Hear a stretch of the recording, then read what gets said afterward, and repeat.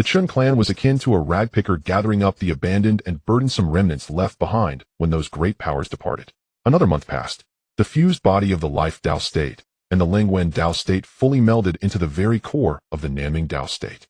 The Chen clan thus became the rulers and guardians of this colossal landmass known as Nanming Dao state. The other great powers merely watched on with cold, detached gazes. Now the Nanming Dao state was as large as 4 Xianling Dao states combined. Of the 127 Dao states on the Xianling continent, 21 had already become part of Nanming Dao state. The present Nanming Dao state was vast enough to rival the eastern region of antiquity in scale. This allowed Liang Qi to glimpse the hope of unifying Xianling, and he labored tirelessly to relocate Dao states from all directions.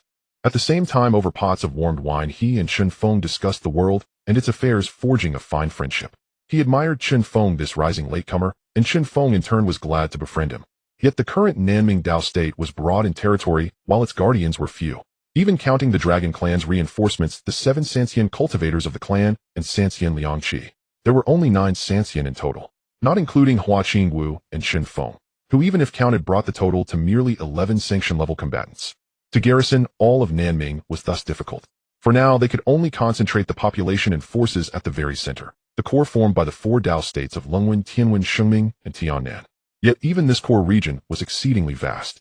Even though Chen Feng's attainments in the Dao of formations had stepped into the 9th rank, he could only barely arrange early warning formations around the central domain. Defensive arrays could only be placed along the earth veins beneath the Sinto immortality peak and radiate outward. The effective defensive range was about half the area of the former Lingwen Dao state. Only within this region could a truly effective defensive formation be established. If extended farther, the defensive formations would risk failure or require such immense energy that supply would be impossible. Daoist friend, you are truly a heaven-favored prodigy. A defensive array stretching for several thousand li across the entire continent, I fear only you could set such a thing in place. Liang Qi gazed at the pillar of light shooting from a Sinto immortality peak into the heavens, unable to restrain his sigh of admiration. Such methods were simply unheard of. You overpraise me, Chen Feng said lightly. As he thrust the final immortal grade formation flag into the ground, toward the southeast the grand array was completed. This 9th rank peak formation, a culmination of Chen Feng's Dao of formations and Hua Qingwu's Dao of illusions, filled him with confidence. Even should more than 10 Sanxian attack, it could hold them off for half a year, allowing them to stand in an invincible position. Elsewhere, as the Chen clan's grand scheme began to unfold, the scene shifted to the Yuan Dao state. It was night. A blood-red moon rose, dragging the entire Dao state beneath a curtain of crimson. Boom. Hiss. Within Yuan Dao state, a world-shaking killing intent erupted. The Dao state quaked as supremes crossed blows. The central regions of the vast Xianling continent shuddered, the ground trembling as disasters broke out unceasingly. An unparalleled aura surged skyward like a pillar of silver radiance, piercing the night, its vastness enveloping the world. It shone throughout the darkness, and more than half the continent once again basked in the embrace of light. Then an austere, killing chill flowed outward from Yuan Dao state into the surrounding world. Terrifying beams of slaughter light and dreadful Daorhythm fluctuations surged forth. Some vaguely saw that. In the skies above Yuan Dao state, immortal and demon were locked in battle, sundering heaven and earth. The Yuan continent is under calamity. Everyone follow me to its aid. The commotion on Yuan continent was so immense that not only nearby Xianling Dao states, but even distant Nanming Dao state in the eastern part of the continent trembled. The surging tides of murderous intent could be felt coming from the direction of Yuan Dao state. Great Ming God Daoist friend, Liang Qi, accompany me out for a while. The sound of a sword's cry tore through the long night, carving a silver-white streak of light across the pitch-black sky. Above the firmament, a shower of crimson petals drifted down, and another streak of rosy light, like a heaven-shattering thunderbolt, chased after the sword glow. Something has happened in Yuan Dao state. Even separated by tens of thousands of li, Chen Chahao could still clearly see that blood-colored moon hanging high in the sky. The terrifying killing intent above, it made one's heart palpitate even across such distance. Father has gone there, he murmured. I do not know whether this journey will be fraught with danger. Chen Fan was somewhat uneasy. He had seen through the true nature of that blood moon hanging in the heavens. It was not a phenomenon conjured by immortal arts, but an actual weapon, an immortal treasure of true immortal grade. The evil lord. Killing intent flickered in Chen Fan's eyes. In a flash, he appeared atop a Sinto immortality peak, sitting cross-legged to begin his deductions. The Tao follows nature. Both Chen Fan and Chen Chahao had stepped into the Great Ascension realm. Chen Shu's martial path had gone even farther. Below the martial Tao god, there were no realms, only the distance one had traveled along the road. Upon his martial Dao divine bridge, he had walked 10,000 meters. His combat strength already rivaled the late Great Ascension stage and beyond. Chun Ruashi Chen Chuxiao and Chun Shooting cultivating far away in Qilan Mountain had all likewise broken through to Great Ascension. They were lauded as the 6 mighty kings of their generation within the Chen clan. Because of his youth, Chen Chuxi strove desperately to catch up. Having been in the fusion stage for quite some time, he was now not far from Great Ascension. If given another 100 years, the Chen clan would surely produce more than 7 additional immortals. This was also why Chen Feng felt at ease going to Yuan Dao State. Meanwhile, in Yuan Dao State, the blood moon hanging in the sky descended, and Yuan continent fell silent. By the time reinforcements from the various great powers arrived, there was scarcely any trace of living spiritual aura left on Yuan continent. The land was drenched in blood. In the regions once guarded by the major powers of Yuan continent, the soil had been stained a deep crimson. Broken spears buried in sand. Everywhere one could sense lingering remnants of the cataclysmic clash. All across the land lay scattered fragments of shattered spirit treasures. At the Tianxian sect, once the mightiest force in Yuan Dao State with 5 Sanxian in residence and a 6th Sanxian patriarch as its foundation. Those who arrived could smell only the overwhelming stench of blood and rot and see pitted ground everywhere. The entire sect grounds had been cleaved apart by a sharp weapon split cleanly into 2 halves. After searching everywhere, they found only scattered remains of Tianxian sect disciples in hidden corners. The Tianxian sect has been annihilated. Their hearts grew unbearably heavy. Chen Feng, accompanied by Liang Qi and the others, also arrived at the Tianxian sect's former seat. Confronted with the desolate ruins and pervasive deathly stillness, he fell silent. Heavenly battle. Not long ago, a terrifying war had erupted here. Chen Feng employed Ziwei Doshu, seeking to deduce the faint traces left by that clash of spells. What is Clan Chief Chen doing? The reinforcements who had come were weighed down by gloom and fear.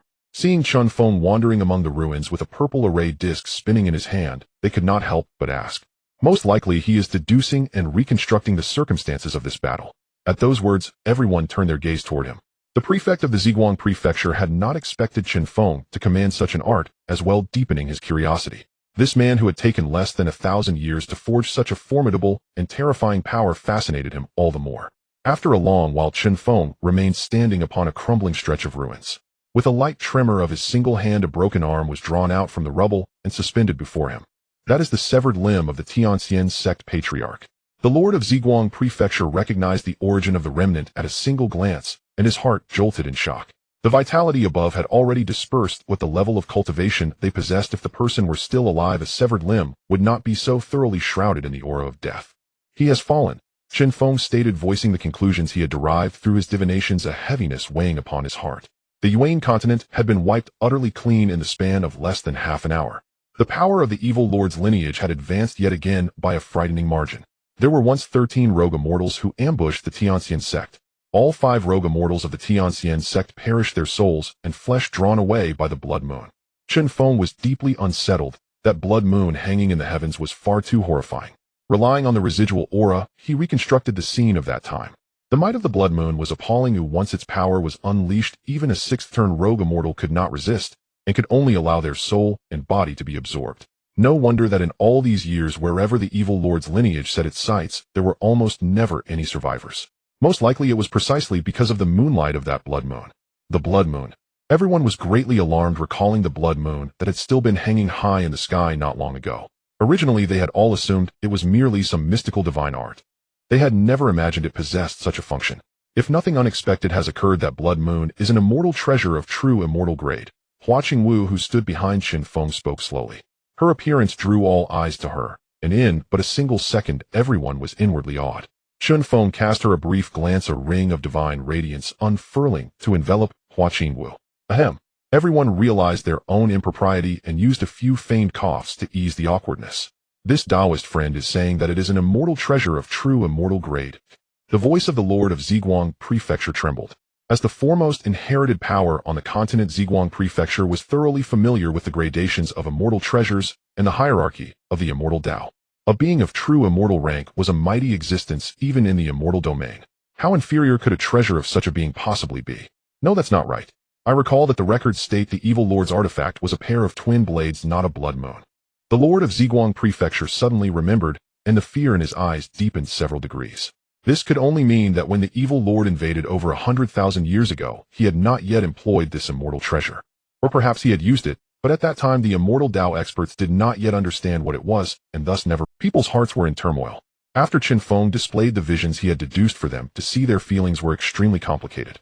Beyond the multitude of rogue immortals, the evil lord's lineage also held such a far-reaching immortal treasure. How were they supposed to resist that? Without immortals from the immortal domain descending, the current backward Xianling continent was inferior even to an era with only a handful of minor powers. With what could they possibly withstand it? Even the lord of Ziguang Prefecture fell into silence, momentarily at a loss.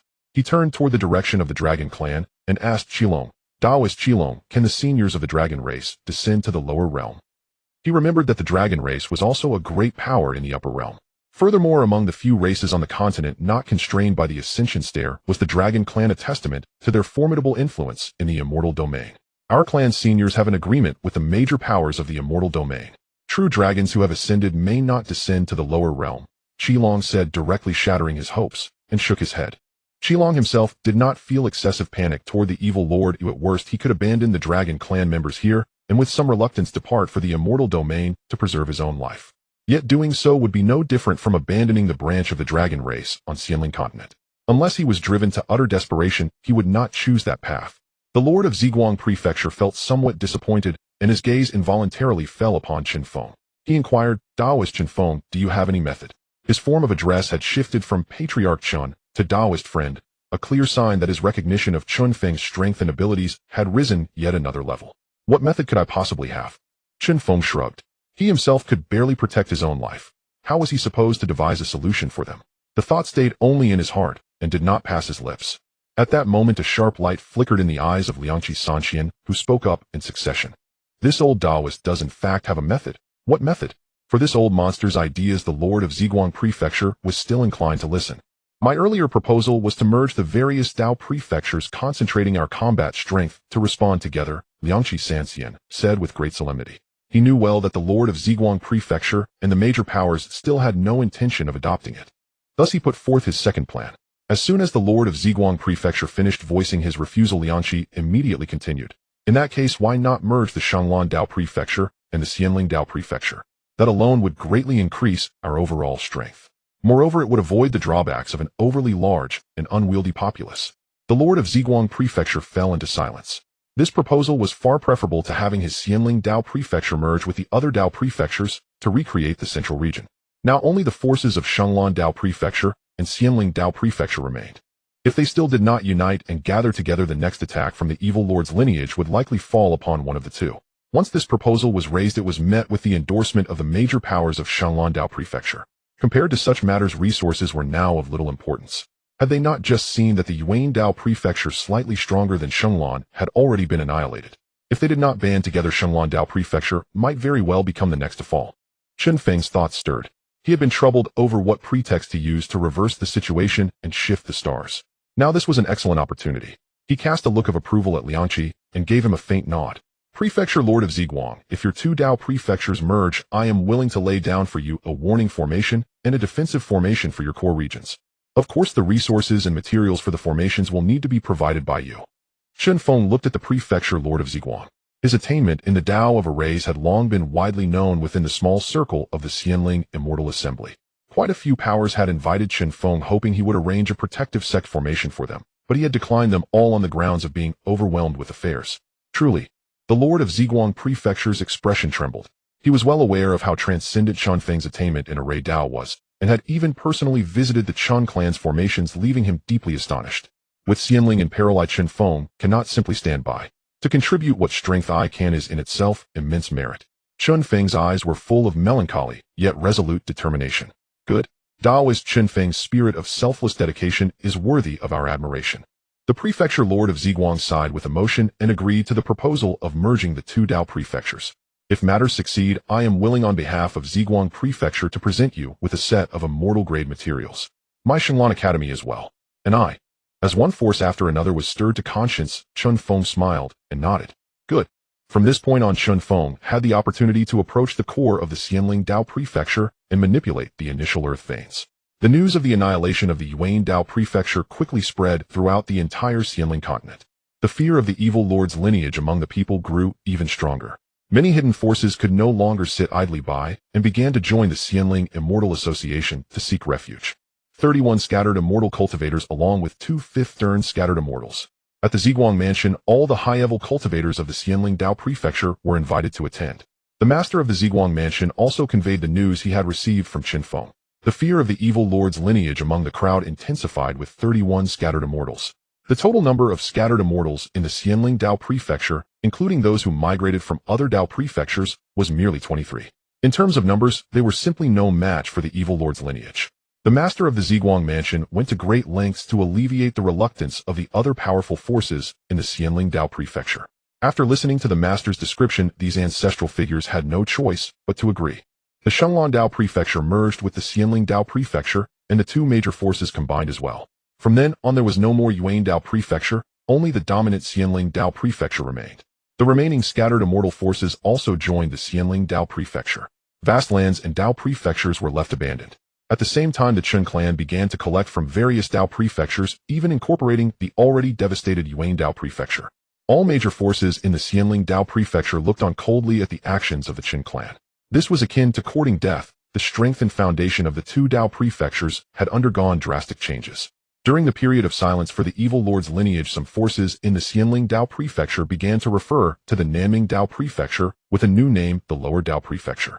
This was nothing short of an insulting title. After learning of this matter, Chen Feng chose to ignore these people. It was the year 137 of the Immortal Saint calendar. In the Xianling Dao Prefecture, Chen Feng refined a portion of the immortal materials provided by the major forces and set up a star array in the core area of the Dao Prefecture. With each major power holding the array, Chen Feng himself headed to the central area to set up the array eye. Do you need assistance, Chen Feng, Dao friend? The master of the Ziguang Mansion followed closely behind Chen Feng as they flew towards the center of the Xianling Dao Prefecture, the core of the Ziguang Mansion. Near the Ziguang mountain range, after determining the location, Chen Feng stopped on a desolate mountaintop. The master of the Ziguang Mansion also halted, observing the location chosen by Chen Feng with some confusion. No need. Chen Feng waved his hand. He was well aware of the master's intentions. This area was a forbidden zone of the Ziguang Mansion, and it was no surprise that no one followed him. After turning around several times, he finally selected a location. However, this was not the easiest position to handle. Furthermore, with the master of the Ziguang Mansion overseeing him, he could only seek a different route. As the array flags were raised to the heavens, a beam of light shot into the sky, resonating with the flags in other directions. The heavens were filled with stars, creating a purple barrier across the sky. Upon seeing the barrier, the master of the Ziguang Mansion couldn't help but feel a sense of joy. With this array, at least his life and assets were temporarily secured. Suddenly, a fierce wind arose, shaking the array flags wildly in the air. Following that, the barrier in the sky flickered ominously as if it would shatter and fail at any moment. The master of the Ziguang Mansion grew anxious. This was his life and assets at stake. He had expended so many immortal materials to have Chen Feng set up the array.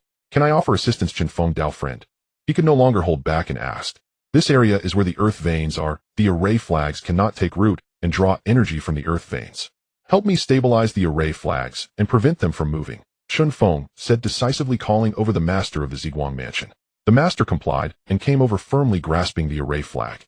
What should we do next, Dao friend? The master of the Ziguang Mansion held the array flag, feeling a tremendous backlash that made his arm ache. With no other choice, he had to suppress it with all his might. We can only venture into the earth veins and rely on them for the array flags. Chen Feng sighed, his eyes fixed intently on the master of the Ziguang Mansion.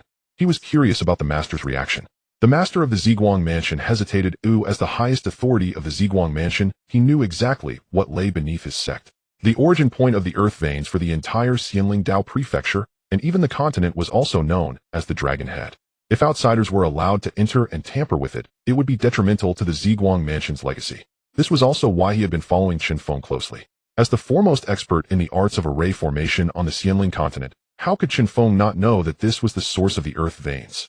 Are you worried that I will meddle with the source of the earth veins, brother Ziguang? Chen Feng asked candidly, his eyes devoid of any impurities. How could that be? We are all working for the sake of Xianling. The master of the Ziguang Mansion struck at a sore point, immediately put on a different facade, and smiled. In that case, please go for me, Mansion Master. Chen Feng stepped forward, took the array flag, and handed a compass to the master of the Ziguang Mansion. This was also to alleviate some of his suspicions. All right, then I shall go. The master of the Ziguang Mansion relaxed his brow and exhaled. Entering the earth veins was not a problem. He first inspected the compass. After finding no hidden tricks, he asked Chen Feng how to use the compass and what to do. After Chen Feng explained everything, the master of the Ziguang Mansion, without a second thought, burrowed into the earth veins. Watching the master leave, Chen Feng first slapped the array flag. His third eye opened on his forehead, and the path of the earth veins was clearly visible. Settle. Stay. After confirming that there were no people or prohibitive formations, Chen Feng waved his hand, and threw out 7 divine spears fashioned after the divine execution, inserting them into 7 different positions. Simultaneously, he struck 4 large talismans, each centered on the array flag, and fell in the southeast, southwest, northeast, and northwest directions. After completing these tasks, the ground shook noticeably. Moments later, the master of the Ziguang mansion emerged from the earth veins, and upon seeing Chen Feng holding the array flag, he felt his vigilance ease. Is it done? Chen Feng looked over and saw the master nodding, making a hand seal. A ray of spiritual light burst forth from the direction the master had visited with the compass, shooting towards the position of the array flag. Above the heavens, the purple barrier solidified, and the star array was completed. Is it successful, eh? The master of the Ziguang mansion asked with some excitement. Chen Feng nodded slightly, gazing at the vast expanse of purple light. This was his compensation for swapping the tail and head, transforming the blessings of the initial section into array energy to guard the Xianling Dao Prefecture. It could last for about 100 years before the Xianling Dao Prefecture would begin to show signs of decline. Even if someone came to find Chen Feng, there would be no way to prove it was his doing. Moreover, even if a Xianxin or even a Tianxin were to investigate, Chen Feng was confident that they would find no trace of the source. On behalf of all the cultivators of the Ziguang Manor, I raise a glass to you, daoist Chen Feng. May you live long and ascend the immortal path soon. At the celebration banquet, the master of Ziguang Manor laughed heartily, joyfully, toasting Chen Feng with spiritual wine. The various forces within the Xianling Dao Prefecture also began to emulate this. For a moment, the atmosphere was lively. The cultivators exchanged cups and toasts, their expressions devoid of any tension. They all seemed to have forgotten that the Xianling continent was still under threat. This clarity in Chen Feng's heart made any feelings of guilt towards them vanish without a trace. They were merely a group of stagnant wine bags and rice sacks, solely focused on protecting their small territories. What was there to feel guilty about? Even if he drove them all away and monopolized the Xianling Dao Prefecture, Chen Feng felt it was entirely justified. The banquet lasted for a full 3 days and nights. Dear friends, family matters are pressing, I must take my leave. Chen Feng said his farewells, cupping his hands to the cultivators still toasting, and turned to leave directly. Staying here served no purpose. Watching these wine bags and rice sacks, he felt an inexplicable displeasure. Daoist Chen Feng, please don't hurry away. The powerful figures from various factions felt somewhat reluctant as they saw Chen Feng leaving midway. However, due to Chen Feng's strength and capabilities, they couldn't help but raise their hands in farewell. As Chen Feng departed, the banquet did not cease. Suddenly, a foul wind arose over the endless sea. In the next moment, the calm surface of the sea became turbulent, turning blood red all around. Chen Feng was startled, unsheathing the immortal sword, gripping it tightly as he focused on the unfolding scene. He sighed slightly in relief when he noticed that there was no blood moon in the sky. Without such a terrifying weapon, everything else was manageable. Clan leader Chen, my lord requests your presence. A sharp and eerie voice echoed from all directions. A figure clad in a blood robe emerged from the sea, slowly ascending into the air. His appearance stirred the winds and clouds, the might of a 5th-year scattered immortal bursting forth. Chen Feng remained silent, cautiously retreating a few steps. Where does clan leader Chen think he is going? Another blood-robed figure appeared from the sea behind him, blocking Chen Feng's escape. Immediately after, figures in blood robes appeared from all directions. This was the heavenly demons of the evil master lineage. 7 of them emerged. The 7 scattered immortals came to intercept Chen Feng. The evil master truly has a grand scheme. Chen Feng's expression was indifferent. The immortal sword emitted an extraordinary phenomenon of the sun and moon, appeared, a righteous aura transformed into a whirlwind, driving away the blood-red hue. Chen Feng gripped the immortal sword, its tip aimed at the first appearing heavenly demon, scattered immortal. You cannot stop me. Leave or perish. Chen Feng's tone was icy. The power of the immortal sword radiated a formidable energy, illuminating the void. The light of the sun and moon intensified the scorching pure yang energy, made the 7 heavenly demons feel unwell. Clan leader Chen doesn't seem very willing. That is not for you to decide. The leader of the heavenly demons growled, dismissing Chen Feng's words. In his view, Chen Feng was merely a cultivator who had yet to step onto the immortal path. Even if he was powerful, could he overpower all 7 of them? A great battle erupted. A targeted ambush against Chen Feng, the master of formations and lord of the Nanming Dao Prefecture, initiated by the evil master. The sea roiled, the sun and moon appeared together. The evil master's lineage, daring to intercept Chen Feng here, had long scouted the surrounding area. Even if the commotion grew loud, the cultivators rushing from Nanming and Xianling would take at least half an hour to arrive. In half an hour, the 7 scattered immortals had enough time to besiege this great vehicle of a cultivator, Chen Feng, hundreds of times. Zheng. The sound of the sword echoed through the void, resonating for miles, illuminating the entire sea with five-colored glow. The might of the immortal sword spread its brilliance, blossoming in the void. The heavens shook completely. Chen Feng, once seen as a lamb to the slaughter, leaped to become the greatest demon. A phantom behind him loomed large, radiating blazing immortal brilliance. Holy light pervaded his spirit, and a third divine eye intimidated the wicked. The void trembled and sword light danced. With just one sword strike, divine light locked onto the leading demon, severing half of his body. Chen Feng's hand caressed the immortal sword. Countless runes flickered across his body, drawing in the energy of heaven and earth, the powers of the sun and moon merging into one rune after another. As the sword light flashed, the heavens and earth trembled. This sword obliterated the earlier blocking demon. Even the divine soul was annihilated into the void. After undergoing transformation, Chen Feng's magical power skyrocketed and refined. How could the cultivators of the evil master lineage, relying on brute force, possibly match Chen Feng? Just a single encounter, one of the 7 scattered immortals fell. In an instant, the remaining 6 scattered immortals felt it was becoming more difficult, and they were in a quandary. Surrounding Chen Feng, they were unsure of where to strike, first killing intent shaking the heavens. "I told you, do you think you can ambush me, eh?" Chen Feng said indifferently, his cheeks enveloped in golden holy light radiating sanctity. From this perspective, he resembled a holy king.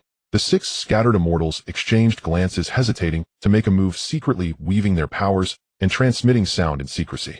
"Kill." The 6 reached a consensus and attacked with all their might. They did not believe that Chen Feng, a mere great vehicle cultivator, could unleash such terrifying techniques multiple times. Blood and bones flew as another person's body was nearly obliterated by the sword light, suffering multiple penetrating wounds. "Exterminate the divine." The holy image flickered, the laws flowed, the bloodline power within them surged, and the heart beat powerfully. His left hand coalesced into a spear of extermination. "Danger!" The 6 scattered immortals felt a jolt in their hearts. The might emanating from the spear instilled fear within them. Such overwhelming murderous intent was beyond their ability to confront. Boom! The void shattered. The spear of extermination pierced into the void, the next moment impaling one of them. Both body and soul vanished in this world. The remaining 5 fought, desperately charging like meteors. But Chen Feng stood firm in the void, his expression calm and composed. The sun and moon above him rotated at his chest, one black and one white. The powers of the yin and yang transformed into a divine diagram that devoured and deflected all incoming attacks. With another furious roar, a scattered immortal behind him charged with a weapon. Chen Feng bent forward, unleashing a punch. A golden fist print erupted, holy light blooming in the void. Chen Feng's figure resembled that of a deity, holy light soaring to the sky, influencing countless spiritual energies. Thunder and lightning roared in the void. Purple golden divine thunder struck down, transforming this area into a thunder domain. The power of metal merged into the thunderclouds, uniting with the divine thunder. The slaughter was overwhelming. The golden energy was the sharpest and most solid of the 5 elements, merging with the divine thunder's utmost rigidity and purity. The resultant might was unimaginable. Every bolt of divine lightning struck the 5 scattered immortals, adding new wounds and aggravating the old ones. The 5 scattered immortals were at a loss, as this was entirely different from the information and plans they had anticipated. The laws of the 5 were merging, shaking the heavens and the earth. Chen Feng's magical power was rapidly depleting. A glimmer shone at the center of Chen Feng's brow, and a crystalline divine eye emerged from the void, shooting beams of divine light that penetrated into the divine souls. This was the ability of the bloodline divine power, the divine eye, which invaded the enemy's divine sense and divine soul, making it nearly impossible to guard against. The great seal of the 9 heavens' sacred fist was activated, and a colossal fist of tremendous force was unleashed. The 5 scattered immortals united to defend against it, yet they were also assaulted by the divine eye, causing one of them to spurt out blood, leading to a miserable outcome. Although that punch was blocked, it nearly caused their physical bodies to explode and their souls to disintegrate. An endless panic filled their hearts. Chen Feng's methods were too terrifying for them to confront. Thoughts of retreat and withdrawal constantly filled their minds. However, how could Chen Feng grant them that opportunity? The power of the golden gung was infused into the punch, while the power of ice enveloped this realm, turning it into a snowy white, becoming Chen Feng's domain. With a secret technique activated, he evaded into the void and struck out a punch from behind one of the immortals, penetrating his skin and piercing through his chest, making his divine soul unstable and nearly facing death. Seal. The power of golden gung transformed into countless runes darting around within the opponent's body, sealing everything. Chen Feng casually tossed one of the powerless heavenly demons into his universal storage ring. Thus began the slaughter, with the battle turning overwhelmingly in his favor. Without the intervention of the 7 transformation scattered immortals, no one could rival Chen Feng. This was also why he remained completely unfazed, confident in his plans. He viewed the remaining 5 as superior guardians. The 4 scattered immortals who could still move felt their hearts tremble upon witnessing Chen Feng's attack. To confront him and resist his methods was akin to facing their very own origins. The depletion of their magical power was excessive. Their physical bodies were on the verge of collapse, nearing exhaustion. Battling Chen Feng felt far more painful than besieging or slaughtering any major force. They could hardly believe that Chen Feng was merely a great ascension cultivator, not a true immortal clad in the guise of one. Chen Feng possessed a formidable physique, deep roots, and bloodline, with his internal magical power already reaching the level of an immortal. However, while the quantity had reached that level, the quality had not. Dealing with these scattered immortals who had piled up their strength through wicked means was astonishingly easy. Not to mention Chen Feng's physique had already met the standards of an immortal, far from being a scattered immortal. The strength of an immortal far surpassed that of scattered immortals in this peculiar path. Is this all the ability you possess? Chen Feng scoffed, stepping forward as all his physical power erupted. His bloodline was boiling and the sea of blood, qi within him roared. Chen Feng's martial arts cultivation was not weak, in fact it far exceeded that of Chen Chu, but had always been used to assist the path of immortality, without full expression. This time he perfectly showcased his abilities in this battle. He ruthlessly pummeled the remaining, foresealing their cultivation and divine souls, tossing them into his storage ring. Chen Feng struck through the space, shattering this area and the restrictions left by the evil master lineage, simultaneously declaring the failure of the evil master's ambush against him. Either the evil master himself had to intervene, or his entire entourage had to mobilize.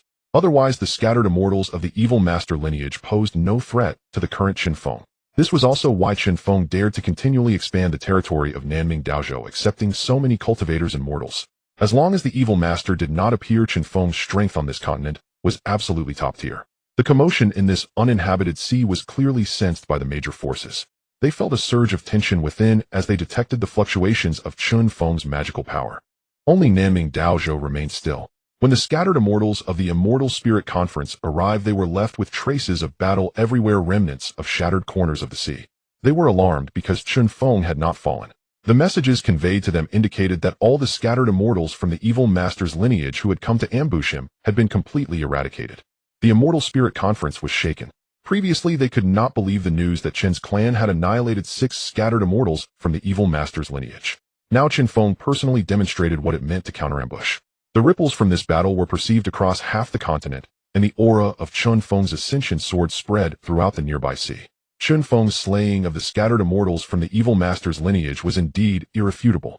Daoist Qilong has indeed formed a great alliance. The master of Ziguang Mansion couldn't help but exclaim. Qilong was also greatly astonished. In the evil master's palace, waste. A bunch of useless trash.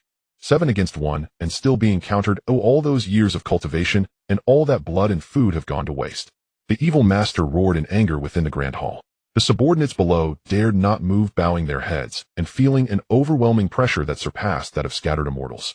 They felt a surge of horror and fear in their hearts, afraid that the evil master in a fit of rage would devour them all. Chen Clan, it's you again. Damn it, truly damn it.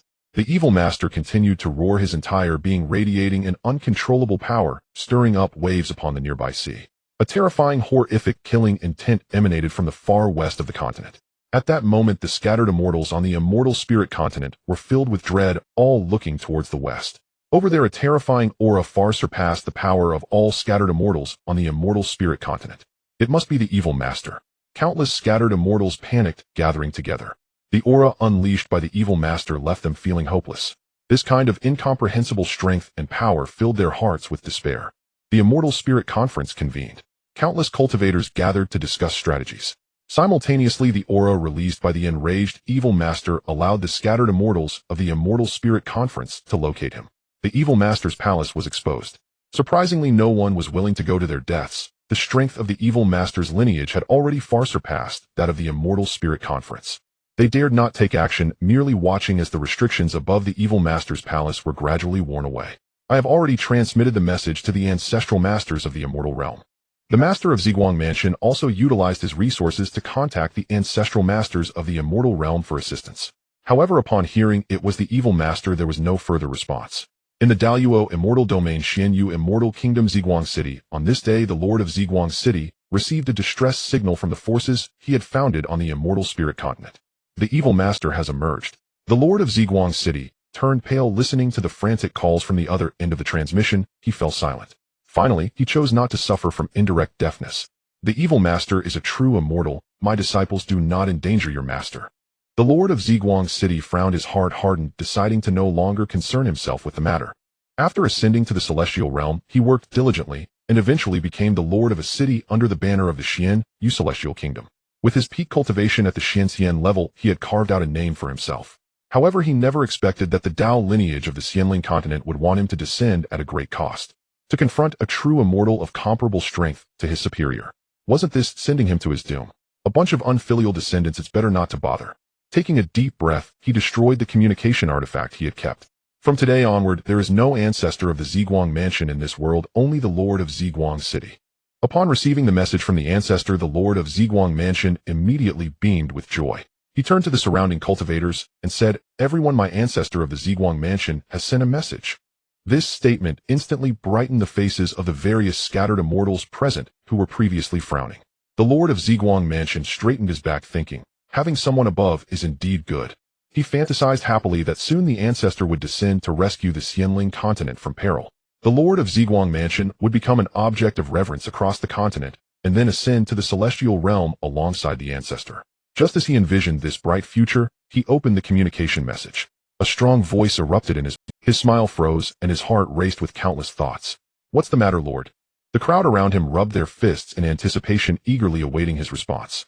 Fortunately, the message could only connect with the Lord, so only he received this news. Otherwise, the Ziguang mansion would undoubtedly lose face.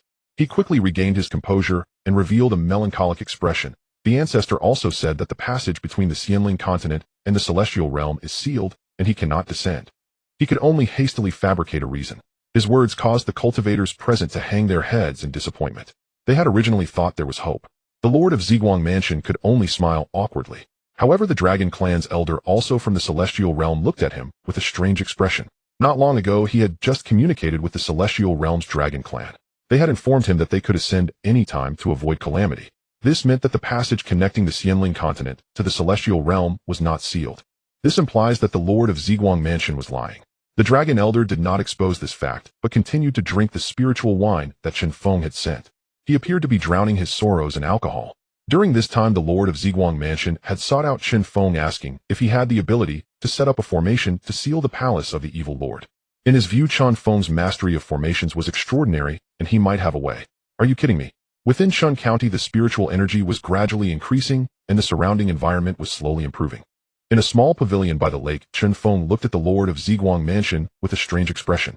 Such whimsical ideas could probably only come from him. Do not laugh, fellow daoist. The lord of Ziguang mansion sighed upon hearing this.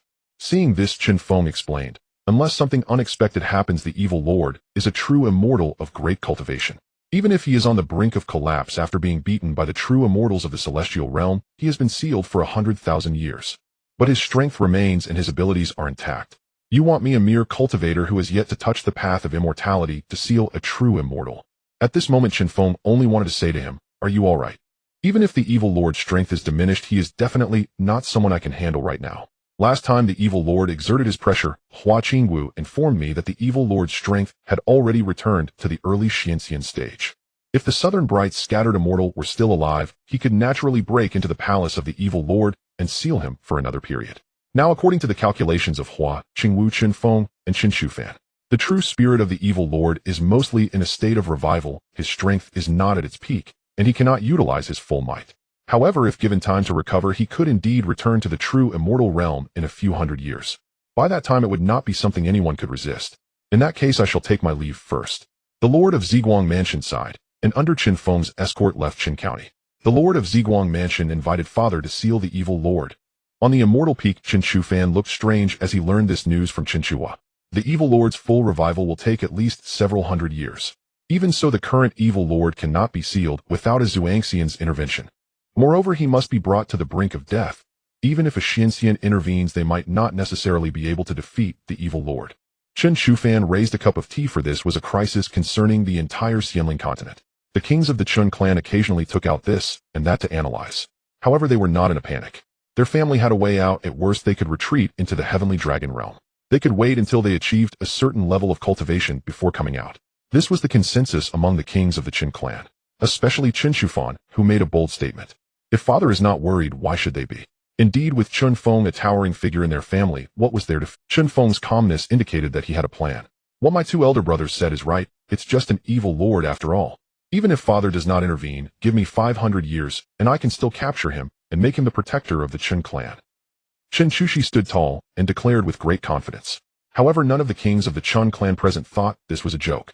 Chen Chux's talent astonished, even Chen Chufan resembling that of an immortal emperor. However, after 76 years of life, he had already reached the peak of the integration stage, just a step away from the Great Ascension. If given another 500 years, he might truly be able to overpower the evil lord. Chen Chux's rise brought immense pressure to the kings of the Chen clan, especially Chen Chufan, who had been secretly working harder recently. He could accept that Chen Chuhua and Chen Chu surpassed him as they were older. However, Chen Chushi was more than 100 years younger than him. If he were to be surpassed, where would he put his old face? But after breaking through to the Great Ascension, Chen Chufan's foundation also began to come into play. Having reached the threshold of the lowest cultivation requirement, he further enhanced the immortal emperor's law, aligning with the fundamental Tao. In 7 years, he made 2 leaps, arriving at the late stage of the Great Ascension. Chen Shuo's constitution also began to change. In his childhood, Chen Feng had bestowed upon him a fragment of the source of the immortal Tao, which he had now absorbed. His cultivation progressed rapidly, reaching the late stage of the Great Ascension, similar to Chen Chufan. As for Chen Shuo, his martial arts had nearly reached the divine level. He was reluctant to break through, intending to enter Kunlun to comprehend the complete principles of the immortal path, to remedy his flaws before making a breakthrough. Of the 5 of them, they were the 5 descendants of the Chen clan with the highest cultivation levels. Having reached the Great Ascension stage, their feedback on Chen Feng was even more significant. He had previously struggled to contain his power, provoking a thunder tribulation. This left Chen Feng feeling bitter, as he could only use the opponent's cultivation to refine his physical body and nurture the demon thunder tree. Now the demon thunder tree was on the verge of taking form, preparing to break into the realm of the immortal path, while awaiting the re-emergence of the Kunlun realm. Meanwhile, in the waters near the evil master palace, 2 figures traversed the seabed, feeling an increasingly potent pressure. They were startled, yet could hardly conceal their excitement. Ahead lies the evil master palace. This time we must make a grand score. When the time comes, it will shock my father for an entire year. The archaeological duo had already made various preparations the moment the evil master palace reappeared. Now they had even come directly to the front of the evil master palace. Relying on the immortal level concealment technique provided by Chen Shufan, they traveled through the immortal spirit continent, disregarding various restrictions. Now they aimed to challenge the most terrifying place in the entire immortal spirit continent, the evil master palace. If we pull this off, it will be enough for us to enjoy after becoming immortals. I learned from Fan that this evil master is a true immortal. The 2 were incredibly excited, completely disregarding the intimidation of the evil master. In the eyes of the various forces on the immortal spirit continent, the evil master was akin to a deadly poison. In their view, it resembled a massive treasury of gold. Even the evil master did not anticipate that such a fearless existence would arise on the immortal spirit continent. The 2 of them burrowed through the restrictions from underground and entered the evil king palace. Neither the evil master nor the various cultivators within the evil king palace would have dreamt that 2 combined stage cultivators would have the audacity to invade. They dared to come alone into the evil king palace. 140 years had passed since the immortal sacrament. The restrictions of the evil master palace had been worn down by more than half, and the evil master's strength was rapidly recovering. The increasingly potent pressure emanated from the evil master palace without any concealment. It kept the entire immortal spirit continent's forces awake at night, fearing that the evil master would break free at any moment. At this moment, over the vast, endless sea, black mist enveloped the area, exuding a sense of slaughter and destruction. According to eyewitness cultivators, amidst the black mist one could vaguely see a legion formed by white bones rampaging. Such terrifying visions made the cultivators active in this sea area dare not recklessly venture forth, fearing to provoke such horrific entities. Moreover, the powerful dragon turtle clan close to the black mist seemed to have migrated as a whole, seemingly to evade danger. This news also spread to the South Mingdao prefecture. Father, the Shadow Island has appeared. Chen Shuho found Chen Feng in the backyard planting flowers with Hua Qingwu. It has finally appeared. Chen Feng set aside his tasks, his eyes gleaming with excitement. The Shadow Island, which he had searched for a long time without success, had finally reappeared. This time he must see it clearly. Take Fan with us. Oh, let's go together. Chen Feng leapt onto the back of Feng Xian, with Hua Qingwu following closely. Fan, the Shadow Island has emerged. Chen Shuho briefly summarized, and Chen Shufan instantly took to the air, landing steadily on Feng's back. Go this way. Suddenly Chen Shufan spoke, directing Feng Xian towards a certain direction in the black mist. The group boldly entered the black mist, causing a tremor within. Countless white bones and spiritual entities gradually materialized with demonic voices roaring in their ears. This was a warning to the powerful outsiders. Truly remarkable.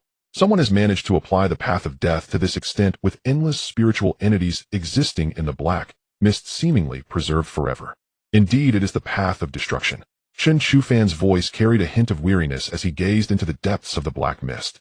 The master of the black mist seemed to have noticed the newcomers. It appeared to recognize Chen Shuho and did not make a move, allowing the group to enter the core area of the black mist. Finally, they arrived before a somewhat ruined island. Chen Feng looked out and was instantly taken aback. This island was entirely made of immortal gold, simply a waste of resources. At that moment, he even felt the urge to take away an island of immeasurable value. Even one piece of this immortal gold would be priceless on the immortal spirit continent. Before him, such a large island appeared 5 times the size of Qin County. The ground was entirely crafted. The identity of the island's master would undoubtedly not be simple. Upon approaching the island, one could vaguely see numerous dilapidated buildings amidst the black mist. Before them stood a gateway that was only half intact, with a tattered plaque lying on the ground. The characters Zhang Xiao could be vaguely discerned, while the remaining characters on the plaque were shattered and indecipherable. Zhang Xiao.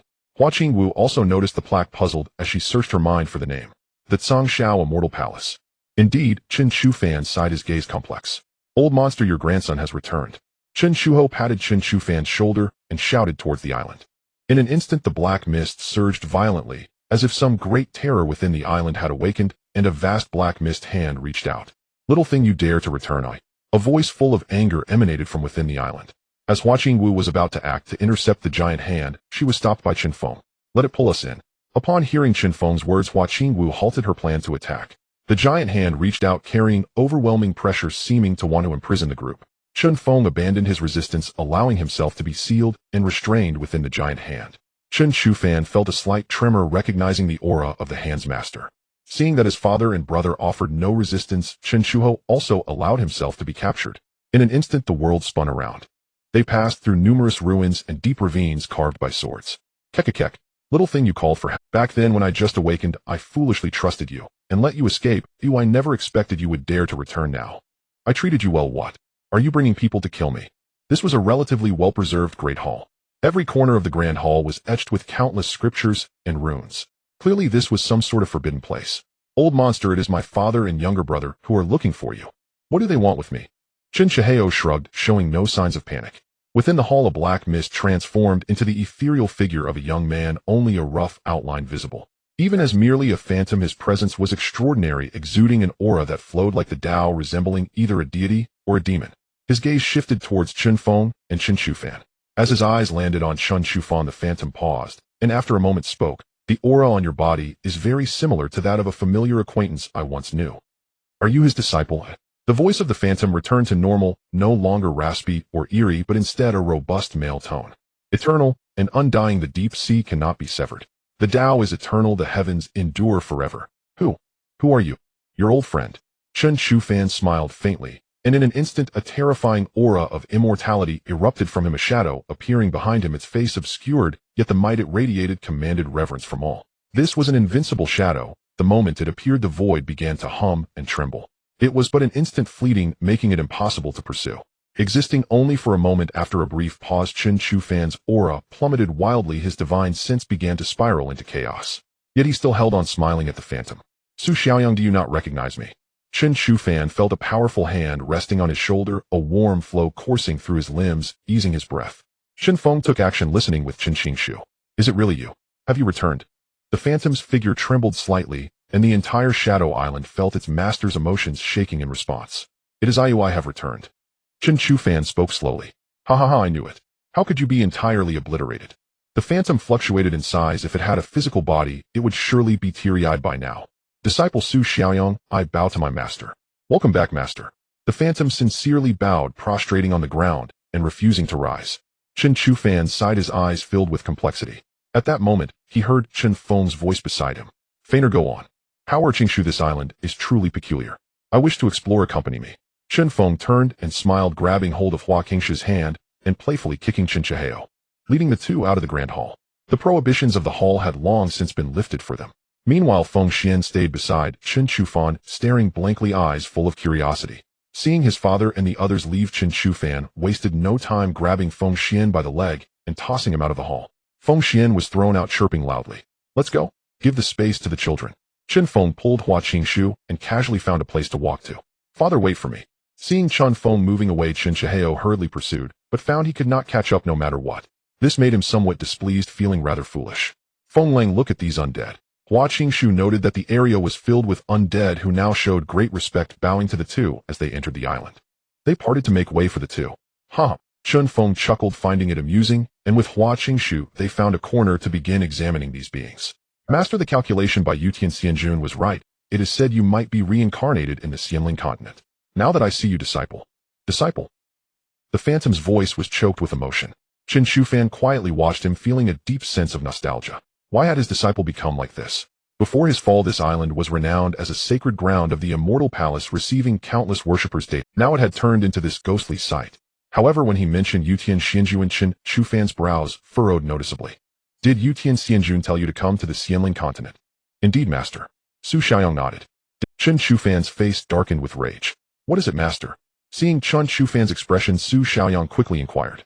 My fall is related to Yutian Xianjun. How could he possibly know of my place of rebirth? The Xianling continent is the domain protected by your senior brother Shi Wuma and senior brother Qin Tian.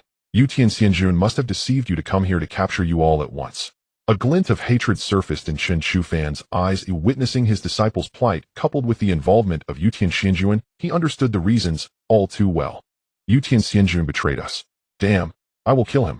Su Ziyang's voice was filled with blazing fury, and the phantom radiated a faint red glow. Your two senior brothers were personally attacked by him, and their true spirits were obliterated. If it were not for this, how could the prohibitions I laid at Kunlun be breached? Chen Shufan took a deep breath, flames of rage burning in his eyes. Damn, that old thief Yutian, I swear to kill you. The phantom was furious, and the black mist on the island raged. Silence. Upon hearing this, the phantom ceased its turmoil. Xiaoyang, what is going on with you? What is your state? Su Ziyang's voice was somewhat bitter. I have fallen into demonic deviation. I captured a secret method on the battlefield of the myriad realms. I did not expect it to turn me into this ghastly form. My true spirit has slept for millions of years before awakening, and upon waking the world has changed. At that time, Chen Shufan's previous life had just fallen not long ago, and Su Xiaoyang sought the murderer to avenge his master. He practiced forbidden methods, thus falling into demonic deviation, instead dying before the Kunlun Dao lineage. This made Chen Shufan fall into silence. What about your physical body? Chen Shufan asked. Su Ziyang's voice grew even more bitter. It exploded. Chen Shufan. He felt a headache momentarily, but fortunately Su Ziyang's true spirit seal remained intact, not utterly perishing. Thus Chen Shufan understood why his disciple had attempted to harm his brother back then. Without a physical body, resurrection would be exceedingly difficult and prolonged. I will find a way for your physical body. What realm are you at now? Chen Shufan sighed, feeling a headache, uncertain whether to scold Su Xiaoyang or to be relieved that he had found a disciple again. Master, who are the people accompanying you? He hesitated for a moment before finally voicing his question. My father, my elder brother, and my father's consort. Remember to show proper respect when you meet them. And as for your earlier attempt against my brother, be humble and obedient when the time comes. Chen Shufan sighed inwardly, never expecting this visit would turn into a reunion of blood ties. Regarding this disciple of his, he could not help but feel utterly exasperated. Yet soon his expression softened into resolve. His Dao lineage had been eradicated, his disciple slain. He would return to the immortal realms and reclaim all that had been stolen. Emperor Hongyan, Emperor Luangwu, the Abyssal Clan Sovereign Yutian, you shall all pay the price. Chen Shufan let out a cold snort, his gaze piercing through the void toward the distant immortal realms. The Xianling continent, once one of the domains under his dominion, had suffered imperial sanction from the immortal realms precisely because it was guarded by his own disciple. Ascension became exponentially more arduous. The boundary between mortal and immortal realms was severed, and the transmission of his Dao lineage cut off entirely. Worse still, the Xianling continent itself was shattered, its former glory as a little immortal realm reduced to ruin. Its territory contracted, its spiritual energy dwindled catastrophically. Now not even a single immortal could be born upon its soil. To survive, practitioners were forced to forge an alternative path, the scattered immortal cultivation method. What profound sorrow this was. He also mourned Nanming, the scattered immortal, a prodigy of extraordinary talent. Had the Xianling continent flourished in its prime, he would surely have ascended to true immortal status. Today, however, he had crumbled into dust. Father, brother, how? Upon receiving Chen Shufan's transmission, Chen Feng and his entourage re-entered the Grand Hall. Su Xiaoyang pays homage to Grandmaster and Grandmistress, and to Uncle. The moment Chen Feng and his companions stepped inside, Su Xiaoyang's ethereal form bowed, deeply startling Chen Shuo. Just moments earlier this same being had sought to kill him, and even attempted to seize his body. Now he called him uncle. Such a sudden reversal left Chen Shuo utterly astounded. His gaze then shifted to his younger brother Chen Shufan. He knew this was Chen Shufan's doing. Just as with Kunlun before, so too was it now with Su Xiaoyang. A quiet curiosity stirred within Chen Shuo toward his brilliant younger brother. Please rise, dear nephew, he declared warmly, stepping forward before Su Xiaoyang's phantom form and gesturing gracefully for him to stand. Please rise. At Chen Feng's and Hua Qingwu's words, Su Xiaoyang accepted Chen Shuo's offered hand and rose, thus dissolving old enmities with a single gracious smile. From this moment forth, they were family. Chen Feng had unexpectedly become a grandmaster, and his new disciple appeared to be no ordinary apprentice. What cultivation method do you practice? Chen Feng could not suppress his curiosity. A technique capable of forging countless undying spirits intrigued him deeply. Grandmaster, this art is called the Annihilation Dao art, an extremely perilous method. It was precisely through practicing it that I succumbed to spiritual deviation and fell into this wretched state. The phantom replied without hesitation. Might I examine it? Chen Feng, observing his condition, instantly grasped the situation. At that moment, Chen Shufan transmitted a private message revealing Su Xiaoyang's history and beseeching his father Su Xiaoyang's grandmaster to intervene. Upon hearing the request, Chen Feng silently nodded, an unspoken acceptance. In Chen Shufan's eyes, his father was near omnipotent, his comprehension of Dao arts and immortal techniques transcending the very fabric of this world. Moreover, his methods were myriad and profoundly mysterious, perhaps precisely what Su Xiaoyang needed. After a moment's silence, Su Xiaoyang clenched his teeth and agreed. He cautioned earnestly, Grandmaster, please, do not cultivate this Dao art yourself. Chen Feng gave no reply, merely accepting the stream of luminous insight. The Annihilation Dao art. System complete, epiphany achieved. After all, this was one of the rare requests from his beloved son, and such a title as Grandmaster was not bestowed. Furthermore, according to Chen Shufan's introduction, this fortunate disciple was not only his legitimate heir, but also a true immortal sovereign. Restoring him would undoubtedly strengthen Chen Feng's own position immensely. Ding, 3 heritage points successfully deducted. Epiphany in progress. A sharp pang pierced Chen Feng's heart. This cost nearly as much as an emperor-level technique. It was nothing short of a staggering sacrifice. Moments later, black lightning flickered across Chen Feng's eyes. With every gesture, the power of decay flowed effortlessly, space itself collapsing inward. Then in seamless succession, a surge of life force surged forth, restoring the fractured void to wholeness. Su Xiaoyang's pupils widened in disbelief. In an instant, his grandmaster had attained full mastery, without falling prey to spiritual deviation. He knew this energy intimately. His emotions churned, complex and overwhelming. Chen Feng drew a deep breath, inwardly elated. This annihilation art greatly augmented his destructive power, and more crucially, it embodied not only annihilation, but also the vital force of rebirth. Disciple, listen closely to what I say next. Your path is not entirely mistaken. You did grasp the principle of generating life from annihilation. Yet you overemphasized destruction, overvalued raw power, while neglecting the delicate equilibrium granted by that single thread of vitality. That imbalance led you astray. The Tao has 50 permutations, yet one thread of vitality always remains. Without it, this art cannot be perfected.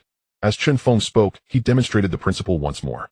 Then he produced the Yin-Yang Dao scripture and handed it to him, transferring his entire understanding directly into Su Xiaoyang's consciousness. You have already undergone annihilation once, truly a blessing disguised as calamity. Now simply recultivate annihilation, harmonize Yin and Yang, transform annihilation into rebirth, and reconstruct your physical form. Upon hearing these words, Su Xiaoyang felt as if a fog had lifted from his mind. His spirit soared. He bowed thrice to Chen Feng. Many thanks, Grandmaster, for transmitting this sacred art. Joy flooded his heart. He now saw hope for mastering the annihilation art, and for restoring his true body. Both blessings united.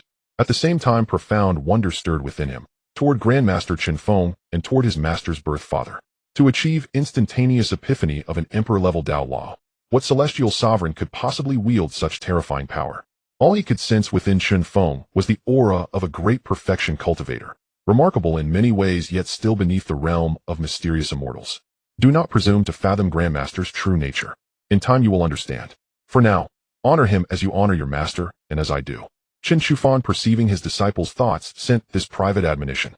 I understand, Master. I swear, I shall uphold both your and Grandmaster's expectations, and restore our divine demon immortal realm. Chen Shufan offered no reply, only turned away in silent solemnity. Cultivate diligently here. 10 years hence, when Kunlun reopens, you shall enter alongside us for cultivation. Also, relocate Songxiao Immortal Palace in its entirety. Not long from now, the Xianling continent will face a great upheaval. Chen Shufan referred to the evil lord, a true immortal he had never heard of before. It was likely that this true immortal-level powerhouse was born after his own fall. Do you know the place where Lei Yu perished? At this moment, Chen Feng suddenly spoke up. Lei Yu? Su Xiaoyang looked somewhat confused. Seeing this, Chen Feng realized he was not aware. After all, how could a true immortal who fell over 100,000 years ago possibly have any connection with a true immortal who had been in slumber for hundreds of millions of years? Thinking of this, he asked again, do you know the Lei Ling family of the Law King in the celestial realm? Lei Ling Law King. Isn't it Lei Ling Immortal, Lei Ling True Immortal? Su Xiaoyang looked puzzled. He was familiar with the name Lei Ling, but combined with Law King, he was a bit confused. Chen Shufan was somewhat puzzled, carefully searching his mind for this name. Master, it's normal that you don't know. Lei Ling is a friend of my junior brother, who only broke through to the true immortal realm after your fall 1,000 years later. Su Xiaoyang added. A friend of my junior brother. Fu Tian's friend.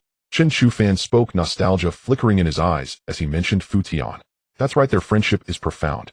Lei Ling is also a straightforward character. After your fall, when our divine demon celestial realm faced oppression, he stepped in to support us and took in many of our people. It was also because of this that a celestial lord acted in secret and destroyed his Dao foundation, making it impossible for him to advance in this life. As he spoke, Su Xiaoyang sighed, a hint of guilt in his words. Is that so? Chen Shufan etched the name Lei Ling in his mind, contemplating whether he could restore his Dao foundation when he returned to the celestial realm in the future. At that time, because of this matter, my junior brother charged into the chaos martial celestial palace and confronted the Chongqing celestial lord, nearly being suppressed. What happened next? Where did Fu Tian go? Chen Shufan asked anxiously, his expression worried. In the end, Tao Yao celestial lord intervened and took Fu Tian away. Oh, I don't know where Fu Tian went afterward. Later, I listened to the slander of that old thief Yutian celestial lord and came to the Xianling continent. Su Xiaoyang sighed, and when he mentioned Yutian celestial lord, a surge of destructive power erupted from him. It was evident how much hatred he harbored in his heart. Chen Shufan took a deep breath, the mysteries of the Dao swirling around him. He needed to return to the celestial realm faster, even faster. Take a look at this bone. Does its aura resemble that of Lei Ling, true immortal? Chen Feng took out the bone of Lei Yu enveloped in black mist. This is Lei Ling's law. The Dao mysteries of Lei Ling are present above. The bloodline aura contained in this bone is very close to Lei Ling's. It should belong to his descendant. Hearing this, Chen Shufan inhaled deeply, silently taking the bone into his hand and examining it. He had heard his father Chen Feng speak of Lei Yu before. She was the only true immortal who disregarded the backlash of restrictions to descend to the lower realm during the invasion of the evil lord over 100,000 years ago. Now, knowing the connection with Lei Ling, he could not help but feel aware. He owed too much to the Lei family. Lei Yu was able to descend to the lower realm likely because Lei Ling sent her to assist when she learned that the Xianling continent was under attack and would be completely destroyed. But unexpectedly, she met with a tragic end. And he, merely a friend of his disciple, placed such importance on the Dao lineage of his other two disciples. He kept this debt in his heart. Don't be melancholy. Lei Yu still has a remnant soul. She's dead, but not completely gone. If we had found her earlier, perhaps we could have saved her. However, her true soul is already damaged and decaying, and her true spirit mark is likely dimmed. I fear it won't last much longer. Chen Feng recalled the information he had gathered 100 years ago about this bone. At that time, the information conveyed that Lei Yu was on the brink of complete demise. Now 100 years have passed, and whether they could find her remnant soul is uncertain. However, seeing his good son's condition and listening to his chief disciple's account, it seemed that his lineage owed a tremendous debt of gratitude and karma to the Lei Yu and Lei Ling line. Now something had to be done.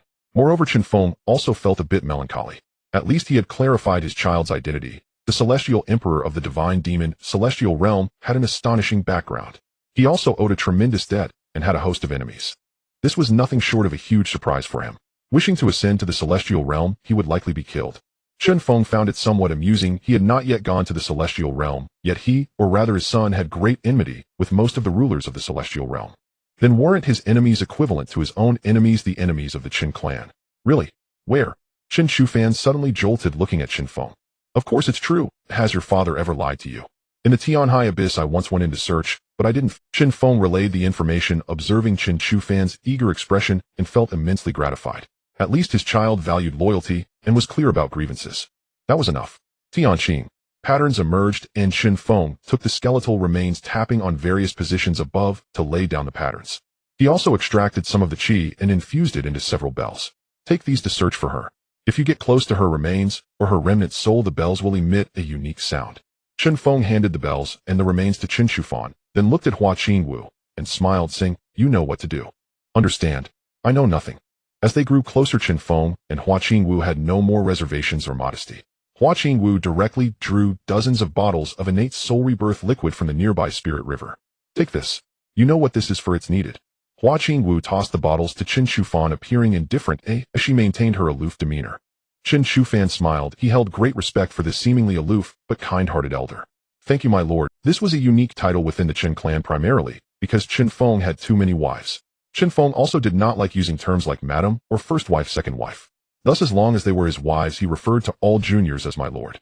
Chen Shufan took the jade bottle and caught a faint scent wafting from inside, instantly feeling delighted. If the other party was a remnant soul, having this would allow him to save her and ensure her soul was stable enough to return. "Go ahead with so many bells. Do you know what to do?" Chen Feng smiled and said, "Thank you, father." "Thank you for what?" Chen Feng chuckled, leaving space for the young people, and took Hua Qingwu away. After Chen Feng left, Chen Shuhai suddenly reacted, watching Chen Feng ride away on his mount. He was stunned and quickly shouted, "Hey father, I haven't boarded the bird yet." "Hey! Wait for me, father." Seeing Chen Feng leave without looking back, Chen Shuhai felt a bit melancholic. "Come with me, brother Hao." The duo regrouped and made their way to the Tianhai Abyss.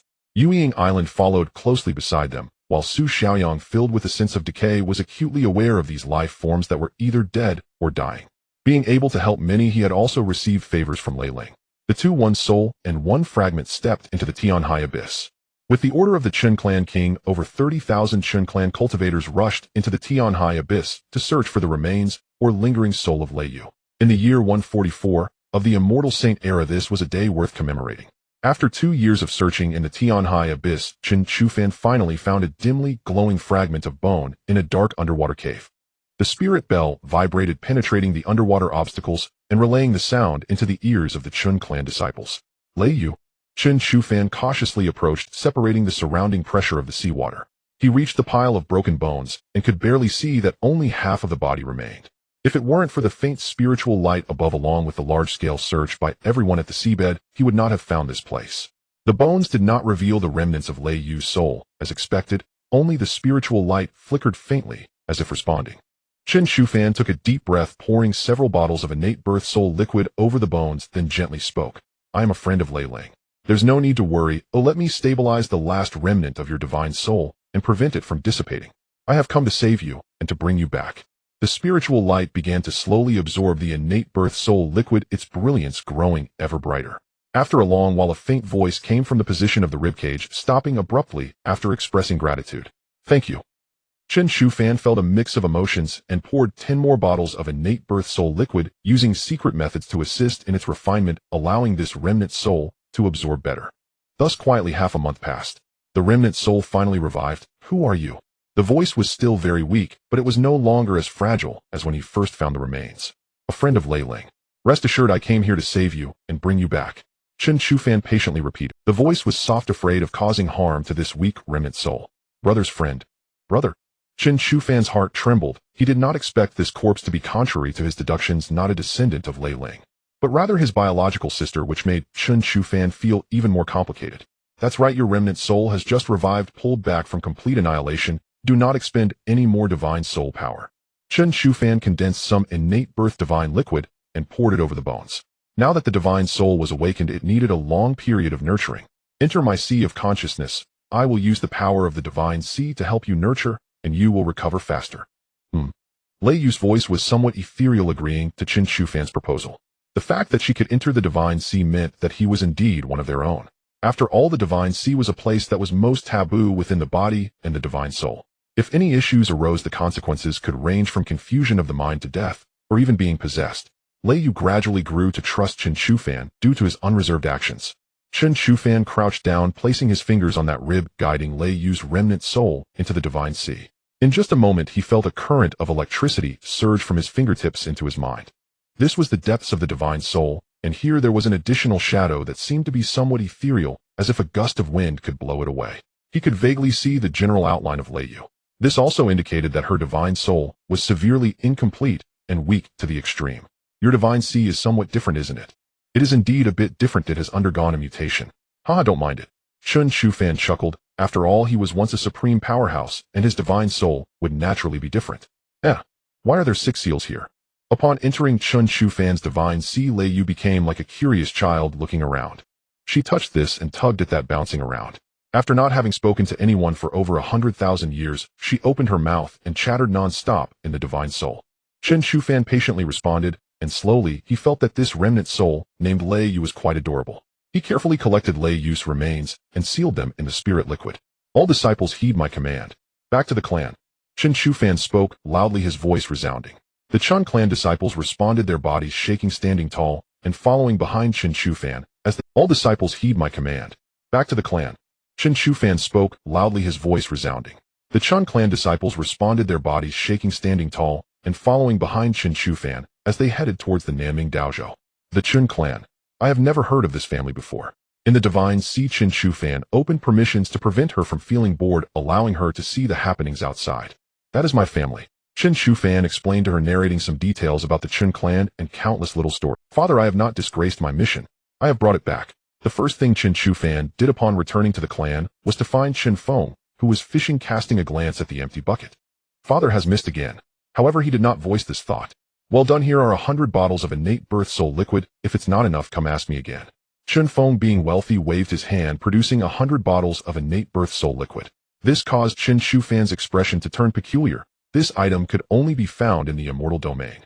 Even now in Kunlun, such items were non-existent. Across the entire immortal spirit continent, perhaps only Hua Qingwu possessed it, which indicated. Chen Shufan cautiously observed his father, leaning closer and asking, Father, tell me, do you have some unclear transaction with Lady Hua Qingwu? Chen Feng exclaimed, and immediately kicked out. You brat, dare to tease your father. Is it that I can no longer wield my sword, or do you think you are above it all? Chen Feng's expression turned grim as he made a move as if to draw his celestial sword. Upon seeing this, Chen Shufan chuckled lightly and quickly left the scene. Chen Feng also chuckled, noticing that after finding Lei Yu, the boy seemed much lighter. Cause and effect can only allow others to while one should try to be less involved. If one must be involved, let it be by creating good causes to reap good results. The Lei Ling clan operates this way. Evil Lord, whose chess piece are you exactly? Or should I say, are you a doer? After learning numerous secrets, Chen Feng began to have some vague speculations about the evil lord. The Xianling continent, in ancient times, was a place capable of giving rise to mighty celestial lords known as a small celestial domain. It seems that the Xianling continent held a significant status in ancient times. Now it has surprisingly fallen to such a state, indicating that there must be some behind-the-scenes manipulation. Moreover, according to Su Xiaoyang, the Xianling continent was once over 100 times larger than it is now. This means that the space here has also been compressed. As time quietly passed, the evil lord's faction ceased all actions after surrounding and attacking Chen Feng. They have been lying low. However, everyone understands that this is the calm before the storm. It is also the last peaceful period of the Xianling continent. In the aftermath, whether the major powers of the Xianling continent still exist is a question. The Xianxin calendar marks the 150th year on the first day of the first month. Above the Fire City, a crack resembling an abyss was tearing through the sky, terrifying to behold. Immediately it was responded to by the Chen clan disciples stationed there, and the news quickly spread to Chen County. Kunlun has opened. In the Hall of Kings, the various lords received the news, and Chen Feng directly broke through from his secret chamber. The fire domain has now become the primary focus of defense for the entire Chen clan, with the great Ming god stationed above the fire domain, and all 11 loose immortal protectors mobilized surrounding the fire city tightly. Finally, at the hour of the rat, faint spiritual light began to emanate from the crack, resembling strands of light. At this time, Qin Lu was also waiting outside the crack, feeling somewhat anxious as she nestled in Chen Shuhao's embrace. Now all the high-ranking members of her husband's family, including Chen Feng, had arrived. This was both a proposal visit and an opportunity to break through the celestial realm. Grandfather, I have met the young master. Qin Baidao's voice came from within the crack. Young master, your cultivation level. Behind the door, Chen Baidao's pupils contracted as he was filled with surprise. All the Chen clan lords present were at the late stage of the Great Ascension, except for the early stage Chen Shushi. Chen Shufan and Chen Shuho had already reached their peak, their bodies evolving towards the celestial path. I'm about to break through, Chen Shufan said with a smile, feeling the abundant celestial principles causing his body to boil with excitement. He felt he could hardly contain himself, eager to break through to the celestial realm. Are these your clansmen? Qin Baidao scanned the Chen clan members with scrutiny. Suddenly his gaze settled on Chen Feng. He sensed a terrifying aura emanating from Chen Feng, causing his heart to race. A sense of danger enveloped him, yet Chen Feng's cultivation was merely at the Great Ascension stage. This left him astonished, even horrified. Who is this? Qin Baidao turned to Chen Feng and asked, "This is my father and the person I respect the most." Chen Shufan emphasized mainly because Qin Baidao seemed solely focused on himself. Receiving Chen Shufan's hint, Qin Baidao did not dare to slack off, quickly putting away his thoughts and respectfully saying, "I have met you, Senior Chen Feng." A celestial who had walked a long path in the celestial realm actually bowed to a cultivator who had yet to step into the celestial realm and was weaker than him. "You're too polite."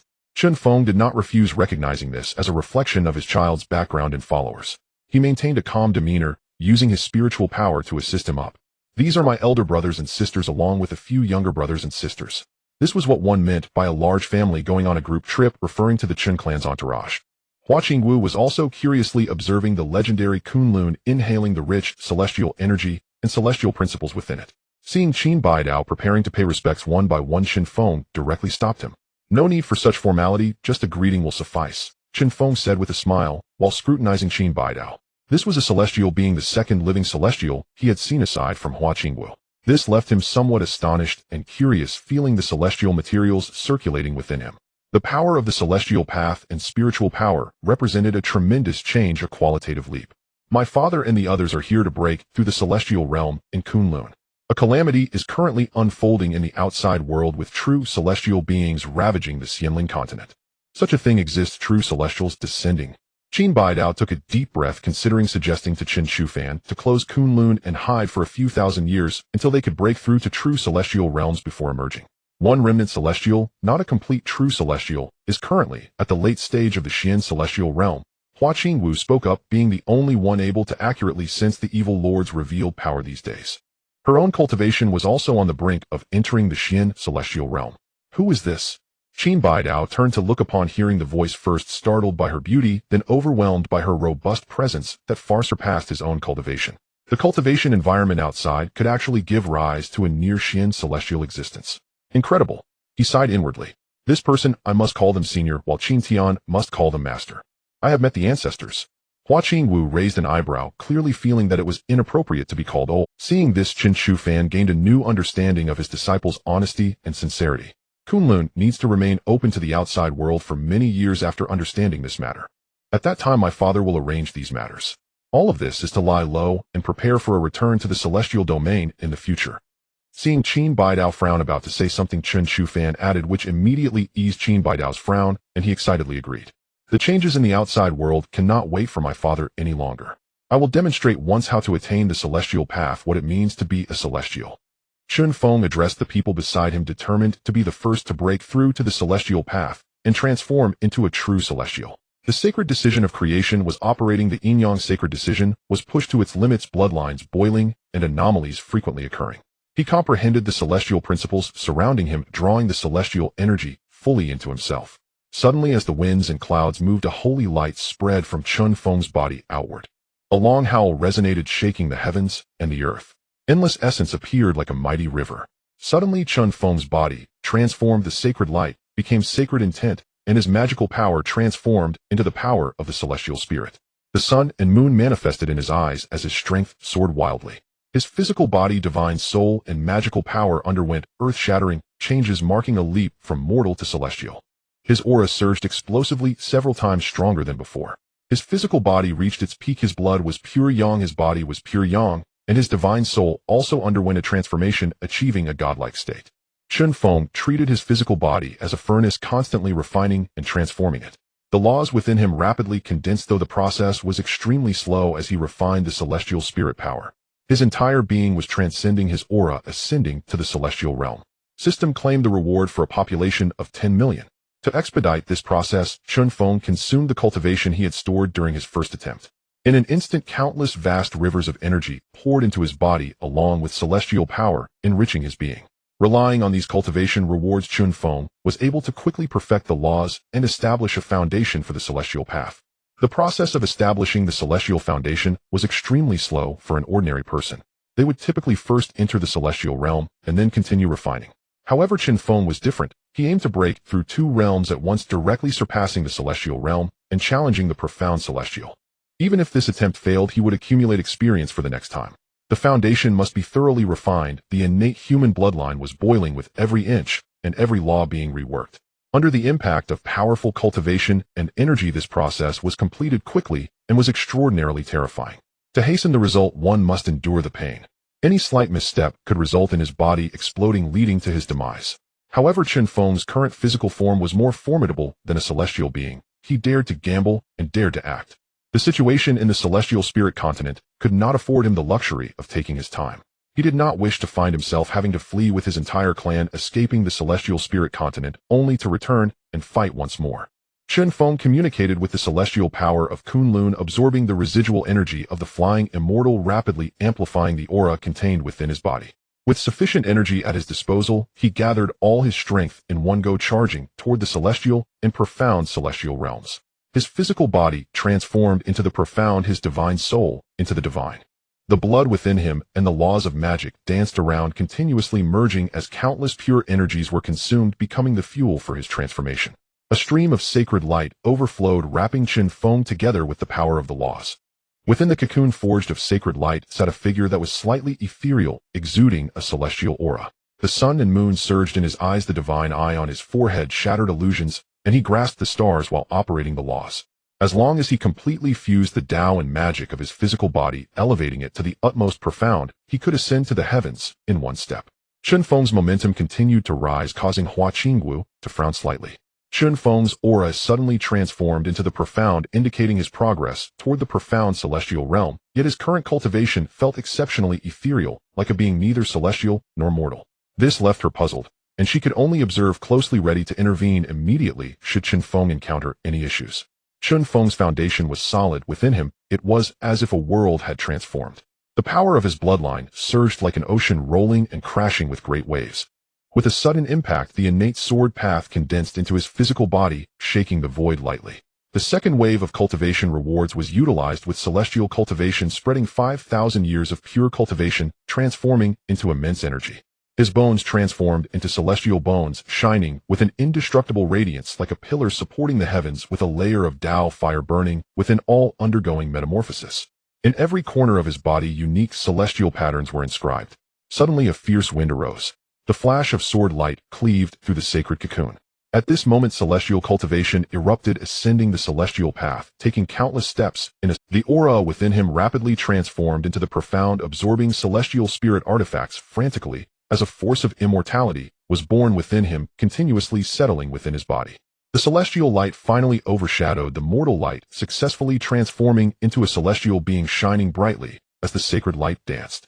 Chen Feng did not cease. The transformation of the celestial path continued, and his physical body swiftly took a step forward, shaking violently. Droplets of blood fell crystal clear, celestial blood landing on the earth and giving life to all things. Chen Ruoshi, seeing Chen Feng bleeding, felt a wave of worry in her heart as she sensed that her father had already stepped into the celestial path. How could such a change occur? Collect the celestial blood and wait patiently. Your father has great ambitions. He seeks to leap directly over the celestial realm, transforming the profound into celestial, achieving profound celestial status.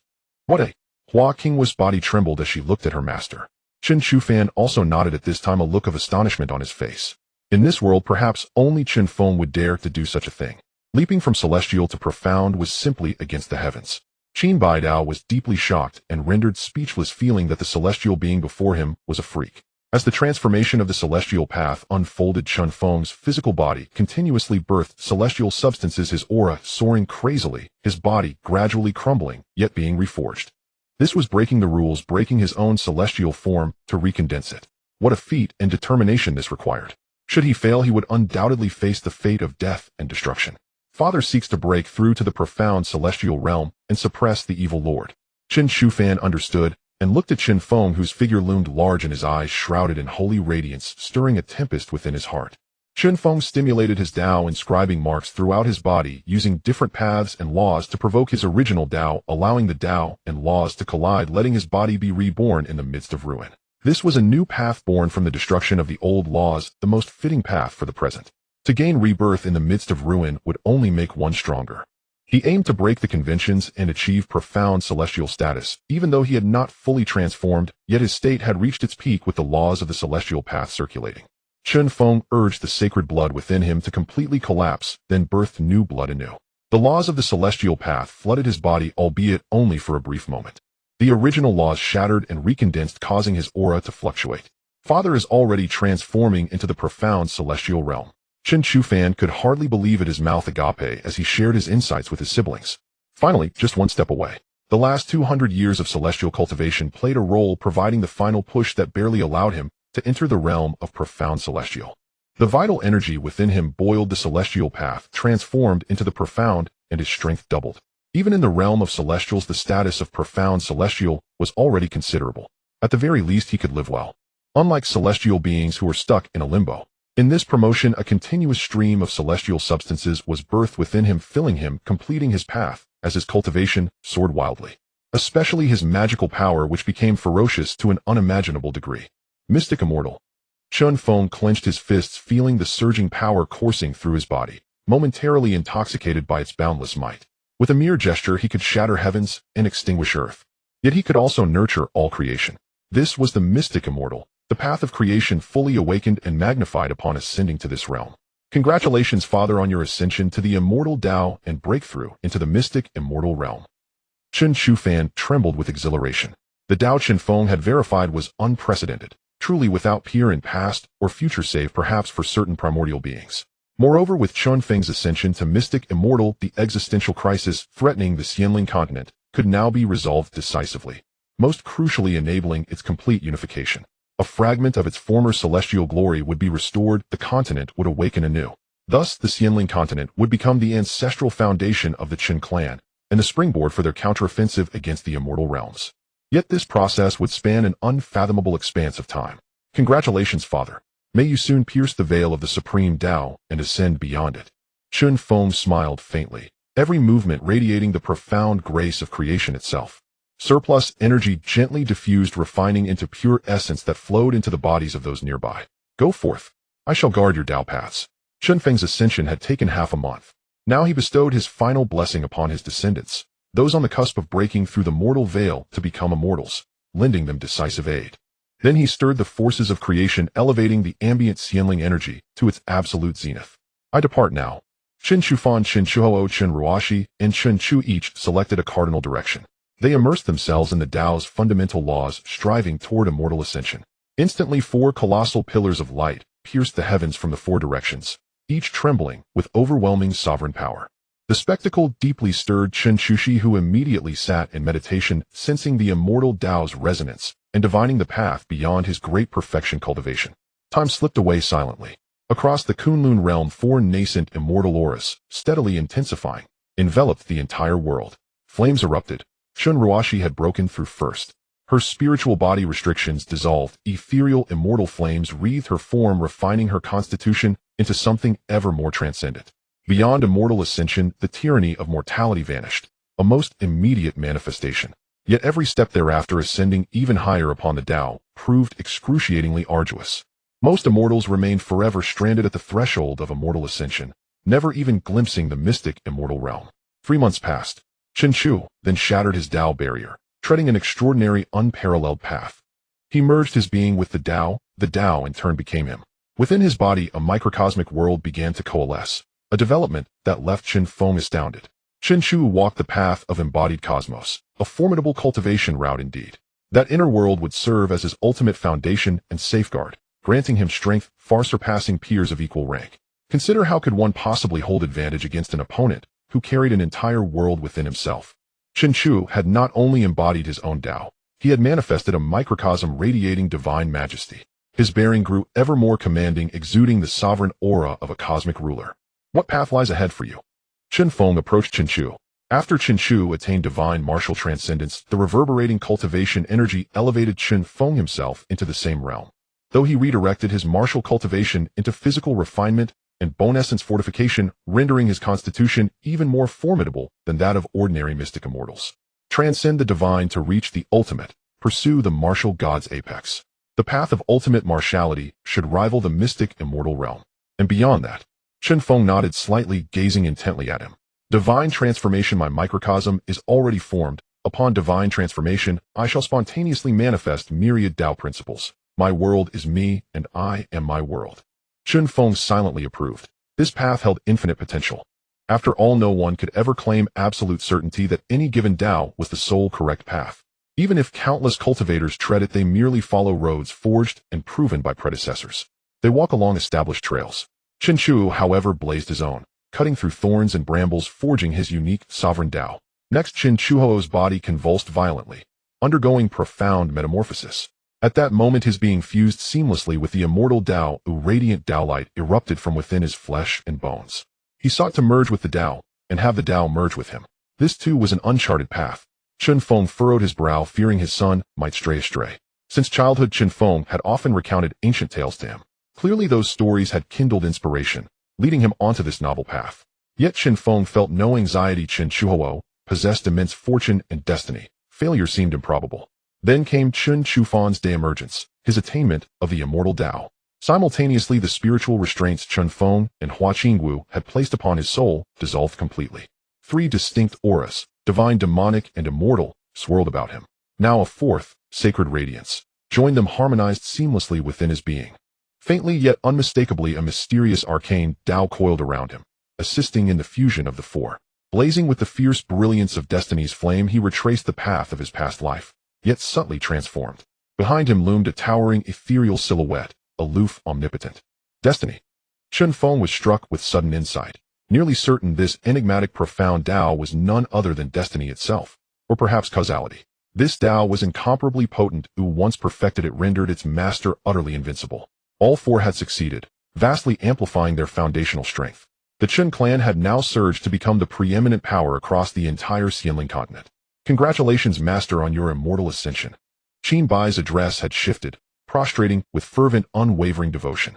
He sensed Chen Chufan's Tao, and recognized it instantly, the supreme Tao of the progenitor of his own Qin clan. His heart thundered. He needed no explanation. When the progenitor fell, he had spoken of waiting for his master's return through reincarnation, the supreme sovereign of the immortal realms. His blood burned with zeal. He longed to storm the immortal realms this very instant to exact vengeance and restore honor. Henceforth our Chen clan disciples shall enter Kunlun to cultivate the immortal Tao and deepen their foundations. Chen Shufan turned to Qin Bai to inform him. Master, such trivial matters need no explanation. I declare the entire Kunlun realm yours alone. We await only your command to reclaim our ancient glory and avenge our patriarch. Tears streamed down Qin Bai's aged face. After 1,000,000 years of waiting, through generations of dwindling lineage, he had finally met Chen Shufan. The Qin clan's reserves were nearly exhausted. Without a supreme powerhouse to uphold them, and with their elite decimated in the battle of Kunlun Immortal Palace, they had clung to existence by sheer tenacity. They endured like scattered strays, solely to await Chen Chufan's return. It shall be done. We shall rally anew. Chen Chufan's entire being resonated, like a saint emperor. With a sweep of his hand, rays of ascendant light shimmered forth, dispersing blessings across the land. Father, I shall remain here to establish a permanent bridge between Kunlun and the outer world, eliminating the need to laboriously open its gates each time. Chen Shufan voiced his plan to Chen Feng, ensuring Kunlun would be freely accessible both ways. Agreed. Place the portal beside the Heavenly King Hall. Understood. The Ascension Peak of the Chen clan has become the absolute core. At this moment, the Ascension Peak truly lives up to its name, finally having an immortal. The power of the Chen clan has surged immensely.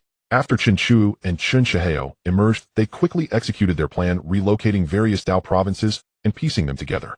Having successfully stepped into the immortal path, possessing strength far beyond that of scattered immortals, relocating a small Dao province is exceedingly simple.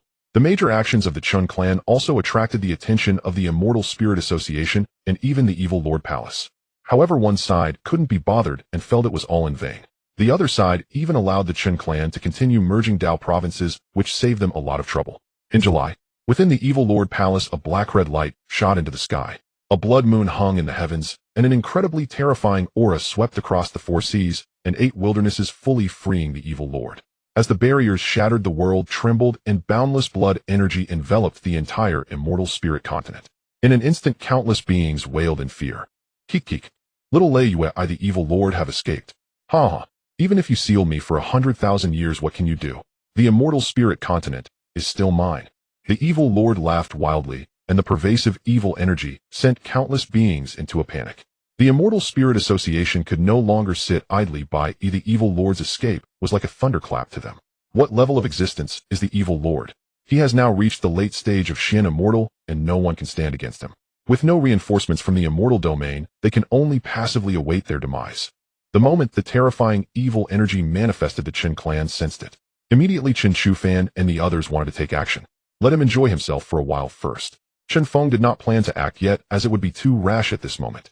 Moreover, the major forces of the immortal spirit continent appeared to him as nothing but ungrateful wolves. The current trajectory of the evil lord's actions was heading towards the immortal spirit Dao province. Clearly he had just awakened and wanted to commence his feast seeking a good meal. With blood light flooding the skies, all 27 scattered immortals from the evil lord palace mobilized, sealing off the immortal spirit Dao province. Countless beings and cultivators were left in despair. The blood moon was devouring their flesh and souls. At this time, within the evil lord palace, Chen Chud and Chen Mu, who had been lying in ambush for over a decade, finally revealed themselves. Only the redrobed clergy remained to guard the surroundings. With no scattered immortals present, the two regarded the barriers here as insignificant, looting the evil lord palace. They even plundered the treasury of the evil lord palace. With so many powers being exterminated by the evil lord's lineage, the treasures collected were unimaginably abundant. The two were immensely excited, having found 4 immortal treasures alone. Finally, as they searched, they located them. Beneath the throne lay a deep blood pool filled with the blood of cultivators above the integration stage, exuding immense power. This must be where the greatest secret of the evil lord palace lies. Looking at the blood pool, Chen Chud and his companions silently nodded, deciding to stage a decisive strike, or else all their years of hiding would have been in vain. Merely taking away these treasures would not satisfy them. They both acted simultaneously, setting up barriers in the blood pool and placing 2 9th-grade explosive talismans. They planned to detonate this den of evil, capturing the energy from the blood of these cultivators and utterly destroying this place. Let's go. They quickly departed after laying their traps. At this moment, the evil lord was still above the immortal spirit Dao province, harvesting the lives of various scattered immortals, unaware that outsiders had infiltrated the evil lord palace. 1,000 miles away from the evil lord palace, the figures of the two emerged, gazing at the distant ominous aura of the evil lord palace. What is art? The two laughed heartily. Explode. With a hand gesture, they activated the erase barriers. In an instant, a powerful wave of energy erupted from the evil lord palace. Immediately after, the two withdrew swiftly, turning their backs to the evil lord palace. Boom. Bang. The entire immortal spirit continent trembled and shook. Heavens and earth changed color, as if it were the twilight of the gods. At the farthest western edge, a massive explosion illuminated the entire world, and terrifying energy waves spread out. The ground shuddered continuously. The flames could be seen from any corner of the continent, their might overwhelming the brilliance, eclipsing the sun. It exploded. It exploded. The evil lord palace has exploded. The scattered immortals hiding in the immortal spirit Dao province were taken aback, then overjoyed. The evil lord palace has exploded. Evil lord, your home is gone. Ha! A mocking voice echoed in the evil lord's ears. The evil lord was furious, roaring as he looked to the heavens. Ah! He raged, knowing that many precious items and his true spirit mark were still within the evil lord palace. Just like that, it exploded, and the aura of the evil lord palace dissipated in this world. He was infuriated, unleashing all his power, causing the entire continent to tremble. In the late stage of Xian Immortal, he was invincible. No one could stop him, and at this moment the evil lord was in a furious rage. I will bury the entire immortal spirit continent along with my palace. You dare not act like a human. The lord of the purple light palace roared as the barriers were shattered. He was furious. The immortal spirit Dao province was his foundation and was now being destroyed. What of it? Even if I destroy the immortal spirit, what can you do, eh? Who can kill me now? I am already— The evil lord was savage and incredibly confident. The dark hands of this world had been withdrawn 100,000 years ago. Now he was invincible. Just as he was filled with pride, destroying endless lands, a flash suddenly occurred in the sky. A beam of immortal spirit light descended, resembling a divine emperor, its might overwhelming the heavens and earth, with the sun, moon, and stars creating a path for it. An immense sense of crisis clutched at his heart, as if the grim reaper had grasped his very soul. For an existence like him, one above the immortal path, his intuition was terrifyingly sharp. Although he had not yet seen the newcomer, he sensed extreme danger. You dare claim to be invincible? You think you are worthy? A cold voice descended from the heavens. Chen Feng, wielding the celestial sword, was enveloped in the light of the immortal path, descending as if a celestial being overlooking the world. An enemy from the heavens. His pupils contracted as he sensed the fatal danger. What approached him was a fierce beam of sword light. 9 heavens, sacred fist. A sound of sacred fist enveloped in immortal light shattered myriad mysteries, forcefully pushing everything aside, crashing down upon him. Boom. The heavens and earth trembled, and the sea roared.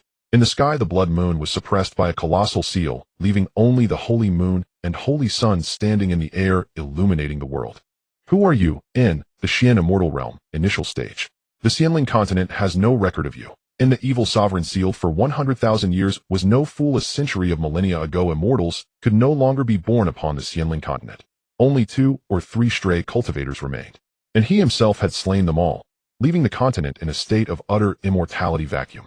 Yet now another Xian immortal had emerged from nowhere. An enemy descended from the heavens. And, did you not invite me to be your guest at the evil king palace? And here I am. Chen Feng spoke calmly, his eyes glacial and unyielding. Chen Feng, and the evil sovereign refused to believe it. In his memory, and all intelligence gathered, Chen Feng had been merely at the Grand Ascension realm. And how then had he become a Xian immortal? Suddenly his pupils contracted sharply. And could it be that everything was an illusion, an elaborate ruse? And, indeed, it is your grandfather standing before you. Chen Feng let out a cold laugh. To such a scourge of the immortal path, who sought to obliterate what he held most sacred, was nothing short of a mortal foe upon the Tao. Without hesitation he struck, unleashing the heaven-overturning triple seals, then hurling his palm-born immortal realm downward in a tempestuous barrage. And even a clay figurine possesses 3 measures of fury. The evil sovereign abandoning blood offerings surged upward toward the celestial veil. Boundless evil chi erupted, striking with frenzied force. In the battle between 2 Xian immortals erupted, its power shaking the 8 desolate realms, silencing heaven and earth alike. And the evil sovereign grew increasingly unsettled. His own cultivation could not suppress even a Xian immortal of the initial stage. He found himself subtly falling behind. And no longer underestimating his foe, he activated the evil sovereign grand seal, striking with full might. A flicker of flame danced, disrupting the evil sovereign's spirit. His annihilation Tao art surged forth, weaving annihilating force into every technique, rendering defense nearly impossible. Should even a trace adhere, he would have no choice but to excise that flesh entirely and reforge it anew. Astonishment flooded his heart. His own art was genuine immortal law, yet utterly powerless against this opponent. The stronger Chen Feng grew, the more terrifying he appeared. The sun and moon fused, carrying the primordial yang-yin force in their collision. And, even should you wield countless arts, what of it? I am a true immortal. The evil sovereign roared, unleashing a forbidden formation. He himself had devised. Infinite bloodsteel coalesced into a lunar disk, shielding him, while layered phantoms surged forth, countless wailing specters echoing with unspeakable dread. Beneath creation and annihilation, all is but dust. At that moment Chen Feng merged annihilation force with the Tao of creation, sacrificing his own lifespan to forcibly unite the two. With a single finger thrust forth, the yang-yin energy coalesced into a divine pagoda, descending to subjugate the evil sovereign. The entire cosmos trembled. Within that single finger lay titanic force and profound law, intertwining, colliding, relentlessly fracturing, and eroding the evil sovereign's very essence. An inexhaustible torrent of energy pressed down upon him, seeking total subjugation. And the evil sovereign pushed beyond endurance, unleashed forbidden power, striking the yang-yin pagoda, resisting the annihilation Tao. Under the effect of that forbidden power, the void itself seared, a scorching fissure blazing across reality. Chen Feng invoked the 5 elemental Tao, its energies manifested as the 5 spirit beasts, clamping down upon the evil sovereign with unbreakable grip.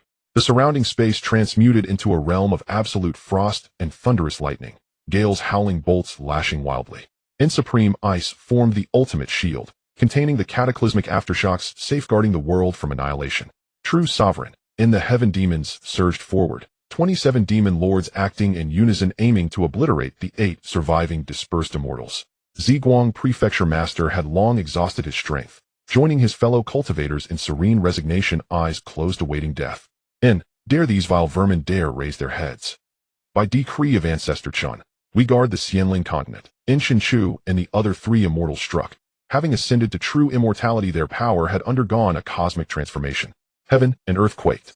Their combined strike blazed with the radiance of immortal law and the great Tao, illuminating the entire land beneath a celestial aurora. How could 27 dispersed immortals stand against 4 true immortals, let alone beings of such transcendent brilliance, defying all conventional measure? In a single exchange, 3 dispersed immortals perished, their souls seized by Chun Ruashi. And the quartet's overwhelming might left the remaining 8 profoundly shaken, yet stirred with fervent awe. They sighed inwardly at their own inadequacy, watching silently, offering silent encouragement, marveling at the profound mystery of authentic immortal Tao. And spiritual flames writhed, coalescing into a phoenix that devoured 2 dispersed immortals in a single breath. Chen Chu proved equally extraordinary, his strikes imbued with the weight of entire worlds like an endless divine ocean. And their relentless assault left the evil sovereign's lineage of dispersed immortals no avenue of escape. Within half an hour the entire host was eradicated.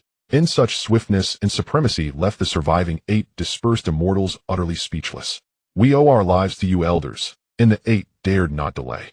Even knowing these were Chen Feng's children, they lowered themselves reverently in deep obeisance. If his offspring were already so formidable, then Chen Feng himself must be unfathomably transcendent, having alone halted the greatest threat ever to the Xianling continent. There is no need. The Xianling continent now falls under our stewardship. Guarding it is our solemn duty. Chen Chu's words carried veiled profundity. The 8 dispersed immortals understood instantly from this day forth the Xianling continent bore the surname Chen. Gazing into Chen Chu's eyes that held the authority of a sovereign, they had intended to protest to carve out domains for themselves. But confronted by that gaze, commanding absolute, they dared not utter a sound. "What shall we do?" Ziguang Prefecture Master sighed deeply. Circumstances being what they were, survival itself was a miracle. He had no choice but to submit. A wise choice. Chen Chu nodded slightly, then bestowed upon each of the 8 a token of identity. "Proceed to Chen Commandery to register. The Xianling continent shall undergo complete reintegration. Every cultivator above the Return to Emptiness realm must be officially recorded in the Chen Commandery Grand Repository." This was no mere regulation, it was absolute dominion. Bitterness churned within them, yet they bowed low and followed Chen Chufan toward Chen Commandery. They dared not flee. This figure before them was also a slayer of sovereigns. Earlier he had stood alone, raising a demon blade that severed 10 dispersed immortals in a single stroke. The 8 of them, likely insufficient even to fill his teeth. The Xianling continent has truly turned upside down. Ziguang Prefecture Master felt faint, still scheming for advantage even after rescue, a common failing among the continent's powers. Chen Chu and the others intervened not merely to slaughter, but to reform and deter. To eliminate only the elite cultivators would treat the symptom, not the disease. Healing demands patience. Chen Chua and Shan Roashi departed separately, to survey, subdue, or pacify the remaining dispersed immortal sects and sovereign cultivators across the continent. Only Chen Chu remained, observing the battlefield in silent vigil. Across the Xianling continent, immortal qi saturated 9/10 of the land, while the remaining 10th remained shrouded in malevolent aura. A clash between immortal and evil sovereign captivated the entire continent. What had seemed certain apocalypse had become the hour of universal doom. Null life awaited annihilation. Yet salvation arrived, unforeseen, miraculous. The evil sovereign was held at bay, rekindling hope across the realm. Countless hearts rose in fervent prayer, begging for Chen Feng's triumph, his victory, his final decisive slaying of the evil sovereign. Meanwhile, within the glacial realm forged by Chen Feng, earth-shattering fluctuations continued to detonate without. Above the sky, 2 figures, a man and a woman, appeared. The evil lord was pushed to his limits. Chen Feng's assault grew increasingly fierce. "Chen Feng, do not force my hand." The evil lord roared, his body in ruins, the force of decay penetrating him entirely. At this moment he was driven to a dead end, a fierceness growing in his eyes. Is this Chen Feng? How did he break through to the Xianxian realm? Lei Xiao and Zi Xiao also hurried over upon hearing the news, ready to assist Chen Feng in battling the evil lord. However, they discovered that Chen Feng seemed far stronger than they had imagined and needed no help at all. "Xiao's father is terrifyingly powerful," Lei Xiao marveled. "It seems the evil lord is about to use the true spirit seal." Zi Xiao waved his hand, signaling Lei Xiao to be quiet while he prepared to assist at any moment. The evil lord roared in fury, finally unable to hold back under Chen Feng's relentless pressure, unleashing the energy of the true spirit seal. A dark red demonic shadow rose from him, making him appear like a demon with demonic energy overflowing for 3,000 miles. "Just you." A hint of wariness flickered in Chen Feng's eyes as he cautiously stepped forward and slashed out a beam of sword light. After the evil lord activated the true spirit seal, his power surged, although it returned to the true immortal realm. Yet forcibly activating it allowed him to contend with celestial beings.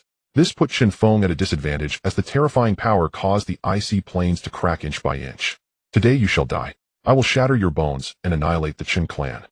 The evil lord roared madly, knowing that after using the true spirit seal, his Dao injuries would worsen.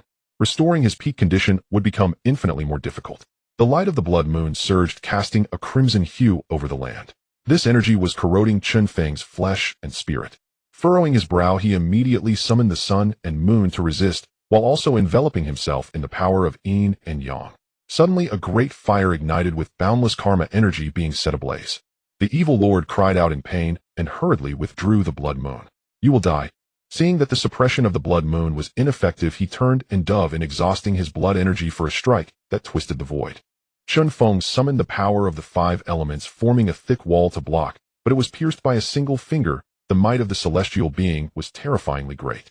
Helpless, he could only summon the immortal sword, barely managing to deflect the blow. The surrounding area had been turned into a wasteland by the clash of the two. The entire immortal spirit continent was watching intently, their hearts filled with worry for Chen Feng. The evil lord's energy surged again, his power becoming overwhelmingly strong. Chen Feng transitioned from the aggressor to the passive role, forced to adapt and retreat. The evil lord's eyes glowed red with murderous intent, breaking through the heavens. He wanted to kill the one who had repeatedly thwarted his plans and forced him to use the true spirit seal. Amidst a barrage of attacks, the entire void was enveloped in a boundless blood-colored glow that engulfed Chen Feng. The evil lord's movements did not cease. He sensed Chen Feng's resistance was still formidable. The blood moon began to rotate quietly, infusing energy into the evil lord's body. The overwhelming demonic energy coalesced in the void, forming a demonic figure that looked down upon the world. Land masses were affected, shattered into pieces. The sea was cleaved, creating chasms. Countless water vapor was evaporated. The onlookers couldn't help but worry for Chen Feng. He was the strongest force on the immortal spirit continent. If anything happened to him, the continent would be doomed. Let's make our move. In the sky, Lei Xiao and Zi Xiao exchanged glances. They unleashed their full power, summoning their innate immortal treasures. A mirror and a hammer erupted with endless brilliance in the void. Strands of lightning were infinitely amplified in the air. The thunder pool descends. Lei Xiao roared, unleashing the power of the thunder god hammer, summoning the forbidden land of the immortal spirit continent, the thunder pool. Within it lay terrifying divine thunder. Chen Feng, my friend, we are here to assist you. Zi Xiao called out, activating the Zi Xiao mirror to its peak, releasing ripples and extreme energy fluctuations, its power covering the 8 directions. In this mirror, all things were reflected. Thunder God, aid me. Zi Xiao shouted as the thunder god hammer moved, striking in the void. A bolt of extreme lightning fell into the Zi Xiao mirror, and immediately afterward, it drew upon boundless thunderous power, transforming into purple lightning that struck down upon the evil lord. 2 ants. The divine thunder wrapped around him, causing the evil lord to feel searing pain as this brought him immense suffering. The purest divine thunder's restraint on him was overwhelming. If these divine thunders continued to pound him, his condition would deteriorate rapidly. At that point, he couldn't even be sure he could withstand Chen Feng's assault. Thank you, evil lord. What blood moon path? Without the true spirit seal, you would already be dead. Chen Feng said coldly as the evil lord dodged the divine thunder, trying to attack the two, manipulating the divine thunder. Chen Feng stepped into the void and severed one of the evil lord's hands with a sword. Turning around, he thrust his sword, aiming directly at the evil lord's vital point. This forced the evil lord to shift his focus to evade, unable to retaliate against the two controlling the divine thunder. This only fueled his rage further as he desired to kill Chen Feng with overwhelming force and then eliminate the two who had been scheming against him from behind.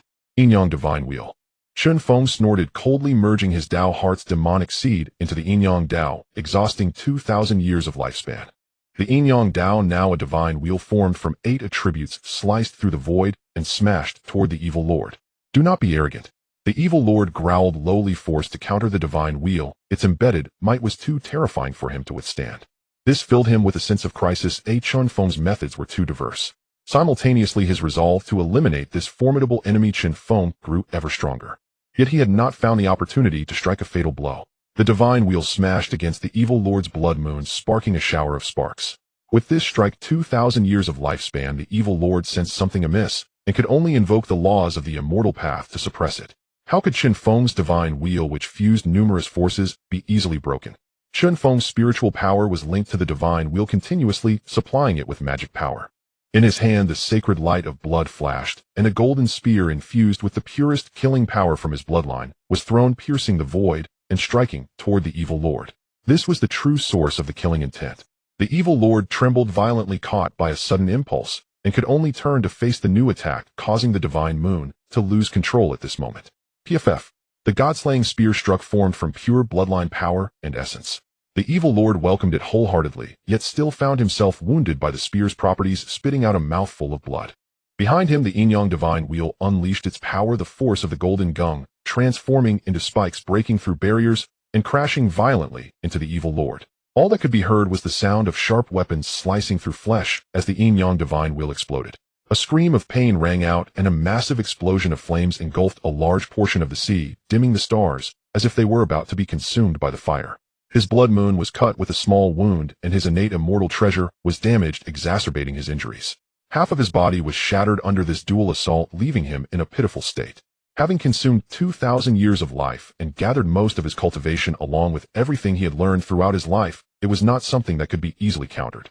Seeing Chen Feng activate the immortal sword and summon the spirit of the treasure, the deity within the treasure surged with rage, and the illusion of the immortal sword bloomed in the air.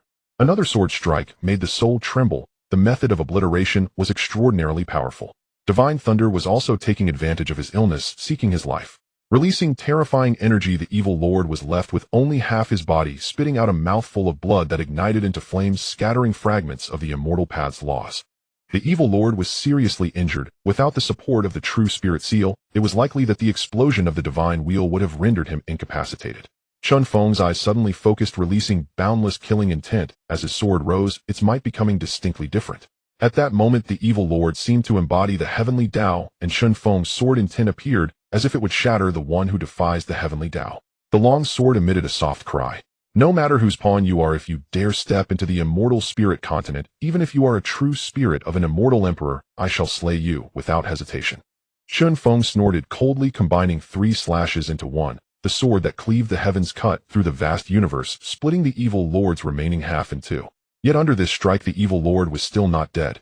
The power of the true spirit seal was overwhelmingly strong, and the blood moon was also releasing energy to attempt to reshape the evil lord's physical form.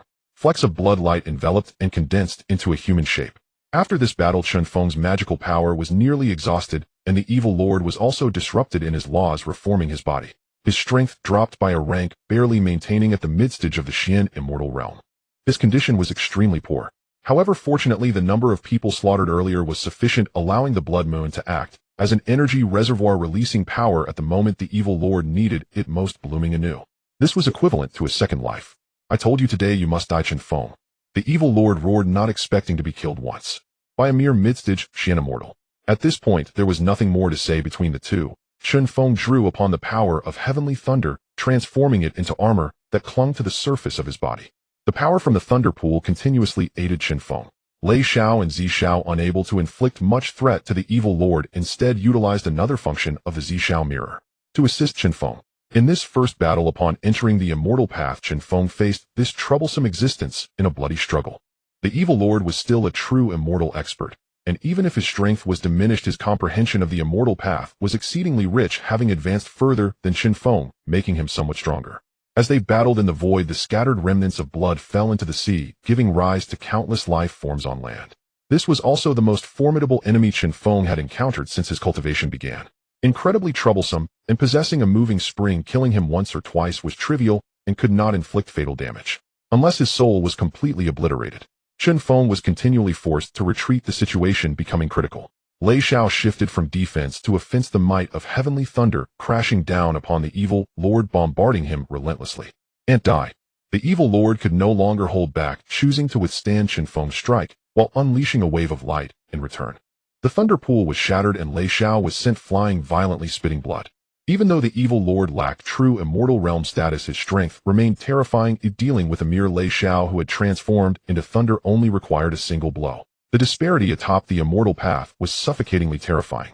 The evil lord actively utilized the energy of the true spirit seal, if it weren't for the final strike of the 3 slashes that forcibly severed his state and knocked him down a rank. Otherwise, even the evil lord with only half his body remaining would still be able to push forward. Utilizing techniques and magical powers of a celestial immortal was no joke. As the two fought further away, the entire immortal spirit continent was shaken. In the sky, the light of the sun and moon was nowhere to be seen, only 2 beams of light clashing repeatedly in the air, like a blood-red crescent moon and a great sun. The 4 immortals of the Chen clan were extremely tense, but could not intervene. The gap between immortals and Xian immortals was too vast. Not to mention, they were still newly ascended immortals, their realm not yet fully comprehended or stabilized. Fighting across realms was unthinkable. The evil lord's assaults were crazily terrifying, with the blood moon transforming into a blade slashing wildly as the fragments of bloody Dao Ze also frantically eroded Chen Feng. Chen Feng was not idle either, utilizing a wisp of demonic qi from his Dao heart to incessantly attack the evil lord's spirit and soul. Because of this, he forced the evil lord to continually launch fierce attacks. However, both were now merely at the end of their ropes. The more attacks he unleashed, the poorer his condition became. Even with the blood moon replenishing him, it was of no avail. Chen Feng was dodging while consuming pills, drawing energy from his surroundings using the holy decision of creation. The environment on the immortal spirit continent was dire. The spiritual power contained within could not support a high-intensity battle between two Xian immortals. Without external replenishment, the energy within would only diminish further, and recovery was extremely difficult. Even with the blood moon, the evil lord's recovery was quite slow. This battle reminded Chen Feng of the previous. The two true immortals clashing in such a harsh environment on the immortal spirit continent was no wonder they could seal the evil lord for so many years. It was indeed because the spiritual power was insufficient to support his recovery. The near obliteration of Lei Yu was also due to the environment unable to absorb energy, with only expenditure and no intake. This was both a flaw of the current immortal spirit continent and a powerful protection. Such an environment could not attract immortals to descend, allowing for potential growth in the future. The evil lord bore a bloody sword mark across his chest, continuously oozing blood with the light of the immortal path leaking from it. This was the wound inflicted by the 3 slashes to the heavens. Unless he fell again to reform, it would always accompany him. Moreover, as the battle continued, it would worsen, leading to collapse. At the same time, Chen Feng infused the power of obliteration into it. It was overwhelmingly powerful and terrifying. Now he could not escape. The immortal spirit continent was only this large. Moreover, if he escaped and waited for Chen Feng to recover, his situation would only become more tragic. The environment of the immortal spirit continent was too poor. Without more blood food, his injuries might take tens of thousands of years to heal. The evil lord had no choice but to opt for a strong assault, disregarding all costs. As long as he could slay Chen Feng, he would be able to devour the entire immortal spirit continent. Everything is built upon the foundation of slaying Chen Feng. Therefore, he has no choice but to fight to the death. Chen Feng is the same. He can only fight to the death and completely eliminate the evil lord. Only then can he confidently reunite the Xianling continent, summon Kunlun, and cultivate his offspring to greater heights. This will serve as a base for a counterattack against the Xian domain. All of this hinges on the fact that the Xianling continent must not be destroyed too severely, and the evil lord must not escape, nor should the news leak. If the Xian domain learns of Kunlun's whereabouts, someone may descend to the lower realms to completely obliterate it. Only after unifying and eliminating all threats can he proceed. The evil lord activated the blood moon, which had several cracks, and hurled it at Chen Feng. The collision with Chen Feng's sword of immortality unleashed immense power, obliterating everything in its vicinity. The blood moon burst open, releasing an endless stream of blood energy that merged into the world. The evil lord gasped, attempting to absorb the spilled blood energy. A great wind rises. Without a second thought, Chen Feng raised his hands, summoning a devastating whirlwind capable of tearing everything apart, rampaging through the space. The evil lord, furious and unable to devour the blood energy, seized the blood wheel and struck at Chen Feng. The battle raged on with divine thunder dancing wildly. Chen Feng's black hair flowed in the void, accompanied by flashes of lightning and thunder resembling a true deity. In his jet-black eyes, specks of starlight flickered. Chen Feng remained steady, engaging in a fierce clash of magical powers, as if he were a celestial being. The power of his bloodline surged, and his divine eye erupted with a soul-piercing light, shooting towards the evil lord's spirit. The evil lord was jolted awake in an instant, raising the blood moon to strike. The battle between the two had reached a fever pitch. Chen Feng's yin-yang power rotated, causing multiple ruptures on the evil lord's body. However, the evil lord could harness the energy from the blood moon to restore his magical power. The power of the 5 elements spun wildly, and the storm raged on. Chen Feng grew bolder with each battle, gaining deeper insights into the path of immortality, and his strength surged even further. Through multiple encounters, Chen Feng discovered the evil lord's weaknesses. Since their first clash, the evil lord's magical power had become too ethereal, lacking the meticulous refinement, resulting in diminished strength. This was largely because the energy from the blood moon restored him, yet that energy was not truly his. Even if the blood moon was transformed perfectly, it could never fully integrate with him. The evil lord sensed Chen Feng becoming increasingly adept, causing a whirlwind of complex emotions within him, fear and anger intertwined. Even when he attempted to unleash a full-powered strike to obliterate Chen Feng, he still could not succeed. This left him utterly exasperated. He could neither kill him nor gain the upper hand, watching Chen Feng grow stronger bit by bit. His understanding of the laws of immortality also became more precise. Clearly, he had become Chen Feng's whetstone, even a stepping stone. He was indignant and furious, disregarding the backlash as he unleashed the true spirit seal, radiating divine light as a strand of true immortal light descended. Harnessed by him, this light merged with boundless magical power, transforming into a massive blood moon that plummeted from the heavens, aimed at Chen Feng, intent on crushing him. Chen Feng gasped for breath, tossing the immortal pill into his mouth, forcibly activating the heavenly ascension technique. A flash of cold light glimmered as the dawn sword was drawn. In the void above, the enormous blood moon, akin to a planet plummeting, was split in two by a single sword strike. South Ming Scatter Immortal, ah. The evil lord was well aware that this sword was the technique of the South Ming Scatter Immortal. He felt an overwhelming sense of grievance. Over 100,000 years ago, he was sealed by the South Ming Scatter Immortal guided by the lightning moon. And now that very technique reappeared, severing his most powerful strike, making him wish he could pull the South Ming Scatter Immortal from the underworld to thrash him. Although the blood moon was cleaved in two, its power remained terrifying and formidable. Chen Feng's eyes darkened, the sound of his sword ringing out. I have a sword that can slay gods and demons. Once more Chen Feng swung his sword, but this time he did not employ anyone else's technique. He infused his own Tao into the sword, returning to simplicity. With a single swing, the sword light intertwined to form a massive net, meticulously slicing the blood moon apart, completely stripping it of the ability to threaten the Xianling continent. Chen Feng snorted coldly, his gaze icy, the sword intent barely contained, ready to strike at the evil lord. This made the evil lord, who had been secretly gathering power to strike Chen Feng, quickly switch to defense. Chen Feng abruptly released his power, exhaling deeply, and after slashing this sword, his magical power was nearly depleted. If he were to strike again, he would likely run dry, and relying solely on his physical strength would never match the evil lord. He could only feign a retreat to intimidate him. The evil lord, noticing Chen Feng's withdrawal, felt a surge of anger and transformed his defense into an attack. Chen Feng could not indulge him. He slipped into the void, and the immortal kingdom in his palm descended from above. He then swiftly turned, appearing before the evil lord, thrusting his sword forward. The evil lord turned, deflecting the upward strike with a palm, and his figure retreated rapidly, leaving a rotating blood moon that unleashed power to threaten Chen Feng. Chen Feng's figure retreated, and both sides withdrew to a safe distance. Neither could gain the upper hand at this point. If the battle continued regardless of victory, neither side would fare well in the aftermath. Chen Feng, listen to me. The evil lord took a breath, gazing at Chen Feng with eyes filled with murderous intent and boundless hatred. Yet he had no choice but to speak, saying to him, "How about we divide the Xianling continent? You take half, I take half. I admire your power. Continuing to fight is not good for either of us. I still possess the true spirit seal, so I will not die, but if you fall, it will be certain death." The evil lord continued as his figure shifted sideways, with the blood moon secretly absorbing the thin Xianling energy. "Only death or life." Chen Feng replied coldly. This was merely the evil lord's delaying tactic.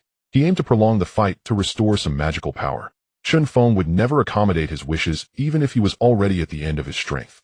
With the might of the immortal path resonating throughout his body, Chen Feng bit down hard, unleashing the power of destruction upon himself. This scene stunned the evil lord. Has he lost his mind?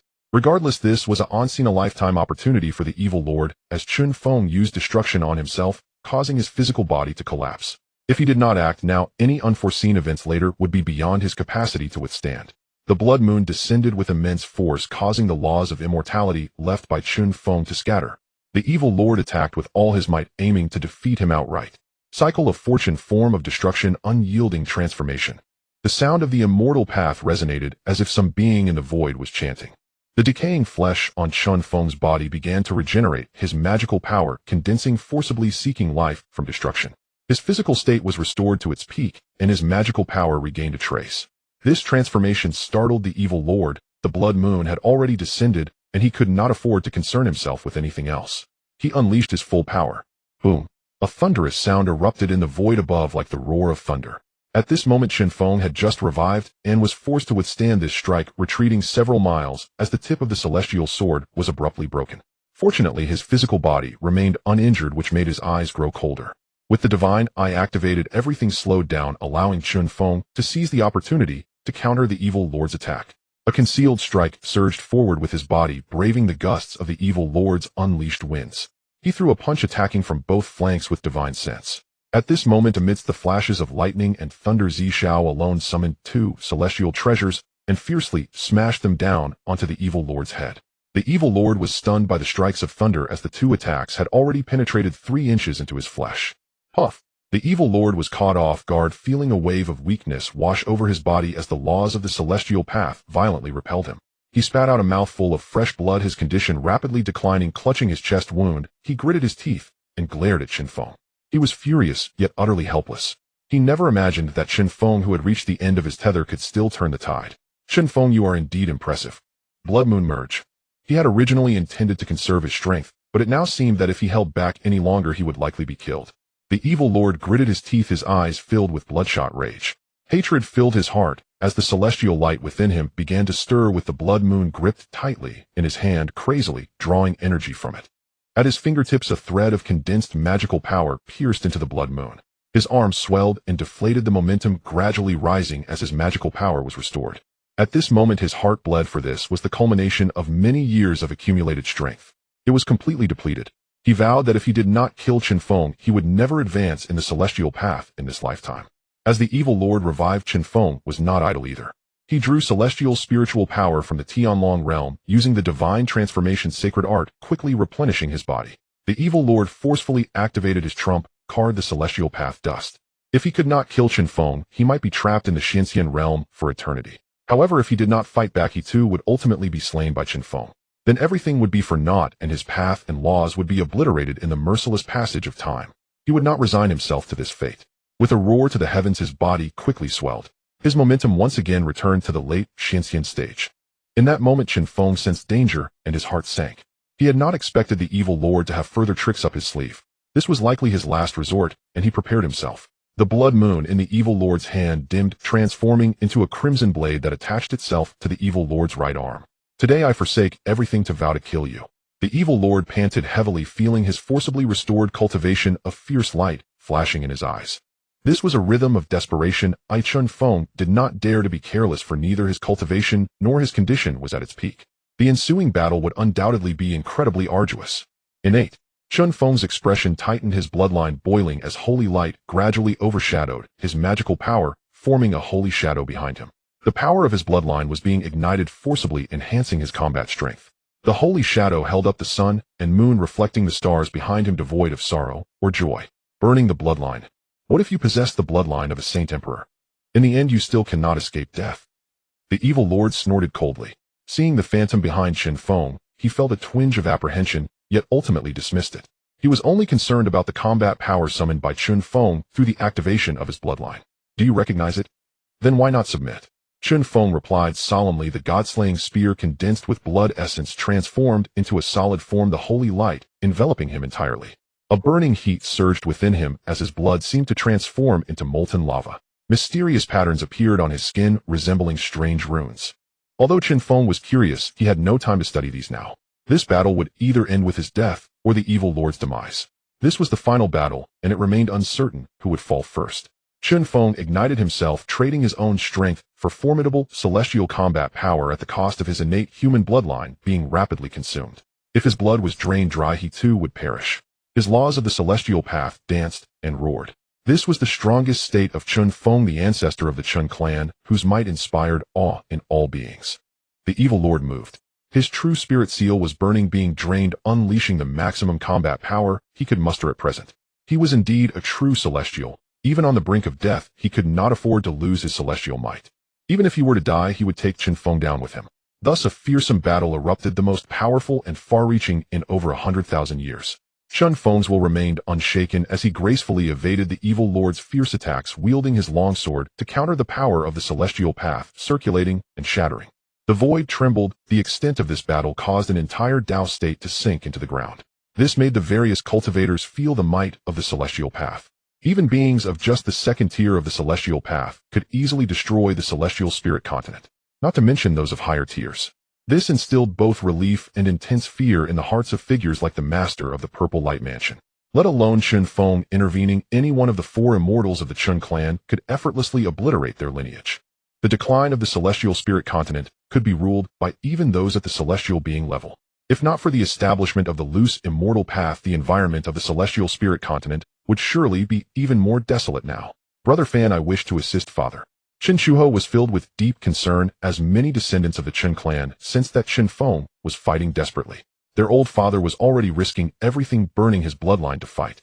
They as children could only watch, helplessly unable to help. This left them with a bitter feeling. Let alone helping, without the cultivation of the celestial path, they could not even approach the battlefield. It would be a death sentence. Chen Shufan sighed deeply, feeling immense inner turmoil. He too wished to assist, but even if he used his true spirit seal now, he could only exhibit the strength of a peak celestial being. If he entered the battlefield, he would not only be unable to help his father, but would also risk hindering him. If he encountered an accident, Chen Feng would have to divide his attention to deal with it. Then they would surely lose the battle. He wanted to go, but he could not, no matter what. No. He sighed, realizing that entering the battlefield would be futile. What if I use a forbidden artifact to send attacks into the battlefield? Hua Qingwu appeared also concerned about Chen Feng. She took out a forbidden artifact, a small hourglass ancient in design. Inside the hourglass, golden sand flowed. It seemed that there was nothing extraordinary about it. Suddenly Chen Fan was taken aback and sharply looked at the hourglass. He then raised his head to look at Hua Qingwu and asked uncertainly, time prohibition device. Chen Fan approached it and felt that every grain of sand was chaotic, yet they flowed together in harmony. From it a certain Tao rhythm was circulating. Indeed, the laws of the immortal path hold space as supreme and time as king. Hua Qingwu said solemnly this prohibition device had accompanied her since she awakened. Its origins were also mysterious. Can you use it? Chen Fan asked uncertainly. He had only heard of such things in legends. Once he had sought after such a prohibition device, but to no avail. I can manage to delay your attacks, locking them in a space for about 3 breaths of time. That's enough. Chen Fan was overjoyed. If the 5 of them combined their attacks, and then used the prohibition device to bind it, they could deliver it onto the battlefield against the evil lord. Surely he wouldn't fare well. After all, the Tao of the 5 present was unprecedentedly terrifying. Perhaps it would indeed have miraculous effects. Without hesitation, Hua Qingwu wielded the device. As she controlled the prohibition device, the 5 of them unleashed their techniques together. Hua Qingwu soared into the air, stepping into the void, and instantly appeared on the battlefield. At that moment, the battlefield was filled with sharp blade lights piercing through Chen Feng's multiple protective techniques. It was clear that even with the burning of his bloodline, he was no match for the evil lord who was recklessly urging his true spirit seal. Hua Qingwu watched all of this unfold. Qingwu, hurry and leave, she shouted urgently at the graceful figure. This was not a place for her to be. The evil lord noticed Hua Qingwu as well, momentarily taken aback by her beauty, and then he swung his blade to strike. Chen Feng would not let him succeed, blocking the evil lord's blade with his broken immortal sword. Suddenly 5 beams of divine light erupted out of nowhere. Under the influence of the prohibition device, they merged into one and fiercely struck the unprepared back of the evil lord. In an instant, 5 different supreme immortal path laws invaded his body through the wound. This left him in agony, causing him to loosen his grip on his power. Seizing the opportunity, Chen Feng drew his sword back and used his hardened right arm to block one strike of the blade, the immortal sword, slashing out a beam of sword light that pierced through the evil lord. With that strike, Chen Feng's arm was almost severed. Meanwhile, the evil lord had a huge gash opened in his abdomen. The laws of the immortal path shattered, turning into fragments that burned away. The evil lord spat out blood and reached out to grasp Hua Qingwu, intending to annihilate the one who had secretly plotted against her. Chen Feng intervened, and under the control of his divine sense, the immortal sword stabbed down from above his head. With his other hand reaching toward the evil lord's chest, he also managed to grab a few dark red fragments of his heart as he pulled back. The severely injured evil lord could only retreat. At this moment, Chen Feng was burning at his limit, having consumed most of his blood. If there was no breakthrough soon, he feared he would be the first to fall. Now with Hua Qingwu's help, he had found a way to break through. How could Chen Feng give that up? He immediately launched an all-out attack. A powerful immortal light erupted, transforming into a heavy divine palm that pressed down toward the evil lord. The evil lord began to fight back desperately, his blade cutting through the divine light, disregarding the injuries caused by the restrictions and attacking Chen Feng's body. The two engaged in close combat once more, with the evil lord discerning Chen Feng's weakness. He was burning his blood. Therefore his internal organs and laws would all be affected. Though outwardly strong, it was merely a facade. If he could break through the surface, Chen Feng's body would definitely be extremely weak within. As long as he could destroy everything internal, Chen Feng would surely perish. Your body has significant flaws. You cannot defeat me. The evil lord laughed triumphantly. The two clashed again, and during this battle Chen Feng's right arm was broken and burned away by immortal fire. He could only wield the sword with his left hand, unleashing fierce attacks. I have trained for 1,000,000 years. How could a little bug like you stop me? If it were during my prime, you would be nothing but an ant that could be turned to dust with a mere flick of my finger. The evil lord mocked, trying to use his words to find a flaw in Chen Feng's spirit. Currently, Chen Feng's state was such that he could not unleash the 3 cuts to ascend, nor could he activate the yin-yang divine wheel. Without these 2 crucial offensive techniques, the evil lord had nothing to fear from Chen Feng. Now blood was oozing from the corner of Chen Feng's mouth, but it was burned away by the holy fire in an instant. Even his hair was alight, engulfed in the blazing holy fire, staving off the consumption of his bloodline power for a bit longer. He was certain that Chen Feng could not use his trump card, which was why he dared to engage in close combat. Chen Feng took a deep breath, treating the situation with caution. Life and death are eternal, the path of creation. Chen Feng shouted lightly, activating the eternal life technique, transforming all of his true energy into energy. The path of creation refined it, turning it into rich vitality, healing his injuries. The evil lord was shocked and no longer planned to wait, burning his own vitality to completely slay Chen Feng. He aimed to prevent him from using his secret methods to recover. At the same time, he was struck with extreme terror. Having been beaten to the brink of death, he was still able to draw on his foundations. He was no less than himself. The yin-yang path surged, the power of the universe flowed, merging with the path of creation. The universe creation palm was suddenly unleashed by Chen Feng. This move extracted half of the vitality from his body, instantly, turning his hair white. The Zy Doshu was in motion, seizing this perfect opportunity to strike. What?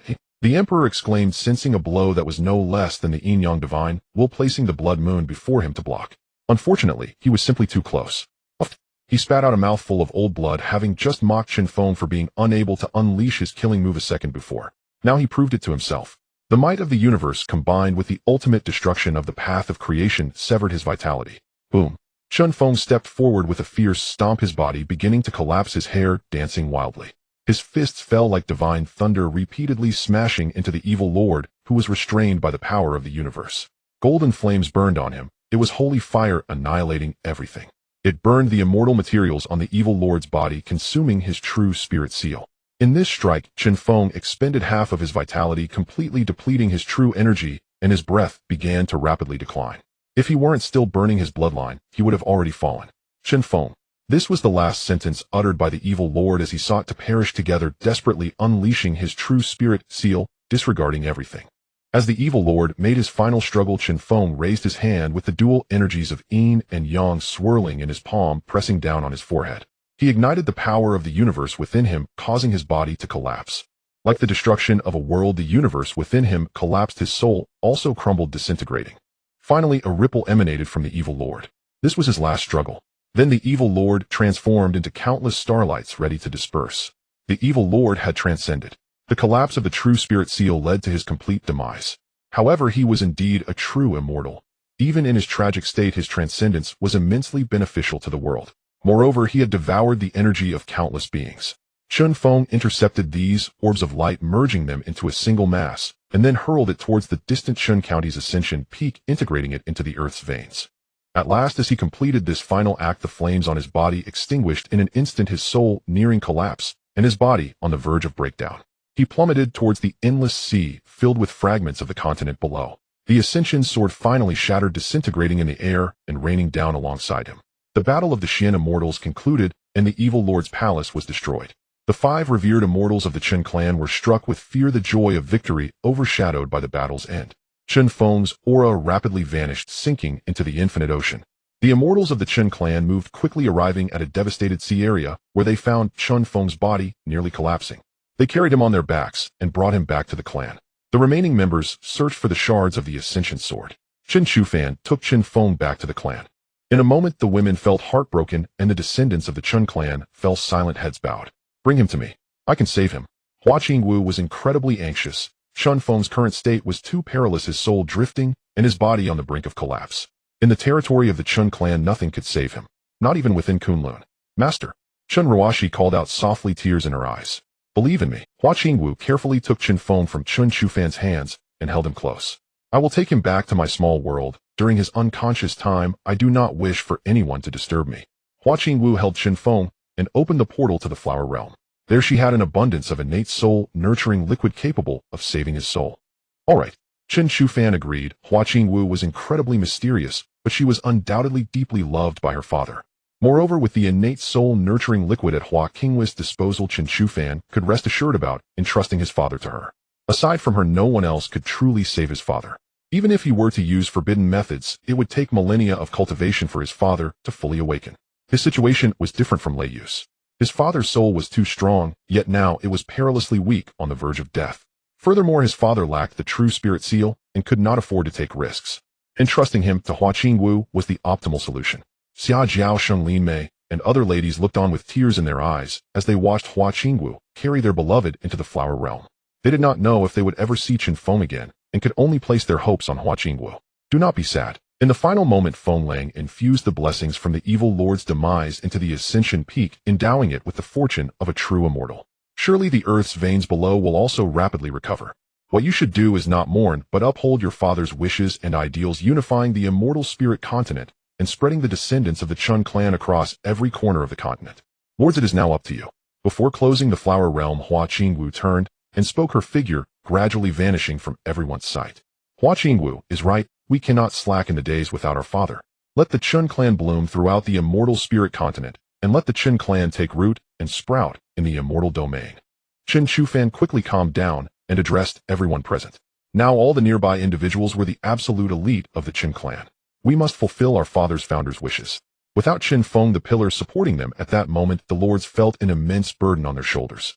In that moment, they truly grew, becoming lords who could stand on their own pillars of strength. Lords, from now on the Chen clan is in our hands. Chen Shufan said solemnly. As one of the earliest lords, he had the right to say such words. We must ensure our clan thrives, allowing the future generations to spread across various realms. Let the spark of the stars be passed down forever. Chen Shu also stepped forward as the oldest and strongest among the clan aside from Ren Wang. He aimed to set a good example. The four great immortals of the Chen clan convened a meeting of the lords, followed by a clan meeting to establish their policies. Huang Wang, Sheng Wang lead all to defend and unify the entire immortal spirit continent. Ren Wang, Yi Wang inspire the clan's descendants, select elites, and simultaneously develop the population. Ling Wang, Tian Huang Wang gather all forces across the continent, ensuring they all fall under our clan's banner and are united under the law. Yao Guang, Ho Ling Long Wang are responsible for establishing Chun Academy in various regions of the continent, determining sufficient operations for the academies. Dao Wang Wu Wang suppress all rebellions and defiant forces.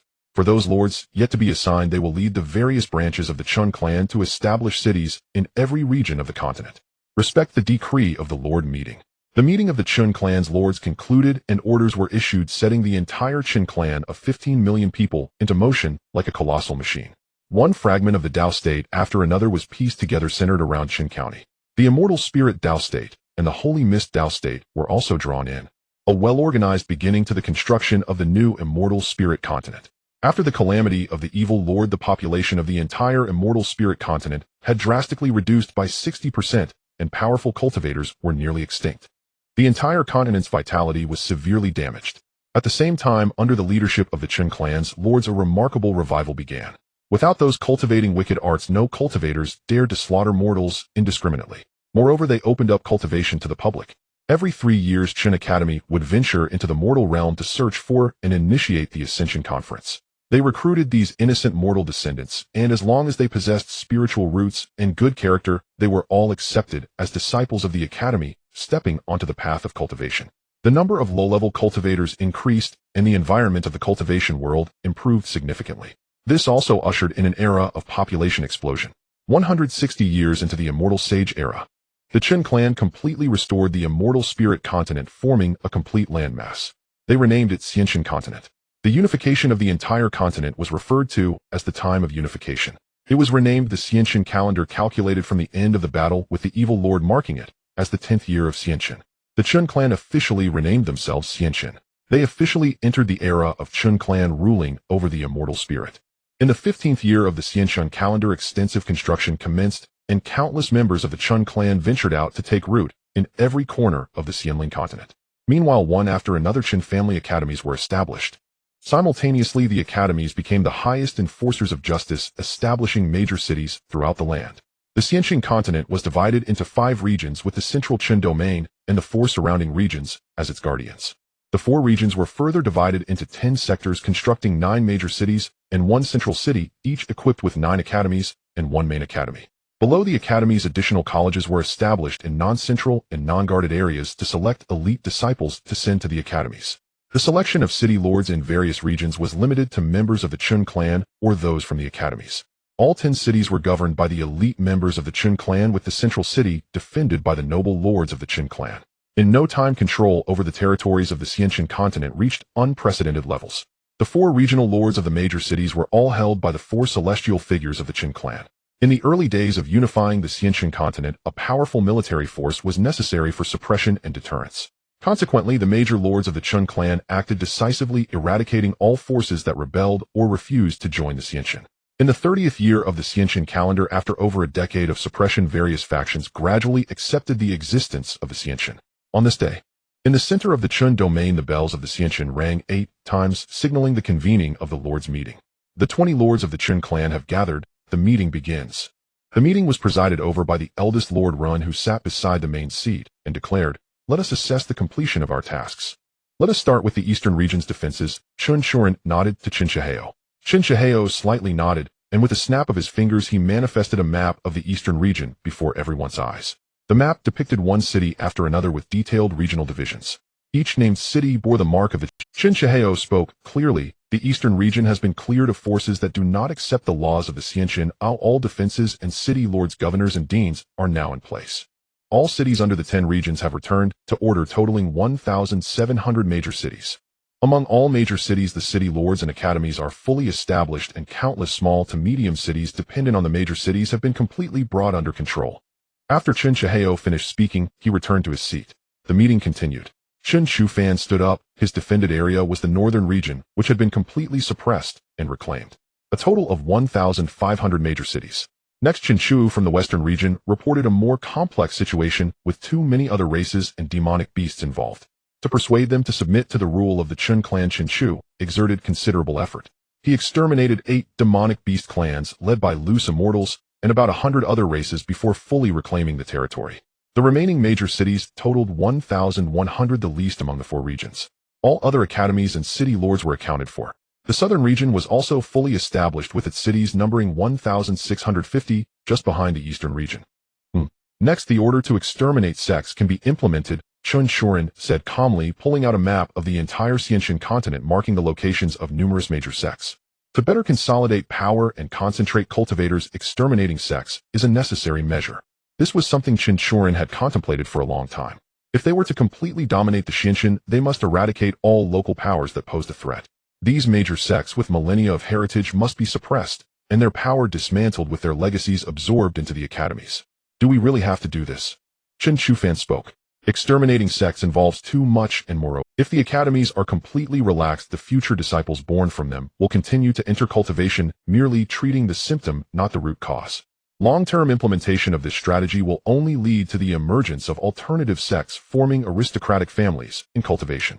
Chen Shufan expressed his views, stating that if everything was absorbed, it would only result in a temporary lack of sects. But what about the future? Even without sects, everything would still revolve around the city lord's mansion and the academies. Thus, in the future, cultivation families and factions will undoubtedly emerge, ultimately leading to a return to the same origins. At that time, local powers of city factions and families would monopolize the academies, would they not create new sects? If non-family cultivators did not join them, their path in cultivation would be extremely difficult. Although the Chen clan is also classified as a cultivation family, their current status is different. Since they are already a family cultivation system, they have a deeper understanding of this system. These considerations were also taken into account by Chen Shuren and the other lords. There was no solution, only limitations. Implementing the extermination of sects temporarily does not mean eradicating them entirely, but rather persuading them to disband. Otherwise, local sect forces are too powerful and the academy's suppression and allure are insufficient, which is also a drawback. Chen Shuren sighed. He understood these matters well. In the initial phase, they aimed to make the academies the first choice, and later, once the academies had taken shape, they would still consider the Chen clan system first. Chen Shufan closed his eyes in contemplation. The sects cannot be exterminated. Suddenly, another voice spoke up. It was Chen Jiangjiang. The gaze of the crowd turned towards her, curious about her thoughts. The existence of sects provides competition for local academies, as too much clarity leads to a lack of fish. If there are no sects, once the academies are perfected, new factions will still emerge. Why not continue to let the various academies compete with the sects while establishing annual competitions between the academies and local sects, as well as cultivation families? Otherwise, without these powers, the future will be nothing but internal strife within the academies. Although this approach may make the initial development of the academies more challenging, is not the entire Xianxin ultimately ours. We have plenty of time. Why rush this moment? After Chen Jiangjiang finished speaking, she quietly observed the lords around her. At this moment, Chen Wuzai nodded and said, Princess Linglong is right. After all, we are exerting pressure from above. Can these sects still rise? If Lord Ren intends to implement the extermination of sects, it would be better to change the extermination to restrictions. Chen Wuzai slowly said, revealing a blueprint on the table using his magical power.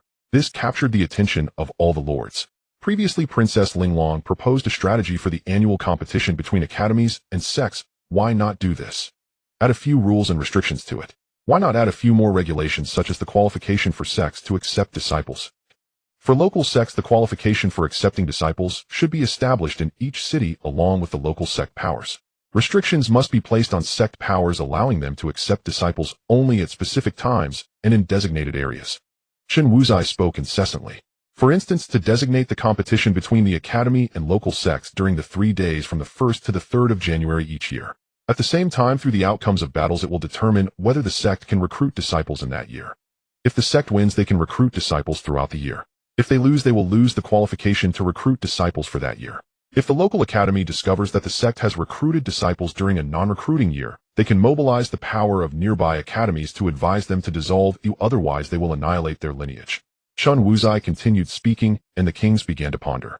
If this method is implemented, it could also test the strength of the local academy students. At the same time, it could further restrict the power of sects like boiling a frog in warm water. The students in the academy will also gain experience from outside and be able to select worthy disciples from among them. This will also serve as a test for the local academy and the city lords. If the academy has been suppressed by the sect for years, then those city lords and academy heads should be replaced. The various lords also recognized the rules of this game, discussing it carefully. They would further refine the details, patching loopholes, while also introducing a reward mechanism. They aimed to select powerful academies for vigorous development in cities where there were no academies. They also made further adjustments regarding the control of local resources, limiting the resources of cultivation families and sects. Resources were to be reallocated and distributed. After the lords' meeting concluded, the various lords mobilized, and the Chen clan guarded their entire clan. They went to discuss amicably with major sects and large families. In no time, countless sects and family powers rose up in opposition. This was the beginning of the Chen clan's crackdown on the other sects, aimed at eliminating all potential threats and cleansing those who did not heed the declaration. This process was exceedingly long. Even the Dragon clan was drawn in and faced 2 reprimands. Ultimately, after Qi Long announced his position as a sacrificial wine for the Grand Academy, the various powerful races fell silent. The implementation of the Academy plan and the unification of cultivation took a total of 20 years. They then improved all systems. In the year 50 of the Xianqin calendar, the Chen clan completely controlled the Xianqin continent, a thorough domination. The massive machine began to operate, and every year numerous immortal seedlings could be seen emerging from the Academy. This heralded the dawn of a flourishing era in the realm of immortals. That year, Chen Chushi broke through to the immortal path, becoming the 5th immortal in the Chen clan's generation. After Chen Chushi, it was as if a valve had been opened. Chen Shuling, Chen Xingxing, and Mo Jintz entered the immortal path within 10 years. Among the various lords of the Chen clan, except for a very few along with some top elites, all entered Kunlun for cultivation. In the year 70 of the Xianqin calendar, in the Kunlun realm, Chen comprehended the immortal path, transcending the mundane to become an immortal. In the same year as his partner, one of the dragon and tiger immortals, Chen Mu, also ascended. In no time, the number of individuals from the Chen clan who stepped into the immortal path surpassed 10. Kunlun constructed a solid bridge on the immortal ascension peak, becoming the first holy land under the banner of Xianqin. The second holy land, the Tianlong realm, was fully open to the elite offspring of the Chen clan, including their relatives and the top talents from the academy. After Chen Mu's breakthrough, the environment of the Xianqin continent began to gradually change. The concentration of spiritual energy increased day and night, and the immortal aura produced by spiritual veins above the 7th level had already reached the concentration of the 8th level spiritual veins from 8 years ago. The Xianqin continent began to revive. On the peak of the immortal ascension, Chen Feng had become a regular visitor, standing on the summit, favored by Chen Feng, gazing at the sea of clouds before him. It has finally started to revive. My father's arrangements are beginning to take effect. Where is the most perceptible place for the changes in Xianqin? Of course, it is the new starting point of the earth vein, the position of ascension. Here gathers the highest concentration of high-level spiritual veins across the entire Xianqin continent. The power of the immortal spirits grew ever more intense.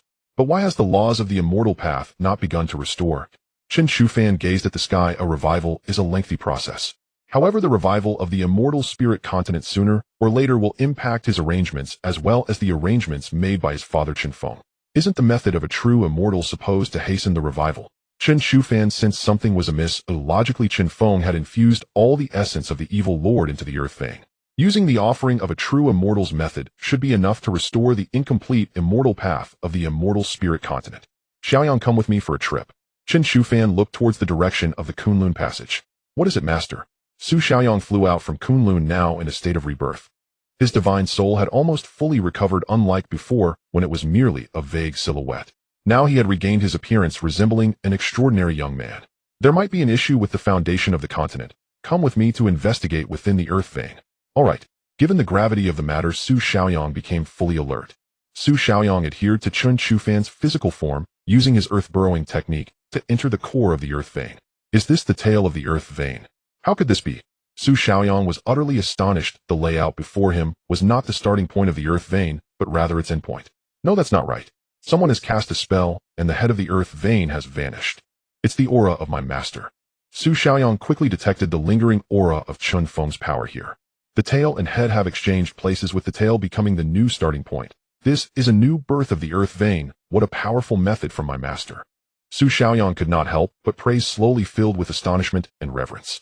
Chen Feng's maneuver left him in awe.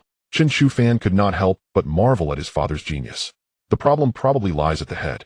Since my father has made arrangements for the tail reversing the situation, now what they need to do is to completely transform the tail into the tail.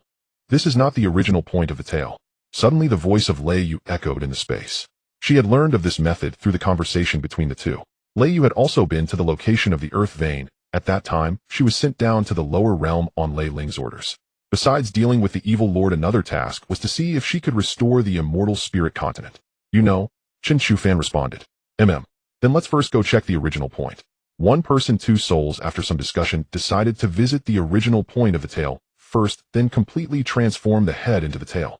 Chen Shufan utilized the purple microastrology for divination, and after a short, while guided by the aura of Chen Feng, he found the tail I suppressed beneath the vast ocean. Nail the 7 arrows to the head. Arriving in the depths of the ocean after a search, they found the tail I nailed to the seabed. The restrictions here were still powerful, pinning the tail I firmly. Completely seal this place. The three acted, and Chen Shufan's celestial might was terrifying, having reached the pinnacle of the immortal realm after 70 years of cultivation. If not for the need to temper himself, he would have long since stepped into the mystic immortal realm. After entering the path of immortality, the laws from his past life and the insights gained in this life played an increasingly significant role. Retracing his original path was astonishingly simple. They gathered the fragments of an entire Dao prefecture from the site where Chen Feng battled the evil master. Seal. Chen Shufan channeled his immense power, condensing these fragments into 3 divine mountains, sealing them above the tail eye. He employed further means to reinforce the seal, completely merging the tail eye with the divine mountains. Boom. The entire immortal Chen continent trembled, and the roars of thunder continued after the tail eye was sealed. All 9 immortals of the Chen clan emerged, fearing another formidable enemy had invaded. No worries, the immortal Chen will soon revive, and the commotion will not be small. Chen Shufan transmitted his voice over hundreds of thousands of miles, calling the 9 immortals back. Sensing the stirrings of the immortal Chen continent, Chen Shufan's heart was filled with joy. Give it another potent dose. Without hesitation, Chen Shufan arrived at the forbidden area of the former Ziguang mansion. In mere moments, he discovered the restrictions set by Chen Feng. The same nailhead, 7 arrows. Unlock. Chen Shufan unleashed great power to lift the seal. The thunderous roars of the immortal Chen continent grew even stronger, and the earth's veins trembled. Reverse the cosmos. Chen Shufan pressed down with a mighty hand, completely appending the earth's veins. The tail's head solidified. The roar intensified as the blessings that surged from the evil master's demise spread throughout. The earth's veins trembled, revealing a vast continuous branch that rapidly connected overseas, rushing beneath the 3 divine mountains. What is this? Double tails. Chen Shufan was taken aback, not expecting such a change in the earth's veins. This was a positive development, adding a new path of rebirth. Revival is imminent.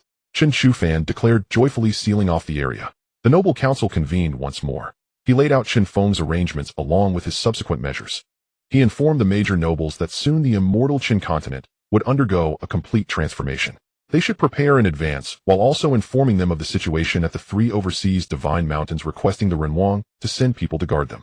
That place would become another forbidden zone for the Chen clan. Just as Chen Shufan stated, the immortal Chen continent had started with minor changes. In 30 years, there would be dramatic transformations. Boom. The entire continent shook, the skies wrapped in a colorful glow, and the roars continued, with the tremors of the earth growing ever stronger. This startled the Chen clan, who had prepared in advance. They quickly set up arrangements to stabilize the emotions of their people, quietly accepting the onset of change. On this day, the endless sea was filled with thunder and lightning, and the ocean waves crashed furiously. The waters of the endless sea surged against the immortal Chen continent. Towering waves of over 100 feet surged towards the land. Boom. The various defenders acted, activating their sealing arrays. The Chen clan had anticipated this day for 30 years. As changes occurred in the immortal Chen continent, the first to be affected was the endless sea. The 3 great sea overlords, the 3 dragon ancestors, the Xian Turtle clan and the Dragon Turtle clan, took action, suppressing the tumult of the endless sea with the assistance of Chen Chushi and Chen Chuling. At the same time, the skies above Chen County flashed with lightning. The The laws of immortality began to restore, with Chun County, the core of the continent, being the foremost affected. The path of immortality revived, and the laws began to perfect. In an instant, the various grand ritualists within the academy felt a wondrous law swirling around them. Liang Qi wept with joy as the revival of the heavens and earth and the laws of immortality made him shout in excitement, showing no trace of the demeanor of a senior. Finally, I have waited for this day. Immortal Chen, forever immortal. He roared, his body disintegrating amid the thunder and lightning accompanying the revival of the laws of immortality. Senior Nanming, your path was not wrong. 9 transformations return to immortality. The path of immortality favors me.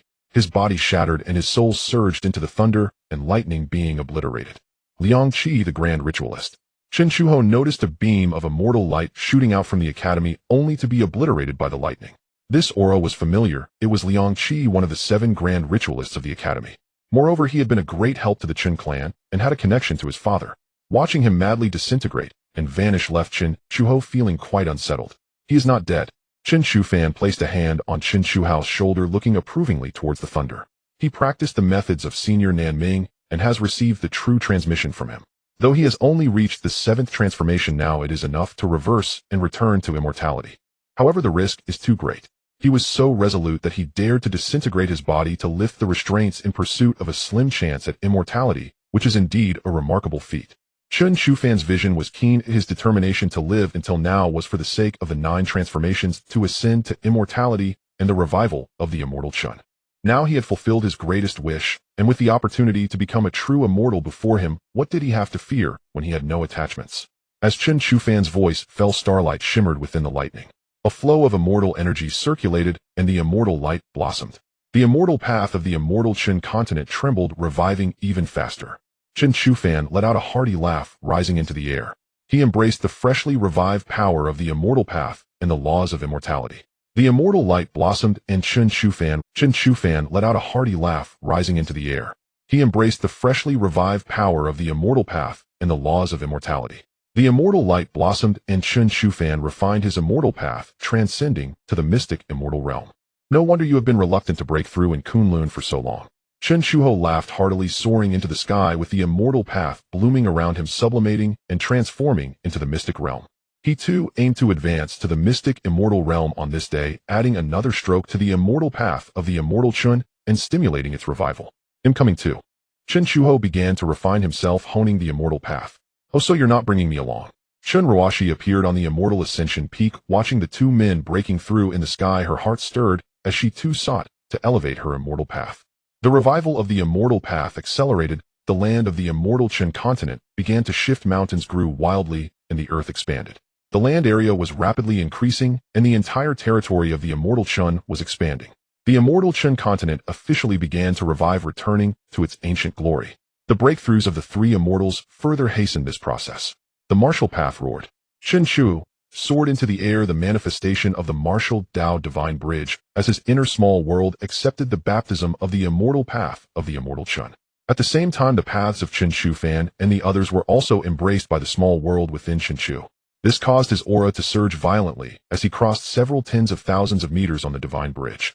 His inner small world sublimated, giving birth to mountains, rivers, seas, lakes, and long rivers. The 4 immortals of the Chen clan broke through to the Xian immortal level, causing the heavens and earth to tremble with their might. The colorful glow of the sunset bestowed blessings upon these 4 individuals. At the same time, a wisp of small fortune entered Liang Qi's body. On the day of the continent's revival, all those who became immortals were favored by the way of the immortals. Chen Shushi stirred with eagerness, feeling the abundant magical power within his body and the strong foundation of his immortal path. He wanted to give it a try. Big brother and big sisters, take me with you. Chen Shushi soared into the sky, perceiving the immortal way of the Chen continent. His emergence attracted a significant wisp of fortune from the immortal way. Chen Shud, Chen Chuli, Mo Jins, and other immortals also joined in. The immortals of the Chen clan all flew into the sky, feeling the revival of the immortal path. The Kunlun realm spread out, being part of the Chen continent, and was similarly blessed. The revival of the Chen continent allowed the heavenly palace of the Kunlun realm to receive favor, with countless strands of fortune flowing into it. It merged into a broken statue deep within the celestial palace. Soon after, another wisp of fortune split off and fell into the depths of a mural, where there was also a broken sculpture. Today I shall become an immortal. In the academy, Chen Jiangjiang soared into the air enveloped by the celestial energy of the peak of the Great Ascension guiding the immortal path. At the same time, Chen Shuxiao, Chen Shuding, and Chen Xingxing all chose to comprehend the immortal path on this day, breaking into the realm of immortals. In an instant, 4 beams of immortal light soared to the heavens. Lei Xiao and Zi Xiao, upon Chen Chuxiao's invitation, became the honorary sacrificial priest of the Grand Academy. They also learned of the great changes occurring in the world. As hidden powerhouses of the Chen continent, they also chose to transform into immortals on this day. Their paths were different, born from thunder. The two joined hands, entering the thunder of the revival of the immortal path, allowing the strikes of thunder to bombard them. In an instant, the light of becoming immortals danced wildly. The heavens and earth changed color, and all things sang praises. Blood and fire transformed into a furnace enveloping Chen Chu, refining a small world. The aura emanating from him rapidly soared, terrifyingly powerful. One could say the immortals danced chaotically. 3 days passed, and the numerous immortals were comprehending the revived immortal path. The Chen continent continued to expand rapidly. In the flower realm within the great hall, a pair of men and women lay inside a crystallized coffin. Outside the iced coffin, a woman, who looked exactly like the one lying inside, gazed tenderly at the man within day and night. "It has been 100 years, why haven't you awakened?" Her tone carried a hint of sorrow. Over the past century, countless innate soul liquid had been produced. Moreover, the characteristics of the iced coffin stabilized his soul and preserved his body. He had been pulled back from the brink of death to the present. His soul was extraordinarily strong, and his body was filled with formidable vitality. He maintained this state without awakening. "Since you want to sleep forever, then I will accompany you. With you by my side, I am not lonely." The woman opened the ice coffin and lay down beside the man. Fortunately, the ice coffin was large enough to accommodate 3 people lying side by side. In dreams, Chen Feng entered a bizarre world, a chaotic battlefield. Countless people donned armor or celestial robes, fighting fiercely around the center of a glowing circle. In the dream, he observed everything clearly. Every day, countless unmatched powerful cultivators fell, transforming into pure soul power that surged toward the glowing circle. Chen Feng stepped onto the battlefield, where those engaged in combat regarded him as nothing. He felt a sense of wonder moving through the battlefield, experiencing the clash of Tao and law and the merging of weapons. At every moment under his witness, countless people perished. The strength of all those present, even the weakest he had seen, was 1,000 times stronger than that of the evil lord. This battlefield had long been soaked in various immortal blood, becoming strange. It seemed to give birth to life, actively devouring the bodies of the defeated. It could be called a den of demons. Thus he wandered the vast and boundless battlefield for countless years. Finally, he discovered the reason behind their conflict. This space was shrouded in a powdery hue, and those who stepped onto the battlefield seemed to have absorbed this substance. Ultimately, they lost their reason and slaughtered one another. Among them, many came in pairs, only to end up meeting in battle. What could possibly attract these cultivators? Chen Feng moved toward the center area. The closer he got, even as a mere observer, he felt a kind of mesmerizing aura akin to watching a reflection. This aura was familiar to him, igniting his curiosity and prompting him to delve deeper. With another step forward, the magical energy grew heavier. Whispers constantly echoed in his ears, seeming to entice and urge him to fall into madness like those who were killing each other. With the invocation of the pure heart spell, he entered a deeper place. Here, however, was unlike the chaos outside. It was filled with the sounds of birds and flowers of picturesque beauty. Like an immortal realm, the fragrance of flowers wafted from afar. He walked in, following the stone steps, arriving at a hillside. Suddenly, everything became clear. Beyond the hillside lay an endless sea of flowers, butterflies dancing gracefully, a scene of utmost beauty. Upon reaching here, Chen Feng felt an increasing sense of familiarity, a name nearly escaping his lips. He wanted to investigate further. After walking 750 steps, he found a clear little lake. He focused his gaze and noticed what appeared to be a crystal-like object on the opposite bank, dazzling in brilliance. He was drawn in, walking above the water's surface, creating ripples. Beneath the lake, a group of colorful fish followed him, guarding him as he moved toward the opposite bank. He stepped onto the shore, where a massive crystal lay before him. On top of the crystal rested a woman, her face as beautiful as a silver plate, her eyes like autumn water. Her delicate brows resembled elegant crescent moons, her full nose beneath ruby-red lips, her figure slender and graceful, her dainty feet flawless and as white as jade. She was like a perfect creation sculpted by the hands of the Tao, existing only in the realm of paintings, pure and flawless. Upon seeing Chen Feng, her autumn water eyes sparkled with a smile, leaving him momentarily entranced. "You have come." She sat up, her posture proud and graceful, her beautiful eyes rippling with autumn waves, captivating all who beheld her. Qing Wu. Chen Feng was greatly shocked. Although he had roughly guessed this outcome, seeing her in person still stirred his heart. "She is me, but I am not her." She smiled slightly, her demeanor elegant. "You are her." Chen Feng realized the truth. The flower Qing Wu before him, and the one he knew were entirely different styles despite their identical temperament and appearance. However, this one before him exuded a subtle, alluring power. Even with divine techniques constantly stimulating his soul, to prevent his fall he couldn't help but want to possess her. She nodded gently, her teeth as white as jade. Come sit with me. She opened her mouth, pointing to the empty ground beside her, swinging her little feet, and gazing at the calm lake in the distance. Chen Feng took a deep breath. The scene before him was like a work of art existing only in paintings and illusions. After suppressing the evil thoughts, he took a breath, climbed onto the crystal, and sat down beside her. What? Chen Feng dared not look at her, and spoke softly, "Call me Hua." The girl's eyes curved like a crescent moon, resembling someone who stepped out of a painting, radiating an ethereal charm. Every smile and frown carried the essence of the Tao. Hua. The name suited her beauty. Perhaps she was indeed the woman who had walked out of the painting. Otherwise, how could such perfection exist in the world? Hua replied lightly, looking quite happy. Did you bring me here? Am I in reality, or in your... Chen Feng curiously asked, as he could feel pain here along with an infinite sense of reality. The girl was also within reach. You are by my side. Hua's bright eyes sparkled with brilliance, clear and dazzling like stars. Chen Feng was momentarily speechless. Was he being flirted with? He touched his nose, deciding not to pursue the topic further. The two sat in silence, quietly watching the ripples on the lake and the butterflies fluttering among the flowers, a sight that soothed the heart. After a long while, Chen Feng spoke softly. Is your daily life just sitting here and watching these? He glanced at the girl beside him, noticing a hint of sadness flash in her eyes. Has it always been like this? Yes. Don't you feel lonely? The girl nodded twice in quick succession, then turned her gaze towards him after he brought up the topic. Once you get used to loneliness, it no longer feels lonely. At that moment, Chen Feng felt a pang of heartache for the girl before him. She was the previous incarnation of Hua Qingwu. Despite her perfect appearance and grace, she was accompanied only by endless solitude. I will come to talk with you more often in the future, Chen Feng said with a smile, unable to resist placing his hand on her head. Suddenly he shivered. It was almost muscle memory as he regarded her as Hua Qingwu. However, seeing her expression, she seemed to enjoy it very much instead of being repulsed, which made Chen Feng's heart ache. After a long while, she slowly spoke. You won't be able to stay with me for long. Why? Seeing the girl's low spirits, Chen Feng asked. I am going to dissipate. Qingwu will live on for me, do the things I couldn't do, and see this vast world for me. Hua shed her despondency, her eyes shining with light. Even the world seemed to be moved by her every smile and frown. Chen Feng's heart tightened, and an inexplicable feeling of sadness surged within him. Walk with me for a while, he said. In your memories. The girl's eyes held a hint of longing, her voice very soft. It seemed she wished to see the scenery she had never encountered through Chen Feng's memories. Unable to bear refusing her, he released his memories. Suddenly he felt a warm, soft hand grasping his palm.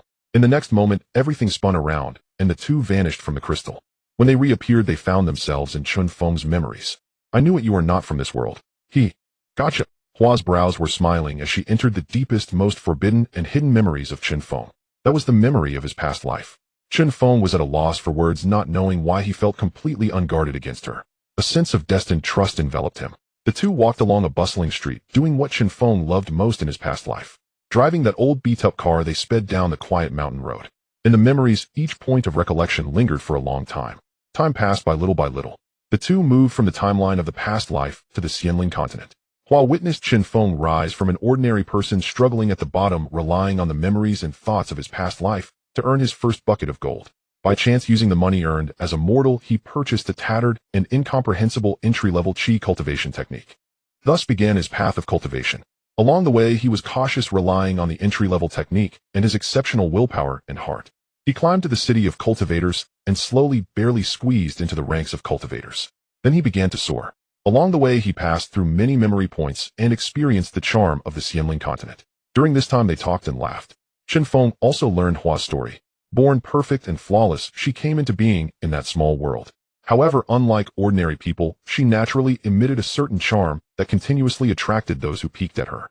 As her cultivation grew stronger, those who gazed at her became almost bewitched. Wherever she appeared, it would inevitably stir up bloodshed. The malice of humanity caused her to suffer greatly. Gradually, she began to seal herself off. 10,000 years, 100,000 years, a million years, until finally, she could no longer distinguish the years. Day and night, filled with repetition, her cultivation grew stronger, her lifespan became infinite. The demonic aura she radiated also grew stronger, leading to battlefields outside her small world.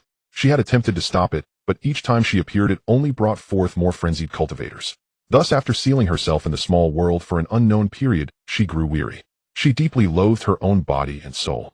Resentful towards the Tao, why was she granted all of this? She wished to see the world and experience life, aging, sickness, and the myriad aspects of humanity. But there was no opportunity. She hated herself. Completely sealing the small world, sinking it into the dust of the myriad realms, she transformed the crystal within the small world into a coffin. She lay inside, beginning her path of transformation, wishing to leave this place, filled with malice. However, halfway through her transformation, her heart was filled with reluctance. Was she living this life just to die in endless solitude? She was unwilling. Before her complete transformation, she retained the demonic essence of her physical body. Using great magical power, she split a strand of her divine soul, purifying it to be as white and flawless as possible, free of any demonic essence. It transformed into a small seed, taking root and sprouting as a continuation of her life, also her rebirth. Thus endless years passed. She was extinguished, then reborn. From now on, she would be anew, her completely severing the past, in the unseen, establishing a new name. Hua Qingwu. The flower is both Hua and not Hua. However, her power was too great, even with a series of arrangements made before transforming. In the future, her physical body would still be reborn with a hint of its former characteristics. Even this trace of essence would pull her back from the void, until her heart aspired to break through to the transformation God stage, condensing the true spirit seal. However, Hua Qingwu represented her rebirth, sharing the same lineage. If the true spirit seal were to be carved, it would surely awaken the lingering essence within her body, summoning her back. She continued to endure solitude. Awakening from the void, she projected her divine soul outward, ensuring it did not touch that faint essence. Achieving a new life. After grasping all this, Chen Feng fell silent, awed by her strength and pained by her solitude throughout her life. Thank you, Chen Feng. I have enjoyed seeing so many sights I have never witnessed before. I must take my leave now. Take care of me. Finally, the two reached the last moment of reading Chen Feng's memories after slaying the evil master, which also signified the end of their journey together. Hua Qingwu whispered softly, her figure dissipating. Chen Feng hadn't had the chance to retain or bid farewell, leaving only a faintly smiling face that vanished from his side. In that moment, the hand he held transformed into specks of starlight, these lights all merging into his body, causing his divine soul and limbs to feel immensely comfortable, as if transcending. He bellowed, "No." Chen Feng felt his heart wrench in pain, watching helplessly as the lively and kind girl he held sank deeper into the abyss. For a moment, his mind was a bit hazy in this world filled with the fragrance of birds and flowers. In an instant, it turned into void. He fell into boundless solitude, surrounded by silence as dark as ink. Unsure how much time passed, he felt a warm, soft palm caressing his cheek. He was somewhat taken aback and tentatively asked into the silent void, "Hua." The surroundings echoed back, vast and empty. Yet there was no response for a long time. Suddenly, he sensed his right hand being held warm and soft. A series of gentle whispers reached his ears. He abruptly opened his eyes, activated his spell, and shouted into the quiet void, "Break." With a crack, everything shattered like pieces, and light returned before his eyes. Upon opening them again, he saw a stunningly beautiful face close to him, filled with tenderness. Feng Lang. Her expression turned astonished, filled with joy. Moments later, she quickly retreated, a hint of shyness on her face. "Qingwu." Chen Feng was somewhat dazed, feeling as if he had traversed countless years. Was it just a dream? His eyes felt a bit sore as he instinctively tried to sit up. Suddenly, he felt a chill in his left hand. He was shocked and looked over hastily. It was Hua Qingwu's old body. He lay in a crystal coffin with Hua Qingwu beside him. In other words, he lay in the middle. Instantly, he felt a heavy dizziness. As a celestial being, how could his mind feel so strangely heavy? Hua. Chen Feng looked at Hua Qingwu's old spirit carefully, placing her palm down. Hua Qingwu had lifted the coffin lid at some point and appeared outside. Chen Feng sat up and took a deep breath. He knew that everything he experienced and saw was not entirely a dream. He felt an abundance of power within, and his divine soul had been enhanced several times. Deep within his flesh, 2 or 3 specks of starlight emitted a faint glow, aiding in improving the foundation of his body. "Thank you. I will take good care of you." He recalled her last words when they parted. "Take care of me." Chen Feng looked at Hua Qingwu and smiled slightly. His presence here must be due to Hua Qingwu's insistence on bringing him back. She had placed him beside her old body, using the characteristics of the crystal coffin to heal his injuries. Since Hua Qingwu treated him this way, how could he let her down? "I haven't returned from the dead, don't be afraid. You continue, I will lie down, keep going." Chen Feng smiled knowingly and pretended to lie back down. This made Hua Qingwu's face turn deep red. She stomped her foot secretly. Just as she was about to do something mischievous, Chen Feng woke up, ruining her cool demeanor. You lecher." Hua Qingwu's nose tinged with sadness. Chen Feng had returned. She burrowed back into the coffin, burying her head in his embrace. 100 years had passed. She waited 100 years. Finally, she waited for Chen Feng. He had finally awakened. "All right, I've returned, haven't I?" Chen Feng's tone was gentle as he lightly stroked her head and held her close. You scared me. For 100 years you lay for 100 years. I took care of you for 100 years, and won't you show some gratitude? Having been caught, Hua Qingwu decided not to pretend anymore. Boldly lifting her head to look at Chen Feng, she lightly bit her red lip. Immediately Chen Feng leaned in to kiss her. Long after their lips parted, the two nestled together oblivious to the passage of time. Only then did Chen Feng sit up from the coffin.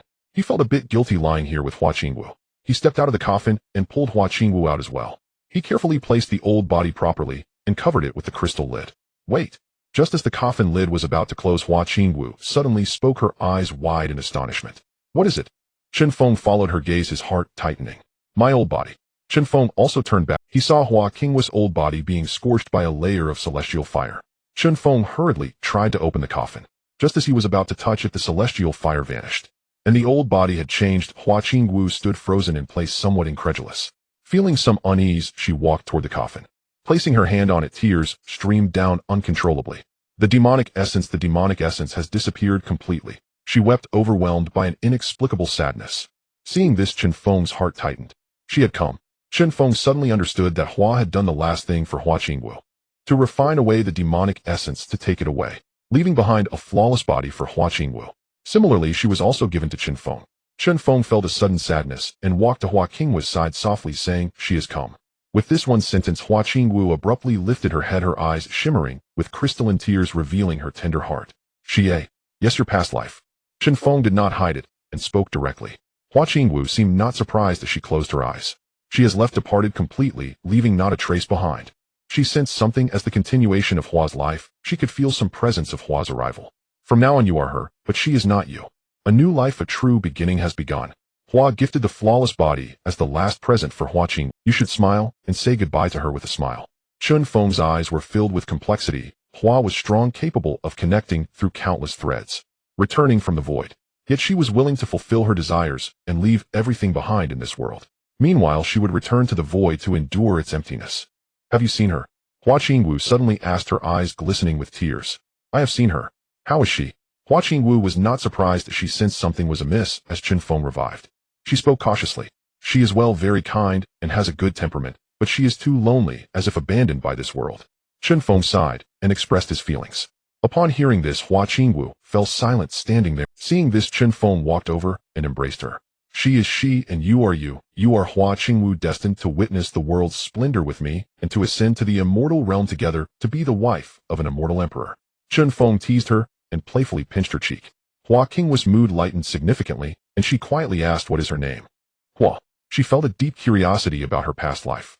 She sensed the kindness her previous self had bestowed. Hua. She etched this name into her heart.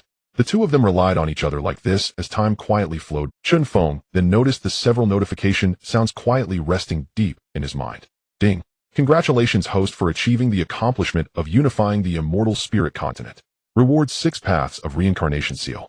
Inheritance points 500000. Ding. Congratulations, host, your offspring have surpassed 50 million. Reward 100 years of immortal Dao cultivation, 50 years of immortal Dao comprehension. Inheritance points 5000. Ding.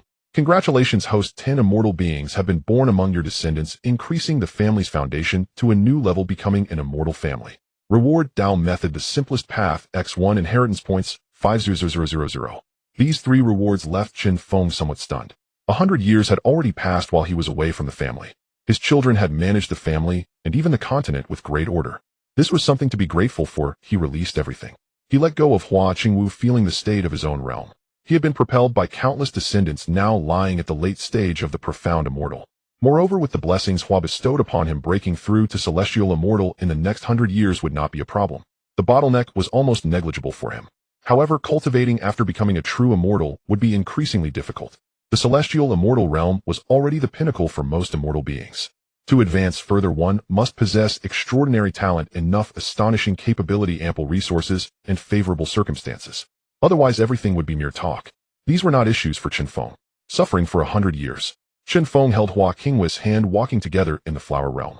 This was the world left by Hua, but the world had been downgraded and existed with specificity. It was beneficial only to Hua Qingwu and a few individuals she approved of. You, for others, it was akin to entering a barren land. Aren't you going out to see your children? Seeing Chen Feng unwilling to go out and wanting to stay here with her Hua Qingwu, could not deny her discomfort. However, Chen Feng had been asleep for 100 years, and the outside world had likely changed significantly. She had isolated herself from the outside world to maintain peace and care for Chen Feng. Even her good disciple Chen Ruoshi was unable to contact her. She knew nothing about the outside situation. Seeing Chen Feng shake his head with a smile, he said no need. The children have grown up, they can now survive independently from my protection and make their own choices. 100 years ago, Chen Feng had already begun to delegate authority and become a hands-off manager. Now he cast aside all family matters. His children had grown up, and it was time for them to face some hardships and for the vast Chen family affairs to pass down. Continuously nurturing and tempering the next generation was essential. Thus Chen Feng continued to be a hands-off manager residing in the flower realm. As for cultivation, lying down was sufficient.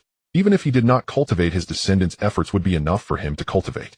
He could easily surpass several streets of cultivation prodigies at the same level. It was simply a matter of comparing people to death. While they fought desperately to cultivate and comprehend the immortal Tao, Chen Feng was leisurely. While they struggled for resources and sought a glimmer of hope, Chen Feng was branching out and expanding. While they risked everything to break through a small realm, Chen Feng was enjoying outings with his many wives. In the immortal Chen continent, the Chen clan produced several immortal beings boasting unprecedented strength and terrifying control over the immortal Chen continent. In the year 110 of the immortal Chen era, a decade-long great revival had concluded.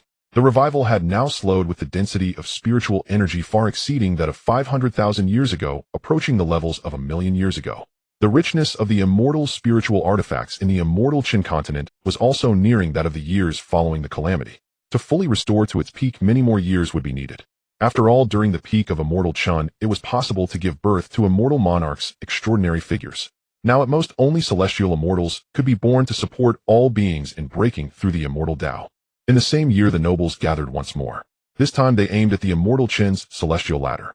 From the remains left by the South Ming scattered immortals and the information known to Lei Yu, the immortal realm used the celestial ladder to control the immortal Chen continent, preventing exceptionally talented individuals from entering the immortal realm. They also intercepted and exterminated all remnants of Kunlun or anyone who practiced Kunlun's methods, including those from the demon and immortal realm. South Ming scattered immortals were among them. They had initially broken through to become immortal beings through the methods of the demon and immortal realm, escaping the defense of the immortal realm. Though ultimately forced to descend, their cultivation was dropped from profound immortal. They also learned many secrets. Let me handle it. Saint Che had also reached the edge of immortality. Now called forth by Chen Shuxiao, he would serve as the communicator of the celestial ladder, temporarily sealing the passage to the immortal realm.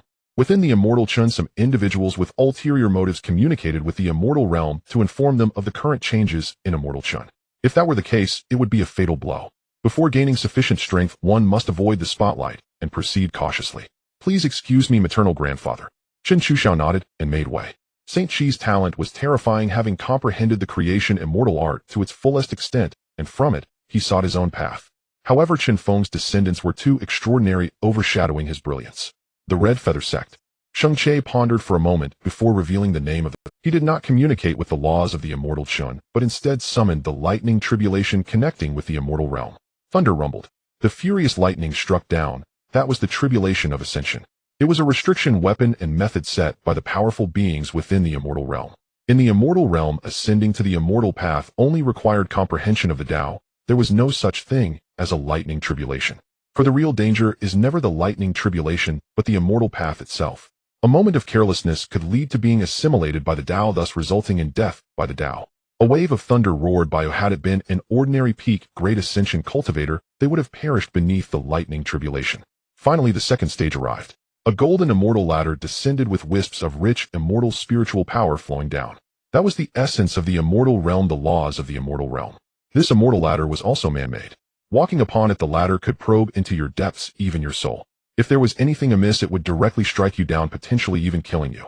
The situation of Nanming Sanxian was just like this, having ascended the immortal ladder 9 times, each time more violently than the last. On the last attempt, it severely damaged his foundation, and forcing his way onto the immortal ladder attracted the guardians, who once again injured his Tao foundation, leaving him with no choice but to wait for his transformation. Otherwise, with his talent, he should at least have the bearing of a true immortal. Sheng Che walked back and forth on the immortal ladder, and after probing his Tao, the ladder showed no reaction. Clearly, the immortal ladder was a targeted creation. Enough. Chen Shufan spoke, having already seen through the rules of the immortal ladder. But it is a law set by the true immortals. He stepped forward, imposing a handprint, and setting numerous restrictions. The immortal ladder trembled and retracted. The passageway in the sky was also completely closed. Chen Feng set several more restrictions, even utilizing the nailhead 7 arrows to completely seal this so-called passage. Is it done? Sheng Che took a deep breath, ran to the side, and began to comprehend the immortal Tao. In less than half a day he broke through to the Great Ascension and stepped onto the immortal path, becoming a true immortal. Congratulations. Chen Qiushao smiled, congratulating Sheng Che. Sheng Che was his maternal grandfather after all. The Sheng family was also one of the Chen clan's in-laws with a profound relationship. Their births of immortals were not much different from the Chen clans. The birth of the second immortal from a non-Chen clan caused a shock in the immortal Chen continent, and the revival accelerated significantly. Clearly the foundation of the immortal Chen continent had increased, which was a good thing for the continent itself. 120 years had passed in the immortal Chen calendar. It had been 120 years since Chen Feng entered the flower realm. The regulations set by the Chen clan had already become a habit on the immortal Chen continent, with no one still unaccustomed to them. Meanwhile, various academies were shining brightly. They had suppressed the local sects to the point where they could not hold their heads high. Apart from a few sect forces that could maintain parity, the rest gradually declined. Some announced their disbandment and joined the academies. For a time, over 80% of resources for cultivators were centralized. Only a few ancient sects and races were still holding on. However, unlike sects, the individuals from races were relatively more lenient. Many races sent all their highly talented descendants to academies for cultivation. Gradually, sending talented individuals to academies had become an ingrained mindset. In fact, many forces and families even took pride in their offspring being able to enter powerful academies. The ranking system of the academies was also implemented. In addition to the central headquarters, there was also a main academy in each of the 4 regions, which became the highest dream of talented cultivators. Moreover, there were the 9 major academies ranked from 1 to 9. For some cultivation families, having a descendant enter one of the 9 major academies was an absolutely glorious matter. The academies in major cities were also ranked based on the total number of students. The higher the rank of an academy, the more resources allocated from the headquarters each year, receiving more attention and a higher status. This led to infighting among the academies, with the academies engaged in both overt and covert struggles. Continuous competition was necessary to give birth to more talents, which the main academy also tacitly approved. Not long after, the academy system would become the absolute mainstream, marking the end of the sect era. Similarly, after the great changes in the immortal Chen continent, the development of the endless sea was further enhanced. Some races in the sea do not heed the commands of the Chen clan. They also became the primary targets and even opponents of the academies. Meanwhile, within the heavenly dragon realm, there existed 8-tier spiritual veins. After establishing a connection with the immortal Chen, there was also a sign of advancement. There were no 90-year spiritual veins within the current immortal Chen. That would represent immense wealth. Likewise, multiple mid-tier spiritual veins advancing would indicate a complete transformation of the immortal Chen's environment. The probability of giving birth to descendants with spiritual roots had also greatly increased, though it had not reached the level where everyone could cultivate. However, from previously 1 in 100,000, it had become 1 in 10,000. Moreover, for cultivation families, it had already turned into 1 in 100 or even 1 in 10. As the Chen clan enjoyed the best environment and the greatest blessings, the probability of their descendants possessing spiritual roots was even more astonishing. The total number had already exceeded 50%, with the likelihood of descendants born within 5 generations possessing spiritual roots nearly reaching 100%. The population of the Chen clan experienced a massive explosion, surpassing 50 million and continuing to increase dramatically. After all, the current population was low and the territory was vast, the offspring of the Chen clan were still highly sought after. Also in this year, atop the Immortal Ascension Peak, this place had become a tranquil retreat for the nobles of the Chen clan. Periodically, someone would come here to gaze at the scenery of the entire Chen county. How go I knew you would be here. Chen Feng descended to the peak of the Immortal Ascension, seeing the solitary figure of Chen Qiushao, who appeared deep in thought. Missing father. Chen Feng walked to his side, both of them gazing at the sea of clouds. I'm still waiting for him to officiate my marriage. It's been over 100 years. If he doesn't return soon, I'll be left without a husband, and he'll be furious. Chen Qiushao said angrily, yet there was a hint of loneliness in his eyes. I believe father will return soon. When he does, seeing the current state of our Chen clan, will he be surprised? Chen Feng chuckled, shaking his head as he spoke. Let's hope so. I've been waiting over 100 years for him to witness my marriage. That old man really is a pain. Chen Qiushao sighed, his tone gradually filled with longing. What about Chudgu and Lizi? Chen Qiushao shook off his thoughts of missing his father and changed the subject, asking. They said they discovered ancient relics in the center of the East Sea to rob graves. No, I mean they are going to do archaeology. They also mentioned bringing back several ancient cultivation techniques for us to broaden our horizons. Chen Shufan laughed, feeling both amused and helpless about these two treasures. This elder brother and nephew of mine are quite good, and their talent is commendable. However, they have one fatal flaw that leads to their reputation within the clan being perpetually unstable. Most importantly, these two possess a remarkable ability to deceive. They once lured a sect to dig up graves for them, infuriating the ancestors who nearly struck them down. If they weren't from the Chen clan, the clan would probably have lost two immortals by now. Nevertheless, Chen Shufan maintains a non-oppositional stance towards their antics. As long as they are happy and there are no adverse consequences, anything goes. It is precisely because of this that the two are highly motivated. They know that only Chen Shufan understands them. Moreover, the immortal Chen continent indeed harbors many valuable treasures. Perhaps they might even unearth something significant. Chen Shufan had considered all of this. Suddenly both of them felt a chill down their backs as a powerful hand rested on their shoulders. Both of them were taken aback and unable to contain their inner joy. They turned around and shouted, "Father!" The two were overjoyed to see their father Chen Feng standing before them. Seeing Chen Feng's kind smile as he looked them over while nodding in approval filled them with happiness. Not bad. It seems the years I was away did not hinder your training. Chen Feng nodded in satisfaction, noting that both Chen Shufan and Chen Shuho had now broken through to the Xian immortal realm. This was a tremendous boon for his plans and for advancing into the immortal domain. Chu and Ruashi have also broken through to Xian immortal along with Chuling and Chushi, who have embarked on the path of immortality. Chen Shuho was naturally overjoyed and sat down in the open space before Chen Feng, sharing the changes that had occurred in the Chen clan over the years. He also spoke of the breakthroughs and achievements of the younger generation in the clan. Chen Feng felt a swell of pride, knowing well that over 10 of his descendants had already entered the immortal path. However, he had not expected there to be 4 Xian immortals. This was just after a mere 120 years. The cultivation talents of his descendants were simply terrifying. Chen Shufan had even reached the mid-Xian immortal stage, becoming the top contender after Chen Feng himself, surpassing the perennial top 2 Chen Chu and Chen Ruashi. So you mean you sealed the passage between the immortal domain and our immortal Chen?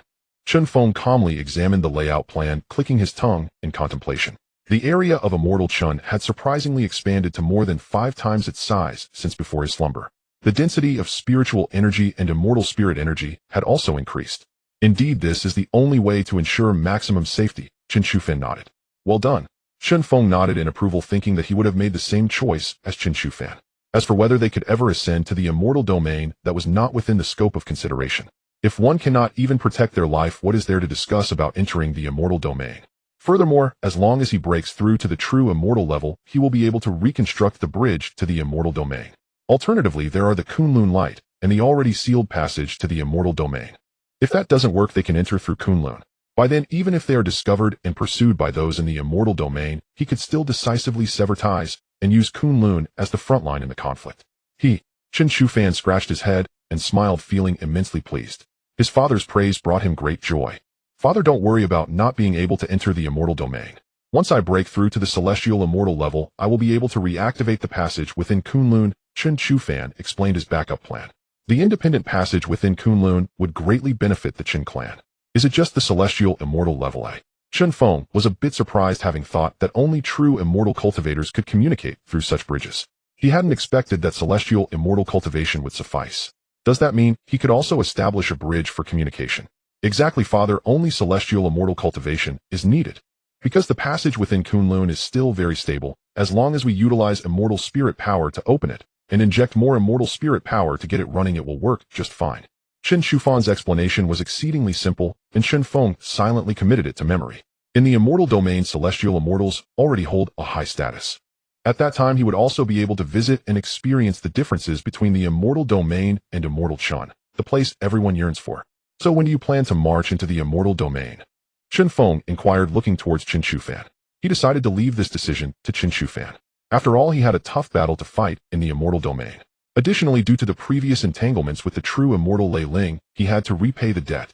Such matters are best resolved as early as possible. Chen Shufan understood this principle, secretly plotting and devising a strategy. If a true immortal were to make an appearance, it would be far too conspicuous. True immortals are already considered giants in their respective regions, and an unfamiliar true immortal entering would undoubtedly attract scrutiny and investigation.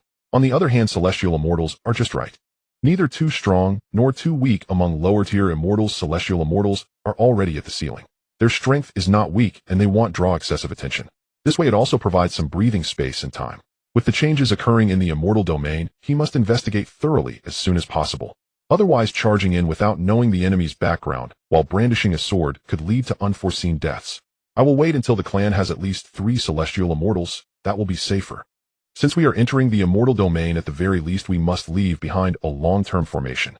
This means forming a group for mutual support before expanding outward. 10 years from now I will break through to celestial immortal. As for the other 2, you handle that. Remember, they must be our own people. Chen Feng emphasized once more, and Chen Shufan nodded, indicating that he understood. At the same time, he felt immense joy about his father's extraordinary potential for breakthrough. With 3 true immortals, Immortal Chen would secure a stronghold in the immortal domain, while another would be on standby to swiftly respond in times of danger. Chen Shufan had everything arranged, allowing Chen Feng to rest easy and not pursue the matter further. He turned to Chen Shuho and said with a smile, "I heard you talking behind my back, kid. What? You're not happy that your father gets to rest for a few hundred years?" Chen Feng teased his good son with a "I wouldn't dare." Chen Shuho quickly replied, knowing his father was joking, and a knowing smile appeared on his face. The 3 of them felt an unprecedented light. "I wouldn't dare." Chen Shuho quickly replied, knowing his father was joking, and a knowing smile appeared on his face. The 3 of them felt an unprecedented lightness together. The harmonious relationship between father and son is indeed a rare thing. However, for Chen Feng, he gets along quite well with each of his offspring. He is both a father and a teacher, as well as a friend. "Speak up, what do you want to do?" Chen Feng looked at Chen Shuhai, who always had Qin Lu in his heart, revealing a very good nature. It has been over 200 years. It is high time to give her a name. After the Kunlun opened, there were too many things to do and face. As a result, he merely signed a marriage contract with the Qin clan.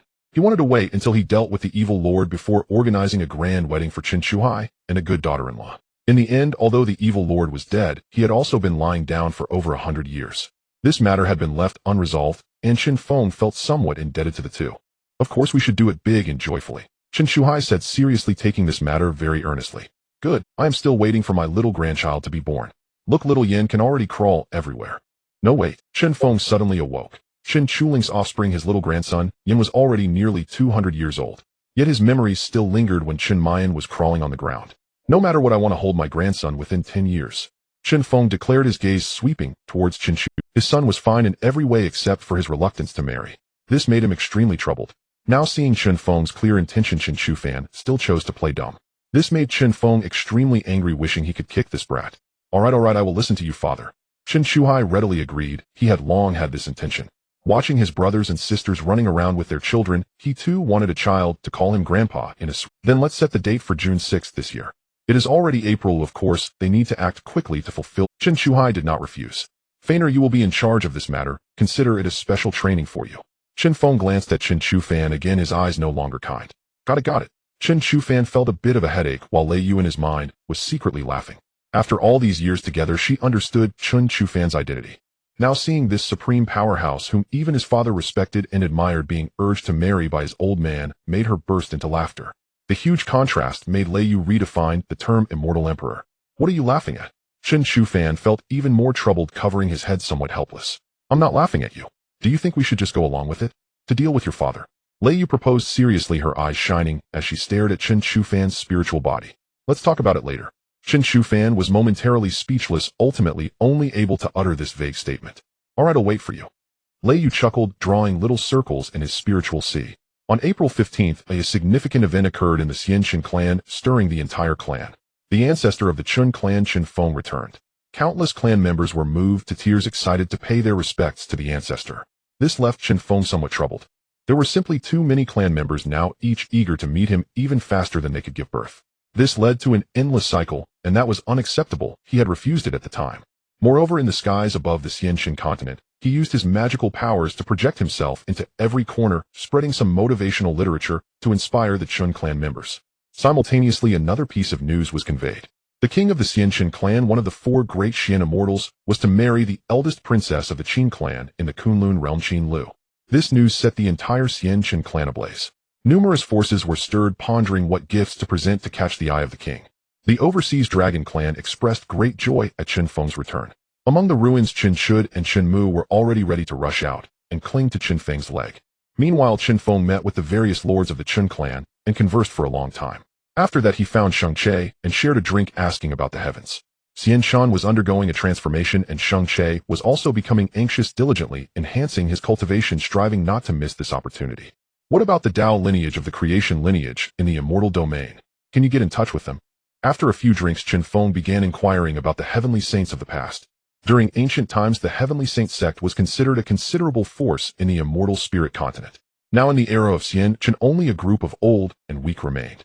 In fact, for tens of thousands of years the creation lineage had even produced immortals, but now it has fallen to such a state, making Chen Feng wonder if something had happened to the creation lineage. Seeing Chen Feng's inquiry, Sheng Che replied without hesitation, "It no longer exists." He took a swig of wine, his tone somewhat desolate. "No longer exists? That shouldn't be." Chen Feng was puzzled. He deeply understood the power of the creation lineage's inheritance. In fact, the creation sacred decision was sufficient to allow one to cultivate beyond the true immortal realm.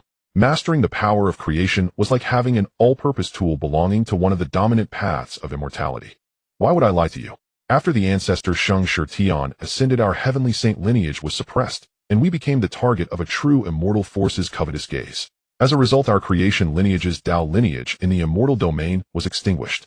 Only a little information came through, and then we lost all contact. Chen Feng fell silent upon hearing this. The environment of the immortal domain was not as beautiful as he had imagined. It was still the same. Wherever there were conscious beings, there would be endless struggles. There were far too many incidents of killing for profit. Which force did this? My Chen clan also inherited and utilized the inheritance of your creation lineage. Once I ascend to the immortal domain, I will avenge us, Chen Feng declared solemnly, his eyes revealing his murderous intent. The inheritance of the heavenly saint sect posed no threat to the Chen clan. They had basically transferred everything that needed to be passed down to the Chen clan. Among the descendants of the Chen clan, many were still cultivating the creation techniques, which means they were essentially the continuation of the heavenly saint lineage. This cause and effect could not be denied unless one never went to the immortal domain in their lifetime. I will take care of this grudge personally. Sheng Che shook his head in refusal. This was his stubbornness. It was also the stubbornness and confidence of the leader of the creation lineage. Currently, he was only at the immortal realm, yet he spoke of seeking revenge on a force with true immortals. This showed his confidence in his own talents and his future. The Red Feather Sect. Sheng Che pondered for a moment before revealing the name of the faction. I have noted it down. We will seek revenge. Chen Feng patted him on the shoulder and left with a smile. A true immortal level faction was added to the death list. As for Sheng Che wanting to take revenge personally, he could come to do so when the time came. The 6th day of June. Time passed like a fleeting shadow, arriving quietly. This day marked a grand occasion for the Chen family and the entire Xianqin continent.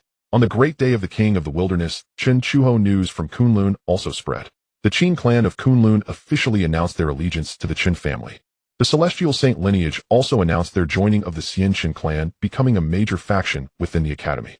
In Chun County, lanterns were lit, and the sky was painted with a layer of rosy light.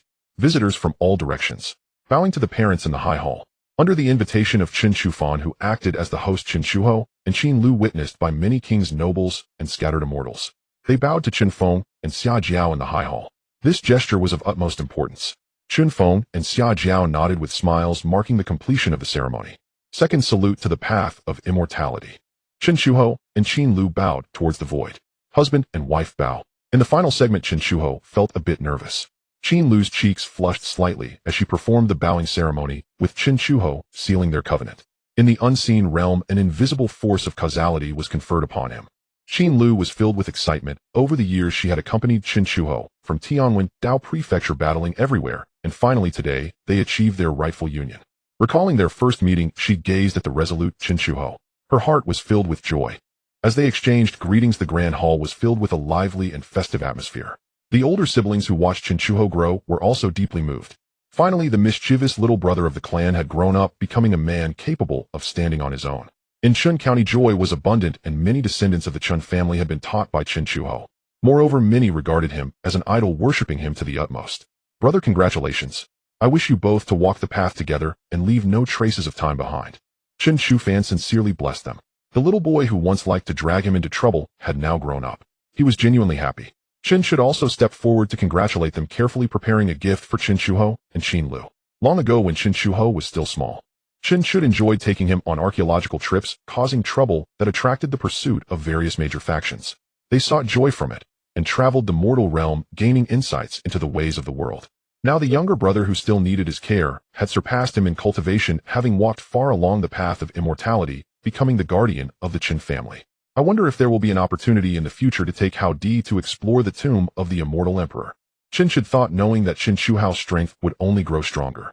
then even if they entered the immortal emperor's tomb, their safety would be greatly enhanced. Now in the Xianxin continent, the Chen family could completely dominate the world. Chen Ruoxi, Chen Shuling, and others also felt emotional. In a corner of the grand hall, a silly bird was licking its feathers, its expression somewhat complex.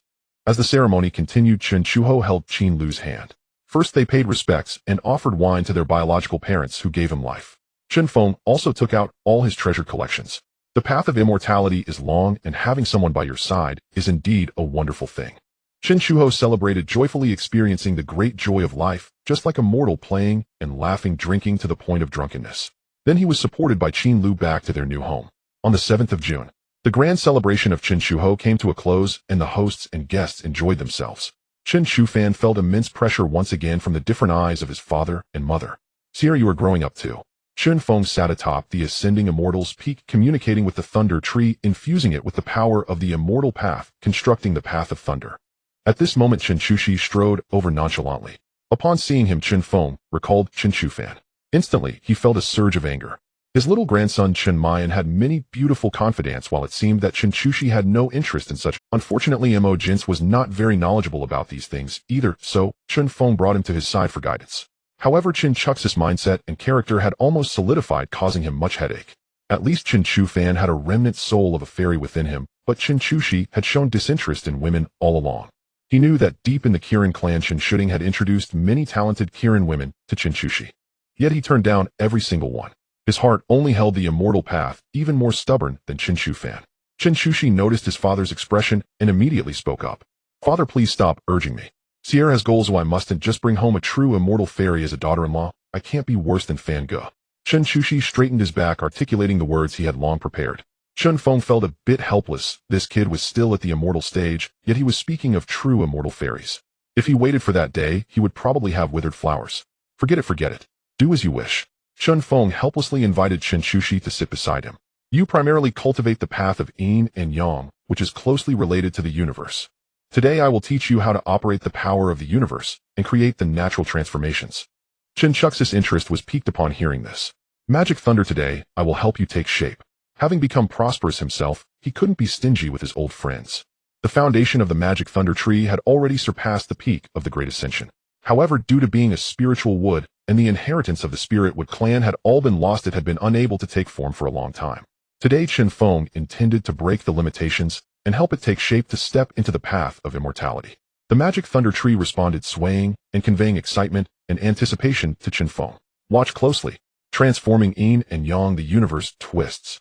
The path of transformation was activated as the Tao gives birth to 1, 1 gives birth to 2, 2 gives birth to 3, and 3 gives birth to all things. The path of the universe lies in transformation, and nature, which is a necessary factor for the magic thunder tree, is spirit of grass and wood to take shape. The universe twisted and the power of the Tao turned. The magic thunder tree rapidly expanded, its branches and leaves blossoming. Its roots retreated into the ground, half floating in the air. A black and white dual fish appeared in the void, fusing into the trunk. In an instant, as if a storm gathered, the power of celestial spirits surged in, merging into the magic thunder tree. The power of the mystic path revolved, and the energy of transformation surged. The magic thunder tree was enveloped in a layer of azure-white light, condensing. Infinite vitality unraveled, and the body wrapped in light gradually shrank. Within the crystalline rosy light, the demon thunder tree gradually assumed human form. Silvery radiance continuously washed over its nascent body, forging flesh and bone. The Qian and Kuan forces intensified, guiding the silhouette's gradual coalescence. A pair of flawless jade-like arms emerged from the luminous glow, then 2 slender alabaster legs stepped forth. Chen Chuxi's expression suddenly shifted. He recoiled sharply. "Father, I take my leave." After Chen Chuxi departed, a figure emerged from the radiant aura, a being of pure luminous whiteness, diametrically opposed in hue to the demon thunder tree's former obsidian form. Her eyes sparkled with crystalline clarity, her lips curved into a gentle smile as she gazed at Chen Feng. Chen Feng stood frozen. The demon thunder tree had successfully undergone corporeal transformation. This was auspicious news. Yet the ill tidings followed swiftly. The demon thunder tree had taken the form of a woman. And, she wore no clothing. Chen Feng flustered. The companion who had stood by him for decades was no longer his brother. "Do not move," Chen Feng cried out just before her form fully emerged from the radiance. He stepped forward, instantly weaving divine energy into a veil of mist to modestly conceal her most intimate contours. "You truly give me a headache. Put on some clothes." With a sigh, Chen Feng retrieved a set of robes left behind by Mo Jinshi and tossed them toward the newly formed woman.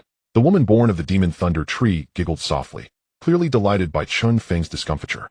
She playfully circled him, feigning coy charm. Chen Feng flushed again and promptly closed his eyes. Not because her appearance was unseemly, but quite the opposite. She was exquisitely beautiful, each gesture imbued with ethereal grace. Her raven hair cascaded like a silken waterfall, yet this very beauty unsettled him. He had always regarded the demon thunder tree as a sworn brother. Now it stood before him as a woman. The shock left him momentarily speechless. "Master," she asked, slipping into the robe and gently tugging his sleeve, her gaze clear and innocent. "No." Chen Feng groaned, hastily halting that perilous address. "Why?" She tilted her head, eyes shimmering with genuine bewilderment. "Call me elder brother." He had nearly said father, then paused, sensing something deeply amiss in that choice. He decisively urged her to adopt another title. "Elder brother," she repeated, intrigued by this unfamiliar. Though millennial in essence, her newly formed mind and spirit remained pristine, untouched, like blank rice paper. Her only knowledge came from fragmented impressions absorbed from his wives. All else was pure, unmarked potential. "I planted you with my own hands. I regard you as my own flesh and blood. You must bear a name." After thoughtful silence, Chen Feng declared, "From this day forth you shall be Chen Mo." The character Mo echoed Mo, demon, yet also signified ink, though she now stood as blank parchment. Her future would be inscribed stroke by deliberate stroke. Thus Mo was profoundly fitting. Chen Mo. A starburst of light flared in her eyes, bright as constellations, and her smile widened, radiant with joy. "I bestow upon you 3,000 thunder arts and the dual paths of yin-yang and creation." Chen Feng then distilled an entire cultivation system suited precisely to her nature, condensing it into a single orb of luminous essence that flowed seamlessly into her mind. Within that transmission resided not only technique, but his philosophy of conduct, his understanding of virtue and society, and his profound vision of the world itself. The sheer magnitude of wisdom overwhelmed her. She stood motionless, stunned, while Chen Feng waited quietly. It was not until high noon the following day that she stirred awake, her aura shimmering with celestial brilliance, her soft, full lips lifting in a tender smile. "Thank you, big brother." Chen Feng shuddered involuntarily, goose flesh prickling his skin, and quickly corrected her elder brother. For some inexplicable reason, big brother struck him as strangely unsettling. "Elder brother," she replied, eyes crinkling with delight. Only then did Chen Feng nod, before summoning his wife. "Who is this?" "Yet another young maiden you've charmed." Mo Jinshi arrived first, descending on her sword, graceful, fierce, a true sword immortalis. At the sight of Chen Mo, her brows faintly furrowed as she turned to Chen Feng, voice edged with suspicion. Though the girl appeared barely past adolescence, her bearing fresh, serene, and utterly enchanting. Mo Jinshi's instincts flared. Yet her distrust was reserved solely for Chen Feng. "No, this is Chen Mo, my newly adopted younger sister," he replied, unfazed, smiling warmly. "Humph." When she still doubted him, he recounted Chen Mo's origin and the recent transformation. Only then did Mo Jinshi's skepticism fade. She knelt gracefully before Chen Mo and took her hand. "This little sister belongs to Mo Jinshi." From their very first meeting, Mo Jinshi was utterly smitten. As a spirit born of Flora, Chen Mo embodied innate harmony. Even her thunder-tempered essence carried deep affinity for all living things. Likewise, her constitution proved exceptionally suited to the art of creation. Very well, very well. Having witnessed Mo Jinshi many times before her transformation, Chen Mo felt no aversion, only quiet curiosity. "Sister." Her luminous, limpid eyes held Mo Jinshi's gaze with serene wonder. Soon after, Xia Jiaosheng Linmei and Mu Lingwan arrived. Just as they began to scold him, Chen Feng swiftly shared the full account with his wives. Instantly, their wariness dissolved. They gathered around Chen Mo, studying her with collective affection. "Chen Mo is now in your care. Girls are better guided by women. I leave the upbringing to you. Teach her well. Do not lead her astray." Without another word, Chen Feng withdrew. With Mo Jinshi and the others overseeing her growth, he felt confident and at ease. He then embarked upon a journey across the Xiantian continent, his first true exploration since rebirth. Yet before setting off, one promise demanded fulfillment. He would seek Hua Qingwu. He had vowed, to Hua and to her, to escort her across the realms, sharing with her the splendor of countless lands. That very day, twin beams of immortal light, one golden, one crimson, shattered the celestial wards above Chen Commandery and soared into the distant horizon. It was year 140 of the Xiantian era. Over 10 years of wandering the Xiantian continent, Chen Feng beheld breathtaking vistas and witnessed the flourishing success of the academy system. Though subtle rivalries persisted, peace and clarity reigned broadly. Within academies, ever more commoners, children walked the path of immortality. The Xiantian continent stood on the cusp of its first golden age. In centuries and millennia to come, the generations nurtured within these academies would become the Chen clan's loyal vanguard, its reservoir of strength, its steadfast warriors, its unwavering disciples. Having traversed all four realms, Chen Feng turned his gaze seaward. Rumor held that Chen Shud and Chen Yuli were jointly breaching an ancient ruin sealed since primordial times. Across the boundless sea, long-buried truths stirred anew alongside the Xiantian continent's resurgence, the three immortal peaks of the outer seas. Once this place had been the Isle of Life.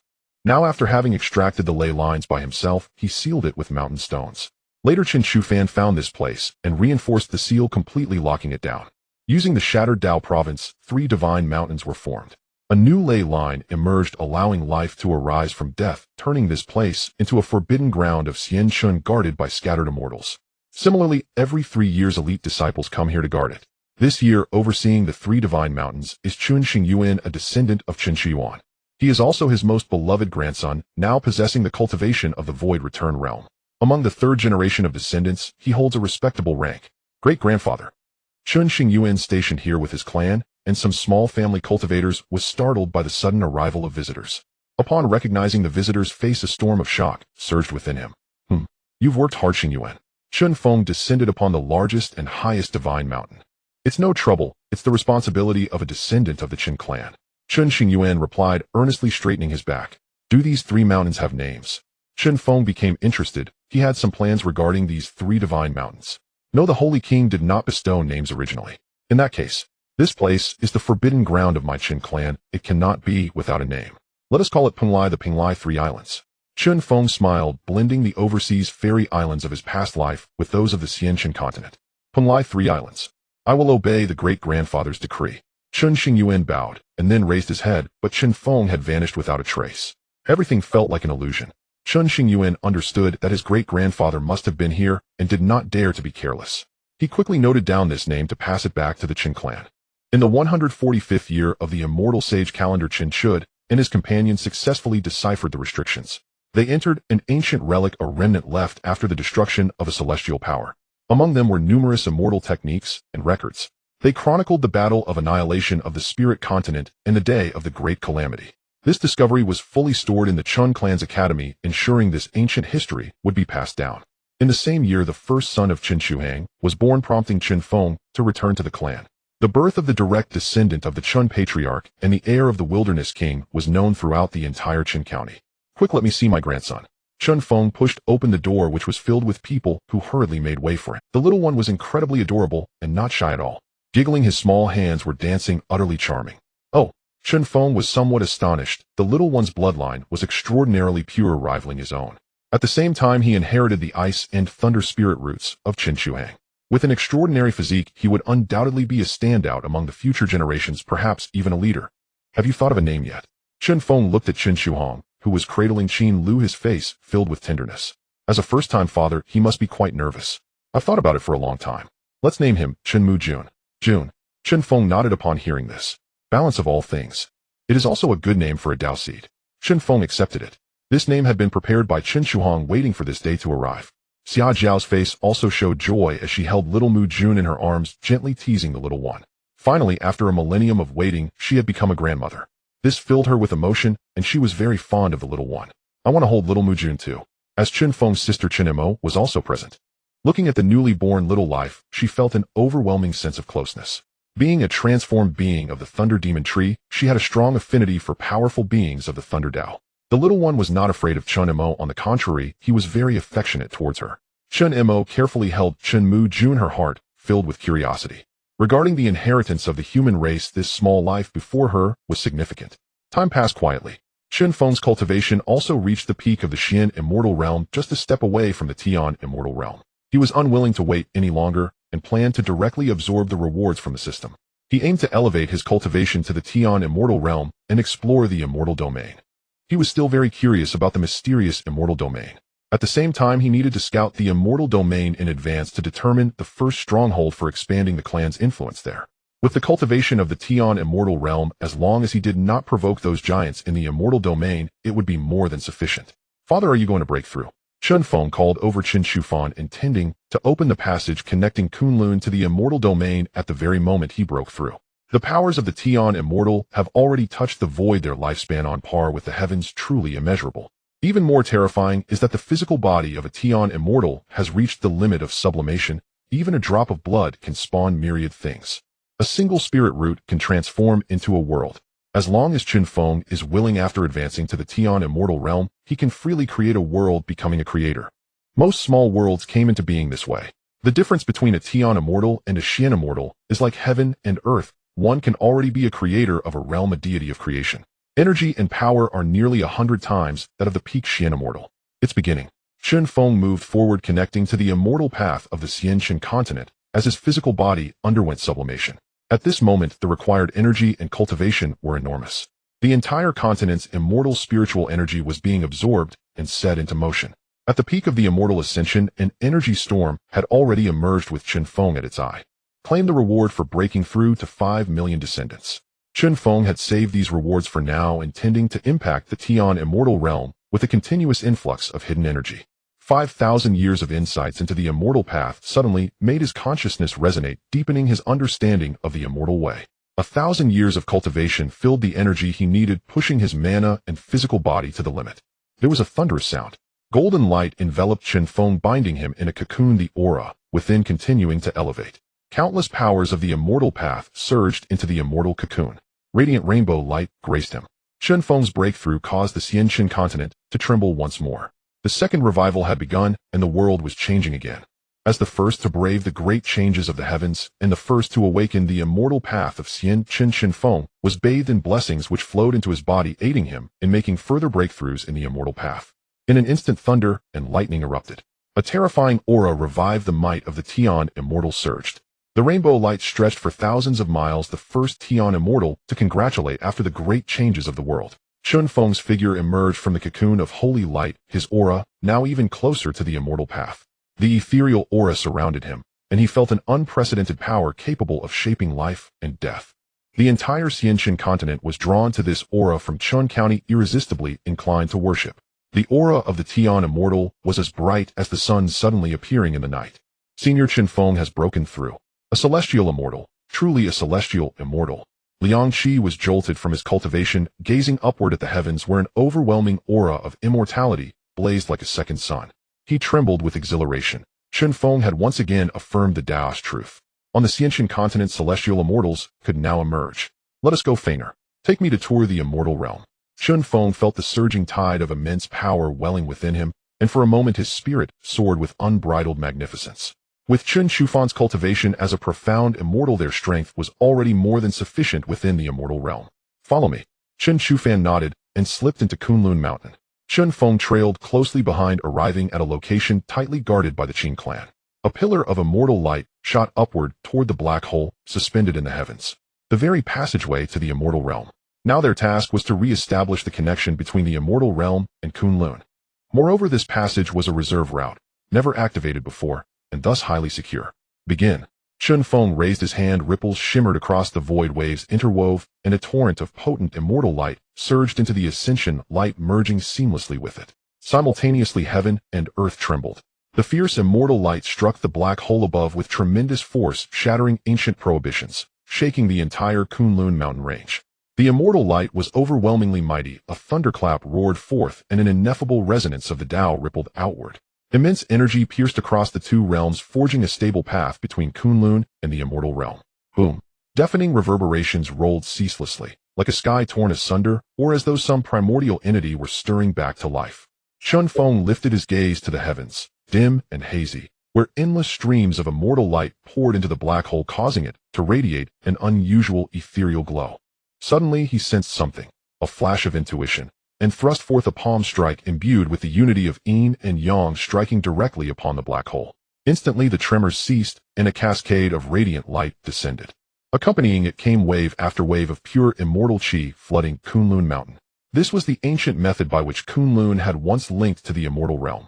Also the very arrangement designed to draw the immortal realm's environment into Kunlun. Countless arcane imprints unfurled into a luminous pathway, leading straight into the immortal realm. It was a legacy left behind by the ancient Shi Wu Mo. It is open. Father, let us go. A new technique bloomed within Chen Feng's mind, a method to command the passage itself, granting him full authority over its opening and closing. The two stepped onto that radiant path and leapt into the black hole. In the next instant they found themselves in a world of kaleidoscopic splendor, light refracting like flawless crystal.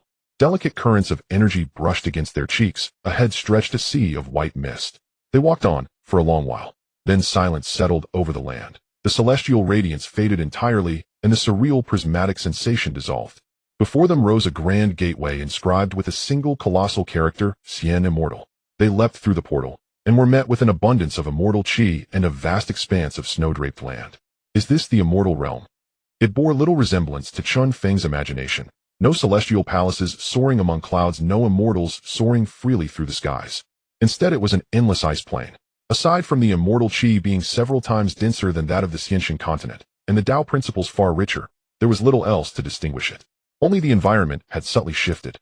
Indeed, unless something unforeseen has occurred, we are now within the territory of the Snow-White Spirit Fox clan. I shall seal the passage we used to arrive here. Is Kunlun's gateway fixed to a specific location? Chen Feng asked, curiosity piqued. No, it connects to hundreds of pre-established coordinates teleporting randomly. Yet it can also be anchored to any chosen point entirely at the discretion of its controller. Chen Shufan, anticipating his father's question, offered the explanation unprompted. Together they strode forward, walking calmly across the snow-laden plains. The law of ice permeated the air thickly, and the immortal chi grew ever denser with each step. A constant silent testament that they had truly entered a new world. Head north, keep going, and we shall leave the Snow-White Spirit Fox clan's domain. Beyond lies a sect called the Chen Feng Valley. If it still exists, it would make an excellent refuge. Drawing upon memories inherited from Lei Yue, Chen Shufan recalled this sect. His arrival point lay within the Zhuangling immortal realm. 10,000 years ago, the Chen Feng Valley's founding ancestor had been a profound immortal. Moreover, its remote location rendered it nearly forgotten, making it an ideal haven. Yet resources in the surrounding region remained relatively scarce. How far is this from Lei Ling's ancestral clan? Chen Feng knew only that the immortal realm was vast, beyond all ordinary comprehension.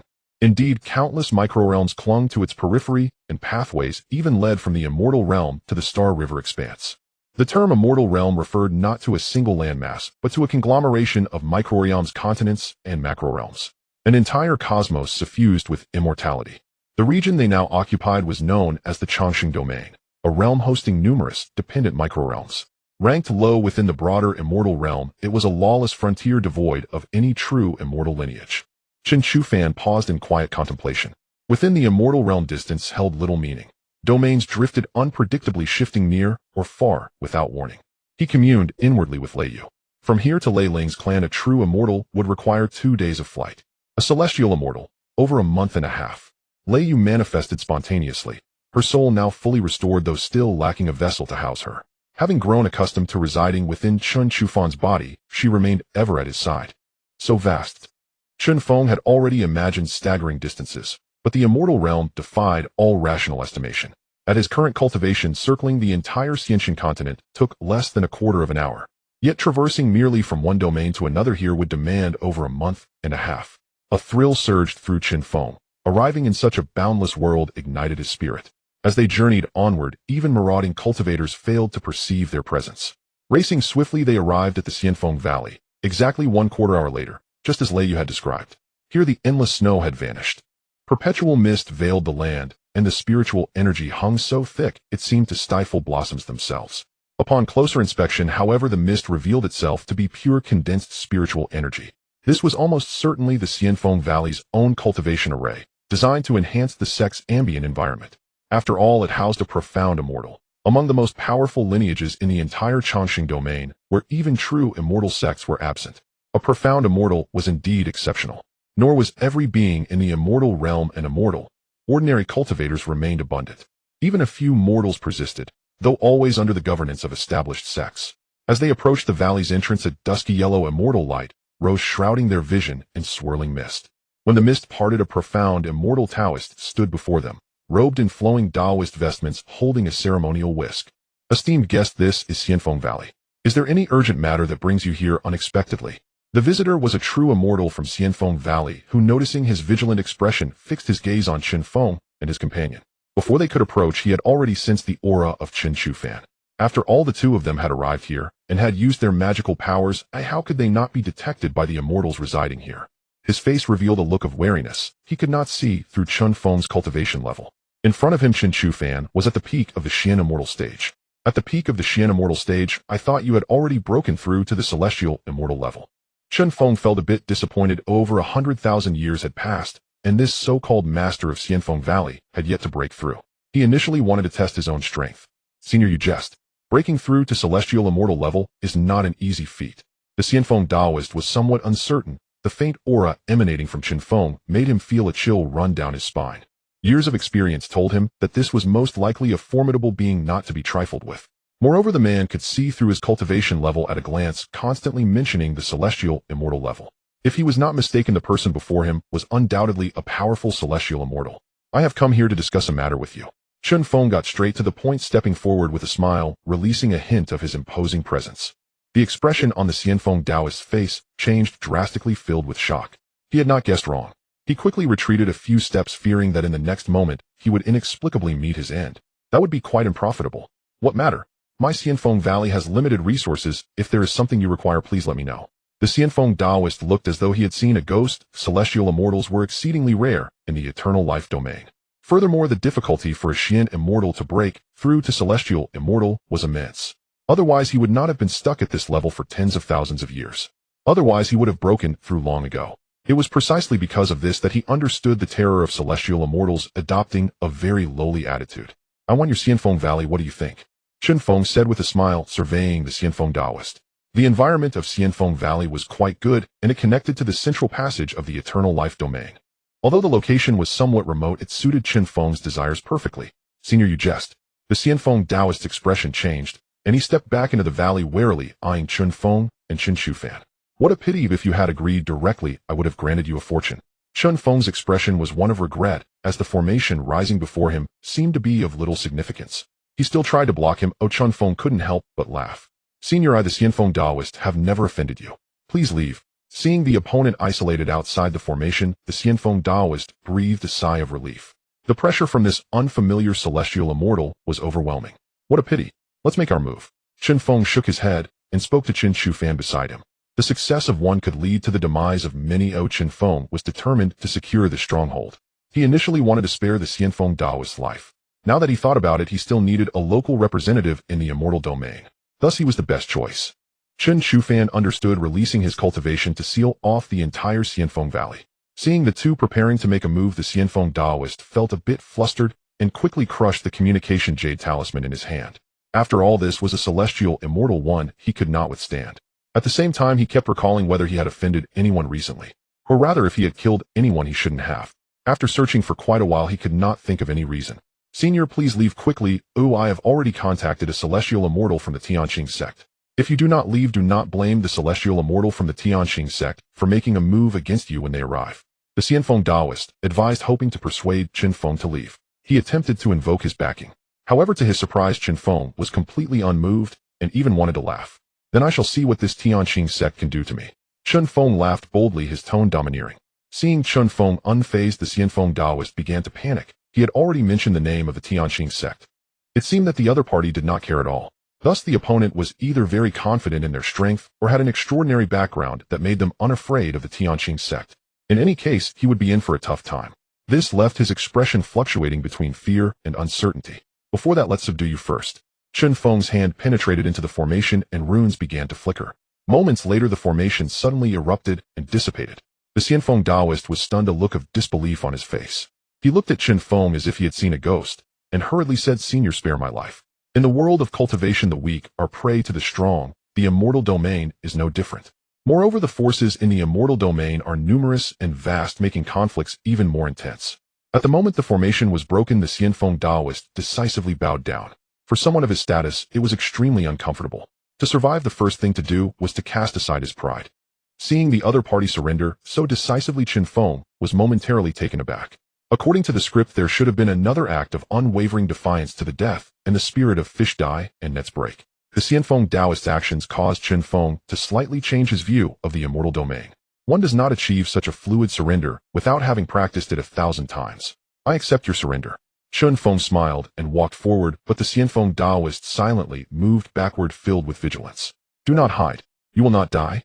As this sentence fell, waves of Dao sounds resounded, enveloping them. The powerful aura of the celestial immortal erupted at that moment, firmly suppressing him to prevent any movement. Accept the transformation obediently. The Dao Heart Seed Demon was activated. What is the quickest way to subdue a person? Of course it is to control them directly, thus avoiding concerns about betrayal. The advantage of the Tao Heart Seed Demon lies in being under the absolute suppression of the caster's strength. The speed of seeding the demon and transforming the opponent is extraordinarily fast. In just half a cup of tea's time, the Chen Feng Daoist with a face full of admiration knelt before Chen Feng. Tan Cheng pays respects to the ancestor. Thank you for your guidance, allowing me to find my way back and return to the Tao. After performing the greeting, Tan Cheng stood beside Chen Feng with a look of non-contention like a guardian. At this moment, Chen Fan arrived, having already subdued all the cultivators within the valley. Seeing Tan Cheng, who was filled with non-contention and respectful, he was somewhat dazed. His father's methods were truly powerful. He had been gone for less than a cup of tea, and yet he had managed to subdue this peak Shin Immortal. Initially, he believed his father would directly kill him. Now, having captured him, it would greatly assist in the subsequent advance into the immortal domain. Suddenly, before the two could exchange more than a few words, the sky outside erupted with thunder and lightning, and a voice echoed, now distant, now near. Who goes there, fellow cultivator? Please cease your actions. The Xianfeng Valley is a subordinate force of the Tianqing sect. I request you show some leniency, fellow cultivator. A figure tore through the void, stepping forth. Surrounded by electric light, he possessed the cultivation of a mid-stage celestial being, exuding an air of pride. I've been waiting for you. Chen Feng was overjoyed, breaking into a hearty laugh and attacking without further ado. The newcomer was an old man draped in a layer of celestial light, tall and imposing. He was caught off guard by Chen Feng's sudden attack, still trying to comprehend the situation. A bolt of extreme thunder descended, striking him fiercely. The old man's eyes widened in shock, his rage palpable. Are you provoking me, fellow cultivator? He swiftly retreated to evade the strike. Then you may think that way. Chen Feng replied nonchalantly, and a rumble erupted. The great hand seal of the universe pressed forward, overwhelming the ancient. In that moment, the heavens and earth felt the impact as the power of the celestial being erupted. Like a sun in the night, brilliance radiated forth. Good, quite formidable. No matter which sect you belong to, this enmity is recorded by the Tianqing sect. Even a clay figure would still show some fire, let alone an elder of such celestial cultivation. He was certain that this was a trap set by his enemies. Without hesitation, he unleashed his full power. In an instant, the flames of battle ignited. The elder employed his techniques with flames streaking through the air like meteors crashing down. In a moment, the surrounding factions felt the eruption of the celestial beings' battle not far away, causing a stir among them. Renowned and obscure powerhouses alike turned their gazes to this battlefield. Feeling the overwhelming power, some trembled in fear, anxious about being caught in the crossfire. Who exactly are you? After several exchanges, the elder's eyes revealed a look of caution. This man before him was significantly weaker. Yet his combat strength was earth-shattering, subtly suppressing the elder with an endless array of techniques.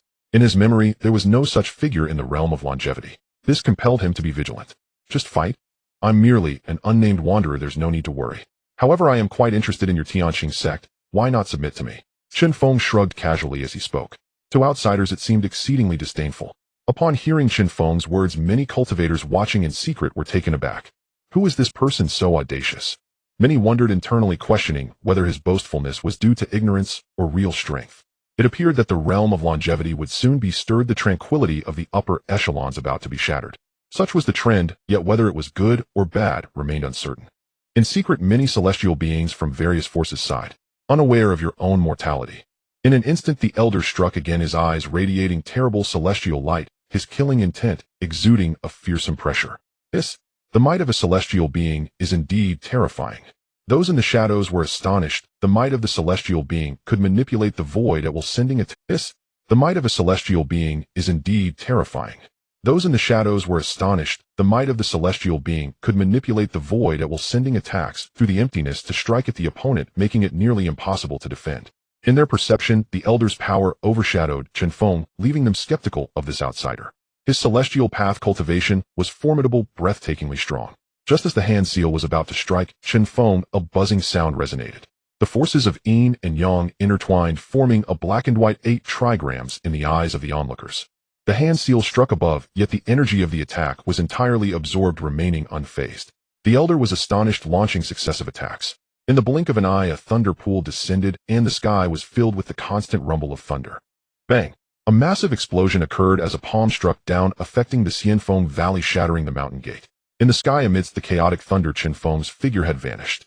This prompted the elder to become vigilant, releasing his divine sense to meticulously search every corner. He is within the thunder. In the shadows, someone narrowed their eyes, spotting a figure faintly appearing amidst the thunder, standing proudly. Then they saw him wave his hand and countless bolts of lightning descended crashing toward the Tianqing sect elder. The elder defended himself, the might of the celestial being unfurling before him, forming a barrier. Yet the multitude of lightning strikes overwhelmed him, leaving him somewhat unprepared. Soon the barrier shattered. A figure flashed by, and a large hand struck against his back. Instantly he coughed up blood being sent flying. In the realm of yin and yang, a terrifying killing intent locked onto the elder. Just as he was caught in a stalemate, the elder suddenly produced a large seal. The brilliance of the large seal illuminated the air, unleashing an extreme celestial might. The celestial seal was refined and transformed into a rapid strike toward Chen Feng. The power of the large seal was immense, distorting the void as it passed, as if it were not merely a seal, but contained within it a world of its own. Tianqing seal.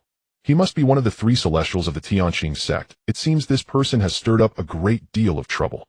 Someone murmured in the shadows, watching the unfolding drama. In the realm of longevity, the Tianqing sect is an extremely powerful force. It governs 2/10 of the longevity realm and is rapidly expanding. Bang! The large seal was halted as a pair of violet jade-colored hands condensed from magical power firmly grasped the seal. The elder, witnessing this, hurriedly urged his magical power, attempting to retract the seal. Just as the two sides reached a stalemate, a sudden loud noise erupted. A fierce bolt of lightning flashed, shattering the void, and the celestial light released by the elder's techniques was all obliterated by the passage of time. Chen Feng countered, sending the large seal flying, striking the elder forcefully.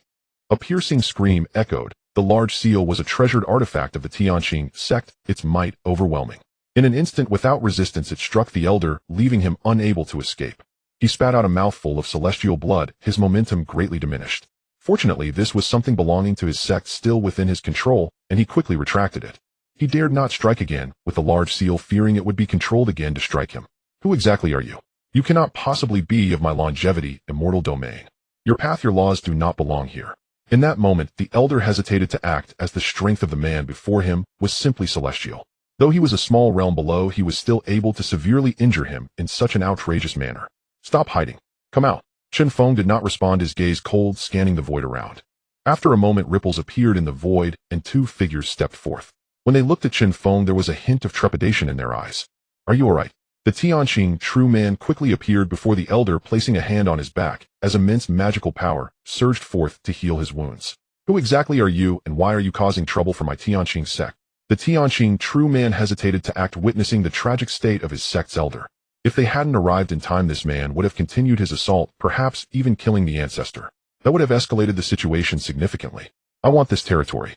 Chen Feng stated his intentions, gazing at the three of them with unwavering confidence. This is the territory of my Tianqing sect. A man with a gloomy expression declared, coldly staring at Zhuer. Be quiet. The Tianqing true man felt his anger rise and restrained his son.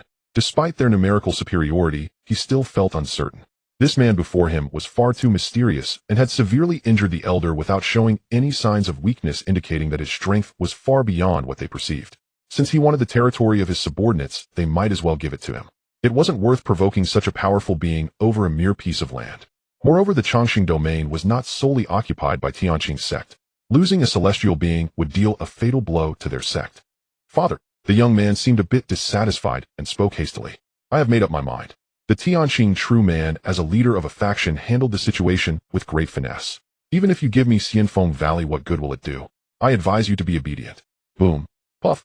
The man tried to threaten him further, but Chen Feng suddenly struck, penetrating his chest with a punch. He was kicked away on the verge of death. What are you advising me?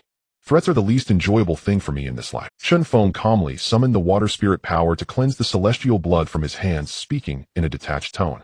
He initially intended to intimidate him, but did not expect this man to be so reckless. Even his own father had surrendered, yet he continued to speak arrogantly. Was this not courting death? Instantly, the surrounding mountains crumbled, and debris flew everywhere. Zhuer, the Tianqing true man, shouted urgently, quickly pulling his son back to stabilize his injuries. At the same time, he felt a sense of dread. This intruder dared to act before him, leaving him no chance to react, and even injuring his son to the brink. He knew that the man before him was at the early stage of a celestial being's cultivation and was not a foe to be taken lightly. This extinguished the murderous intent that had just risen in his heart. I will endure. In the end, he held back. Let's go. The Tianqing true man took his son and the elder and swiftly departed. In the shadows, many eyes were watching them. If they continued to linger here and clashed with this mysterious celestial being, the consequences were predictable. It might be a trap set by their enemies. They had to leave. From today onward, Chen Feng Valley would change hands. Most of the forces in the Chongqing domain were now aware of such a ruthless individual. Quietly, Chen Feng Valley was also included within the celestial forces. For a moment, the winds had calmed. Father, are we not going to kill them? Chen Shufan lowered the barrier, allowing Tan Sheng to go tame and brainwash the disciples and elders of Chen Feng Valley. Why kill them? Chen Feng shook his head with a smile. It's too early to kill now, but the talented will be crushed by the winds of fate. It was better to act low-key until his plans were fully set. It was enough to reveal his power. After this encounter, Chen Feng realized that his strength far exceeded that of a mid-stage celestial being. Though he did not know how he compared to a later-stage celestial being, this level of strength was completely sufficient within the Chongqing domain. As long as he did not attract some ancient monsters, he could establish this territory as a starting point within the celestial realm. Understood. Chen Shufan did not ask further. He trusted that Chen Feng had his reasons. Master, these are all the elders of my Chen Feng Valley. Why not quickly pay your respects to the master? Tan Sheng urged the elders who had followed him cautiously, yet filled with curiosity and respect. The elders had witnessed Chen Feng's confrontation with the three celestial beings and felt a surge of excitement. With such a master, their Chen Feng Valley was bound to rise. Just as they were joyfully contemplating, a radiant light descended. Moments later, they felt an overwhelming sense of peace merging with the holy light. There is also a celestial being at the early stage of Xianxian. Chen Feng nodded slightly. Although Chen Feng Valley was small, it was well equipped. There were 2 Xuanxians and 9 celestial beings in total. These were all the high-ranking elders of Chen Feng Valley, and their power was not negligible. This was merely a branch of Xianxian power. How much stronger could the celestial and true celestial powers be? This prospect intrigued Chen Feng. Even in the relatively barren territory of Chen Feng Valley, the resources under its jurisdiction were quite abundant. If they were not rich, they could not support such a large number of people. The controlled area was roughly half the size of a celestial territory. However, the resources fell a bit short, but fortunately Chen Feng Valley had numerous industries. Within the valley, it resembled a small world with spiritual herbs visible everywhere. Chen Feng Valley primarily dealt with medicinal materials and celestial herbs. In the forbidden area of the deep valley, the air was filled with a refreshing fragrance that uplifted the spirit. In the valley, there was a plot of land planted with celestial herbs. Each herb emitted a pleasant aroma, and their age was not insignificant. On the stone peaks, purple celestial grasses grew jingling like wind chimes when brushed by the breeze. This was the Zijing grass, a popular material for refining celestial pills. Celestial pill grades include celestial pill Xian pill, Tian pill, Bao pill, Jin pill, and D pill. The head of Chen Feng Valley, Tan Sheng, was also a master alchemist. This was also why he could support such a large family. It was no wonder that he could attract a celestial being to take. Alchemists are scarce talents, whether in the realm of Xianxun or within the celestial domain. In the Chongqing domain, alchemists are even considered strategic resources. Not to mention that Tan Sheng was on the verge of mastering the alchemical path, about to break through to the status of Xian pill alchemist. He was a potential asset that Tianqing sect had long recognized. All trade and celestial pill transactions were conducted with Tianqing sect. At the same time, the Grand Elder of Chen Feng Valley at the early stage of Xuanxian was also a celestial pill master. With 2 celestial pill masters in one valley, they had quite a reputation in the Chongqing domain. Thus it could be said that Chen Feng had stumbled upon a treasure. With these 2 top-notch workers, the path to expansion would be much smoother. Master, what do you need from me? Tan Sheng was called over by Chen Feng and respectfully asked. Do you have a complete set of Xian pill materials? Chen Feng's hands itched. As an alchemist himself, he felt his alchemical skills being pushed to the level of a heavenly quality celestial pill master. A moment of excitement. Is the ancestor still an elixir master? This time Tan Sheng was shocked and quickly took out a collection of materials. This is a collection of profound elixir materials gathered by my disciple over many years, known as the 8-rank profound immortal pill, which can assist in the cultivation of a profound immortal. It is rare to find such a pill on the market. At the same time, he handed the pill formula to Chen Feng. If I remember correctly, you are about to become a profound elixir master yourself, right? Chen Feng looked at him and decided to give him a push to further enhance his alchemical skills. As a subordinate working under him, he needed to be nurtured. Seeing Tan Sheng nod, Chen Feng said no more. He immediately chose to refine pills without a furnace, igniting a wave of celestial fire in the open space. Watch closely. In order to let Tan Sheng see more clearly, Chen Feng opted for this risky method of alchemy. Although he had never refined a profound pill before, his alchemical skills had already reached the level of a heavenly quality elixir master. Thus it was quite difficult to fail. Chen Feng carefully tossed the medicinal ingredients into the fire, refining them with meticulous attention to detail. Demonstrating in front of Tan Sheng. A look of astonished light shone in Tan Sheng's eyes, his expression a mix of respect and admiration as he eagerly observed the entire process of Chen Feng refining the pill. Time passed bit by bit. After half a day of alchemy, a rich fragrance of the pill wafted through the Chen Feng Valley, bringing a refreshing feeling. The 8-rank profound immortal pill was successfully refined, yielding 6 pills. Here, enjoy this. Chen Feng tried out his hands, feeling immensely satisfied, and imparted all the details and insights from the pill refining process to Tan Sheng. Thank you for the teachings, ancestor. Success. I am willing to dedicate my life. Chen Feng chuckled twice, not erasing Tan Sheng's personality or memories, but merely adding a few things. Here are 3 for you.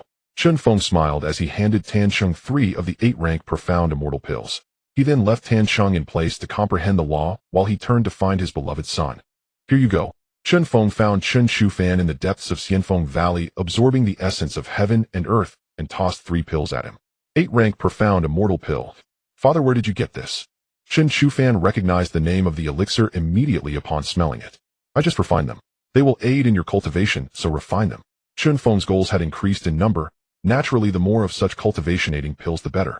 Furthermore, the method for refining the 9-rank celestial immortal pill surfaced in Chen Feng's mind. That item could aid in his own cultivation and also assist Chen Shufan in breaking through to celestial immortal. However, the materials were exceedingly rare, at least in the longevity domain. Tan Sheng only had 7 types of medicinal ingredients gathered over countless years.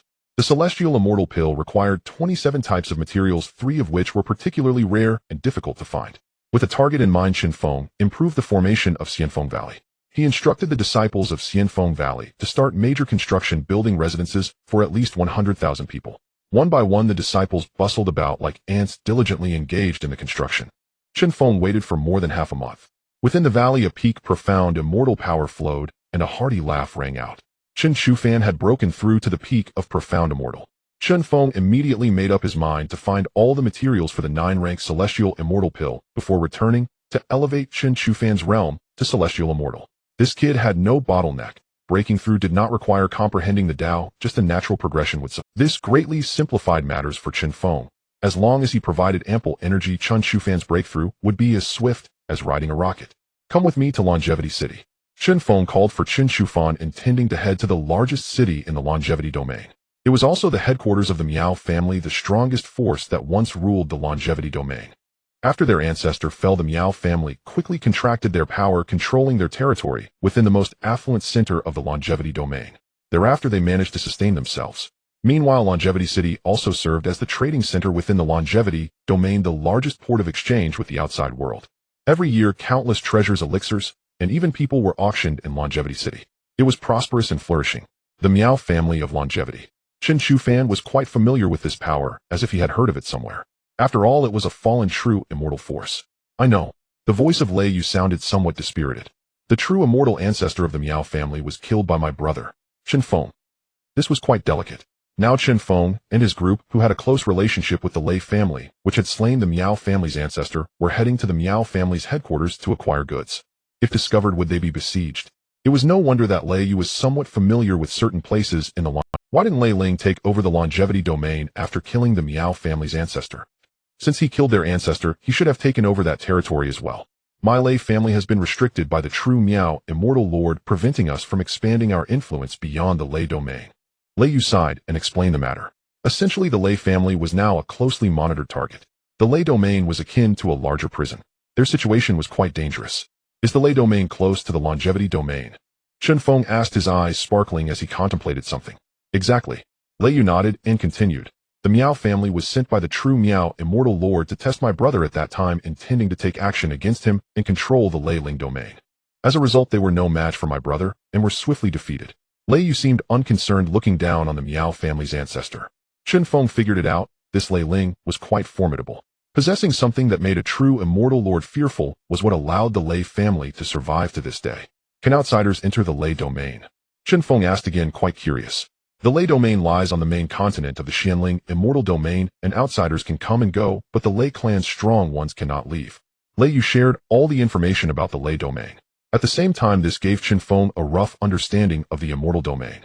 The area he was currently in was called the Xianling immortal domain. The longevity domain was a fragmentary land close to the main continent of the Xianling immortal domain. There were countless such existences as the longevity domain. Additionally, there were stars and planets in the starry sky, and rivers, all hosting various powers. However, these planets were generally classified as the lower realms, with only some powerful celestial bodies defined as part of the immortal domain. The immortal domain was akin to the largest piece of land in the universe, also the most prosperous and powerful. Even more terrifying was that within the Xianling immortal domain there was not just one main continental plate, but also two others, both of which were equally developed and powerful in the ways of the immortals. This made Chen Feng's heart swell, as the immortal realm was so vast. The two shared some secrets along the way, and by the time they finished conversing they had arrived near Chongqing City. As they approached, Chen Feng felt a bit bewildered. He initially thought that Chongqing City would be a massive fortress. However, upon arrival he realized otherwise. What lay before them was a star suspended in the sky above the Chongqing domain. Above it, numerous immortal prohibitions and a protective formation encircled it. The two released their auras and entered the star. Along the way, Chen Feng felt curious, as this was his first time setting foot on a star since arriving in this world. While on the Xianxin continent, he had countless desires to fly out of the continent and venture into the vast universe. Yet for some unknown reason, there was a massive barrier above the Xianxin continent that he could not break through. He learned through reading materials and conversing with Qin Baidao that this barrier was a domain barrier which only appeared in worlds of a certain rank. It served as a crucial defense line to prevent foreign invaders. To breach this barrier, one needed at least true immortal cultivation to open an exit, which is a passage. The passage connecting the Xianxin continent to the immortal realm came about in this manner. However, this star did not have a domain barrier, indicating that Chongqing City's rank was not high. Yet there were still numerous prohibitions from true immortals above. This is also why Chongqing City was able to maintain a high and mighty position within the Chongqing domain, always controlling the center. At the moment the two entered Chongqing City, Lei Yu concealed himself within Chen Chufan's divine soul. If the formations of Chongqing City detected someone from the Lei family entering the Miao family, would surely go into a frenzy. The two descended upon the star and, guided by directions, arrived at the central urban area. Here countless cultivators came and went, and one could hardly see any traces of mortals on this star. It was all cultivators. This was a bustling and lively urban area with numerous uniquely designed buildings. Is this your first visit? As the two were observing, someone in the shadows was also watching Chen Feng and his companion. After all, with one celestial being and one peak mysterious celestial entering the Miao family could not possibly be unaware. Indeed, Chen Feng replied, glancing over. The person was dressed in the attire of the Miao family with a cultivation that had reached celestial status. What brings you here, friend? The entrance of a celestial being forced the Miao family to treat him with special care. The destructive power of a celestial being could erase this entire prosperity within moments. To be frank, I am a heavenly alchemist traveling through the lands, passing through Chongqing City to seek a 9-grade celestial pill for my son to aid his breakthrough to celestial status. Chen Feng relayed his prepared words, keeping an eye on the other person's expression, which showed immense shock. You are a heavenly alchemist. Forgive my rudeness, forgive my rudeness. The elder of the Miao family immediately shifted his attitude 360 degrees, becoming exceedingly warm. There was only one heavenly alchemist in the Chongqing domain. Moreover, that person was extremely elusive and often impossible to track down. It's nothing worth mentioning. Chen Feng laughed heartily, putting on a demeanor of enjoyment. Seeing Chen Feng's demeanor, the Miao elder was nearly convinced of his identity and spoke with enthusiasm. I am called Miao Ruchang. The celestial pills you need are just within my Miao family's possession. Miao Ruchang immediately stated, realizing that he could not miss this rare opportunity to meet such a sought-after alchemist. If you require them, you can follow me back to my clan to retrieve them.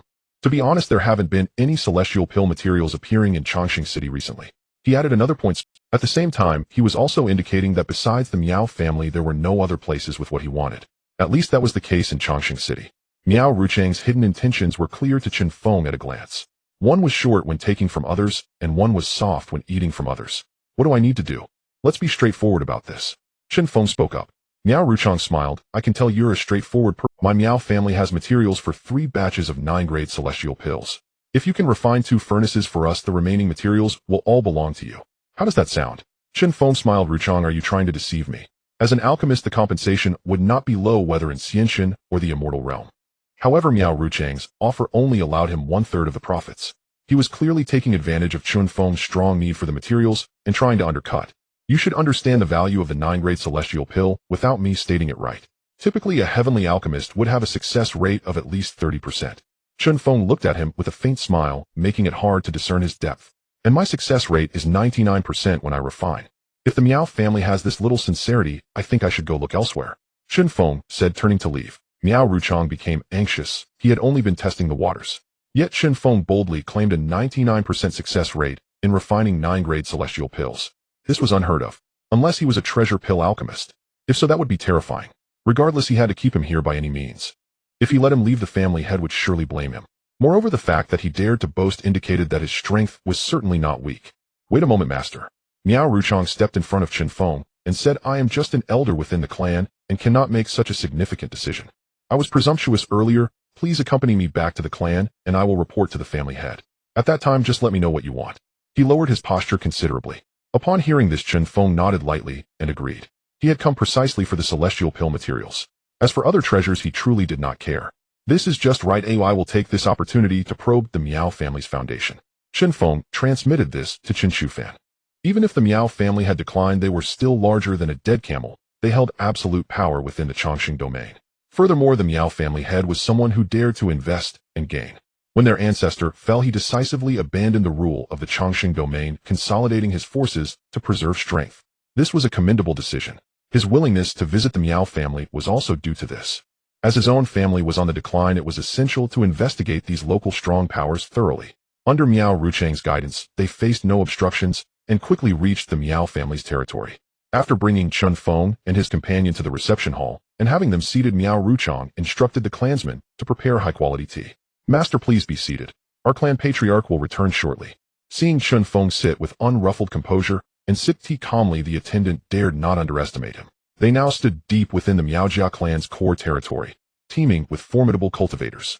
To remain so utterly at ease under such circumstances implied either supreme confidence in one's own strength or in one's lineage. Ha ha ha ha. Master's arrival honors us greatly. I deeply regret my delayed welcome. A middle-aged man of imposing authority strode into the reception hall, his face wreathed in warm smiles. Greetings, Patriarch Miaojia. Chen Feng offered a serene bow. Chen Shufan followed suit with a respectful salute, his gaze sweeping over the patriarch with quiet intensity. The man's cultivation far surpassed that of the 3 celestial immortals of Tianqing sect, his aura unfathomably profound. He was most likely at the peak of celestial immortal cultivation. Master is too kind, the patriarch replied, his own eyes likewise scanning Chen Feng.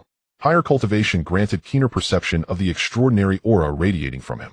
Though Chen Feng's realm was merely early-stage celestial immortal, the patriarch showed no trace of condescension, a mark of true magnanimity befitting a great clan head, especially since Elder Miao Ruchang had already apprised him thoroughly. Master, I understand your request. I've heard it from Elder Ruchang. Coincidentally, our clan also requires celestial immortal pills. If Master would deign to refine them for us, might we propose an even split, 50% for you, 50% for us? The patriarch kept his gaze fixed upon Chen Feng's face, searching for any flicker of hesitation or emotion. Yet Chen Feng met his eyes with unshaken calm and gave a slight deliberate nod. As Patriarch Miaojia wishes.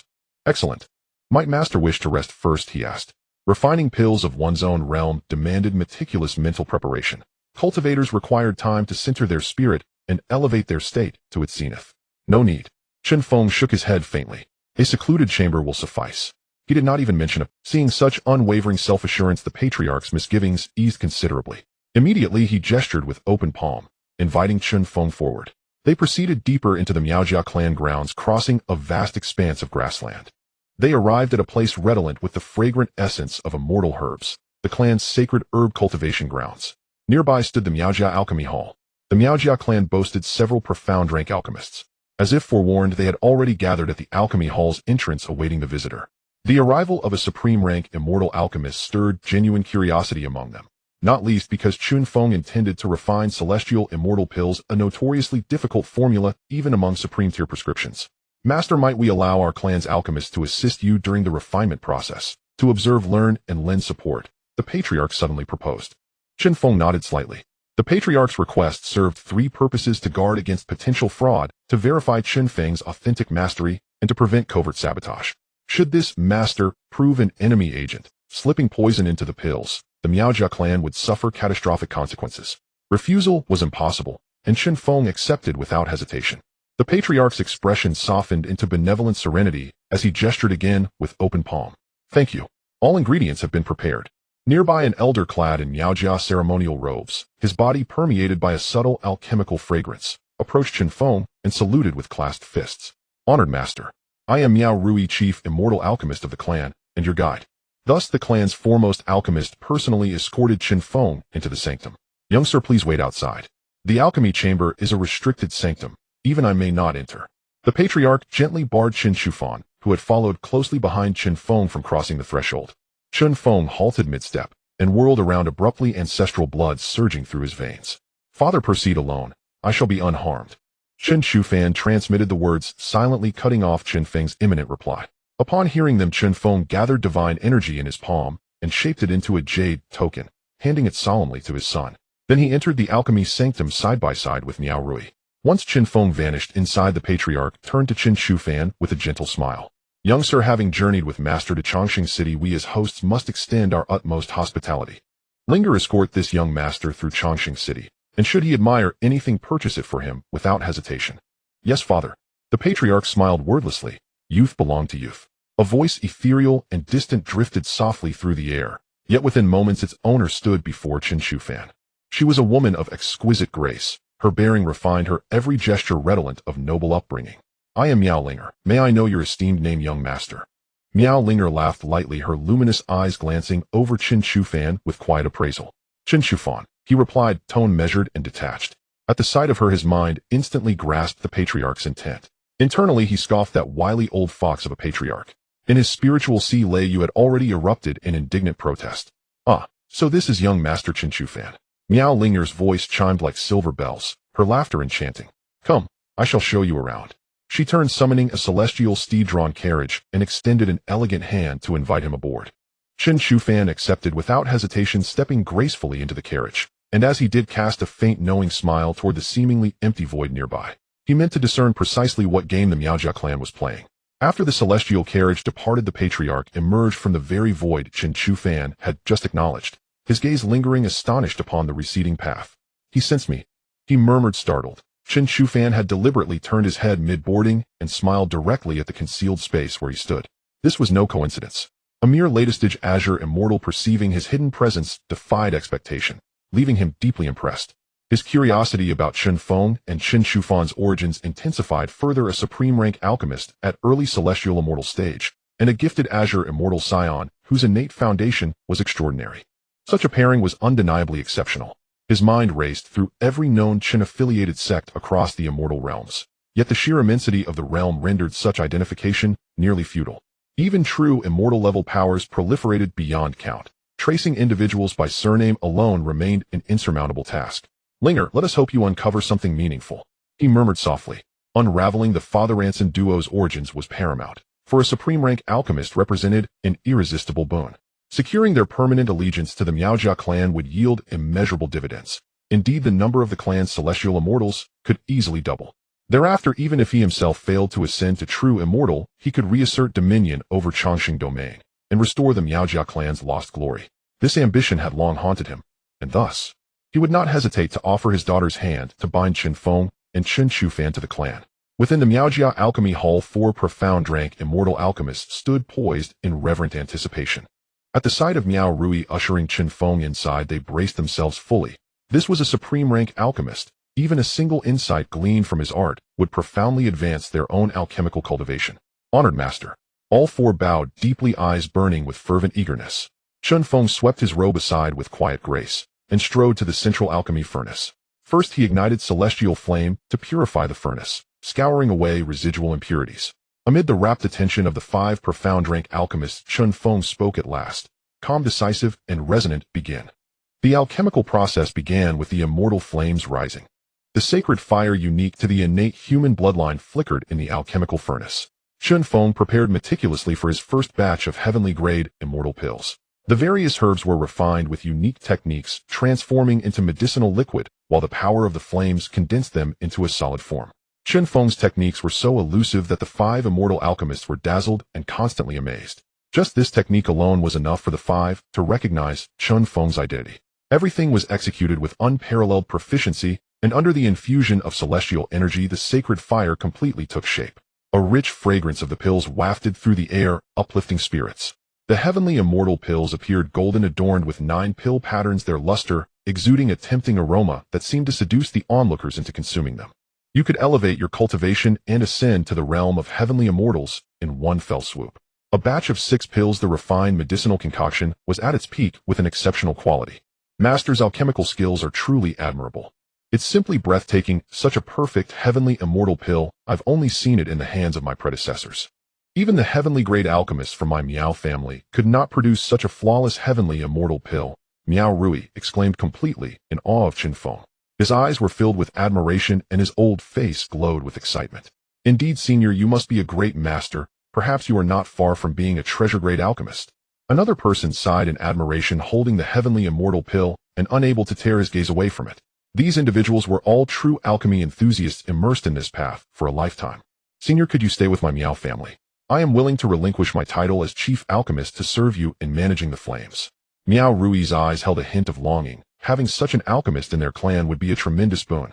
For both his Miao family and their group of alchemists, it would be like receiving divine assistance. Chen Feng smiled without speaking and took out another batch of herbs to begin refining. This time he employed a different method of flame control. The requirements for refining heavenly immortal pills were exceedingly high. Yet even the most profound alchemical flames could not compare to the sacred fire of his bloodline. Just revealing 2 or 3 of his techniques was enough to leave these alchemists in awe, wishing they could prostrate themselves in worship. They harbored such thoughts in their hearts, but could not act upon them. If Chen Feng agreed, it would be a joyous occasion for all. However, if he declined, they would not know where to place their old faces. They were very clear about their own positioning, having struggled for so many years as merely advanced alchemists. What would a master like Chen Feng think of them? Completing the mission, a total of 18 heavenly immortal pills. The pills were formed. Chen Feng collected the furnace, holding all the heavenly immortal pills in his hands. Looking at the group of old men, their eyes filled with longing, he couldn't help but feel a shiver run down his spine. Senior, may I? Before Miao Rui could finish, Chen Feng made a classic gesture. Let's proceed according to what was agreed upon with the noble family. 1 pill per person. Without hesitation, Chen Feng first put away 9 of the 9 grade heavenly immortal pills, as this could greatly benefit several of his hungry children. Miao Rui sighed internally. This action by Chen Feng was a clear refusal. He felt it would be inappropriate to continue inviting him. It makes sense, so a master alchemist of your caliber would be revered even in a true immortal family. Senior, it is like this. Could you stay with my Miao family for a while longer, until 15 days from now? Chen Feng looked over and said lightly, why? Miao Rui took a deep breath and replied, in half a month there will be a Ancient Millennium Celestial Exchange Conference in Chongqing City. Many cultivators will come from various realms to participate, and there will be many rare items. Perhaps they will interest you. He hurriedly explained, also informing him of the impending grand event. Will cultivators from other domains also come? Chen Feng inquired, contemplating whether to remain. Yes, there will also be elders from true immortal forces coming here to trade goods. Among them there are many secretive items. Miao Rui spoke, vaguely hinting at the implications. Chongqing City was akin to a black market within the celestial domain. It was a place for trading items that could not be seen in public and for goods obtained through questionable means. This was no ordinary millennial celestial exchange. It was a gathering where cultivators would dispose of accumulated items over the millennium. Well then, Chen Feng pondered for a moment before nodding in agreement. It was a perfect opportunity to see if any medicinal materials for the heavenly immortal pills were available, the more the better. Most importantly, amidst this mixed crowd, he could gather a wealth of information. He would gain a clearer understanding of the true celestial domain. After considering these points, Chen Feng agreed. Miao Rui's face lit up with joy as he took out a token from his pocket and handed it to Chen Feng. Senior, if you encounter any issues at the exchange, you can directly use this token to summon my Miao family's guards. If you find something you desire but lack the funds, my Miao family can cover the cost. This was a blatant attempt to, even if Chen Feng did not join their Miao family, it would be beneficial to create a positive rapport with him. After all, he might be of use in the future. This was a common tactic of the Miao family. Otherwise, how could they survive even after the fall of their true immortal ancestor? It was all due to their extensive connections. Then I shall gladly accept your offer. Chen Feng took the token, harboring a mindset of not passing up a good deal. Regarding these matters, Chen Feng felt no pressure. Too much debt is not burdensome. After Chen Feng took the token, Miao Rui became even more enthusiastic. Meanwhile, the head of the Miao family received news from Miao Rui approving of his actions and passing the information along. Thus, under Miao Rui's arrangements, Chen Feng settled in with the Miao family. At the same time, he entrusted them to help gather various herbs, primarily those usable by cultivators from immortals to heavenly immortals. On another note, Miao Linger, accompanying Chen Feng around Chongqing City, felt quite disheartened by this peer, who appeared to be younger yet possessed such cunning skills. She had failed to gather any information at all, and now her family's secrets were nearly exposed. This left her feeling quite conflicted. Miao Linger lightly bit her silver teeth, watching Chen Feng, who completely disregarded her and entered a shop lost in his own thoughts. She felt a surge of frustration, contemplating dismembering him. However, burdened with her father's task, she had no choice but to follow him. Upon entering the shop, she searched around and spotted Chen Feng haggling with a vendor. She approached and saw Chen Fan holding a piece of dark black mystic stone, seemingly a type of celestial gold. Yet this type of celestial gold was of low grade, although it had an inflated price with a label stating it was brought out from a certain ruin. She instantly identified it as fake. This thing was merely a scam. Seeing that Chen Fan was about to be cheated, she was pleased to witness it, and stood by with her arms crossed. "You're just in time. Miss Linger, could you help me pay for the sacred stone?" Chen Fan noticed Miao Linger standing by, and smiled, slightly waving at her. "Hey, who do you think I am? Why should I pay for you?" she inwardly shouted, immediately wanting to brush off this shameless person. Of course, this was only her inner thought. Recently, her father had sent her a message instructing her to treat Chen. Ideally, if he had any needs, she should try her best to fulfill them. She walked over with a forced smile, seeing that the price made her teeth ache. What's wrong with it? She gritted her teeth, looking at the innocent-faced Chen Fan and feeling a surge of anger. This guy was definitely going against her, she thought. He took advantage of her as if she owed him something. In the end, she still had to grit her teeth, and with a forced smile paid for the sacred stone. At that moment, her heart ached immensely. This little worthless black iron piece had cost her 2 years' salary. She could only silently remember this debt, and planned to ask her father for reimbursement later. Chen Fan took the stone, and turned to leave, not forgetting to thank Miao Linger with a smile. "Thank you. You're really a good person." As Chen Fan turned around, his smile faded, and a trace of something inscrutable flickered in his eyes. This kid. No, this little girl's intentions were crystal clear to him. She wanted to pry information from him. His gaze turned towards the distant tavern, and he suddenly smiled, saying, "Let me treat you to a meal." The Miao family had prepared a courtyard. The environment was not particularly beautiful, but the layout was extremely valuable. It was evident that this had been meticulously arranged by the other party. Moreover, it was very close to the alchemy room. Chen Feng could guess without thinking what kind of medicine the Miao family head was hiding. As expected, half a month passed, and the Miao family head, who had failed to extract any key information from Chen Fan, maintained an unpredictable attitude towards Chen Feng. However, in recent days, Miao Rui had been coming over, sincerely asking Chen Feng about alchemy. Seeing that the other party could communicate and brought some needed items, each time Chen Feng felt somewhat relieved. As time passed, more and more cultivators from the outside world arrived, and even celestial beings were not uncommon. The Miao family had occasionally met with some powerful cultivators. This allowed Chen Feng some rare leisure time. Similarly, it signified that the exchange meeting of the Eternal Life City had begun. The main city was bustling with activity. The Miao family cleared out a thriving area, setting up many tavern shops and sacred stone exchange places. When the celestial meeting commenced, the Miao family would surely profit handsomely. At this time, celestial beings from all realms were arriving to participate. The sheer number of celestial beings dazzled the eyes. The Miao family's disciples were particularly cautious when going out, fearing that they might bump into some old-timer, a celestial being who enjoyed wandering among mortals. If someone were to get hurt, it would be unreasonable to take action against them. Chen Feng, holding a token, entered a special passage, stepping into the realm of the exchange meeting. It was like a marketplace in the mortal world. Various stalls were present, selling everything from spiritual pills to celestial techniques and precious items beyond count. The main purpose of the Eternal Life City's celestial meeting, aside from selling stolen goods and exchanging items, was to mingle with various celestial beings. Those who could come here generally had some abilities. After all, the basic requirement to enter the meeting was to be at the celestial realm. Otherwise, why would it be called a celestial meeting and not a gathering of celestial beings and mortals? As soon as he entered, Chen Feng saw rows of stalls set up by celestial realm experts. This made him feel youthful again. Are celestial beings really this down to earth? Chen Feng sighed, approaching a stall run by a peaked celestial being, which displayed several celestial herbs. These were materials for refining 8th grade mystic pills. The vendor merely asked for a powerful technique, at least one that could reach the mystical celestial stage.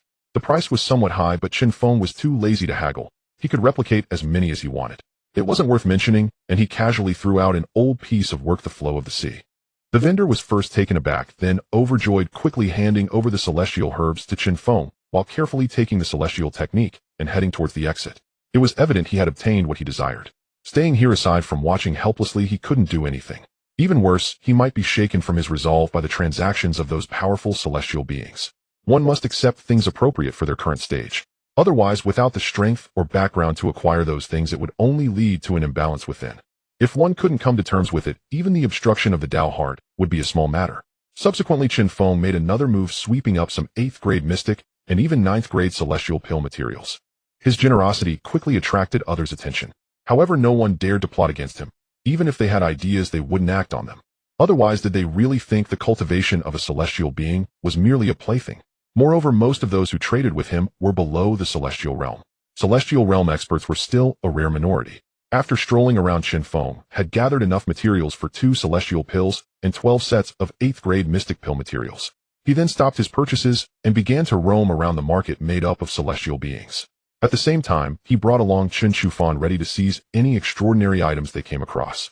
After walking a few rounds, Chen Shufan showed no reaction, and Chen Feng did not find anything with distinct characteristics of opportunity. It ended up being rather uneventful. Even with the child of destiny by his side, not every attendance at such occasions would yield remarkable discoveries or gains. Compared to that, there were no scenes of oppression or face-slapping drama. This made Chen Feng's playful spirit somewhat subdued. They simply strolled around collecting some odd items here and there. A certain aura locked onto Chen Feng following closely behind. This piqued the interest of both Chen Feng and Chen Shufan. Finally have they come. Chen Feng felt a surge of excitement, and after living for so long, he was finally going to encounter a situation involving murder and treasure hunting, or perhaps be forced into one. As he followed that person closer, Chen Feng was ready to strike. However, the person spoke, first saying, "Friend, could we step aside for a moment?" Seeing the crowd around them, the person took the initiative to suggest moving. His gaze darted around, as if he were evading someone, or perhaps trying not to be discovered. He concealed his face tightly with a spell. This made Chen Feng even more excited, temporarily setting aside his desire to act. "All right," Chen Feng replied calmly, a wicked smile curling at the corners of his mouth. Under Chen Feng's influence over the years, Chen Shufan was also very interested. Since he returned to the path of cultivation, everything had been smooth sailing. Even in his past life, encountering such matters had been long ago, to the point of being almost forgotten. "This way, please." Seeing Chen Feng so agreeable, the person directly pointed in a direction. The foot traffic on this street was sparse, all temporary accommodations. He twisted and turned, leading Chen Feng into a secluded courtyard. With the opponent's celestial strength, it was impossible for them to be assigned to such a place. Chen Feng was already feeling exhilarated and communicated to Chen Shufan, "When we act, be gentle, I want them alive." This was Chen Feng's confidence. The opponent was merely at the early stage of celestial, and he could easily suppress them. Finally, they entered the courtyard. The person suddenly lifted their robe, revealing a stunning figure clad in a form-fitting red daoist garment. "Are we playing such a big game?" Chen Feng was momentarily taken aback. This person turned out to be a female immortal. "Friend, are you interested in buying some treasures? These are absolutely top-tier items procured from the ruins of an immortal lord." The individual spoke, cautiously afraid that their voice might attract the attention of others. Chen Feng was stunned as she had taken off her pants, and this was what she showed him. Moreover, what was this sales pitch? He felt a bit confused. Treasures from the ruins of an immortal lord. Chen Feng was on guard, shifting his gaze from her alluring figure to the small, forbidden artifacts displayed on her robe. Nether immortal lamp. Primordial mermaid candle. 10,000 spirits diagram. Chen Shufan named the items. She displayed, his lips twitching slightly. These could indeed be items from the ruins of an immortal lord. They were all cursed artifacts. It was hard to say which unfortunate immortal lord had left behind this place of ascension after falling into the void. "What are they useful for?" Chen Feng asked curiously. The forbidden artifacts before him were of considerable rank, not weaker than true immortal-level treasures. Moreover, he was particularly interested in the primordial mermaid candle, which was made from the essence of a primordial mermaid. Inserting a wisp of true spirit into it could preserve it for millions of years without fading. It was a last resort while exploring, preventing one from being completely killed. The nether immortal lamp could guide the way back for a powerful being whose body and soul had perished trapped in the void. It was also an extremely powerful treasure. Though it was an auxiliary treasure, its function was extraordinary. It was equivalent to a forbidden artifact that could bring you back to life, and could be used indefinitely. The 10,000 spirits diagram was slightly more mundane, containing a small world. As for what resources were inside and what remnants were left, only the one who said it could unlock it. At least outsiders would need to be above the true immortal level to open it. If the tomb master were powerful, at least a strong person of the same level would have to intervene to unlock the restrictions above and retrieve the items inside. What this person said was that these items were taken from the ruins of an immortal lord. Although these items were precious for those like them, without true spirit seals and lacking powerful celestial strength, they were no different from worthless trinkets. Guarding a treasure vault, but unable to use it. The female cultivator was quite nervous, constantly watching Chen Feng for changes in his expression.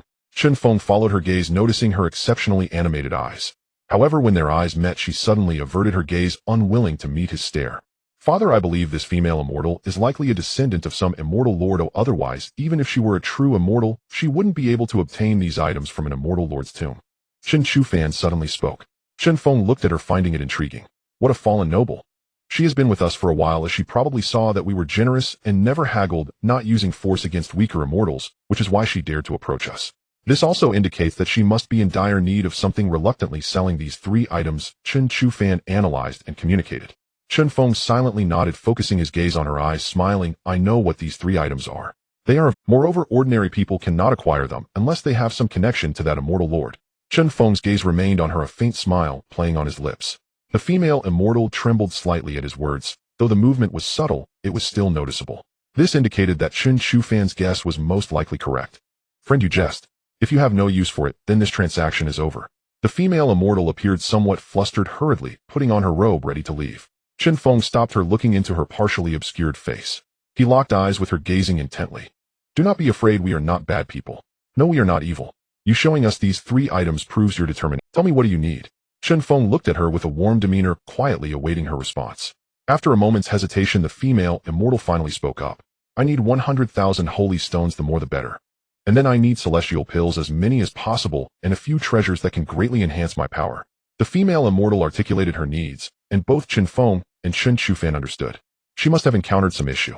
However, for Chen Feng, 100,000 holy stones was quite a significant expense. The 9th grade spiritual vein in the Tianlong realm produces only about 50,000 holy stones in a year. Along with numerous forces and the donations from the disciples of Xianfeng Valley, he currently had only about 130,000 left. As for celestial pills, each costs at least 10,000 holy stones, and celestial level treasures are about the same. Meeting these conditions would undoubtedly lead to a heavy financial loss for Chen Feng. Seeing Chen Feng silent, she hesitated and finally gritted her teeth, saying, if you don't have that many holy stones and pills, cutting it in half is also acceptable. Cut it in half. Chen Feng smiled and shook his head, not answering her, but instead turning to ask another question. Does my friend need so many spirit stones as well as pills and treasures to enhance strength? Is something wrong? This question was sincerely asked by Chen Feng. If nothing unexpected happened, this person was a descendant of an immortal sovereign, which meant he could gain a lot of information and resources. Chen Feng also needed these messages urgently. The female immortal shook her head upon hearing this. Is my friend unwilling to trade? Clearly the female immortal did not trust Chen Feng and dared not rely on him. Chen Feng smiled and said, of course not. Feigner, give her 1 million spirit stones. As for the immortal treasures, I can only offer you 3 celestial grade items. I don't have more on me. However, I can refine your immortal treasures, at least making them comparable to half-step true immortal artifacts. Chen Feng's gaze was fixed on the back of the female immortal's waist, where she had concealed her treasures well. But for an immortal artifact master, how could the light of immortal treasures hide? The female immortal felt a stir of interest upon hearing this, yet was also worried that Chen Feng was trying to deceive her into handing over her life's treasure to deal with her. After all, this treasure had been nurtured for countless years with her own efforts and the power of her spiritual energy, perfectly attuned to her path of immortality. Chen Feng smiled slightly and directly activated the promised item using celestial energy. Right then and there before her eyes, he summoned sacred fire to forge a storage ring that was comparable to a celestial treasure, handing it into her hands. Inside are 1 million spirit stones, 3 celestial grade treasures, and 3 celestial pills. I am telling my friend that I will reforge your life's treasure, considering it a friendship gesture. From your appearance, it seems you are either seeking revenge or someone is causing you trouble. Enhancing your life's treasure will significantly boost your combat power. Chen Feng spoke with emotion and reason. After all, if she returned the 3 treasures to him, it would be an absolute treasure for him. According to the normal price, it would be immeasurable. The spirit stones alone would at least multiply by 10,000 times. Although it was a mutually agreeable transaction, there were still suspicions of taking advantage. The female immortal took the storage ring to check. Everything she needed was there. She also felt relieved as Chen Feng revealed another skill before her, making her feel somewhat indecisive. On one hand, she indeed needed to enhance her strength quickly. On the other hand, she felt that the person in front of her was relatively reliable. Whether to gamble or not, she fell into a dilemma.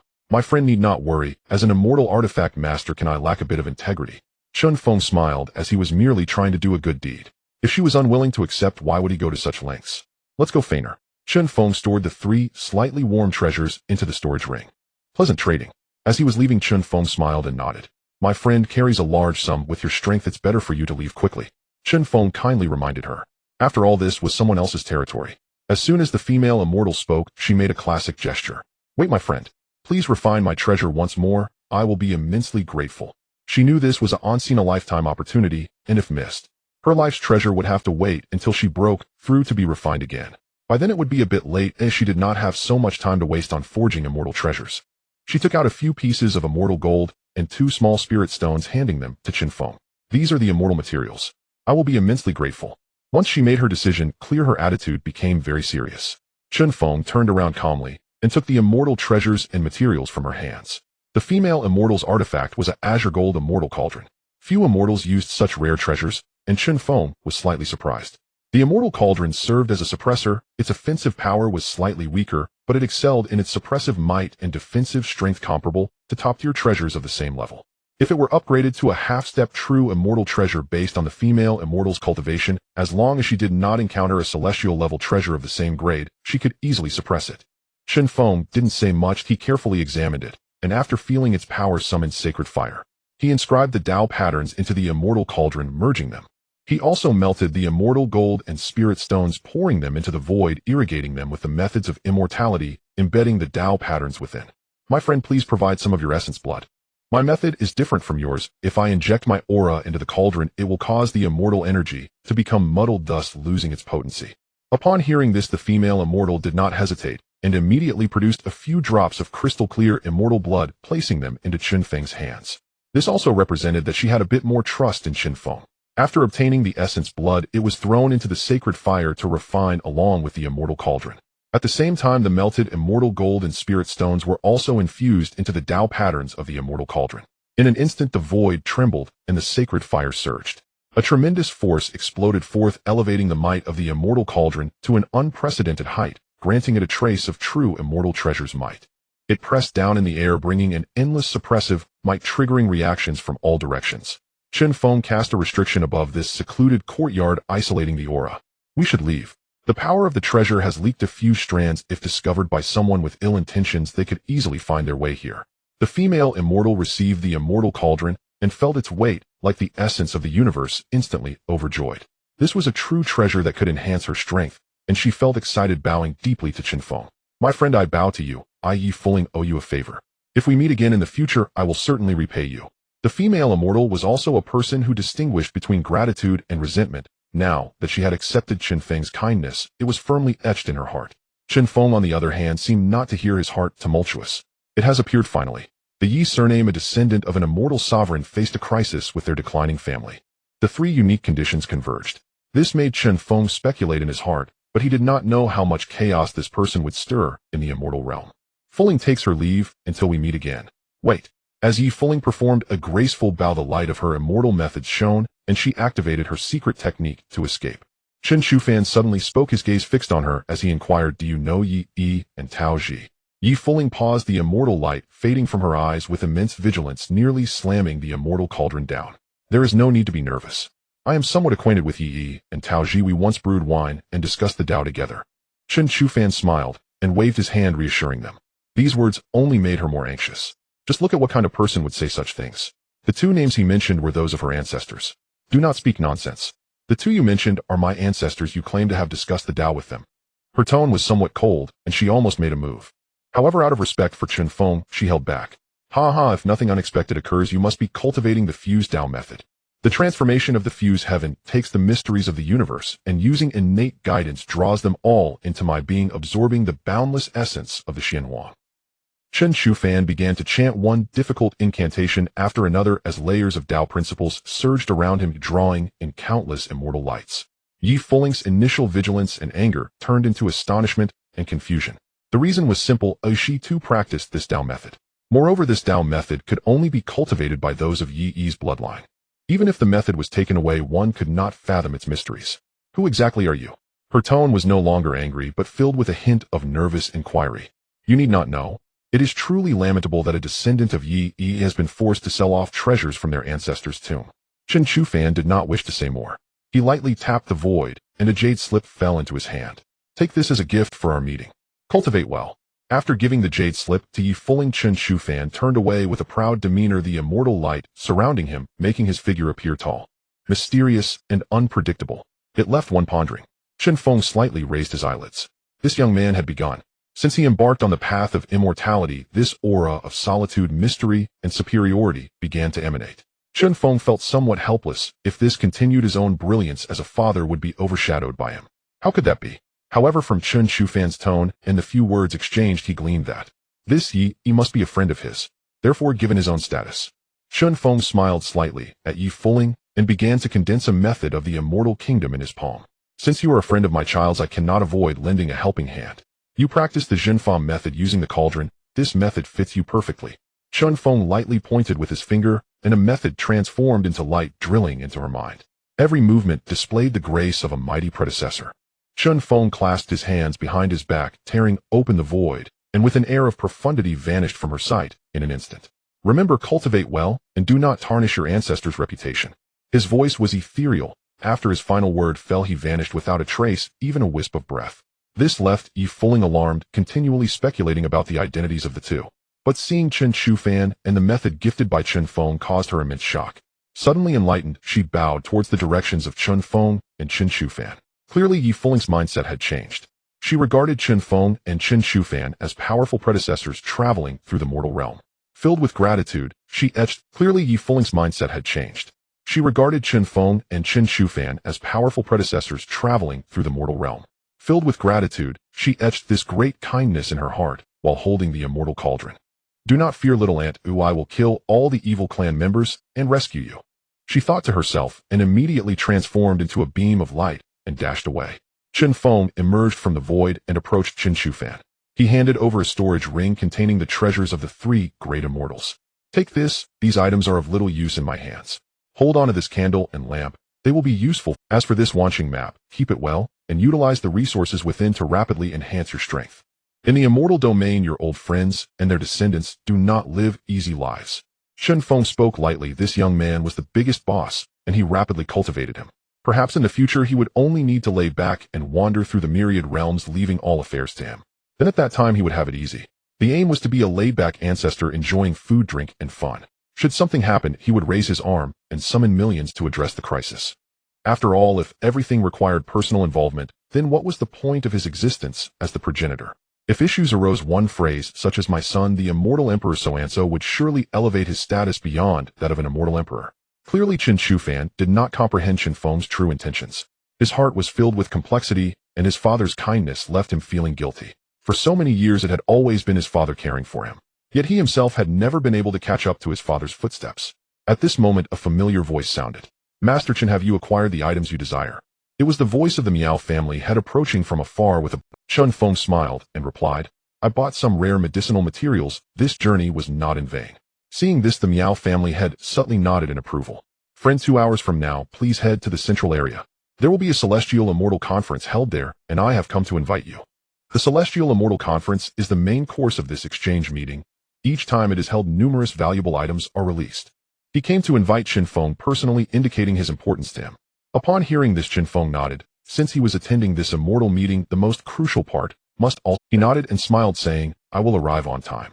It is indeed an honor for the family head to personally invite me, making me quite flattered." The Miao family head, upon hearing this, smiled even more broadly and gestured before leaving. Now, in terms of Chen Feng's attitude, it was best to befriend him and not make enemies. He had not yet probed into his depths, and he did not dare to act rashly, preferring to cultivate connections and offer a bit of goodwill. Chen Feng also understood his intentions, secretly concluding a deal. This Miao family head is a talent, but his ambitions are considerable, though misplaced. After the Miao family head left, Chen Feng set up a small restriction beside the two, and calmly said the Miao family wishes to regain control over the eternal life domain. He should not have opened this so-called immortal meeting. The opening of the Eternal Life Immortal meeting has its pros and cons. Although it seems prosperous and thriving with thousands of immortals attending every 10,000 years, it also solidified the Miao family's status. They became a place for disposing of stolen goods, a semi-chaotic domain. The two wandered aimlessly, purchasing a few more items. At this time, the number of celestial immortal experts in this small street had significantly decreased. The Celestial Immortal Assembly had commenced, held within a vast, sprawling manor. Upon crossing the threshold, Jiang Chun was greeted by rows of exquisitely beautiful female cultivators standing at the entrance, bowing respectfully to the arriving immortal masters. Simultaneously, several celestial immortals selected favored cultivators to accompany them into the assembly as attendants, each one provided by the Miao clan. All had undergone rigorous professional cultivation refinement, a long-standing unspoken custom. As Chen Feng entered, the gazes of countless graceful cultivators turned toward him in unison, bowing with solemn reverence. Yet he felt no stir of emotion. Without pause, he strode forward alongside Chen Shufan. The cultivators exchanged quiet disappointment. Being chosen by a celestial immortal would greatly accelerate their own cultivation. Moreover, such an act would also earn the selecting immortal a minor favor from the Miao clan. Yet Chen Feng remained utterly indifferent to this entire arrangement. Senior, Miao Rui, stood nearby, and spotting Chen Feng at the gate rushed over without hesitation, clearly having awaited him for some time. I shall guide you personally. Before Chen Feng could utter a word, Miao Rui declared it himself, an initiative born of both duty and intent to cultivate goodwill. Very well. Thank you for your kindness, Chen Feng replied with a gentle smile, accepting the offer without reservation. It was far more efficient to have a trusted acquaintance navigate the intricate protocols than to decipher them alone. How many celestial immortals have already arrived? Chen Feng's gaze swept across the manor where profound, awe-inspiring auras shimmered from every corner. Clearly these emanated from celestial immortals, though among them also gathered numerous profound immortals, immortal lords, and even cultivators who had yet to ascend the immortal path. All were accompanying their respective celestial immortal patrons into the assembly. Excluding our clan's own celestial immortals, and counting yourself senior, the total stands at 21. 21. Chen Feng showed no surprise. Though celestial immortals were rare within the eternity domain, the Miao clan's millennium-old celestial assembly bore an illustrious reputation, one that naturally drew even greater numbers. Might I inquire who they are? Chen Feng asked, intrigued. Many were undoubtedly patriarchs of major sects or celestial immortals hailing from distant domains. Miao Rui spoke calmly. In reply, senior, I have not investigated all, but several possess extraordinary origins. Pray tell me more, Chen Feng said, his interest piqued. As he spoke, Miao Rui led him into the grand hall, a resplendent chamber adorned with sumptuous delicacies and spirit-infused wines.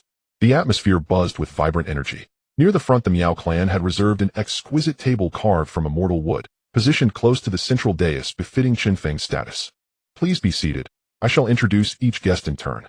Within this inner circle sat only the most eminent celestial immortals. As Chen Feng took his seat, their eyes turned toward him in unison. A ripple of quiet astonishment passed among them. Many recognized Miao Rui, the Miao clan's chief spirit-refining master, who now stood before an unfamiliar celestial immortal with marked deference. This stirred widespread curiosity. A whisper spread as immortals speculated on Chen Feng's identity. To your right rear sits Elder Xian Mu of the Xian clan, a venerable lineage of true immortals from the Dharmakaya, immortal realm. Chen Feng followed the direction and met the gaze of a middle-aged man who offered a subtle, dignified nod. Chen Feng returned it with equal grace. To occupy such a seat signaled exceptional prestige. Beside Elder Xian Mu sits Lord Huafeng City, Lord of Huafeng City in the Xianyu Immortal Kingdom, and a blood relative of the Imperial House. Chen Feng had heard of the Xianyu Immortal Kingdom before, from Lord Ziguang, who mentioned that his ancestral patriarch served there as a grand prefect governing frontier territories. He glanced over and beheld a broad-shouldered, imposing figure radiating dense flames of Tao principles who smiled warmly and gestured in greeting. Chen Feng reciprocated with a courteous nod and raised a cup of spirit wine from the table. Lord Huafeng appeared pleasantly surprised and lifted his own cup in kind. Miao Rui, mistaking the gesture for familiarity, quietly noted the exchange in his memory. Next, Miao Rui introduced 3 additional delegations from other true immortal lineages, eliciting quiet astonishment from Chen Feng. That the Eternity City Assembly could attract representatives from multiple true immortal clans was truly remarkable. After returning each greeting in turn, Miao Rui ceased further introductions. Chen Feng understood implicitly the remaining celestial immortals were either obscure in origin or lacked sufficient distinction to warrant mention. Such omission was tacit acknowledgement of their lower standing. Thereafter, Miao Rui began detailing the assembly's formal proceedings. At its heart lay mutual exchange. Celestial immortals possessing high-value enigmatic artifacts could submit them anonymously to the Miao clan. The Miao clan would then auction them publicly within the central circle or facilitate direct barter per the owner's precise instructions. For this service, the Miao clan retained a commission of 5 to 10%, compensation for assuming risk, ensuring security, and guaranteeing absolute confidentiality. This arrangement enjoyed universal acceptance among attendees. Were the Miao clan to charge nothing, confidence in the venue's integrity would evaporate. No immortal would entrust precious treasures to an unprofitable enterprise. After all, no feast is ever truly free.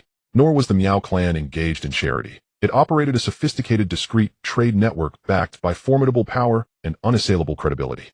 Otherwise, how could they maintain reputation and immunity from retaliation by the original owners of such coveted relics, generation after generation? Such understanding was implicit. How else could a once great, but now declining true immortal clan sustain such a lucrative enterprise, without succumbing to ruin or coercion? Indeed, this very restraint prevented the Miao clan from ever reuniting the eternity domain under its banner. What they cultivated was not dominion, but a golden vortex of wealth where no single power could hold leverage over them. Their patriarch knew this well, and thus for centuries pursued one singular ambition: breaking through to the true immortal realm. Soon as Miao Rui concluded his briefing, the exchange ceremony commenced. At the hall center, a celestial immortal elder of the Miao clan ascended the dais. Security intensified instantly. With a resonant proclamation, the exchange ceremony officially began. The elder withdrew an oval-shaped treasure orb, its appearance instantly arresting every gaze in the hall, many eyes burning with intense covetous focus. The exchange ceremony begins now. This item comes from an anonymous seller who entrusted it to our clan for auction. It is a dragon orb, the essence of a true dragon at the early celestial immortal stage, formed from its concentrated primordial energy and vital blood essence, its very foundation of existence. Without its orb, the dragon would be little better than dead. Equally, it constituted a supreme medicinal ingredient and a peerless material for forging divine artifacts. As always, this transaction proceeds under the Miao clan's centuries-old pledge of absolute discretion and inviolable confidentiality. Bidders may compete with full confidence. The owner stipulates exchange exclusively for celestial-grade pills, preferably celestial immortal pills or ascension pills. How does one bid? Chen Feng gazed at the dragon orb upon the auction stage, a treasure pulsing with the essence and legacy of a true dragon. And though the Dragon Clan ranked among the paramount powers of the immortal realms, he never imagined anyone would dare to flaunt such an audacious acquisition. To slay a true dragon, and then openly offer its orb for sale, was an act of staggering recklessness. And should any Dragon Clan cultivator uncover this deed and trace it back here, bloodshed beyond reckoning would surely follow. That the Miao family would even accept such a transaction spoke volumes. They were a clan unbound by law or conscience. And this dragon orb, cultivated by a celestial immortal at the early stage, was worth no less than 500,000 saint stones. Were it harvested from a celestial immortal at the peak of their cultivation, it might even fetch artifacts befitting a true immortal, and truly priceless. Moreover, to beings bearing draconic blood, the orb was an irresistible siren call, and embedded within it lay profound celestial laws, precisely what such draconic entities craved most, especially the ancestral legacy sealed inside. And to seize that legacy would yield a harvest of terrifying magnitude. The Dragon Clan's legacy stood unrivaled across the entire immortal realms. At the mere appearance of this orb, every soul present felt their pulse quicken. As for the seller's stipulated payment, celestial immortal pills or ascension pills, the required quantity remained deliberately unspecified. All present understood implicitly this was no ordinary exchange involving a handful of ascension pills, or even supplementary treasures. Its value transcended such crude equivalences entirely. Thus those pills served merely as a nominal floor price and a strategic smokescreen. And the true threshold lay far higher, at least at the level of celestial immortal tier artifacts, or beyond. And otherwise, how could one guarantee that none among this assembly harbored ulterior motives, given the astronomical stakes? Every attendee here bore some measure of ambition or complicity. And furthermore, the ascension pill ranked among the supreme elixirs of the celestial immortal realm, capable of dissolving all barriers when a celestial immortal advanced through minor cultivation thresholds. It also elevated one's fundamental immortal Tao attainment, proving indispensable in forging the bedrock of true immortality. In terms of intrinsic worth, it surpassed 5 celestial immortal pills, by no small margin. In short, securing this dragon orb demanded resources equivalent to at least 500,000 saint stones, a sum already staggering. And indeed, many celestial immortals would labor their entire lifetimes without amassing such wealth. A single celestial immortal pill could in fact elevate an adept to celestial immortality itself. And yet, as the assembled cultivators remained motionless, a voice cut through the silence. Miao Ruiz. Senior, communicate via divine sense with the crimson sphere at the center of your table. Chen Feng turned his gaze toward the banquet table laden with delicacies, and there nestled among them, like mere ornamentation, glowed a soft, radiant crimson sphere. An immortal artifact. That instant clarity dawned upon Chen Feng. The Miao family had deployed a soul artifact of extraordinary sophistication, using it to conjure a boundless illusory space. Within it, bidders could observe all competing offers and submit their own. And crucially, the Miao family could precisely trace each bid to its originating table. Once the artifact was claimed, this very immortal sphere would deliver notification, ensuring exceptional confidentiality. And moreover, each table bore a uniquely resonant sphere distinct from all others. Each sphere connected solely to the central orb held by the celestial immortal presiding over the dragon orb auction. Yet the presence of such artifacts invariably implied a master coordinating intelligence behind the scenes, a sovereign artifact overseeing all data collection. It also implied suppression arrays and barrier artifacts designed to stifle and isolate divine senses. Chen Feng extended his spiritual perception, and within moments confirmed their existence. From the moment one crossed the threshold of this manor, one entered a domain sealed by a supreme isolation formation, one forged by a true immortal. and most likely it bore the imprint of the Miao family's fallen ancestral patriarch. Ascension pills. Not quiet certainty settled within Chen Feng's heart. And this dragon orb almost certainly did not originate from a consigned vendor. And far more likely it had been placed directly by the Miao patriarch himself, and the predetermined medium of exchange. Ascension pills. And soon the first bid materialized within the illusory space: 4 celestial immortal pills, and 1 celestial immortal tier immortal artifact. The bidder offered no outward reaction, yet that stillness alone granted Chen Feng subtle reassurance. Na faint smile curved his lips as he watched, silent and still. As for joining the bidding himself, he dismissed the notion outright. And before long another bid surged forth: 6 celestial immortal pills, and 20,000 saint stones. At that moment the inaugural auction reached its zenith. Na's single dragon orb, harvested from a celestial immortal at the early stage, had already eclipsed 700,000 saint stones in valuation. This alone testified to the orb's incalculable rarity. And since the purchase occurred within this sanctum, buyers need fear no retribution from the Dragon clan. Yet, even as that price appeared final, the transaction lingered, unconcluded. Logically, the bid should have sufficed for immediate ratification. But perhaps the seller awaited something more, something closer to his heart's desire. The Miao family's auctioneer betrayed no emotion upon his face, yet inwardly he sighed. And he prepared to withdraw the orb, when suddenly another bid emerged. Within the sphere-constructed space, the new bid appeared plainly: 1 ascension pill, and 1 celestial immortal pill. And instantly the announcement echoed into the ears of every celestial immortal present. The transaction was complete. And ultimately the orb passed into the hands of a buyer offering 1 celestial immortal pill and 1 ascension pill. And that revelation crystallized Chen Feng's suspicions beyond doubt. Though rare ascension pills posed no insurmountable challenge for a power like the Miao family, acquiring 1 or 2 should have been trivial. Yet here they were sacrificing a dragon orb, a treasure of peerless rarity, to obtain just 1.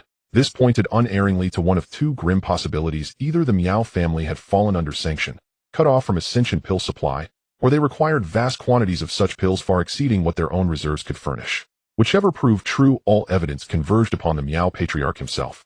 As for who had secured the orb, no name was revealed. Only the auctioneer's hand moved, the dragon orb vanished, replaced by a glowing totem scroll.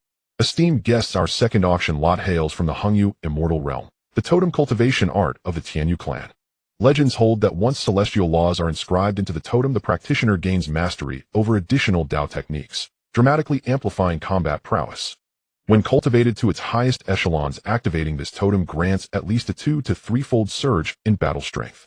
Per the vendor's stipulation, exchange is accepted in saint stones, or treasures of equivalent value, priced at 500,000 saint stones. And the auctioneer declared this with palpable fervor. Many in the audience stirred with unmistakable interest.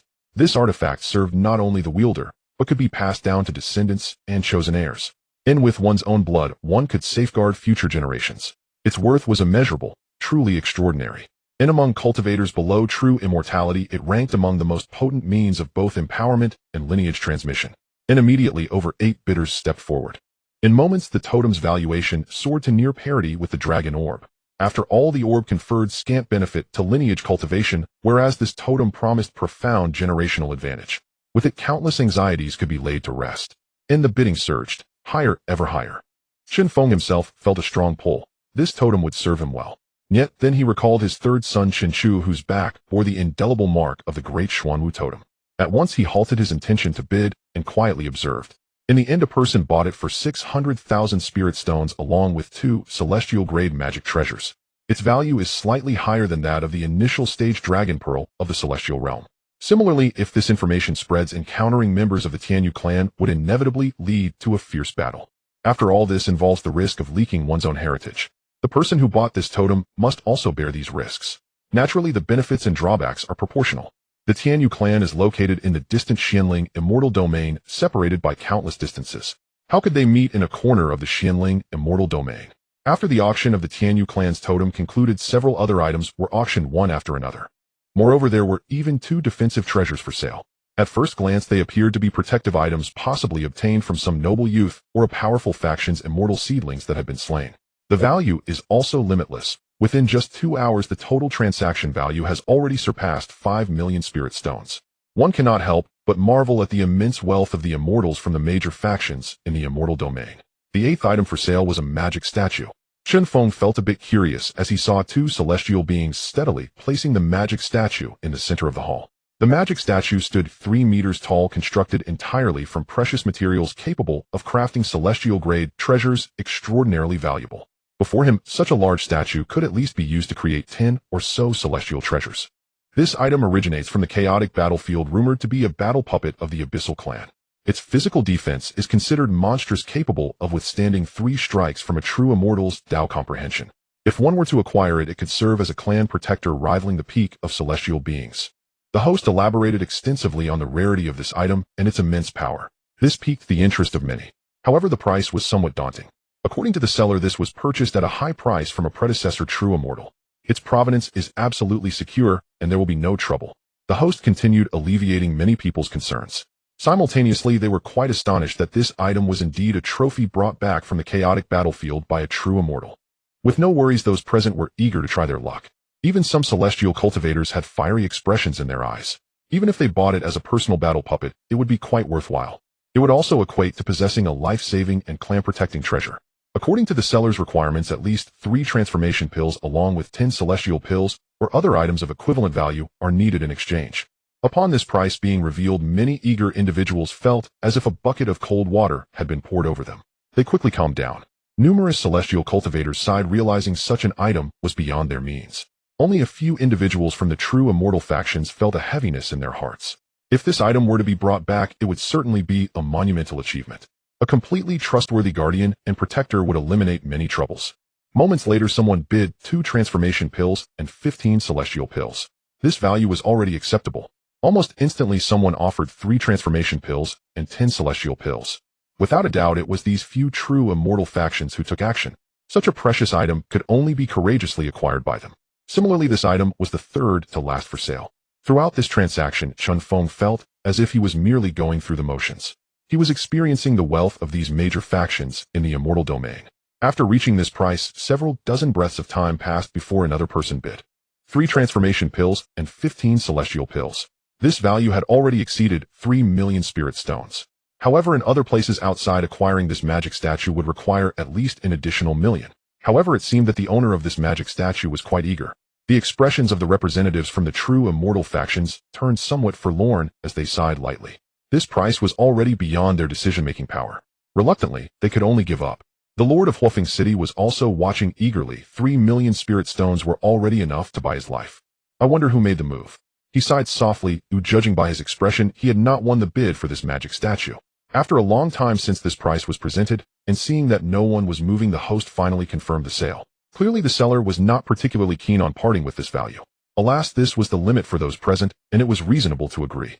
This was almost equivalent to a clearance sale. Now Chen Feng's mind was already considering robbing the representatives of these 3 true immortal factions. He desperately needed this magic statue. Throwing it to guard either Xianxun or Xianfeng Valley would be an extremely powerful asset. Even the dominant faction like the Miao family in Everlasting City would have to think twice before dealing with Xianfeng Valley. With a guardian in place, Chen Feng would also feel more at ease. His gaze quickly swept over the 3 representatives of the true immortal factions, assessing their expressions. Yet whether these 3 had won or lost the bid, they remained composed. It was impossible to discern anything from them.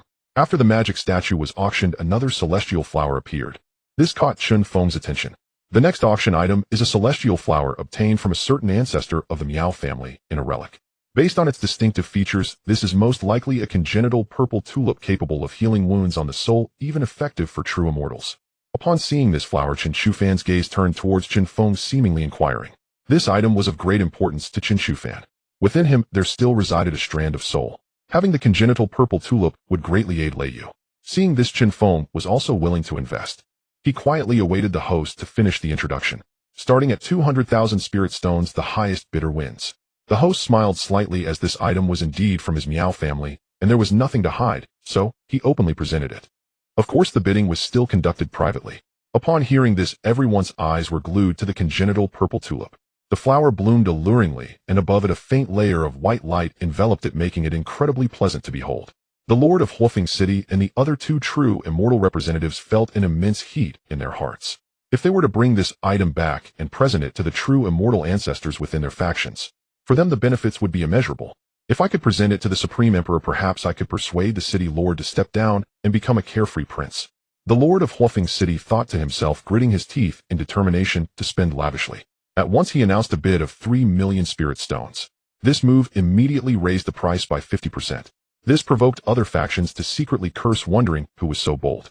In that moment, no one dared to place a bid. The final auction item had yet to appear, and to forsake the bidding for this item seemed too great a loss. Yet the Lord of Huofeng City did not care. All he wanted was this flower. This led to a conflict with Chen Feng. Upon seeing this bid, Chen Feng slightly furrowed his brows. He had made up his mind.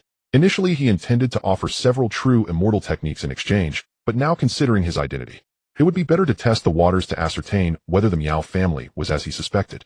Immediately, he quoted a price 6 Huasian pills. Though he did not possess such items, his status warranted a grand promise as a start. The Miao family would recognize it. At the same time, if the Miao family master truly chose to continuously consume Huasian pills to strive for the true immortal realm, though risky success would lead to soaring heights. To enter the true immortal realm, one needs not only terrifying energy, but also an understanding of the immortal Tao and the ability to traverse far along the immortal path. The most crucial aspect is that one's divine soul must meet the requirements to condense the true spirit seal. Of course, relying solely on Huasian pills would be utterly futile. Otherwise, with so many major powers, how could the immortal monarch forces be stymied by a mere true immortal? So many immortal monarchs would be unable to break through the true immortal stage. Upon seeing Chen Feng's bid, the host was momentarily taken aback. Immediately, the Lord of Huofeng City felt his heart racing. He gritted his teeth and added another 1,000,000 spirit stones. Thinking to himself that no one would contend with him any longer, Chen Feng directly offered 10 Huasian pills. At that moment, the Lord of Huofeng City was stunned. The celestial beings present also witnessed this bid, all shocked. What kind of walking repository of pills was this? The Lord of Huofeng City, silent, drank several cups of immortal wine to calm his emotions. Is the senior not joking? At this moment, Miao Rui's voice reached his ears. He could ascertain the content of the transaction and who was involved through his authority. Now, upon seeing Chen Feng offer such a price, he was quite astonished. No, I simply do not have the medicinal materials. However, as long as you possess the medicinal materials, I can refine 3 batches for free. Good. Miao Rui paused for a moment and agreed on behalf of the Miao family. Huasian pills, reputed as the most difficult of the celestial grade pills, could generally only be refined by treasure grade alchemists. This earned the Huasian pill another nickname, Little Treasure Pill. If it were anyone else, including that celestial grade alchemist from the Chongqing domain, Miao Rui would undoubtedly have punched him. Yet he held immense trust in Chen Feng. He had witnessed Chen Feng's alchemical techniques, and that calm, unyielding confidence. 3 batches of celestial pills, all of the highest quality, with not a single failure. Such an achievement was something even ordinary treasure-grade alchemists could not accomplish. With this transaction completed, Chen Feng let out a sigh of relief. Fortunately, Miao Rui had given him face, otherwise he would have had to use true immortal techniques in exchange. However, that would also expose his possession of various true immortal techniques. True immortal techniques form the foundational legacy of a true immortal level power, exceedingly rare. In the immortal realm, they are immensely valuable. Thank you. Chen Feng nodded slightly, sensing a wave of divine consciousness connecting to him. That strange purple flower illuminated the void space before him. With a mere thought, he could retrieve it into his storage ring. This piqued Chen Feng's interest. He quite liked the Miao family's method of constructing a void space as a trading platform. However, judging by the Miao family's setup, this method was still immature. It could only function within a limited range, along with specific restrictions and various treasures for assistance. If fully matured, a similar void platform could be constructed in the immortal realm, connecting each of his clansmen. Then if danger arose, they could swiftly sense it and provide aid. More importantly, if this system were slightly modified, it could connect many people simultaneously over a vast area. Thus one could understand the dynamics of all places while reclining at home. Moreover, with a mere thought, one could traverse from the void space to another location. Although the void secret technique would allow him to reach a certain place instantly, when his power grew strong enough, if a void bridge were constructed, he could summon countless disciples at a moment's notice to attack any location. This function was already remarkably formidable. This made Chen Feng take a slight note of it. Take it. Chen Feng placed it in the storage ring and handed it to Chen Shufan. As Chen Shufan activated his celestial power, it was as if he had cast some secret technique. In the next moment, the innate purple Zhuliao took root in his divine sea, with Lei Yu attaching itself to it. Chen Feng was not concerned about all this. His gaze was fixed on the treasures on the platform. The last grand treasure, it was a sword of the true immortal. Although somewhat damaged, the true immortal power above it had been significantly diminished. It was roughly equivalent to the blood moon blade of the evil lord. If it were to be repaired, it would become a treasure of the sect, sufficient to ensure the power's longevity. The Miao family had avoided destruction because of the weapon of their ancestor being sealed within the clan as the strongest foundation. A true immortal weapon, if fully activated by a peak celestial cultivator, could awaken the spirit of the true immortal artifact and illuminate the world. The appearance of this treasure ignited the entire venue.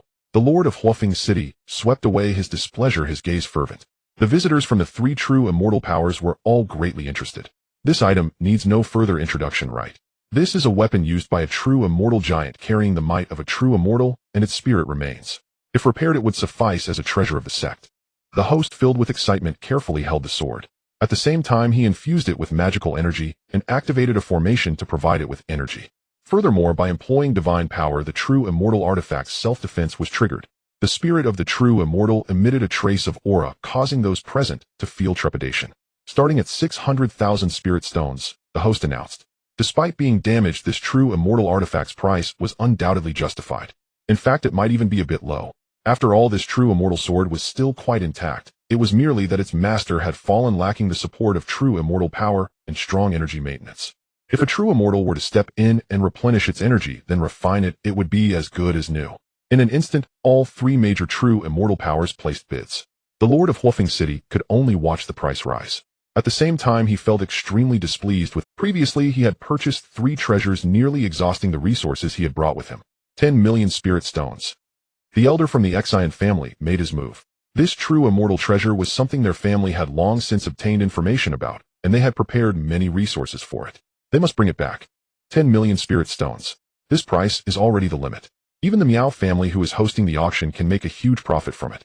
This left Chen Feng with a toothache, reminding him of the completely ruined blood moon. In an instant, there was a hint of regret. A wisp of divine sense quietly drifted away, vanishing into the void, transforming into a wisp of black smoke. It attached itself to the people of the 3 great true immortal powers. Chen Feng made his move. He was prepared to strike in the shadows. He wanted the totem technique, the dragon pearl, and even the half-damaged immortal sword. The auction concluded.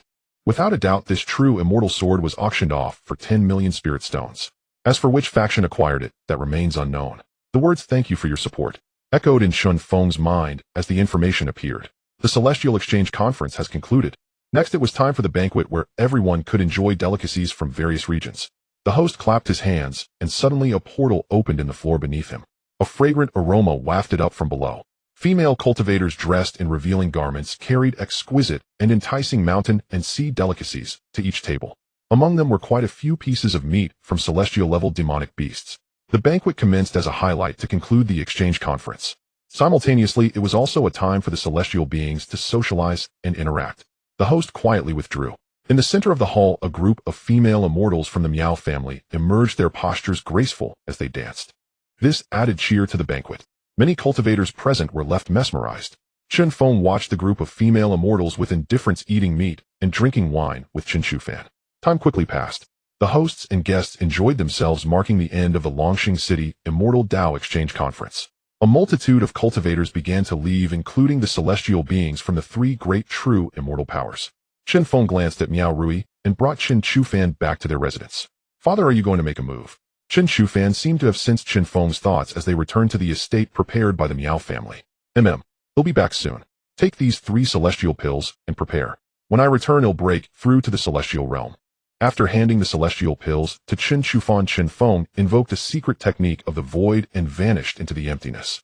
He silently bypassed the Miao family's barriers and arrived outside the city. Quickly, he tracked down the target's location. System exchange for the escape technique, 1 thought to travel. Chen Feng immediately chose to exchange for the strongest escape technique currently available. Ding. 1 thought to travel exchanged successfully, deducting 500 heritage points. Complete enlightenment. In an instant, countless laws and principles manifested around him as his body underwent transformation, with various laws coalescing. Another 500 heritage points were deducted. 1,000,000 heritage points. This was the highest expenditure Chen Feng had made in a single instance thus far. 1 thought to travel surpassed the void secret technique by countless times in terms of speed, reaching a level of comprehension that allowed for spatial shifting. In a thought, one could reach any desired location. However, given Chen Feng's current cultivation, even with complete enlightenment, he could only cross half of the Longxing domain in a thought. Yet this was still frightening enough, as his physical speed was pushed to the limit. In an instant, Chen Feng captured the coordinates left behind. Right now, the Xian family's members had already departed from the Longxing domain, traveling between realms and connecting with the stars. And at the edge of this realm, it was the best ambush point. Shift. In a thought, Chen Feng's figure transformed into a shooting light, vanishing into the void as if the very space were twisting. In just a few breaths, he reached the edge of the realm. It was a void where all that could be seen were ruins and remnants of various stars. Moving forward, one would reach the realm of the Dharma manifestation celestials. At this moment, the elder of the Xian family was exceptionally vigilant, piloting the celestial vessel as they approached the edge of the realm, pushing forward with all their might toward the Dharma manifestation celestial realm. At the edges of various realms, it was a dangerous place coming from the starry sky. It belonged to a lawless zone where many immortals living by plundering resided. There were also some unterritorial forces drifting between these areas. He did not dare to be careless, raising the banner of the true immortal family, the Resigned family, high above the celestial vessel to intimidate. On the vessel besides him, there were two other disciples of the Xian Immortal, their expressions incredibly excited. Elder, we acquired a true immortal artifact. Our lineage will surely thrive. I wonder how the ancestor will reward us. A relatively younger disciple of the Xian family had already begun to fantasize about the scene of how the ancestor would reward them upon their return. Indeed, our decision to come to the Longxing domain was absolutely correct. We managed to exchange for a true immortal artifact at such a low price. If we were in our Dharma manifestation celestial realm, its value would at least double. Another person said, feeling immensely pleased. Elder, if you bring the true immortal sword back, it will surely allow our lineage to enter several major inheritance lines. Xian Mu was also very excited, his face flushed. Although he had already received news about the true immortal artifacts before coming, he did not expect it to be true, allowing him to gain such a great advantage. That is for sure. Just as the three immortals were feeling pleased, the celestial vessel suddenly shook. Countless array patterns descended, and a chain constructed from celestial laws ensnared the celestial vessel, restraining it from escaping. Who is it, friend? I am from the Dharma manifestation celestial realm, a member of the Xian family. Please allow us to pass. At the moment the celestial vessel was blocked, the three on board were visibly shaken. Two Xian immortals hurriedly ran to their respective array positions to activate the protective array of the vessel. Meanwhile, Xian Mu desperately urged the celestial vessel, trying to break free, shattering the chains to escape. Now he could not afford to make a single mistake. On him was a true immortal artifact that had cost him a significant portion of his lineage's savings. No matter what, he could not afford to lose it. Otherwise he would be the sinner. Seeing him carefully open his mouth, while releasing his latest celestial aura, he intended to intimidate. To seek convenience, huh? A voice appeared in their ears, and Xian Mu glanced around, even using divine abilities to search for the owner of the voice. Yet no matter how he searched, he could not detect even the slightest trace. This made his heart tighten, and he quickly, "We have no grudges or enmity with you, and we are willing to donate some resources to you. Is that so?" Chen Feng's figure suddenly appeared behind him, smiling as he looked at him. Suddenly Xian Mu felt a chill run down his spine, and quickly turned around. He was almost scared out of his wits, retreating several steps. He hadn't even noticed when this person had entered, and that the array on the celestial vessel showed no fluctuations. "No way, you are. Xian Mu pointed at Chen Feng, recalling the familiar face in his mind. He had seen him at the Myogia's celestial gathering, and he was not seated too far away. Thus he paid attention to a person accompanied by a pill master like Miao Rui. Unexpectedly, it was he who blocked their way. This person was also related to the Miaojia, which made him ponder incessantly. Indeed, only the Miaojia would know who had obtained the true celestial artifact. This made his expression turn extremely ugly. "Are you from the Miaojia? Do you intend to blackmail and ruin this reputation?" He took a few steps back, placing the newly acquired true celestial sword in front of his chest, channeling his mana into it, and appeared vigilant. The might of the true celestial sword was unleashed once more, its power overwhelming. Even if the sword was somewhat damaged, it still surpassed ordinary celestial treasures. Holding the true celestial sword, Xian Mu could contend even against a peak celestial. "Miao Lin has arrived, hasn't he? Let him come out. I don't believe that a mere early celestial like you would dare to..." With the true celestial sword in hand, the erupting power gave Xian Mu a sense of security, and he shouted at Chen Feng. In his view, anyone capable of setting such traps and daring to intercept him must surely be the head of the Miaojia. Miao Lin. Chen Feng silently noted this name, which was likely the name of the Myogia's leader. He looked at Xian Mu with a hint of mockery, and said, "You don't need the family head to deal with you. I alone am enough." He smiled, the might of the celestial radiating, and as he initiated his movement, his figure appeared somewhat illusory. "What?" Xian Mu's expression suddenly stiffened as Chen Feng vanished from his perception. Yet he himself stood right before him. Even the constraints of the formation had no effect on him. This made him panic. What kind of technique was this? In just a moment, Chen Feng stepped forward, and in the next second, Xian Mu's chest was pierced, a gray-white Dao sword protruding from his chest. At the same time, his soul also suffered severe damage. Intense pain surged as celestial blood splattered. He was both astonished and fearful. This was too bizarre. He hurriedly swung his sword, aiming at Chen Feng, only to find that as he swung, the sword had already left his body, passing through his sides. Such a method was something he had never heard of. The speed of the movement was such that even a true celestial could not catch up to Chen Feng. Against the late celestial, he was unable to even touch the corner of Chen Feng's clothes, leading to his bitter end in the northwest. Chen Feng was also astonished by this secret technique. Had he possessed such a move when dealing with the evil lord, he wouldn't have suffered so badly. However, this technique had its drawbacks. One needed sufficient strength to execute it. At least one had to start at the profound celestial level to withstand the tearing force caused by such rapid movement. If one's physical body was not strong enough during the transit, the body would likely have been torn apart. Fortunately, during the complete enlightenment, there was a significant enhancement to the physical body. Even a peak celestial could not match the current strength of Chen Feng's body.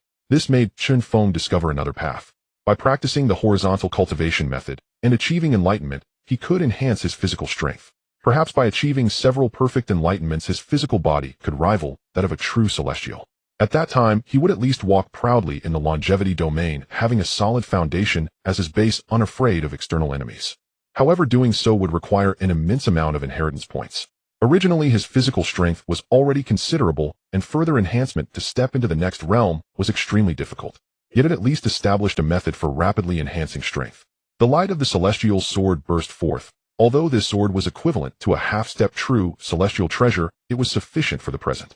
The power of the celestial sword reached its peak under Chen Feng's manipulation of mana. In just an instant, Xianmu's body exploded and his soul vanished without a trace. Along with the true celestial sword, he thus completely evaporated from existence. A small world. Chen Feng quickly reacted, activating his divine eye to scan the surroundings. In a corner of the celestial ship, he discovered a particle of dust covered with Dao patterns. Chen Feng's eyes glinted with amusement as he reached out to capture the dust. Unexpectedly, Xianmu had actually carried a small world with him. Moreover, he was willing to expend effort to open up a small world using his cultivation and mana. For those aspiring to step into the true celestial path, this was simply laughable. How did you discover this? After Chen Feng placed the gravel in hand, the Dao patterns of the celestial nation in his palm began to rotate. It completely sealed the gravel.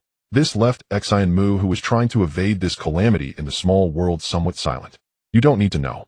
Chen Feng wore a faint smile, turning to swing his sword, slaying the two profound celestials who intended to break the formation and escape. He looked at them with a cheerful demeanor. Rest assured you won't die. At this moment, Chen Feng had made up his mind. He would leave the other's soul intact, and after returning merge it with the great divine to forge a celestial guardian. As for Xianmu, in the future there would be no such person. Within the celestial nation in his palm, everything was under Chen Feng's control. This celestial technique had already been refined by Chen Feng to the level of divine ability, and it was on the verge of truly realizing the concept of the celestial nation in his palm. It was no longer just a realm composed of a pile of attribute mana and great formations.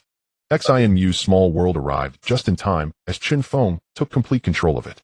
His laws invaded, staining the entire small world, transforming it into a piece of land within the celestial nation. Give it to me. Chen Feng reached out, and the broken sword fell into his hand. Additionally, there was a totem.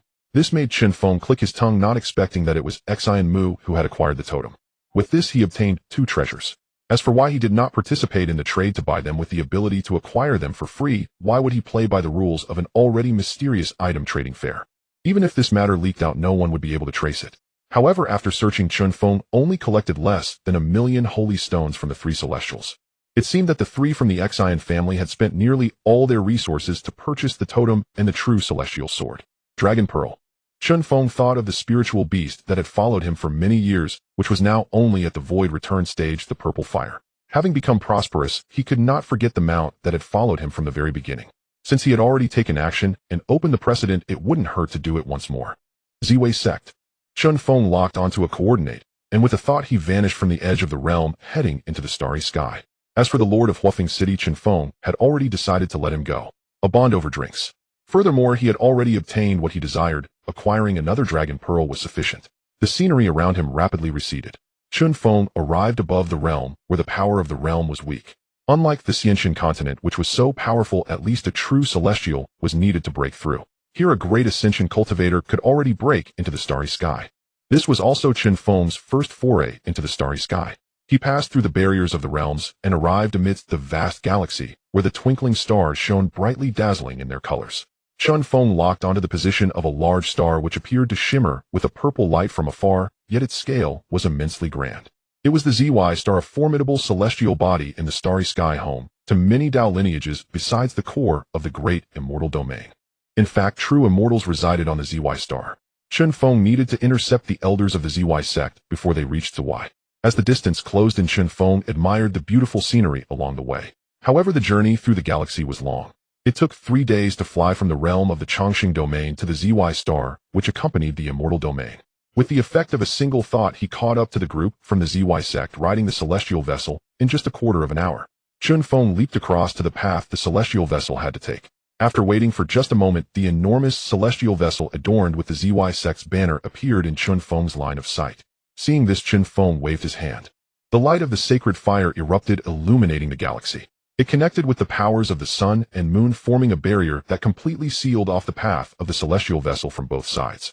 The people aboard the ZY sect's celestial vessel were taken aback as multiple auras of immortals erupted, along with 5 Xian immortals and 1 Tian immortal exuding their might.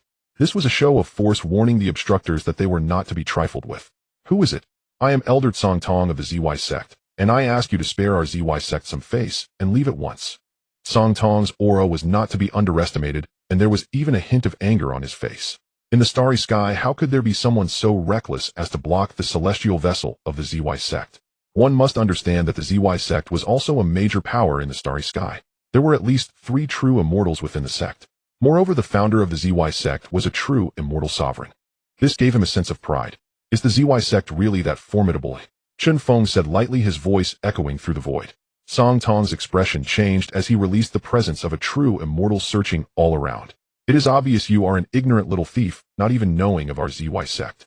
A beautiful woman on the celestial vessel raised her head and proclaimed to the surroundings. Hurry and step aside, or when our true immortal ancestor from the ZY sect arrives, you will surely be thrown into our ZY prison, unable to die, even if you wanted. She threatened, showing no concern for the consequences. In her view, all powers in the starry sky should give her a modicum of respect. This statement made Chen Feng pause for a moment. At last he encountered such an arrogant tone, the disdainful and haughty attitude along with her condescending demeanor. Suddenly he felt a jolt of spirit and sneered. Then I must entertain the esteemed members of the ZY sect. This time Chen Feng did not use the immortal sword. Instead, he drew forth that broken sword, fully awakening the power of the weapon spirit within. Flames surged in his hand, and with a single slash, 1,000 zhang long wave of sacred fire struck down upon the celestial vessel. Good, you dare to strike. Do you really think my ZY sect is easy to handle? Song Tong laughed, his eyes filled with killing intent as he unleashed his laws, shooting forth a purple wave of energy. The battle was on the verge of erupting. Chen Feng dodged the strike, appearing from the void, standing before the celestial vessel. Is this all you have? Chen Feng said lightly, his tone tinged with mockery. Impudent. My ancestor will arrive soon, you just wait to be flayed alive.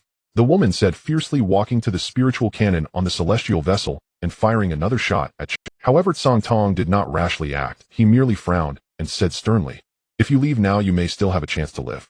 If you wait for our predecessors to arrive, you will surely die. It was not that he did not wish to strike and eliminate this roadblock. However, the previous combined attack from the celestial vessel was easily countered by the opponent. This left him uncertain about Chen Feng's strength and hesitant to act recklessly. After all, he was not alone, but he was a descendant of a sect elder who had brought a great number of disciples out for training. If an accident occurred, then he as the elder would face severe consequences. Elder Song Tong, why bother with him? In my opinion, this thief, not even knowing of the ZY sect, must have come from a small star. Why not let you take action while we assist from behind, and it would be best to eliminate him. Another youthful-looking male immortal spoke up, excitement gleaming in his eyes. Although he was only at the immortal realm, he held no awe towards the Tian immortal blocking the celestial vessel.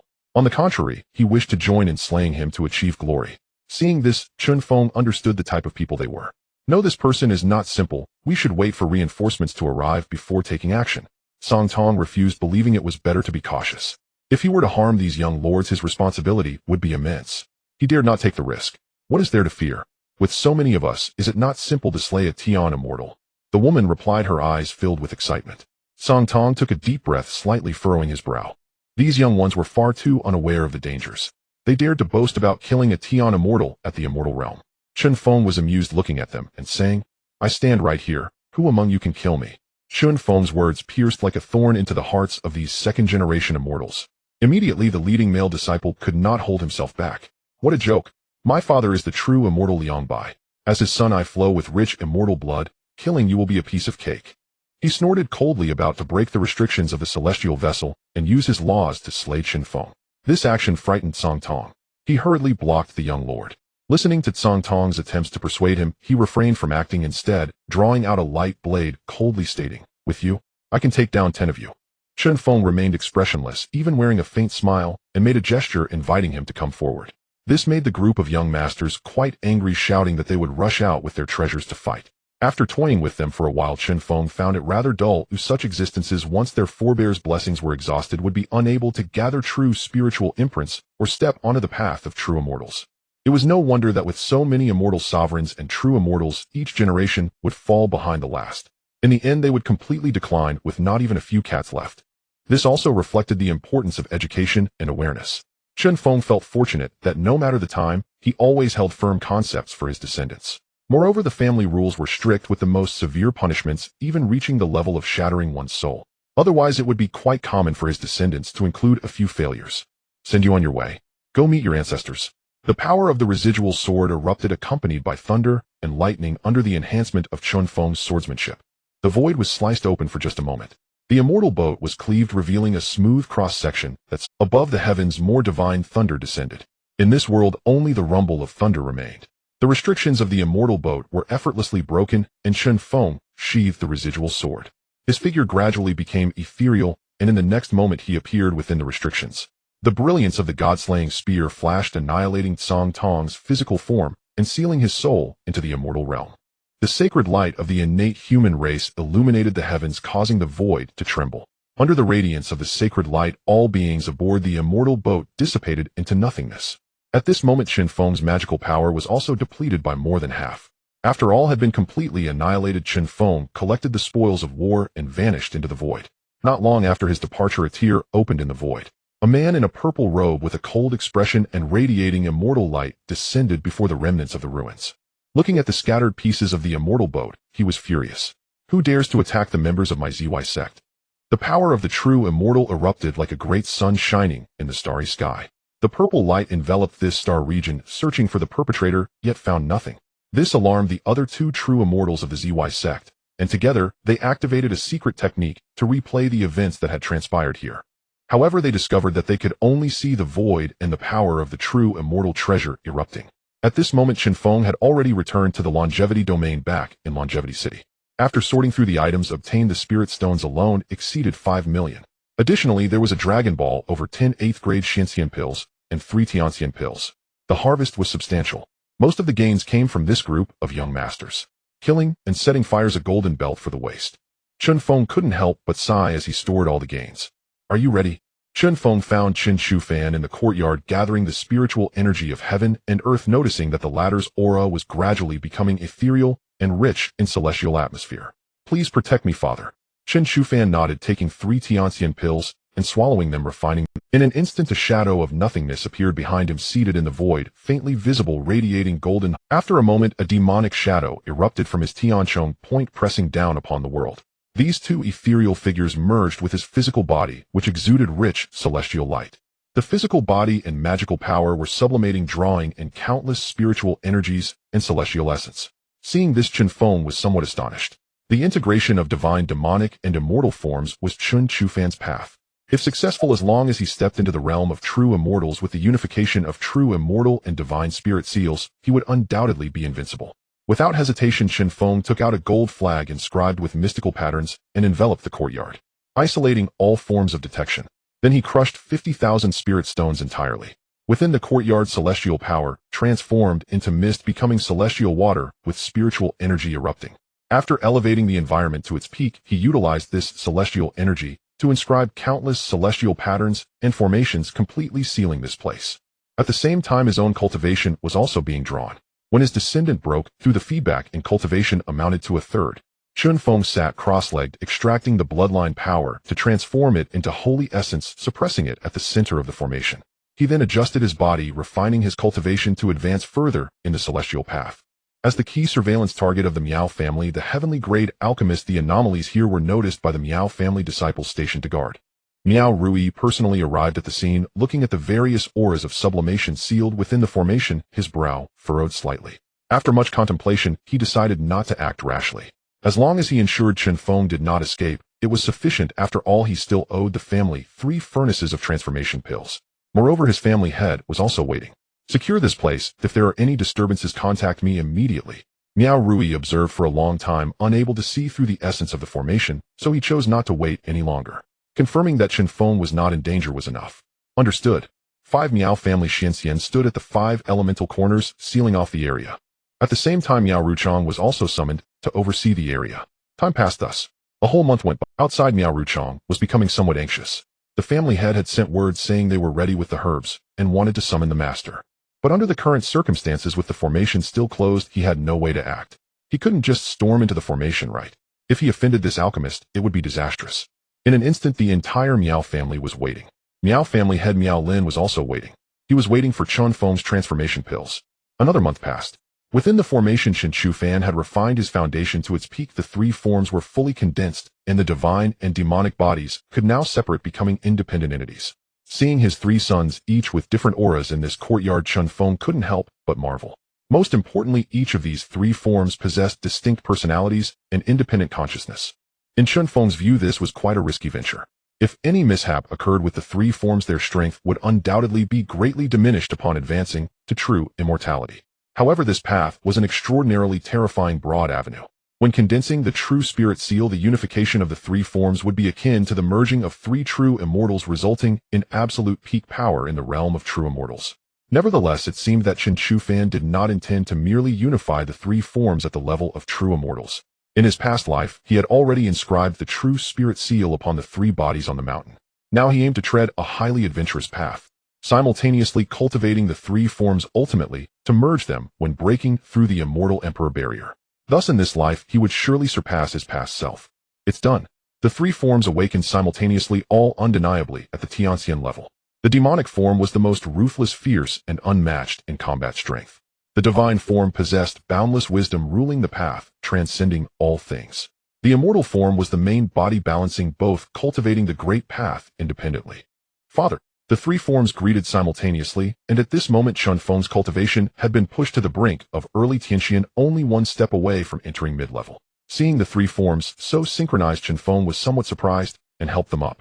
This method of yours for the 3 forms truly has limitless potential. It's extraordinary. What do you plan to do with your 3 forms? Chen Feng focused on the main body, and Chen Fan smiled slightly. I'll leave the immortal form in the clan, take the divine form with lay you back to the Xianling immortal domain, and for the demonic form, I intend to send it to the Chaos War domain, which is the most suitable for its cultivation. Seeing that Chen Fan had been assigned and the layout completed, Chen Feng said no more and allocated 4 million of the acquired holy stones. He handed them to the divine and demonic forms. The path of the Tao must be walked by oneself, cutting through thorns. As a father, I can only assist this much now. Remember, no matter which path you choose, I will always be your strongest support. Chen Feng said solemnly. Everything was implied.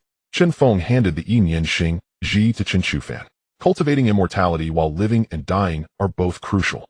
Having a method that allows for both offense and retreat is extremely important. The divine and demonic forms entered Chen Feng's pocket dimension, preparing to head in their planned directions after leaving the Chongqing city. After injecting the excess spiritual energy into the immortal realm, Chen Feng unlocked the formation. At the moment the light curtain faded, the anxious Miao Ruchang immediately knocked on the door.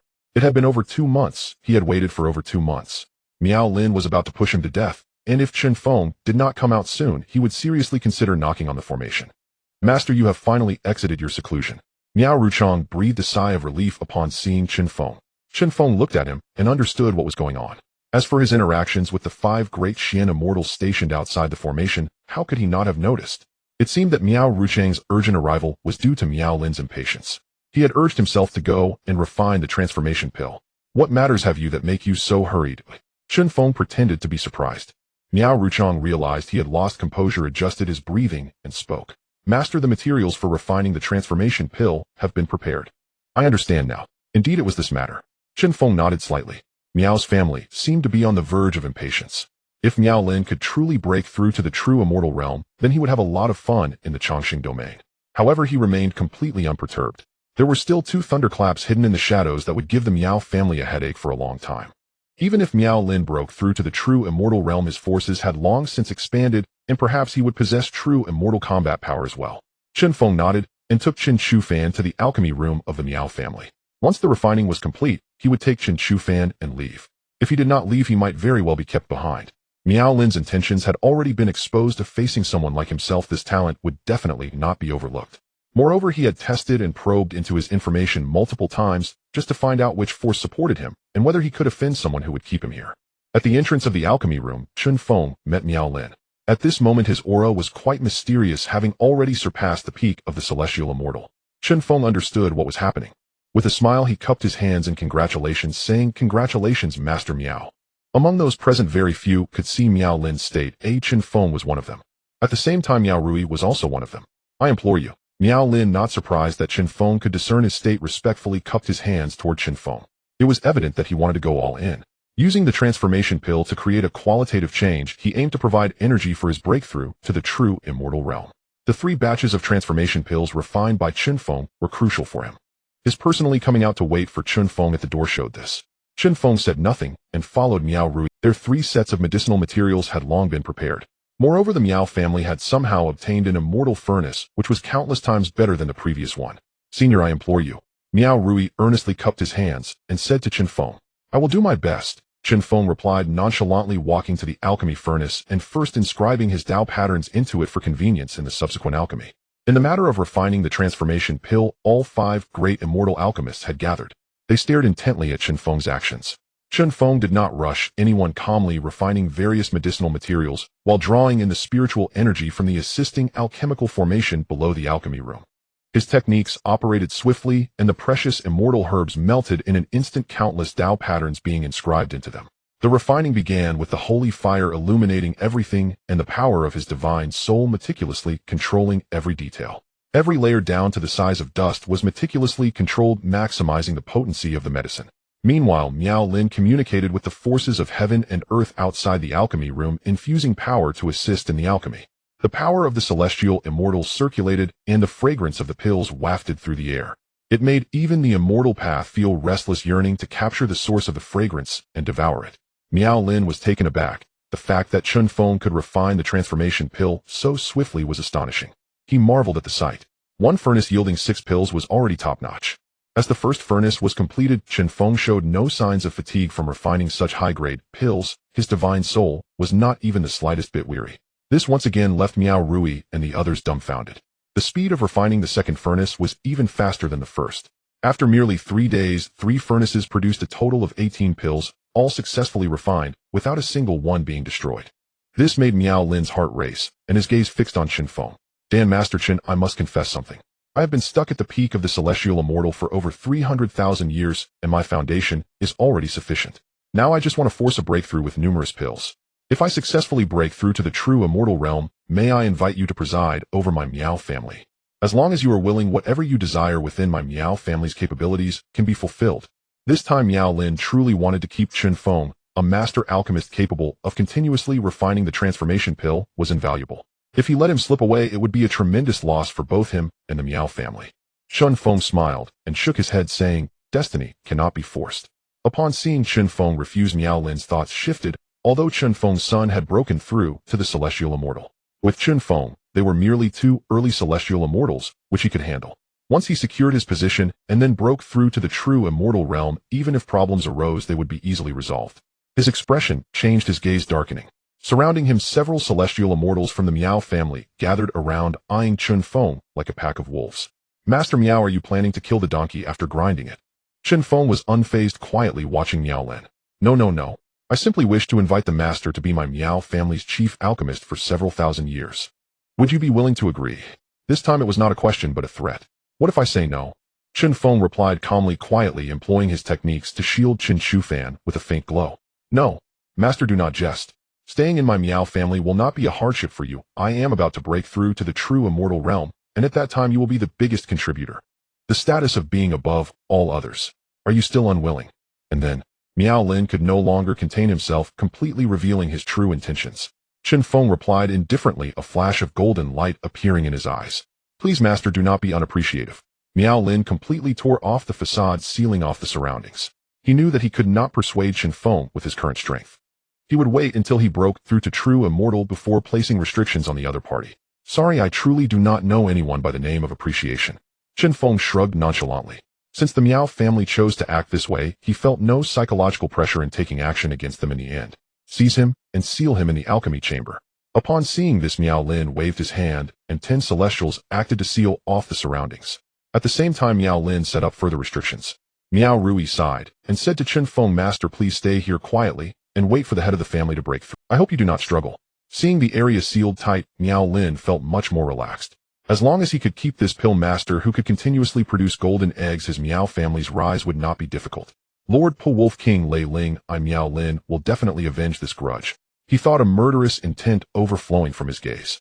These two names were the Miao family's greatest enemies. Once the ancestor of the Miao family was one of the true immortals under Lord Po Wolf, sent to monitor Lei Ling only to be killed. He harbored hatred for both of them. Miao Lin vowed that he would avenge his ancestor in this life and lead the Miao family out of this small place known as the Eternal Life Domain to promote the lineage of eternal life. Of course, these were his inner thoughts, unknown to others. Miao Lin, you underestimate me too much.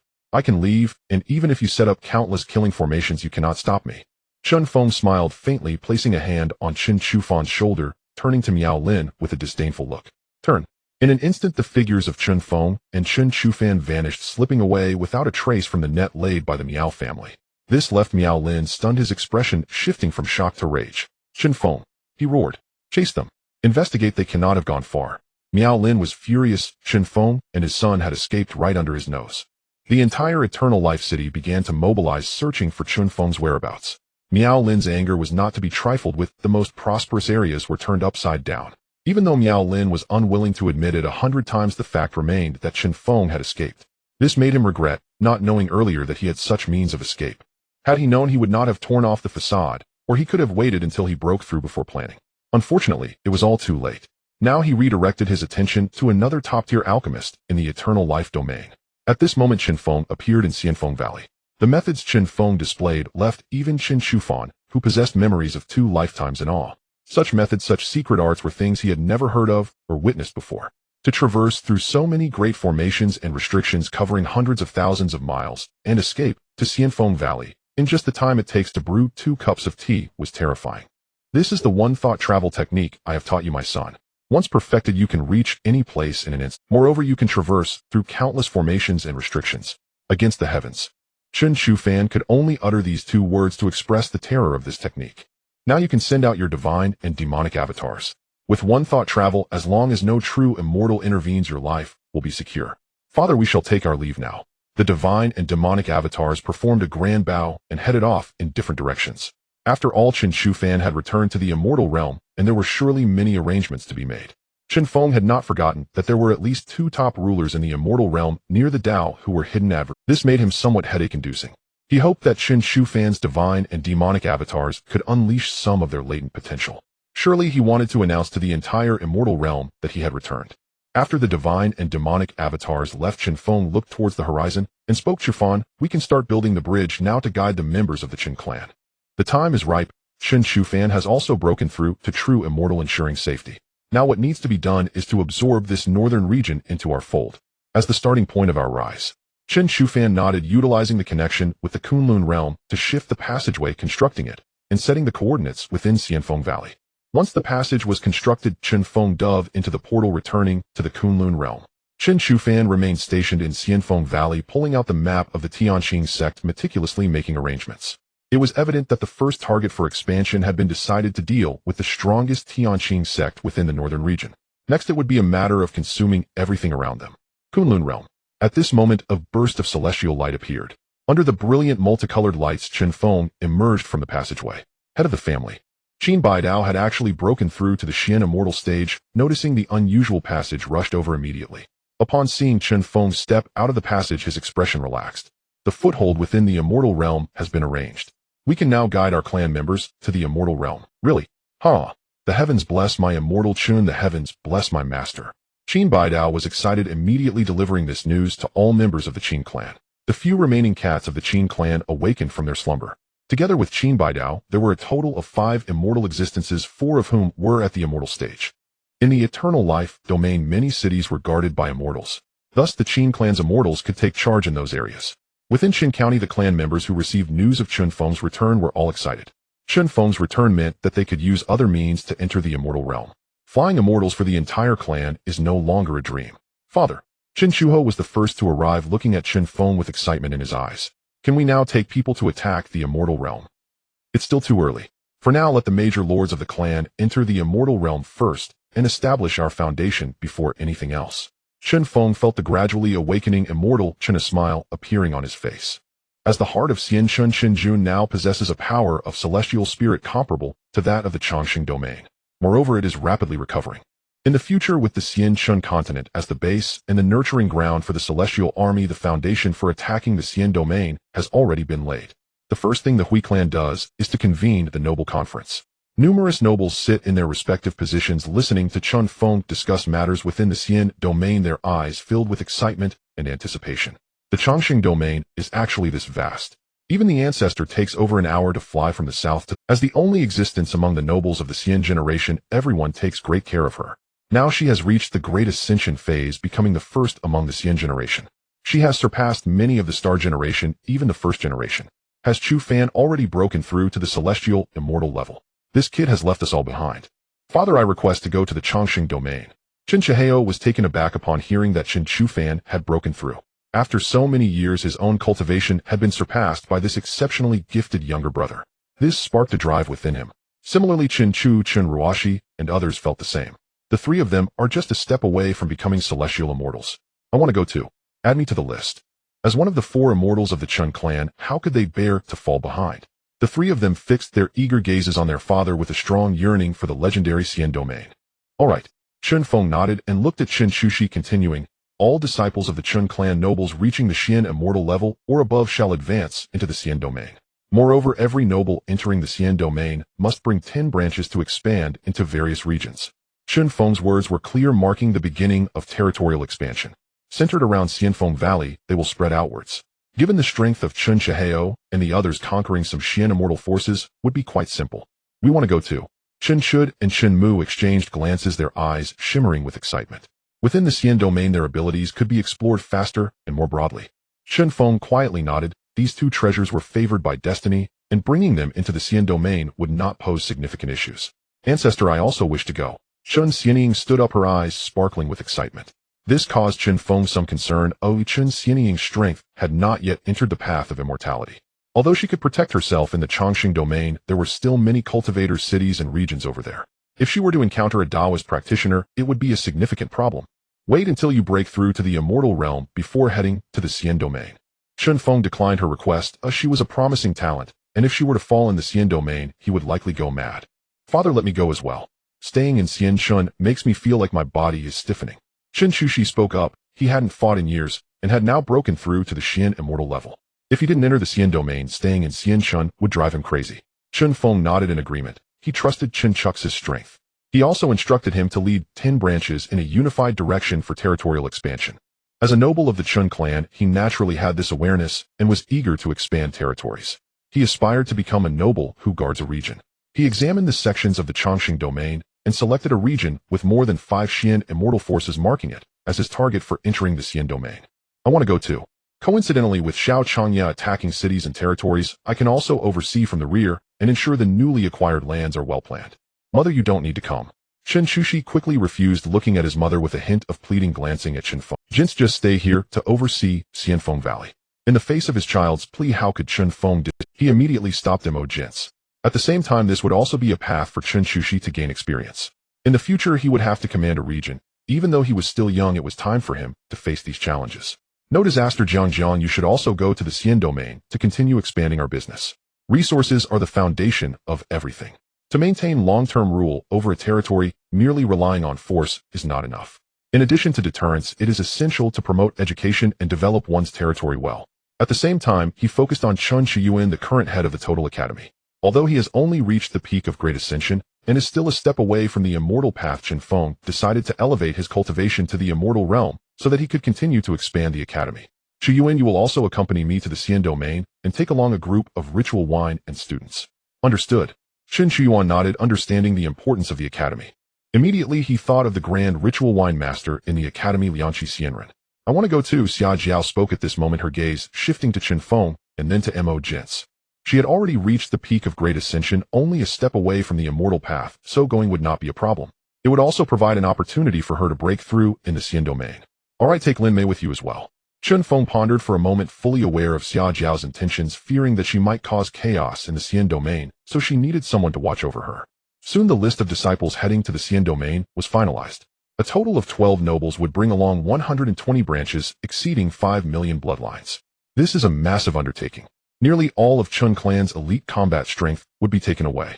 At the same time, Chen Chuling indicated that she wanted to bring her Ao Xiao Xiao and her child to the true dragon clan within the Xian domain. In this case, Chen Feng had no choice but to leave Chen Xingxing, who had already entered the immortal path in Xianshen.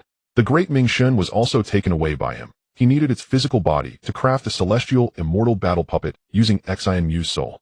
In an instant, the entire Chen clan was in turmoil. Countless people received orders and rushed from various parts of the continent to Xianshen. Over 5 million gathered, and this was merely less than 1/10 of the Chen clan's population. Such a vast number also led to the emergence of numerous outstanding talents among the various branches. The clan laws of the Chen clan were revised again, becoming even more stringent. All pampered individuals were imprisoned or executed. At the same time, the promotion of various professions and the development of diverse interests were strongly advocated. Within the extermination generation, a cultivator emerged who even astonished Chen Feng, the ancestor. Great talent was secondary. The main point was that he dared to think and had the courage to realize his ideas. He even dissected numerous strange races to study bloodlines. His unconventional approach naturally incited widespread resentment and nearly cost him his life. Had he not promptly submitted a formal petition, he would have been imprisoned in the celestial dungeon, condemned to eternal darkness. It was precisely this trial that drew Chen Feng's attention to him. Observing the nascent half-blood primordial human bloodline awakening within him, Chen Feng felt a stirring of genuine curiosity. Only later did he discover that the young man had dissected his own body, deconstructing the very origin of his bloodline, isolating its faintest intrinsic traits and deliberately stimulating them to trigger a retroactive refinement of the bloodline itself.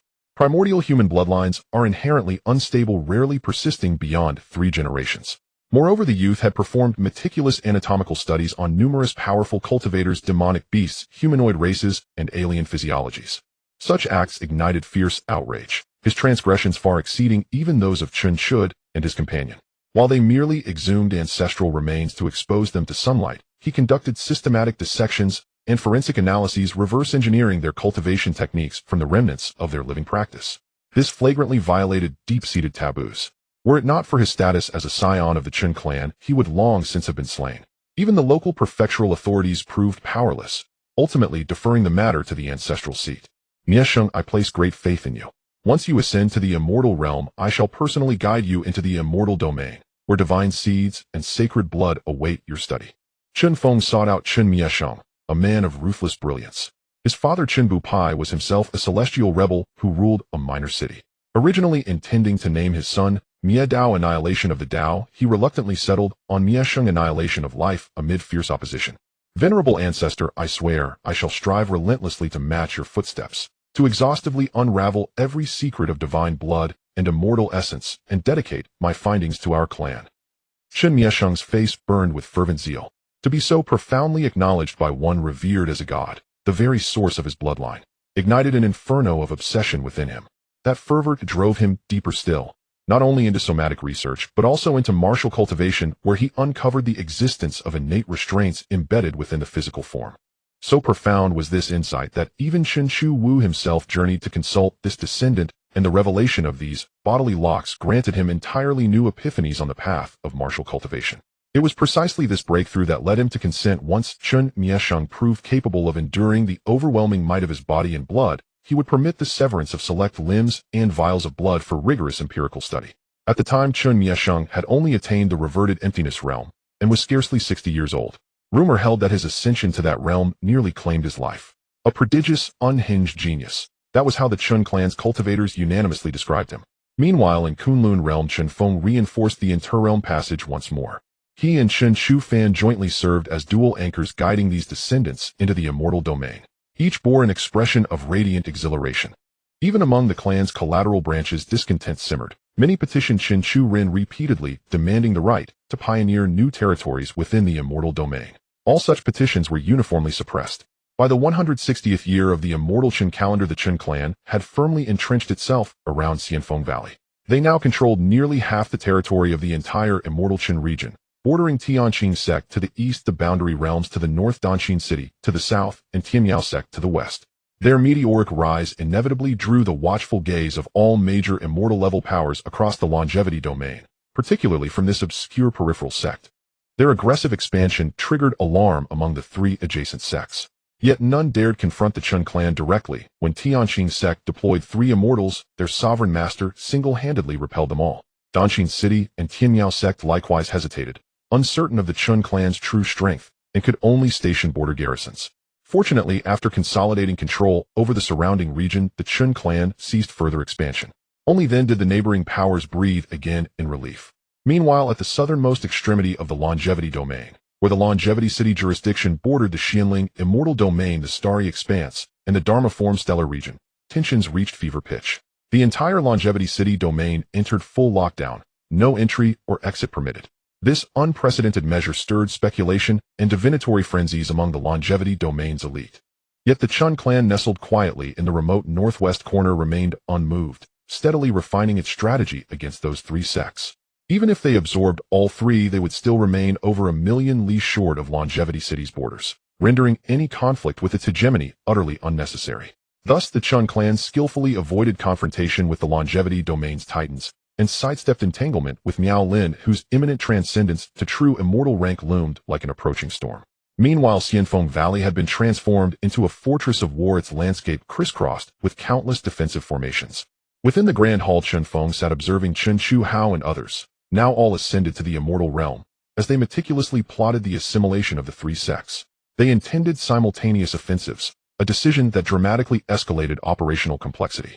Tianqing's sect fields three immortals, two at the mid-stage, one at the early stage. Chen Chuhao placed three miniature banners upon the map marking Tianqing's sect's position. I propose leading Shidi there first for reconnaissance. If we cannot secure a swift victory, we abandon the pincer strategy and concentrate our forces for sequential annihilation. As Eastern Theater Commander, Chen Chuhao swiftly finalized his deployment. In the West and South, command fell respectively to Chen Chu Wu and Chen Ruoxi. Chen Chu Fan remained stationed at the valley, simultaneously monitoring the boundary realms. Agreed. Chen Chuhao moved. This was to be a crucible of trial. Chen Chu Shi brimmed with excitement. Having reached the apex of the profound immortal realm, he possessed unshakable confidence in challenging an immortal in direct combat. Likewise, Chen Chuhao had already singled out Tianqing's sect's immortals as his targets. Had his elder siblings taken the field instead, the outcome would have been a foregone crushing rout, utterly devoid of meaning. Tianqing's sect, its disciples still flustered by the Chen clan's sudden emergence, were abruptly jolted by violent tremors shaking the entire sect compound. The earth fractured from the heavens, descended a colossal fist vast enough to blot out the sky. One by one, tiny banners pierced and shattered their defensive arrays. In that instant, heaven and earth seemed to shatter. Panic erupted among Tianqing's sect's cultivators as they scattered in terror. Their three immortals surged upward, intercepting the descending fist. "You are of the Chen clan?" demanded the sect master, his voice tight with shock as the trio strained to withstand the blow. Two young men watched them with serene, unsettling smiles, sending chills down their spines. "Indeed. Does the Chen clan intend war with us?" The master growled, radiating palpable wariness.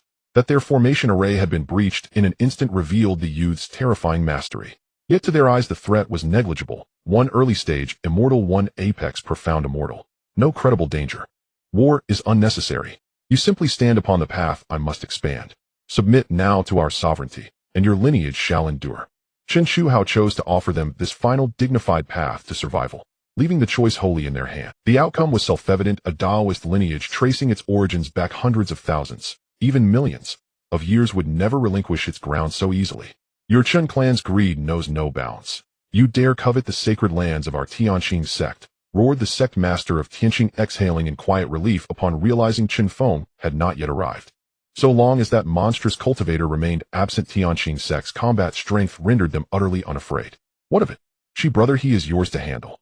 Chen Chuhao pointed toward the celestial immortal at the early ascension realm. "Oh, Chen Chu," she nodded in silent assent.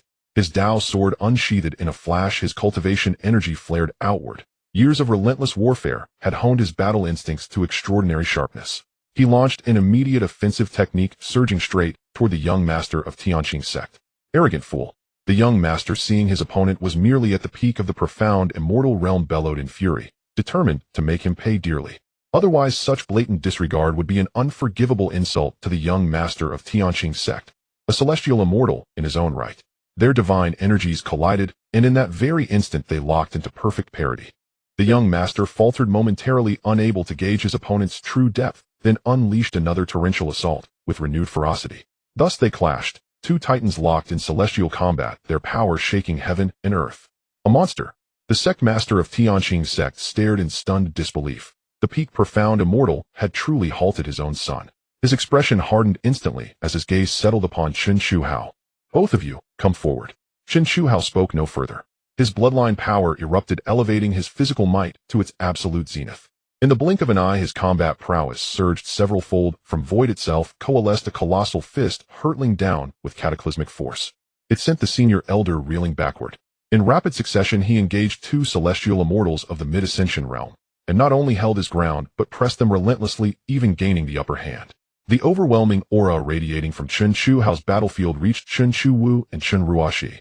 Sensing no need for their intervention, they swiftly turned toward their pre-selected targets and charged forth without hesitation. Brother Fan were off first. With Chen Shu Fan commanding the overall battlefield, reinforcements could be dispatched instantly wherever needed, freeing them both from any lingering anxieties. In an instant, celestial might erupted simultaneously across the southern and western fronts, dimming the heavens themselves. Go aid your elder brother Chu Wu. Within the valley, Chen Feng's voice resonated. His divine eyes activated, gazing intently toward Danshin City, where Chen Chu Wu led the primary assault. Yet compared to the eastern and western fronts, Danshin City's forces proved significantly stronger. 3 celestial immortals guarded it. One at the early ascension realm, 2 at the late ascension realm. Chen Chu Wu, caught in their coordinated assault, would surely fall short. Prolonged engagement would only erode his strength, an ominous prospect indeed. Understood. Chen Shu Fan sprang into motion, treading upon his flying sword. Celestial light gathered in his palm, coalescing into a radiant white orb. Then, without warning, it detonated. From Danshin City's direction, Chen Shu Fan's aura erupted, his celestial might sealing off the entire region like an impenetrable dome. The battle intensified beyond all measure. To the west, however, the opposition was comparatively weaker and far more barren.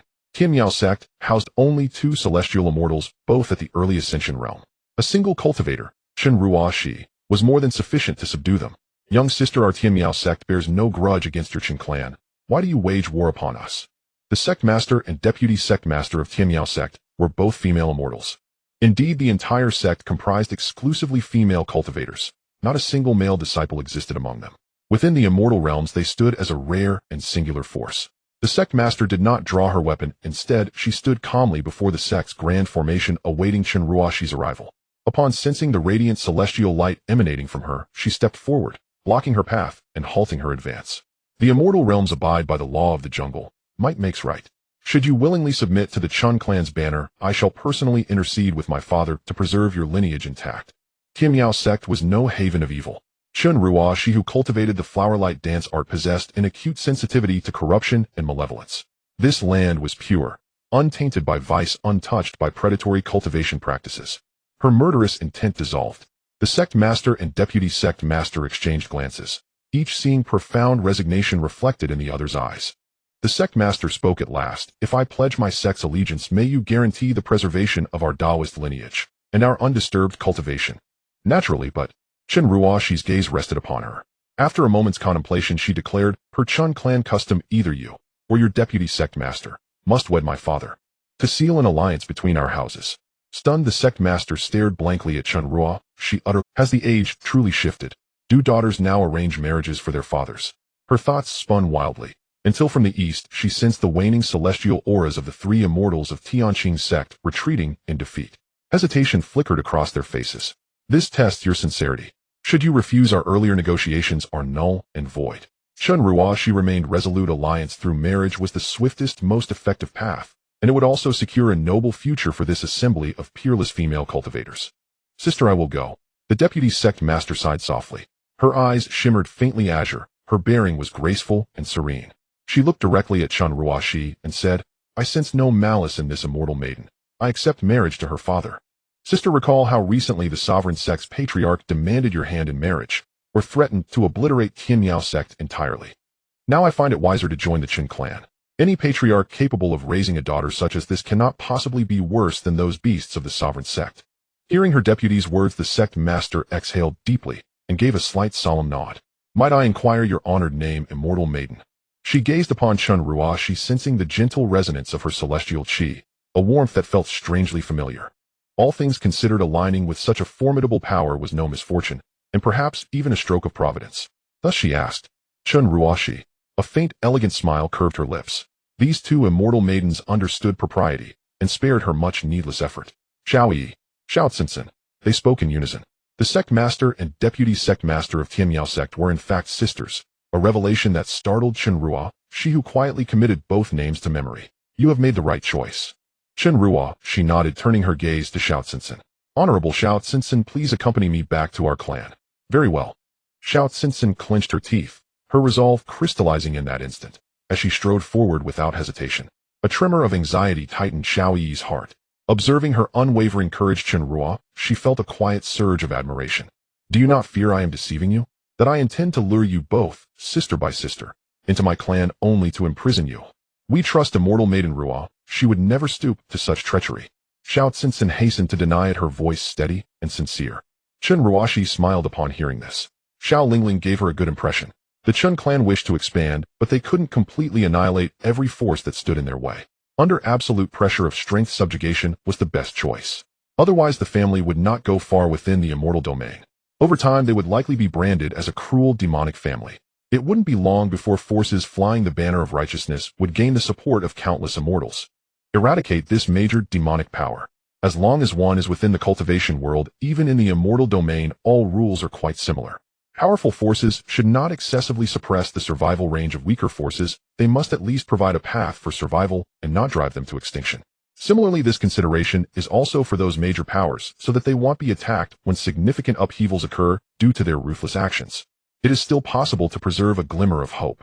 Take the Miao family of Eternal Life City as an example. They advocate coexistence among powers, although it is also a world where the big eat the small. However, I admire you all. I hope the next time we meet it will be on the day of my father and Fairy Lingling's grand wedding.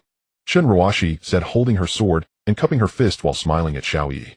Join our Chen clan, and you won't regret it. In the immortal domain, the various lords of the Chen clan implemented another set of principles, a coexistence system. As long as they abide by our constraints and acknowledge the Chen clan as the leader. Within the area, there were also many mysterious immortal forces that chose to submit and pay tribute. At the same time, Chen Ruoxi's plan was to cultivate a few forces close to the Chen clan among the targets for future conquest. The Tianmiao sect, for instance, was very much in line with her ambitions. At this moment, the fluctuations from the south and east had stopped. The presence of more than 6 heavenly immortals had vanished. This strike was more about intimidation. Eliminate 2 forces and unite with one. Consolidate their position while announcing the Chen clan's ruling status in this area to many equally ranked forces. Liangqi take people to take over the Daoist city force. Zhang take 5 branches to the territory of the Tianqing sect and return after sending them back.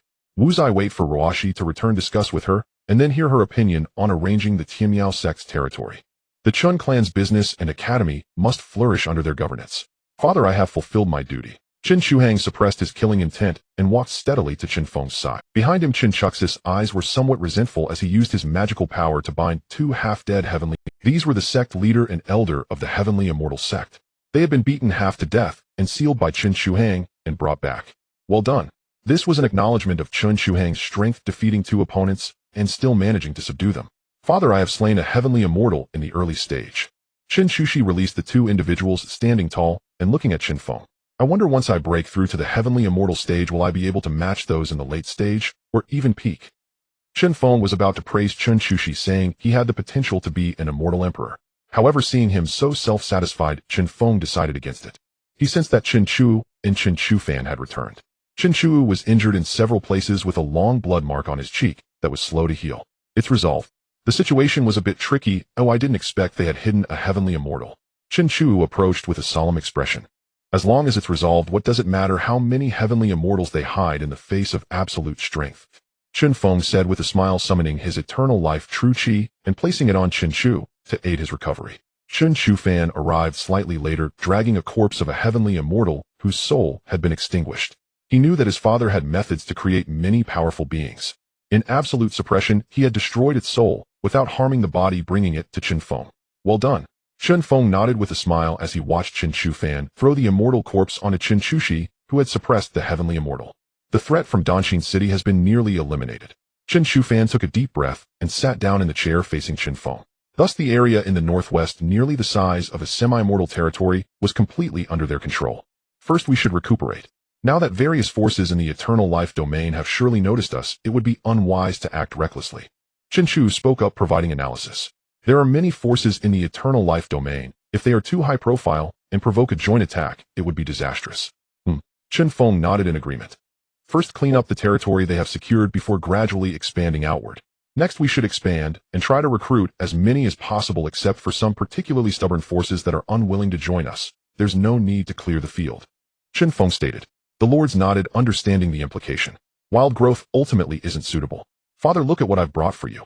At this moment, Chen Ruoxi returned, quickly approaching while holding the hand of a female immortal. Chen Shuhang and the others noticed the girl she was holding, and their expressions changed slightly. Only Chen Shu revealed a meaningful smile. Little sister Ruoxi has done well. He thought to himself, his mind becoming more agile. Who is she? Chen Feng asked in confusion, looking at Xiao Lingling, feeling that she looked somewhat familiar. She is the vice sect master of the Tianyao sect. I have reached an agreement with the Tianyao sect. They will fall under the protection of my Qin clan. At the same time, the Tianyao sect will have a marriage alliance with my Qin clan. As Chen Ruoxi said this, she looked at Chen Feng with a mischievous smile. As for the marriage partner, Chen Feng instantly understood the look in his beloved daughter's eyes. It must be said, it is still his daughter who understands him. This matter cannot be denied as a beautiful story on one side. Chen Shu chuckled as this set a precedent for the various families in the eternal life domain. However, it must be said that using a marriage alliance is the most cost-effective method. It can also ensure the sincerity of the allied forces. After all, the Qin clan does not need to send people out, but only needs to continuously accept them. Sister Ruoxi, well done. Chen Shuhang clapped his hands, suddenly feeling that the two heavenly immortals he subdued were less impressive. He should have thought of how to repay his father. He silently noted this matter, his thoughts becoming more lively. Chen Shufan felt the same, covering his mouth and chuckling. If he could recover his immortal emperor realm right now, he would find a few immortal princesses for his father, letting him truly feel what it means to receive affection from his son. Chen Feng was momentarily speechless, smiling helplessly. Father, are you not satisfied? Seeing Chen Feng shake his head, Chen Ruoxi tilted her head slightly to the side, her eyes filled with confusion. It made sense. Her father had long since arrived in the immortal domain and even presented the blueprint for the eternal life domain. How could one be unaware that the two great immortals of the Tianyao sect were all exceptionally beautiful female immortals? Indeed, they might even be quite renowned in the eternal life domain. Is it that you are dissatisfied, father? Chen Ruoxi suddenly realized, tugging at Xiao Lingling's hand and whispering in her ear, look, your sister will also be lonely after marrying into the Qin family. Why not both marry my father together? This way, Lingling daoist friend, you will have a companion. Chen Ruoxi's voice was very soft. However, apart from that, she didn't even release a sound barrier, and naturally her words fell into the ears of everyone in the great hall. It must be Ruoxi's sister, Chen Shuho praised, feeling inadequate. Chen Feng was also dumbfounded. Could this be considered as proper conversation? How considerate his daughter was. Seeing this, Xiao Lingling stole a glance at Chen Feng, finding him quite appealing. Thus she decided not to insist further, her voice as light as a mosquito's. She nodded slightly. However, I don't know if my sister will agree. You'll need to ask her when I return. I think that's unnecessary. Chen Ruoxi laughed heartily, casting a reassuring glance at Chen Feng, signaling him to leave everything to her. Resolutely she spoke to him. There's no better time than now. Oh, let's return together and bring the marriage gifts from Chen Ruoxi said cheerfully. In her understanding, and through Chen Feng's teachings, meat that was at one's lips still did not belong to oneself. One must consume it and swallow it into their belly for it to count as theirs. It would be better to complete the entire process at once. Xiao Lingling fell silent. Chen Ruoxi would not give her the chance to refuse, turning her gaze to her two younger brothers. How, brother Fan, brother, prepare the marriage gifts. We shall all head to the Tianyao sect to attend the wedding. Chen Shufan and Chen Shuho quickly reacted and nodded vigorously. Chen Ruoxi was indeed their big sister. Furthermore, this would make their father happy. Why would they not support it? Chen Shu remained silent for a moment, glanced at his father, and took out a golden pearl from the small world. He offered it to Chen Ruoxi as his contribution to his father's marriage. Before Chen Feng could react, this group of devoted children had everything arranged. They hurriedly took Xiao Ling. Does this count as an arranged marriage? Chen Feng felt a bit dazed as he followed his offspring. His lovely granddaughter looked at him with a beaming smile, leading the clan's younger members in preparations. Everything was so swift and proficient that he found himself momentarily at a loss. Throughout the entire affair, he had hardly spoken a few words as the main character. When did I say I wanted Xiao Lingling's sister? Chen Feng was somewhat bewildered. Could it be that his children felt they did not have enough siblings? Thinking of this made him somewhat helpless. Look at how happy you are. Mo Jins wore an expression of grievance, looking at Chen Feng as she smiled, and shook her head, feeling a surge of frustration. She was not as good as the talented women like Xia Jiao, having formed a strategic alliance. Yet her husband was about to take another wife. This left her feeling troubled as the newcomers would only be stronger than her. Thus her position would be pushed down. This was something she was unwilling to face. I am going into seclusion, don't come looking for me. Imogen's left in a huff. Chen Feng sat alone in confusion, gazing at Imogen's expression of aversion, feeling dazed. It seemed she had misunderstood something. Was his first spring in the immortal domain about to bloom so soon? Chen Feng walked out of the great hall sitting on a cliff, gazing at the bright twinkling stars in the sky. His children had grown up. They even knew to find brides for him. Yet what he did not understand was why it was for him their father to find a bride. This caused him to begin to doubt whether there was a flaw in his education. No, I need to revise my teaching methods. As Chen Feng sat on the cliff lost and thought about how to alter his teaching approach at the Tianmiao sect, Xiao Yi listened to Xiao Lingling's persuasion. She too felt a bit disordered. Her sister had only been gone for less than an hour, and upon returning, she was persuading her to marry into the Chen clan. What a scandal! Who was behind this, employing what means to plant such confusion in her mind? It left her as the older sister, quite bewildered. Sister, just listen to me for a moment. Ruashi Fairy told me that there will be no restrictions on our freedom after marriage, and we can continue to manage our sect. This way we need not fear anyone keeping an eye on us. Xiao Lingling continued to persuade her, recounting everything she had seen and heard along the way, as well as the concepts Chun Ruashi had instilled in her. This left her somewhat confused. Her sister had been turned, and moreover, she felt a stirring in her heart. What was she? At that moment Chen Ruashi entered holding a flask of spiritual wine. Fairy, let's sit down and talk. Seeing Xiao Yi's gaze turn wary, Chen Ruashi raised her hand, signaling her not to be so tense. At the same time she arranged the spiritual wine. Sister, even if you are unwilling, you should sit down and hear what Ruashi Fairy has to say. Xiao Lingling also decided to let go, sharing with her the methods Chen Ruashi had employed along the way and the various shocking insights she had encountered, leaving her in awe. She understood that entering the Chen clan would undoubtedly be a good thing. Thus she agreed. Rather than going it alone, it was better to join a larger group. She valued the potential of the Chen clan and its mysterious background. However, her sister Xiao Yi seemed quite stubborn and was not very willing to join. This left her in a dilemma. Seeing Chen Ruashi approach with a determined demeanor, she felt reassured. She had a certain admiration for this person's methods. Indeed, one could not deny her strength. As expected, Chen Ruashi inherited Chen Feng's impressive drinking capacity and knew exactly what to say and do at this moment. Under her persuasion, coupled with emotional appeals and logical reasoning, it didn't take long for a consensus to be reached. This also allowed Xiao Lingling to breathe a sigh of relief. Xiao Yi was fine in every way except for her stubborn temperament. She was unwilling to pass up this opportunity. In the future, I will have to call you two esteemed ones. Welcome to the Chen clan. Chen Ruashi smiled, feeling quite satisfied with her first successful endeavor. At the same time, she felt a bit proud. Who said that the immortal domain must be all bloodshed? One could achieve their desires without resorting to violence. That night, the disciples of the entire Tianmiao sect were left bewildered. The sect leader and deputy leader of their sect were getting married, and it was happening today. This left them in a state of confusion, not knowing what to do. Did this mean that their Tianmiao sect would be disbanded? At this moment, Chen Chuho and a few others intervened. After informing them that their Tianmiao sect would not disband, the group of female immortals remained skeptical. However, Chen Ruashi could not wait any longer. She selected a few representatives from Tianmiao sect and returned to Xianfeng Valley. Meanwhile, Tianmiao sect left Chen Chushi behind to guard the place. This left Chen Chushi somewhat helpless and rather annoyed. After Chen Ruashi and the two sect leaders of Tianmiao sect departed, many female cultivators surrounded him, inquiring about the news. At this time it was midnight. Under Chen Feng's strong insistence, he had Chen Ruashi take the two women to rest. The wedding was to commence the next day at sunrise. The entire Xianfeng Valley became bustling with activity. This time only the Chen family and its subordinate forces, along with both sides of Tianmiao sect, would witness the ceremony. Yet the scale was still immense. A vast canopy covered the sky, transforming the void above into a breathtaking scene. In Xianfeng Valley, true dragons spiraled and phoenixes offered blessings, all signifying auspiciousness. Chen Feng, overseeing the marriage of his offspring, followed their arrangements and plans. It was not until the banquet ended and they headed to the bridal chamber that Chen Feng finally saw Xiao Yi. He noticed the curious, nervous, and shy gazes of the two women directed at him. Chen Feng approached them. Such small matters were trivial for him. He simply walked over and sat between the two. Do you regret it, eh? Chen Feng's first question was not one of small talk or sweet words exchanged between partners. The moment he asked this, the two women visibly shook, seemingly caught off guard. The question was simply too shocking. They had thought of many possibilities, even considering that Chen Feng might remain silent and let them get to the point. Yet they never imagined he would ask whether they regretted it. After a moment of silence, Xiao Yi glanced at her sister and slowly spoke. Since we have chosen, what is there to regret? Doesn't it mean that my husband does not favor my sister and me? She took a deep breath, feelings of turmoil rising within her, her tone somewhat melancholic. Xiao Lingling, seeing this, spoke up. I am very happy to be united with my husband, and we will walk together on the path of greatness. Their responses were meticulously crafted without any flaws. Chen Feng sighed inwardly and directly embraced the two. There is no need for more words, we will take our time to understand each other. This is a long night. Chen Feng refrained from sweet talk as there were not just one but two partners involved. If he expressed his feelings to one, the other might not be pleased. It was better to remain silent.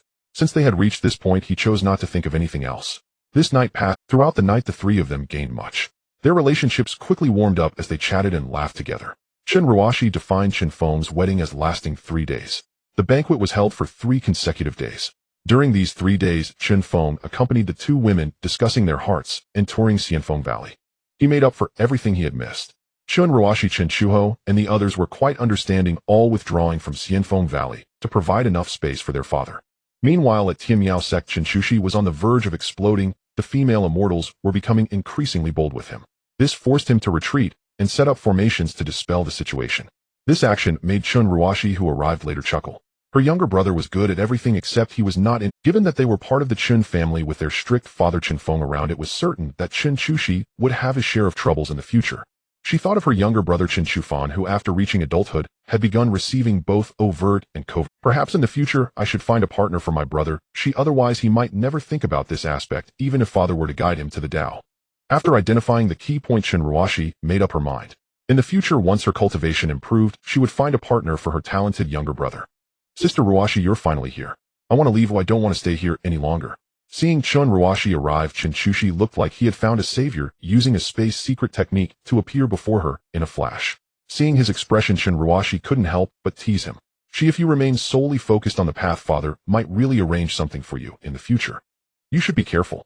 Chen Chushi rubbed his nose, not picking up on her hint. He simply changed the subject, looking at the vast universe and the starry sky. Sister, I want to venture into the Star River. Chen Chux's personality was different from his siblings. Even after entering the Heavenly King's palace, he still yearned for the path. He was not very interested in management or governance, or rather he was unwilling to engage in it. Have you discussed this with father? Chen Ruoshi asked. If he was traveling within the Chongqing domain, he could go whenever he wished. However, if he ventured beyond the Chen family's control, he would need their father's consent. Otherwise, if anything unexpected occurred, there would be no time to rescue him. Her younger brother's talent was astonishing, even earning praise for potentially surpassing their father. No, I fear he would worry and arrange this and that for me, which would defeat the purpose of my training. A bird in a cage cannot grow like a child constantly watched over by elders. He expressed his views. Chen Ruoshi detected his desire to go out from his tone. She fell silent for a moment. No. Chen Chushi was not surprised. He had long anticipated how his sister would respond. Sister Ruoshi, my path is different from yours and father's. I firmly believe that years of quiet meditation cannot compare to years of exploration. If one solely focused on closed-door cultivation, without stepping out to explore all the perilous sites and blessed lands, and without seeking to experience the potential sources of fortune that might arise, then their achievements in life would not be high. This was something he did not want. Even though everything was paved for him, it was not what he desired. When do you want to leave? Chen Ruoshi, upon hearing this, gave up on persuading him and faced him quietly. In the immortal domain, powerful beings were numerous and dangers were ever present. Once the family stabilized, Chen Ruoshi too would choose to venture out for training and to broaden her horizons. Once the family stabilized, Chen Ruoshi too would choose to venture out for training and to broaden her horizons. Now, Chen Chushi fell silent for a moment, then resolved to depart immediately. Want you inform father first? Chen Ruoshi asked again, though she already knew the answer. No need. I leave that to you, elder sister. Please tell father not to worry. Chen Chushi steeled his resolve. Chen Ruoshi offered no resistance. Instead, she produced a spatial storage ring and handed it to him. Consider this my personal investment in your cultivation journey. Remember, well, no matter what befalls you, your elder brothers and sisters will always stand as your unwavering support. Chen Chushi nodded silently, then turned resolutely and strode away. At the horizon, a streak of golden light flashed once, then vanished beyond sight. Chen Chushi's departure had long been anticipated, not only by Chen Ruoshi, but also by Chen Feng. The immortal realm was vast beyond measure. It was time he ventured forth and carved his own path. Thus the territories of all three major powers were now fully consolidated. Xiao Yi returned to her sect, but brought with her several second-generation members of the Chun clan to garrison the sect. At that very moment, in the southwestern expanse stood the peerless Juedai sect, a paramount power spanning the entire Chongqing domain. There in Xianxian, elder raced southward from the north, urgency burning in his flight. I must report directly to the sect master. What has you so flustered? Outside the sect master's hall, a Tianxian elder intercepted him, noting his frantic haste. Something has happened at the Tianmiao sect. The elder dared not delay. He had been secretly monitoring the Tianmiao sect on orders. What a... The elder wasted no time. He hurriedly ushered the messenger into the grand hall. Sect master. Elder 17 reports. Zhixing entered the hall. Before him, the chamber brimmed with pale silken figures. Too timid to look up, Zhixing bowed low and delivered his report. What is it? The Juadai sect master, deep in intimate congress, paid Zhixing no heed, continuing his motions with detached calm before glancing over coolly. The Tianmiao sect has suffered an incident. What a... A sharp crease furrowed the sect master's brow, and with sudden force beneath a crimson mist exploded before his eyes. Zhixing, long accustomed to such spectacles, showed no surprise. Admit him. Yes. He turned at once to summon Elder 17. A shadow of cold fury darkened the sect master's face. The figures around him froze, then prostrated themselves upon the floor. Leave. Now. With an impatient wave of his hand, the exquisite mood he'd been savoring shattered utterly. The figures scattered like startled birds, fleeing the presence of a true demon. Clean up the bloodstains. They're an eyesore. He murmured into the shadows, and instantly 2 attendants emerged, deftly erasing all traces. At that moment, Elder 17 entered the hall. The sect master donned his robes, his gaze icy and piercing as he fixed it upon the elder. Speak. What has transpired? My 2 consorts must not come to harm. Fury contorted his features. How dare news of disaster arrive just as his prize was within grasp? Reporting to the sect master eastward from the Tianmiao sect's domain, an unknown faction has risen abruptly. No one knows whence it came. It swiftly subjugated neighboring powers and annihilated both the Tianqing sect and Danxing city. And then, oi! The sect master's eyes narrowed faintly. He recalled those 2 sects well. They were formidable forces within the Chongqing domain, albeit far inferior to the Juadai sect. Then, Elder 17 drew a slow breath and bowed deeply once more. This faction, the Chen clan, wields overwhelming strength and has forcibly taken the 2 consorts of the Tianmiao sect as wives. He dared not lift his eyes, speaking with utmost caution. Outrageous. What uncouth backwater faction dares lay hands upon consorts already pledged to the Juadai sect? Zhixing interjected swiftly, to shield Elder 17 from the sect master's wrath. Sect master, Zhixing begged permission to lead an expedition and utterly obliterate this arrogant, heaven-defying faction. Zhixing knelt low, inhaling deeply as he declared his vow with solemn gravity. What is the Chen clan's true foundation? The sect master ignored his plea. Retribution would come, yes, but prudence demanded assessment first. For a faction to rise and hold sway within the Chongqing domain required more than brute strength. It demanded keen perception and strategic acumen. Reporting to the sect master, I infiltrated their territory for half a year, though I uncovered no trace of their origins. Yet their ranks include only 6 Tianxian cultivators, the strongest among them merely mid-tier Tianxian. He relayed the intelligence he had gathered. The sect master's brow tightened sharply as he stared at him. You are withholding the truth. Terror seized Elder 17. He trembled violently, stammering, every word I speak is true. Impossible. Danxing City housed 2 latest-stage Tianxian elders. How could the Chen clan possibly overcome them with such meager strength? The sect master's displeasure deepened. He believed Elder 17 had deceived him. In the Tianxian realm, each tier vastly surpassed the last. Even numerical superiority could not overcome 2 latest-stage Tianxian. My words are absolute truth. Ah yes. I once witnessed the Tianxian who besieged Danxing City unleash his power. He wielded a forbidden artifact whose celestial energy far exceeded that of any ordinary Tianxian weapon.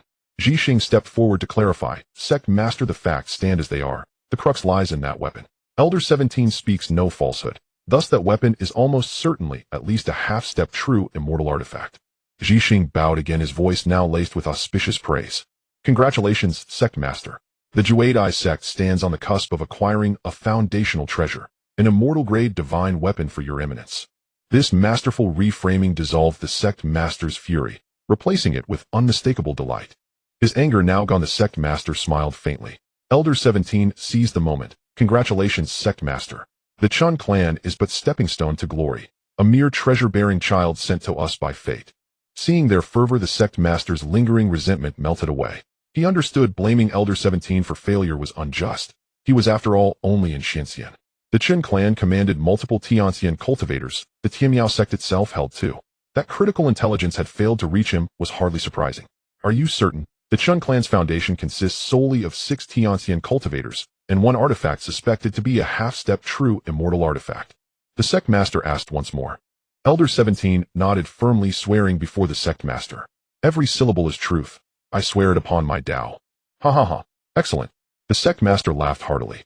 Sect master, if we seize that forbidden weapon, Longxing City shall no longer pose a threat. Thereafter we may expand anew, dividing the Chongqing domain itself between ourselves and Longxing City. Zhixing's excitement surged. He knew the Juedai sects might rank unassailably second across the Chongqing domain. Its roster of Tianxian cultivators even surpassed that of the ancient Hegemon, the Miao clan. For so many years he has been restricted by the Chongqing Miao family. It is because his unparalleled teachings lack the foundation to suppress them despite having many followers. The Miao family in Chongqing City possesses true celestial artifacts boasting extraordinary depth. Now with the emergence of the Chen clan, they see an opportunity to break the deadlock. An unknown force possessing power surpassing celestial artifacts, yet lacking a peak celestial expert to oversee them. Isn't this a heavenly assistance for his unparalleled teachings? Zhixing, gather all the brothers back to the mountain. No, back to the sect. The unparalleled sect will hold a grand assembly. Also summon the celestial beings under my command. Understood. Zhixing received the order and went to gather them. His unparalleled sect merely uses the guise of a sect to establish its presence here. In reality, they are a band of robbers from the realms and galaxies. After achieving great power, they chose not to engage in bloody dealings anymore, thus gathering various factions to take root in the relatively weaker Chongqing domain. In name they are a sect. In truth, they indulge in dirty deeds behind the scenes, maintaining an extremely poor reputation in the Chongqing domain. The unparalleled sect assembly convened. Various factions arrived from the realms, galaxies, and all corners of the Chongqing domain. They gathered together. The calamity and murderous aura emanating from these celestial cultivators shattered the heavens, and when they came together the sky in this area turned gloomy. Second Elder, long time no see. Upon seeing a celestial ship flying the unparalleled banner landing steadily at the mountain gate, Zhixing stood up to greet it. So it's Zhixing. It has been a long time. Your cultivation hasn't improved at all while following the unparalleled. Why not follow me, second brother, to gallivant through the galaxies? It's far more enjoyable than playing with women here. The second-in-command of the unparalleled sect was a one-eyed man exuding a strong aura of lawlessness, his eyes gleaming with sharpness. Second brother, once we return to the sect we shall address each other by our titles. Zhixing felt a sense of apprehension looking at the meaningful gaze of the one-eyed man. He quickly distanced himself. Look, it's only been 1,000 years, and you've changed, fifth brother. I say it's better to return to our previous lives. In those years, who didn't fear the formidable reputation of our brothers in the galaxies? Now, ever since our merger, some factions in the star domain that were previously beneath us are now overshadowing us. The one-eyed man's tone carried a hint of resentment, clearly dissatisfied with the actions of the unparalleled. Second brother, don't joke. Now that we've merged, shifting from darkness to light, our future is brighter than ever. What's wrong with that? Only the unparalleled is gaining clarity. His personality has become increasingly strange. Otherwise, why would I, your second brother, remain outside without returning? Listening to the one-eyed man's account, Zhixing fell silent. After a pause, he finally spoke. The leader is the most powerful among us, with a significant chance to break through to true celestial status. If he succeeds, our positions and circumstances will greatly improve. At that time we will wield power and have security for the future. The one-eyed man became displeased, a hint of anger on his face. Are you saying only the unparalleled can succeed while I can't, and neither can third brother? You all have been deceived by the unparalleled. Has he ever shown a desire to tread the path to true celestial status since arriving in the Chongqing domain? Has he had such thoughts? You know best. Stop deceiving yourself. Zhixing fell silent, shaking his head. I believe in him. Good, very good. The one-eyed man, unable to contain his anger, brushed past him. This time he returned, not just to heed the call of the unparalleled leader. More importantly, as Zhixing mentioned, an artifact surpassing celestial artifacts has appeared, and the forces behind it are still unable to safeguard it. He wishes to seize that celestial treasure, ensuring greater safety and opportunities for himself in the starry seas. At the same time, another celestial ship flew in from beyond the realms. It was Zhu Quan, one of the three peaked celestial beings of the unparalleled sect, ranked third. Fifth brother. Third brother. Zhixing greeted him with a big bear hug. The bond between the two was good, much better than with the one-eyed man. Has a weapon surpassing celestial artifacts truly appeared? Zhu Quan spoke up, as he had come for the weapon of the Chen clan. Indeed. The leader will address it during the assembly. Zhixing nodded, conversing with Zhu Quan as they walked. At this moment the unparalleled sect had gathered completely. Inside the grand hall the traces had been cleaned and 15 seats were prepared. These represent all the elders of the unparalleled sect, totaling 15. A strong aura of lawlessness filled the air as the 15 celestial beings sat in place, the three leaders avoiding eye contact with one another. Zhixing present the news and intelligence regarding the Chen clan. After everyone had arrived, the unparalleled leader instructed Zhixing to present the collected information. He then took out a map and unfolded the information regarding 6 major celestial beings. Unparalleled, are you sure such a small faction possesses true celestial artifacts, or at least a half-step celestial artifact? After understanding the situation, the one-eyed man spoke directly, without any hesitation. This made the expression of the unparalleled leader slightly darken. I am sure. At this moment Zhu Quan also looked over. Seeing the unparalleled nod in affirmation, both men became intrigued. The other 13 had various expressions. If the enemies of the unparalleled sect learned of this, they would realize that the internal dynamics of the sect were far from harmonious. The 3 leaders seemed to be discontent with the unparalleled as the leader. I summoned you here, second and third brother. I simply need you to do one thing for me: seize that forbidden artifact, and I will allow you to operate independently. How does that sound? A cunning glint flashed in the eyes of the unparalleled leader, wishing to use this matter to formally eliminate the 2 brothers he couldn't control. Clearly the 2 were not convinced by this. Only the 3rd brother Zhu Quan directed his gaze towards Zhixing, addressing the unparalleled leader. If I and the one-eyed man go independent and make significant sacrifices to bring you the celestial treasure, would you just watch your 2 brothers go out to fend for themselves? Speak your desires. The unparalleled naturally understood his intentions. I want 5th and 6th brothers. If I bring you the celestial treasure, you will let them accompany me back to the realm. The unparalleled's expression darkened slightly as he looked at him. Agreed. This response made the other celestial beings' faces turn grim. They all understood what Zhu Quan was plotting. Pulling a wolf in sheep's clothing. Wani, what about you? The unparalleled turned his gaze towards this troublemaker. Seeing the one-eyed man snort coldly, he swept his gaze over the 13 celestial beings, speaking. You are no longer our leader. Since Zhu Quan wants to leave, he can take 5th and 6th brothers with him. You know, brother, our business is extensive and the demand is greater. They'll help you seize the celestial treasures. How about that? Facing the one-eyed lion's demands, Zhu Dai smiled. He did not refuse, his gaze fixed on Zhu Quan, and the one-eyed man, a smile gracing his face. As for why he didn't act personally to seize the treasures potentially related to the true immortal from the Chen clan. Firstly, he feared the power of such a force. Oh, what if there were hidden threats lurking in the shadows? Such risks. Moreover, if there truly were threats, he could use these 2 lackeys to obtain the treasures. If they were unwilling to retrieve them, how would they act, being not on the same side? Of course they would fight, and he would still be the one to profit in the end. Then it settled. The gloom in the one-eyed man's eyes dissipated, and he let out a hearty laugh. Old 5, you have no objections, do you? Zhu Dai grinned without sincerity as he looked at Zhixing, whose eyes sparkled with an ominous light. Zhixing sighed. He knew full well what Zhu Dai was scheming. Only the eldest can decide. After saying this, Zhixing fell silent. He could foresee this move, let alone his 2 elder brothers. Originally, he thought Zhu Dai would be furious about the 2 women from Tian Miao sect being seized like a duck flying away from his grasp, and would storm towards the Chen clan. He did not expect Zhu Dai to endure it, even turning it into a scheme, summoning the 2nd and 3rd disciples who were nominally still under Zhu Dai's command. This intention would be clear even to a 3-year-old, though everyone knew what he aimed to achieve. That's good. Old 3, it's your turn to take action. Don't let me down, I'll be waiting for you in the sect. Zhu Dai's grin was devoid of warmth as he turned to the one-eyed duo. You need not say more. Let's go, old 3, it has been years since we fought together. The one-eyed man snorted coldly, his gaze fixed on Let's go. Zhu Quan's face was expressionless. Both of them understood Zhu Dai's meaning. They had to join this scheme. Moreover, he still underestimated this emerging force. As the 2 left the temple of the sect leader, they tacitly parted ways. Each of the 3 was secretly calculating their next move. Brother Quan, are we really going to listen to Zhu Dai? On the celestial vessel, 4 celestial beings gathered around. They were all Zhu Quan's assets. However, they were not part of Zhu Dai's sect, so they could not attend the meeting but could learn the details through other means. What do you think? Brother Quan, is your target the 5th brother and the others? The leading celestial being paused for a moment before speaking. What do you think? They would be the best choice, I have already guided them. If they do not come, then it can only be said that they are fated to have no connection with me. I see. Zhu Quan sighed, his eyes gleaming with determination as he gazed into the distance. I just have some doubts. What if there is nothing of what Zhu Dai claims in the Chen clan? His aim might simply be to pit us against each other until we are both gravely wounded. What then? Zhu Quan had considered this as well. Let the one-eyed man go first. If the Chen clan has nothing, well, turn around and sever ties with Zhu Dai. If there is. His eyes flashed with fierce light, and the 4 celestial beings beside him understood. They fell silent and gazed into the distance. At this moment, within Xianfeng Valley, Chen Feng had brought back his new wife from Tian Miao sect. Having just married, he naturally wanted to cultivate their relationship well. He was unaware of Zhu Dai's schemes, nor did he realize he had become a pawn in a game of intrigue. In the distance, Chen Ruoshi station, near Tian Miao sect, transmitted a message back. Enemies are approaching, requesting assistance. Chen Feng understood his precious daughter well. Unless faced with truly overwhelming danger, she would only relay information back.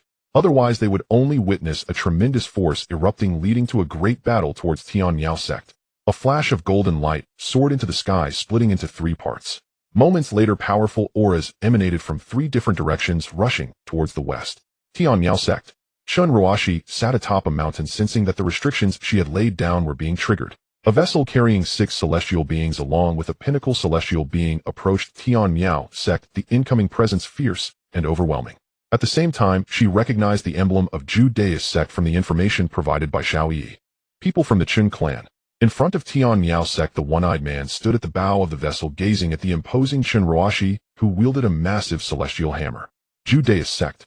Chen Ruoshi remained taciturn, her gaze fixed on the 6 celestial beings aboard the vessel. Haha, I heard your clan's master forcibly marry the 2 celestial maidens Zhu Dai had earmarked. Well done. The one-eyed man's words momentarily stunned Chen Ruoshi. She had done her research on the fact that Zhu Dai was the leader of daoist sect. However, hearing it from an outsider's mouth sounded like unrestrained glee. There was even a hint of mockery in his tone, leaving her somewhat perplexed. What brings you here? To stand up for Zhu Dai? Celestial light filled the air as ethereal flowers began to bloom around them. No. How could we stand up for him? I am here merely to borrow a forbidden artifact from your Chen clan. If you grant it to me, we can retreat peacefully. And we won't cause you any trouble, will we? The one-eyed man's gaze was locked on Chen Ruoshi, who appeared stunningly formidable, giving him a vague sense of threat. He immediately concluded that this woman was not simple, having spent years navigating the treacherous realms of the immortal domain. Although he liked beautiful women, he was also aware of who he should not provoke. Or rather, he tried to avoid provocation as much as possible. You're joking, my Chen clan has no forbidden artifacts. Chen Ruoshi shook her head. Indeed, her clan had no such artifacts. If they did, they wouldn't be given to this group. This left the one-eyed men taken aback. This person didn't seem to be. Could it be that Zhu Dai set me up? At that moment, the one-eyed man realized that the so-called forbidden artifacts were nothing but a ruse. Moreover, Zhu Quan had not appeared. Perhaps he was waiting for him to act, intending to reap the benefits afterward. He hesitated to take action. Wait. His gaze suddenly sharpened as he noticed the large hammer in Chen Ruoxi's hand. For a moment, his expression darkened with anger. Off. Chen Ruoshi raised the large hammer in her hand with a hint of disdain. This was forged for her by her father and master, infinitely close to being a true celestial weapon, just a step away from bearing the true spirit seal. If this can be called a forbidden weapon, then the Chun clan's 4 immortals would each have one in hand. At the same time, she also had a clear understanding of the intentions of the one-eyed man and his companions. Feeling the disdain in Chen Ruoxi's eyes, the one-eyed man felt humiliated. How dare a mere early-stage celestial being act in such a manner? Boss, shall we attack? At this moment, the 5 celestial beings following him spoke up. In their view, the opponent was merely an early-stage celestial being and could easily be killed before the forbidden weapon erupted. Then they could escape into the Starry River without fear of being pursued by the opponent's forces. After all, the Starry River was their territory. Kill her, the one-eyed man said as he suddenly trembled. A murderous aura surged forth like a raging ocean, charging towards Chen Ruoshi. Yet she remained unperturbed, her figure slightly leaning back as she vanished into the void. Having not yet fought with a celestial being since arriving in the celestial realm, this suited her well. Boom. It sounded as if the heavens and earth were being pierced. A tremendous roar reverberated throughout the world. Nearby immortals felt their eardrums threaten to burst from the deafening sound. The might of a celestial being could collapse mountains with just a drop of blood, let alone the power fluctuations caused by an actual confrontation. It wouldn't be an exaggeration to say it could destroy the world. However, the might of a peak celestial being was no joke, especially one relying on brute force. Her strength had reached its peak. Even with the half-step true celestial weapon, Chen Ruoshi found it a bit difficult to cope and could only retreat while fighting. The mountains and rivers trembled, causing shockwaves. The towering light that erupted drew the attention of a good portion of the Chongqing domain. Several powerful celestial auras enveloped half of the realm. Quite ruthless. Chen Ruoshi continuously swung the hammer, vanishing into the void, leaving her opponent spinning in circles. However, it seemed she could not inflict serious damage, only leaving some minor wounds. The 5 celestial beings brought by the one-eyed man could not intervene at all and could only cast forbidden techniques to seal off the area. Little lady, your strength is the strongest I've encountered among female immortals. If you are willing to hand over this forbidden weapon to me, I will spare your life. There was a hint of greed in the one-eyed man's eyes as he harbored malicious thoughts after gauging Chen Ruoxi's general strength. Her strength was not strong, at least not enough to match his. Without the large hammer in her hand, she would be unable to withstand him. Seeing her unparalleled beauty, he fancied himself as someone who had roamed far and wide, yet he had never encountered such stunning looks. This stirred different thoughts within him. First, I dislike being called little lady, she stated. Second, who will hunt whom is still uncertain. Chen Feng's beautiful eyes narrowed, her physical prowess activated, and a wave of azure ripples spread outward from her body. In an instant, the one-eyed man felt an extreme cold followed immediately by an intense heat. He felt as if his blood was about to evaporate, his flesh nearly reduced to ashes. He became a bit flustered, hurriedly activating the forbidden technique. He attempted to isolate the bizarre ripples. Noticing it was effective, Chen Feng's power surged, and with a light shout, she made a hand gesture. The blue light transformed into flames of ethereal lavender burning in the air, with nothing unable to serve as fuel. When the flames met the one-eyed man's magical barrier, it spread rapidly across his body like fire meeting oil. This startled the one-eyed man, who, disregarding this divine ability, he chanted the incantation, channeling celestial power to divert the waters of the Milky Way in an attempt to extinguish her spiritual fire. This, however, played right into Chen Feng's hands. She smiled faintly, her jade hand flicking. Boom. The flames surged upward, and the water instead became a catalyst for the fire. What sort of technique is this? What celestial fire? Helpless, the one-eyed man had no choice but to flee in despair, stripping away all his surface magical power and even shedding his physical form. He narrowly escaped this strike. Watching the small flames that could burn even in the void, he felt a wave of panic. Such a bizarre method, one who prided himself on having seen many strange affairs and forbidden techniques, had never encountered before. It was a fire that disregarded the principles of elemental interactions. What does it have to do with you? He felt a swift wind by his head as a large pink hammer came crashing down. Fortunately, his 5 teammates were not fools. They reminded him, and he hurriedly dodged this hammer, escaping death. Just as he had not yet composed himself, a wind will struck him, nearly slicing him in half. Fan D. As the strongest backup, Chen Feng arrived immediately. Seeing the wind laws bursting forth from his hands, gathering into sharp blades, he was extraordinarily intimidating. "I'm not late." Chen Feng sighed in relief, sensing the overwhelming murderous aura of the one-eyed man, and noting his lecherous appearance, he immediately determined that the opponent was not a good person. Sister Ruashi. He unleashed a golden punch, sending one of the 5 celestial beings flying to the side. The figure of Chen Shuho appeared, the fierce wind billowing his robes, his expression grave as he held an imperial sword resembling a holy emperor. Attack. Without a second thought, Chen Shuho launched a fierce assault on the remaining 4 celestial beings, like a tiger entering a wolf's den, exuding immense dominance and extraordinary combat power. Brothers. The one-eyed man grew anxious, wanting to call for assistance. This path is blocked. In the distance, a portal appeared, and a resolute man with sharp eyes stepped forth. Wu Gu. The 4 immortals of the Chun clan gathered together. Although all 4 were early-stage celestial beings, the pressure they exerted on the one-eyed man was extraordinary. Noticing that all 4 of their weapons were forbidden weapons, his expression changed slightly. He couldn't help feeling excited. If he could seize these 4 forbidden weapons, he would strike it rich. To roam the Starry River would not be a dream. The first would punch, the second would kick, and sitting down would extinguish the Chongqing city would no longer be an ideal. This made him begin to feel exhilarated, his aura turning terrifying, like a ferocious beast unleashed. What a substantial gain. His thoughts shifted. With such terrifying 4 individuals, if he did not kill them now, waiting for their breakthrough in cultivation would mean he would likely not be their match. A pit he would be digging for himself. Today only you will die while I stand. The one-eyed man was elated, wielding a bloodthirsty tiger-headed knife rumored to have stained the blood of numerous celestial beings. His eyes glinted with a hint of bloodlust, more so with fervor and excitement. After this haul, he would not need to act again before breaking through to the true celestial level. What a bold claim! Chen Chu exclaimed with a deep voice.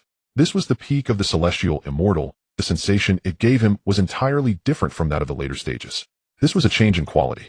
It forced him to respond cautiously to avoid a shipwreck in the gutter. Why not just try? Chen Feng stepped forward gently, and from the distant horizon a golden holy sword adorned with the essence of myriad realms was grasped. His aura surged, doubling in intensity, as if he had undergone a transformation. The sword was named Holy King. As the sword rose and fell, an exquisite beam of sword light swept across the horizon, as if it would tear the very sky apart. Bang! The formal battle commenced. 3 celestial immortals joined forces to besiege the one-eyed peak celestial immortal. The ground shook violently, with radiant clouds enveloping the sky. This left Zhu Quan, who was hiding in the shadows, incredibly shocked and grateful. Fortunately, we didn't go all out at the time. This is simply a monster. In the scene, Chen Shuho fought 5 opponents, dominating these mid-stage celestial immortals and pinning them to the ground. It was utterly absurd, causing the 4 companions brought by Zhu Quan to feel their scalps tingle. What is going on? When did celestial immortals become so weak? It is known that celestial immortals are powerful beings. Here they seem like little chicks being bullied. If it weren't for my father's preference for the living, you would have been dead long ago. While fighting, Chen Shuho said indignantly, often unable to unleash his full power, which made him feel a bit constrained, fearing that he might accidentally kill all 5 of them. Arrogant. How can we 5 celestial immortals be defeated by you alone?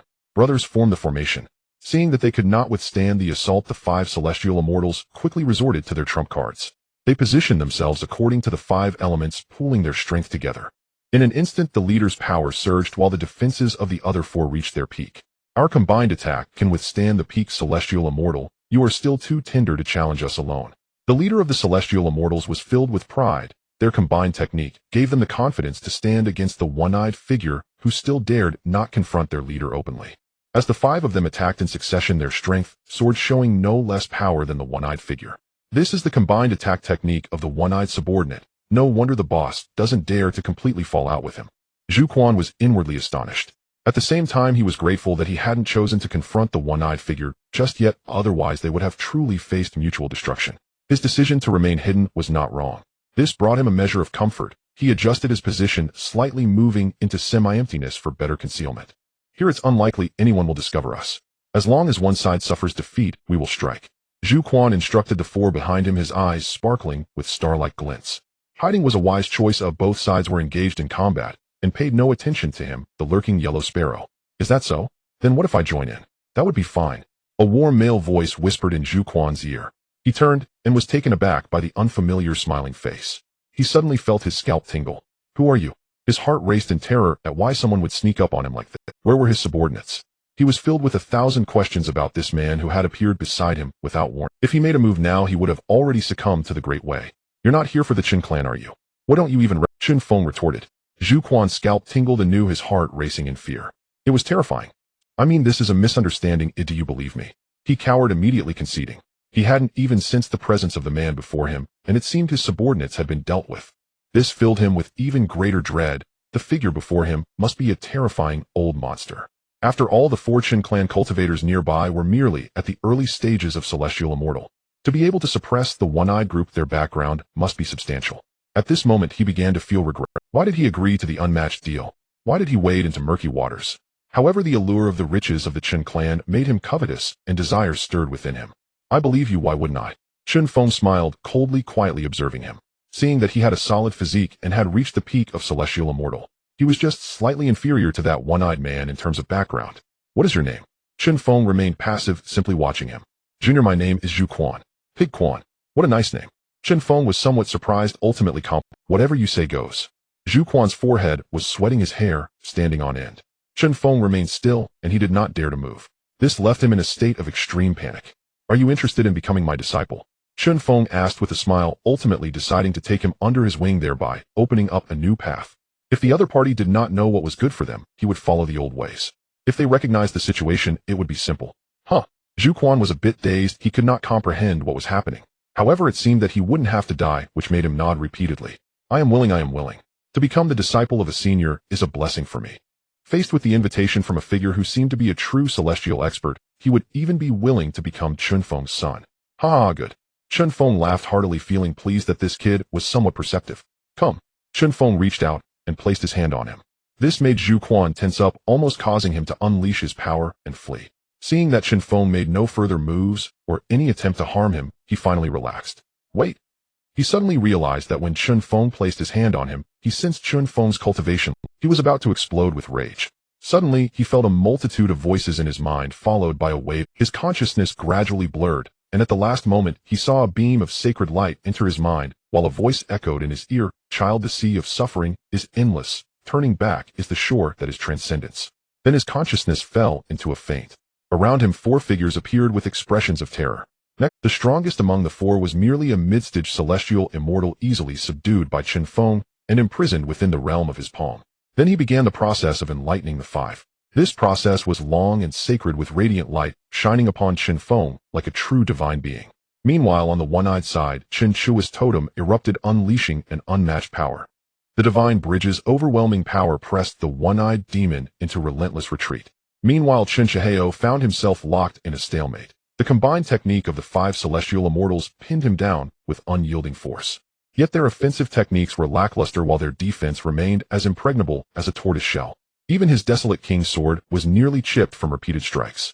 No wonder this formation was famed for withstanding the synchronized assault of peak celestial immortals. Yet its flaw was glaringly apparent. It permitted only passive defense. No counterattack, no lethal edge. Its terror lay far more in intimidation than in annihilation. The deadlock grew unbearable. Enraged Chen Shihao unleashed his annihilation art, driving the 5 immortals to the brink of corporeal collapse. This battle raged for half a day. The commotion drew the gaze of every major faction in the vicinity. Only the Miao clan sealed within their city remained aloof. Yet all Longlif realms now knew of the Chun clan, the colossal patriarchal house dominating the Longlif realm. In their estimation, the Chun family now ranked third, only beneath the Longlif city and the peerless sect. They regarded this ascendant power with keen, unmasked curiosity. Sever. Chen Shufan invoked a grand art, summoning the power of the starry river itself. Countless beams of stellar light lanced toward the one-eyed demon, forcing him to retreat beyond the borders of the Tianmiao sect, and planting the first seed of flight in his heart. Brother 3, why do you still hide? Cease your theatrics. I cannot subdue the Chun clan alone, and neither can you. He roared into the distant void. After shouting in vain, he gained nothing but deeper humiliation, and not a single reply echoed back. His spirit sank into profound despair. The Chun clan's might far exceeded his darkest imaginings. Otherwise, how could he, once a peak celestial immortal, now be hunted like prey by 3 early-stage celestial immortals? The Chun clan's might far exceeded his darkest imaginings. Otherwise, how could he, once a peak celestial immortal, now be hunted like prey by 3 early-stage celestial immortals? He refused to die here. Having ascended to the pinnacle of celestial immortality, he still harbored faint, yet tangible hope of transcending even further. If you perish, all your ambition will vanish like water spilled from a bamboo basket. Brother Fan, I entrust him to you. Chun Ruashi activated a secret art. The floral realm descended, anchoring the one-eyed demon in place and restraining his movement. Chen Chu likewise unleashed a supreme technique. The entire world trembled. His vast and upright saintly fist pierced the fabric of reality itself, sealing off the one-eyed demon's path of escape. Heaven subduing. Celestial Dao laws surged around Chen Shufan, unleashing an unprecedented aura, an overbearing sovereign might that towered above the Dao itself. The void quaked. 10,000 Dao principles reverberated in awe. A colossal character, Zhun Subdue, flashed into existence, and in an instant crushed the one-eyed demon, grinding away his vitality and erasing his Dao. This was a forbidden art, one capable of obliterating the very Dao a cultivator had comprehended. Even Chen Feng, upon witnessing it, could not suppress a sigh of profound admiration. As the one-eyed demon dissolved, his essence fading into Dao light that gently mended the scars left by the earlier battle, Chen Chu murmured, "Incredible." Chen Chu stood awestruck. Chen Shufan's strike had shattered his prior understanding. This was a method capable of utterly annihilating a superior being without blind spot or loophole. Moreover, the sheer authority embedded within that single Zhun character revealed to him a new threshold. Soon he too would emulate its form and forge his own martial art, harnessing the world's own power to crush a single foe. Best to avoid using this technique unless absolutely necessary. Chen Feng descended. That single Zhun had stirred the resonance of 10,000 Dao principles.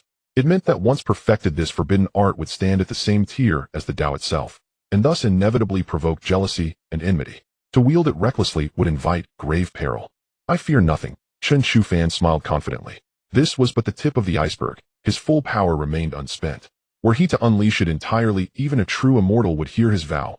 I shall subdue you. Then so be it. Just exercise prudence. Chen Feng nodded. He never interfered unduly in his children's affairs. Even matters concerning the clan's future, expansion, succession, he left untouched. His descendants' choices were theirs alone. After all, each was either a vanguard of the clan or one of its pillars. Far beyond the known realms, in the desolate expanse where worlds thin into oblivion beyond countless realms, and even the celestial realms themselves, stood a noble, immaculate, white-robed female immortal. Suddenly her entire being shuddered. She whirled toward the distant celestial realm, her Dao trembling, tears glistening at the corners of her eyes. Is it you? Her voice drifted, neither wholly of this world nor wholly of the void. In the immortal remnant lands within a mortal kingdom, a refined, elegant young scholar, teaching students in a sunlit courtyard, suddenly trembled, his brush slipping in his grasp. He spun sharply toward the deep void, his expression stunned. For the first time his students beheld their gentle, scholarly master undone, his composure utterly shattered. Master! His voice trembled. In that instant he nearly tore open the void to rush toward the celestial realm. Master, master, are you unwell? Should we fetch my pa? He's the finest physician in these parts. A simple-minded youth scratched his head, genuine concern shining in his eyes. The scholar gently reined in his thoughts and smiled faintly. I am unharmed. Yet his mind could no longer focus on teaching. Within the infinite abyss stood a palace, seat of a demon sovereign revered as the strongest among all abyssal demon lords. Worshipped by legions of abyssal demons across the depths, the sovereign sat enthroned in his celestial pavilion. His eyes burned with eerie shimmering light. Seated upon his throne, he emanated absolute dominion, a majesty so profound it compelled reverence, even worship. Suddenly he grinned, a slow knowing smile, as he addressed the void. Master, I knew you had not perished. From the void stepped a man clad in ink-black robes, his bearing serene, his grace effortless. The Lei Ling Immortal Clan. Intersect. Forbidden Grounds. A tranquil, elegantly arranged courtyard. Within it a pond bloomed with paler lotuses. Brother. The man feeding fish beside the pond froze, his entire body jolted. That voice, he knew it beyond doubt. His figure trembled, he dared not turn. What? Your sister has returned from the brink of death, yet you refuse to face her. Another voice, deep, resonant, magnetic, made Lei Ling shudder violently. He spun around instantly. Who are you? Brother. A petulant voice rang out in the courtyard, then a flash of immortal light. Lei Yu's soul appeared before him, radiant and real. Lei Ling stood frozen, then his eyes brimmed with tears. You, brother and sister reunited, words overflowing, but unsaid for now. Yet Lei Ling held himself in check. He knew this man before him had brought Lei Yu home.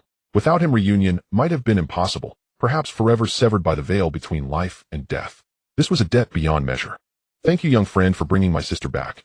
I am Lei Ling of the Lei clan, and I owe you a tremendous, endless gratitude for the savior of my sister. To see Lei Yu again is already a stroke of incredible luck. Ahem. Lei Yu coughed twice at an inopportune moment, frantically signaling to Lei Ling. What's wrong, sister? Lei Ling momentarily failed to respond, but he was also a person of delicate thought. Seeing Lei Yu in such a state suggests that there are many underlying reasons. Could it be? He suddenly realized, and his expression softened. Slapping Chen Fan on the shoulder, he laughed heartily. So it turns out you're my brother-in-law. Rest assured, as long as my sister agrees, and you are the savior of my sister, I will definitely consent to this marriage. Lei Ling laughed heartily, leaving Chen Fan dumbfounded. Lei Yu's face turned a shade of red, almost overwhelmed by embarrassment. Brother, you've misunderstood. Seeing this, Lei Yu quickly pulled him back, fearing that Lei Ling might guess even more outrageous things. This person is the reincarnation of the divine demon Immortal Emperor. Suddenly the atmosphere froze. Chen Fan could clearly feel the hand resting on his shoulder stiff. Without needing to look, Chen Fan could imagine the expression on Lei Ling's face. Lei Ling was dumbfounded, his mind a bit chaotic. You don't joke with your old brother. Lei Ling said again, wanting to confirm and also to discern the truth of the matter. I'm not joking. You know me. Lei Yu shook her head, speaking with unwavering certainty. This left Lei Ling somewhat bewildered, and he quickly withdrew his hand from Chen Fan's shoulder, bowing earnestly. I am Lei Ling, greetings to the Immortal Emperor. Welcome back, esteemed predecessor. He performed a grand salute, a gesture of respect. Chen Fan sighed and helped him up. You've suffered over these years. Although your cultivation hasn't fully recovered, your divine soul power still remains. The moment Lei Ling touched him, he understood the issues within Lei Ling's body. The celestial bones were nearly fractured, and the foundation of the Tao was half-wasted. Yet it seemed he had used some means to forcibly reconnect the celestial foundation. Additionally, he had raised his power to a pseudo-Tao state. No wonder the Lei family has managed to survive to this day without being exterminated. If the current Lei Ling were to fight with all his might, he could definitely severely injure a celestial lord or even cripple their physical form. He used divine thunder as a continuation of his Tao foundation, and although he could not break through to the celestial lord realm, it bore a striking resemblance to the scattered celestial laws created by the southern bright's scattered immortal. He reached a pseudo-celestial lord state, possessing the strength of half a step into the celestial lord realm. However, the cost seemed to be quite high. Release your mind. Chen Fan's divine body and soul possessed a power that even exceeded his original form. He also inherited the characteristics of the true spirit of the Immortal Emperor. Hearing this, Lei Ling, out of trust for Lei Yu and half convinced of Chen Fan's identity, still released his mind. Chen Fan did not stand on ceremony, sending a wisp of divine soul intent into his mind. This entry revealed that his vitality was depleting rapidly every moment. This was utilizing lifespan as fuel to forcibly exchange for power. The current Lei Ling's lifespan might not even compare to that of a celestial being. Even the true spirit seal had dimmed somewhat. You? Chen Fan fell into silence. Lei Ling, however, was immensely excited. He recognized the aura of Chen Fan's divine soul. Overwhelmed with emotion. It is I who owe you. Chen Fan's voice was deep. For Lei Ling, his junior, his disciple who shared life and death ties with him, could also be considered a person from his own side. If you hadn't stepped in to help, perhaps your talents would have already entered the realm of the celestial lord by now. Chen Fan looked up at the sky, his mind constantly searching for a way to break the deadlock. Esteemed Immortal Emperor, how could there be any talk of owing a favor? Fu Tian saved my life. I would even risk my own life for it. If it weren't for that shameless old man of the true wonderful celestial lord extending my life by several million years, I would have long since slain him, if I had been his contemporary. Lei Ling said, angrily, unable to tolerate this person who destroyed his Tao foundation and further attacked Chen Chufan's past lineage.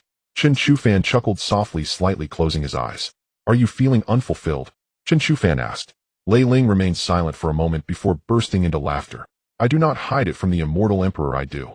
If my Tao foundation hadn't been destroyed, I would have long since stormed the Nine Heavens Palace. Instead, I am now forced to struggle for survival, trapped in the Xianling immortal domain, unable to take a single step outside. How could he not be angry or feel unfulfilled? Yet what he was truly angry about was the lack of time, and what he felt unfulfilled about was being born too late.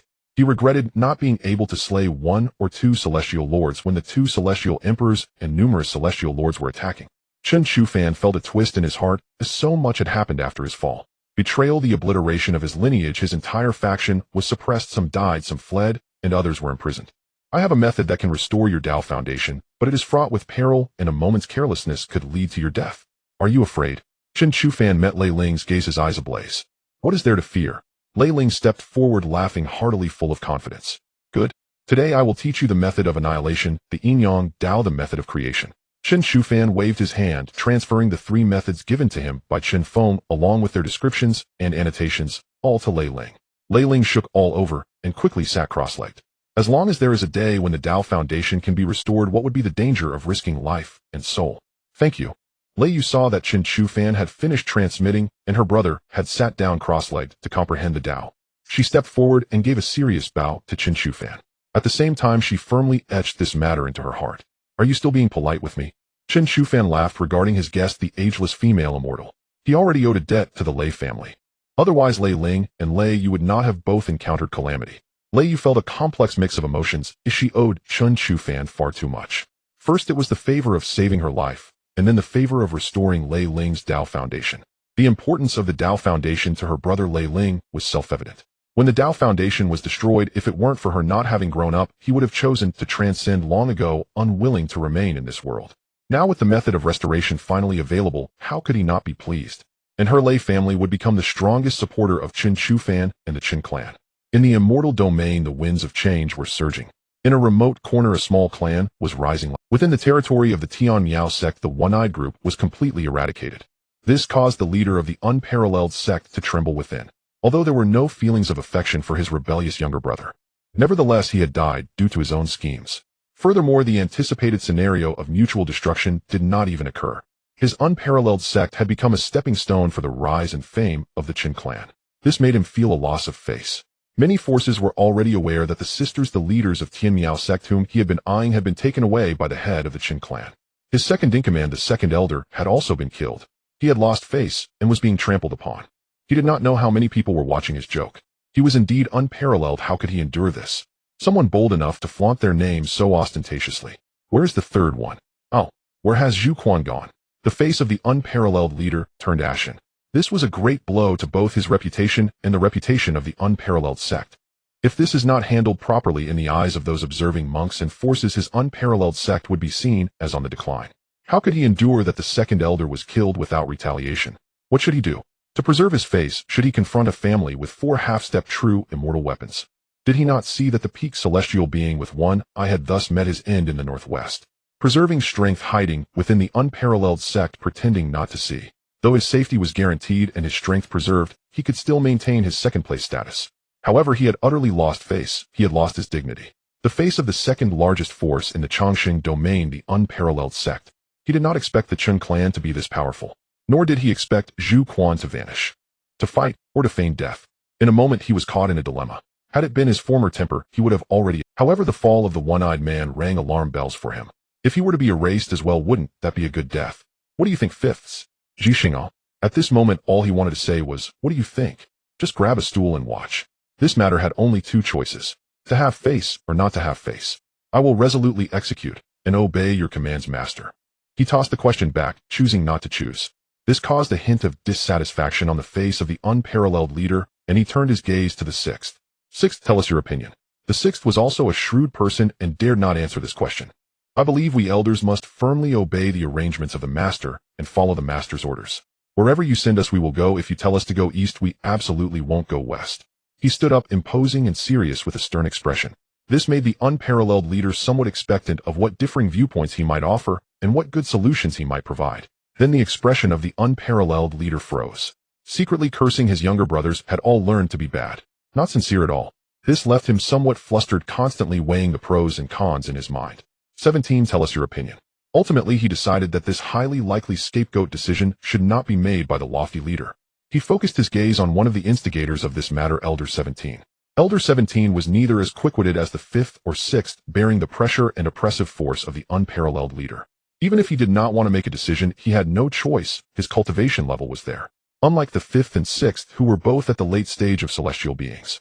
As a mere mysterious celestial, answering incorrectly meant death, while answering correctly might not. He cast a pleading glance towards Ji Xing. Yet he saw Ji Xing avoid his gaze. This made him feel anxious and a bit panicked. Elder 17, hurry up and speak. At this moment the unparalleled leader urged, and the ominous feeling in the air grew stronger. I will speak.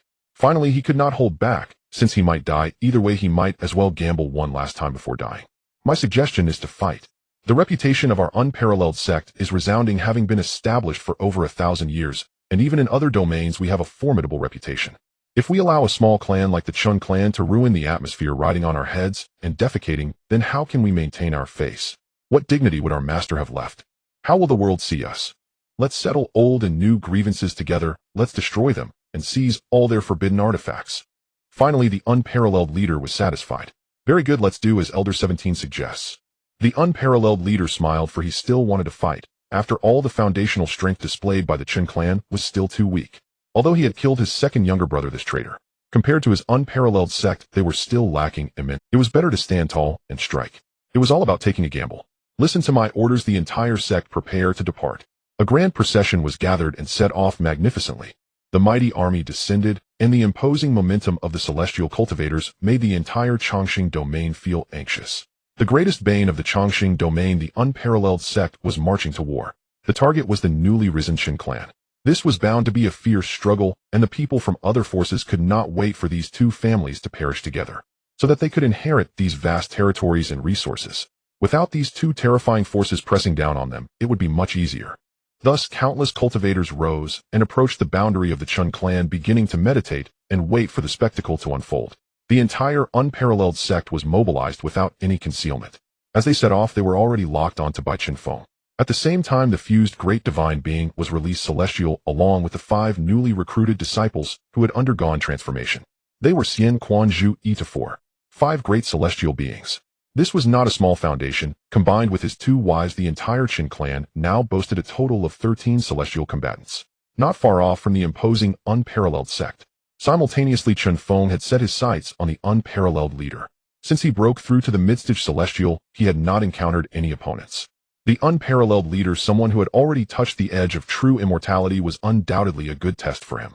Such celestial beings who had approached the path of true immortality would certainly possess strength exceeding that of Xian Quan by 3 times or more. It was a qualitative change, no matter how one looked at it, it wouldn't be inferior. Father, I want to fight 10. Chen Shuang was even more eager. Previously, the 5 combined strikes with the one-eyed man had not satisfied him at all. These people were even more turtle-like, but now it was better. So many normal celestial beings had come. Are you sure? Chen Feng raised an eyebrow. The strength of the incoming ones was not considered strong for him. However, most of them were still at the mid-stage celestial level, which made fighting 10 of them quite feasible. 15 celestial cultivators marched grandly into the territory controlled by the Chen clan. At the forefront, the unparalleled one exuded an air of indifference, holding his head high, a look of disdain in his eyes. The one-eyed man is dead. The strength of the Chen clan is not to be underestimated. However, the gap in power between him and the one-eyed man is more than significant. Thus he felt no panic in his heart, even wanting to laugh. 15 against 5, the advantage is on his side. Chen clan, you disrespect your elders and act recklessly in the eternal life domain. You even killed my sect's second elder. It's simply unforgivable. Today I will annihilate your Chen clan. Come, let me establish the might of my unparalleled sect. With killing intent evident, the presence of the celestial beings tore through the sky, shaking the heavens. This caused all cultivators in the eternal life domain to change their expressions. Finally, the second largest force in the eternal life domain, the infamous unparalleled sect, was about to make a move. Within the Miao clan, there was still no movement, as if plunged into dead silence. Upon sensing that the Miao clan had not intervened, everyone in the unparalleled sect felt a sense of relief. What they feared was that while battling the Chen clan, the Miao clan would also interfere, making matters more complicated. Clearly something had happened in the Miao clan, leading them to seal their clan.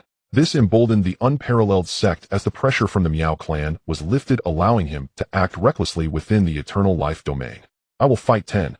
A calm, yet somewhat contemptuous voice reached the ears of the celestial beings of the unparalleled sect. This instantly enraged the 15 celestial cultivators, causing their hearts to surge with fury.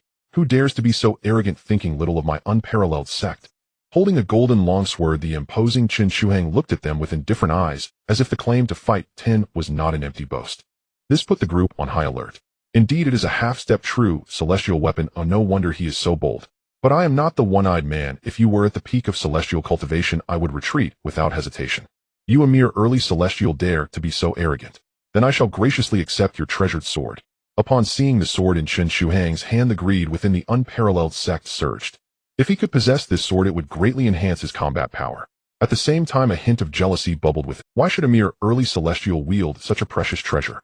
After all these years of struggling in the celestial realm, he had only fused with a celestial treasure. Compared to a half-step true celestial weapon, it was still lacking considerably. He was confident that if he could seize Chen Feng's celestial treasure, his strength could at least increase by 40%. Your opponent is me. Chen Chu emerged from the void, the power of the divine bridge shaking the world. Using the power of his inner world, he pushed his combat strength to the limit, each strike equivalent to wielding the might of the world. At this rate, among those of the same rank, very few could match him. What kind of divine ability is this? The unparalleled sect grew cautious, sensing the immense and vast power emanating from Chen Chu. The divine bridge imposed a strong pressure on him. His gaze narrowed slightly as he focused on Chen Chu. If he could seize this divine ability, he was confident it would enhance his own power. He sensed the path to his own enhancement above. If he could comprehend it, the barrier of true celestial cultivation would not be an obstacle. This is my divine ability to kill you. Boom.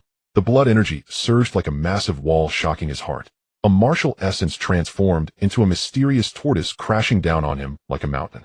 Sensing the overwhelming power above, he did not dare to be careless, retreating swiftly.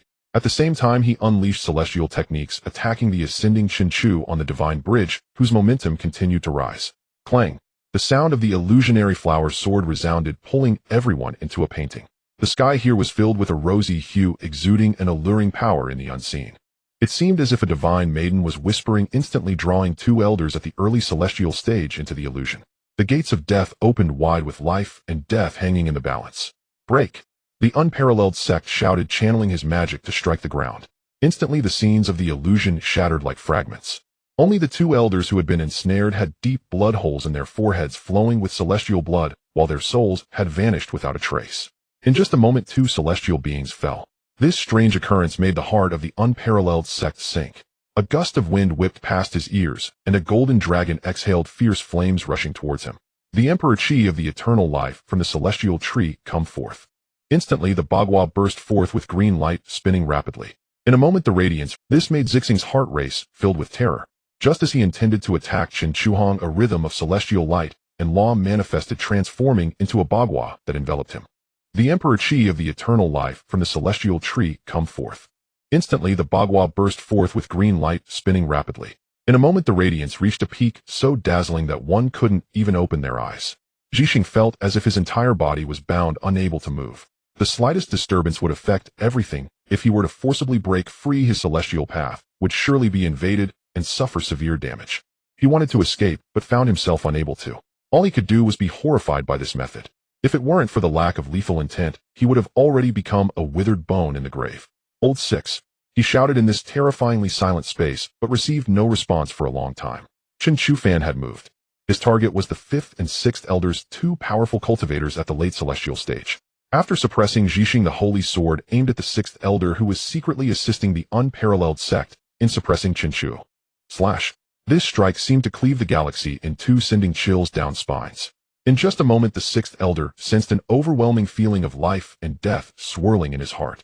If he did not dodge, he would surely die. Thus he hurriedly withdrew his power, tumbling back several steps. His Dao robe was torn by the strike, and his flesh was cut by countless wounds from the wind. Such a powerful offensive technique. The 6th elder was extremely vigilant, taking a deep breath as he sought to engage Chen Chufan. He thought to himself that he could not confront this person heathen. However, how could Chen Fan allow him to do as he wished? The holy sword was drawn, and the winds surged. The void was torn apart, and the sense of relentless destruction began to spread from his wounds, invading his celestial body. This frightened him greatly, and he hurriedly suppressed his power, causing him to violently retreat. He abandoned the confrontation with Chen Fan and quickly vanished at the edge. He planned to find a safe place to heal the injuries to his divine body and dispel this strange sense of decay. Yet how could Chen Fan let him go? His plan was simple: kill one by one. No matter what, he could not allow the target. Thus one chased while the other fled.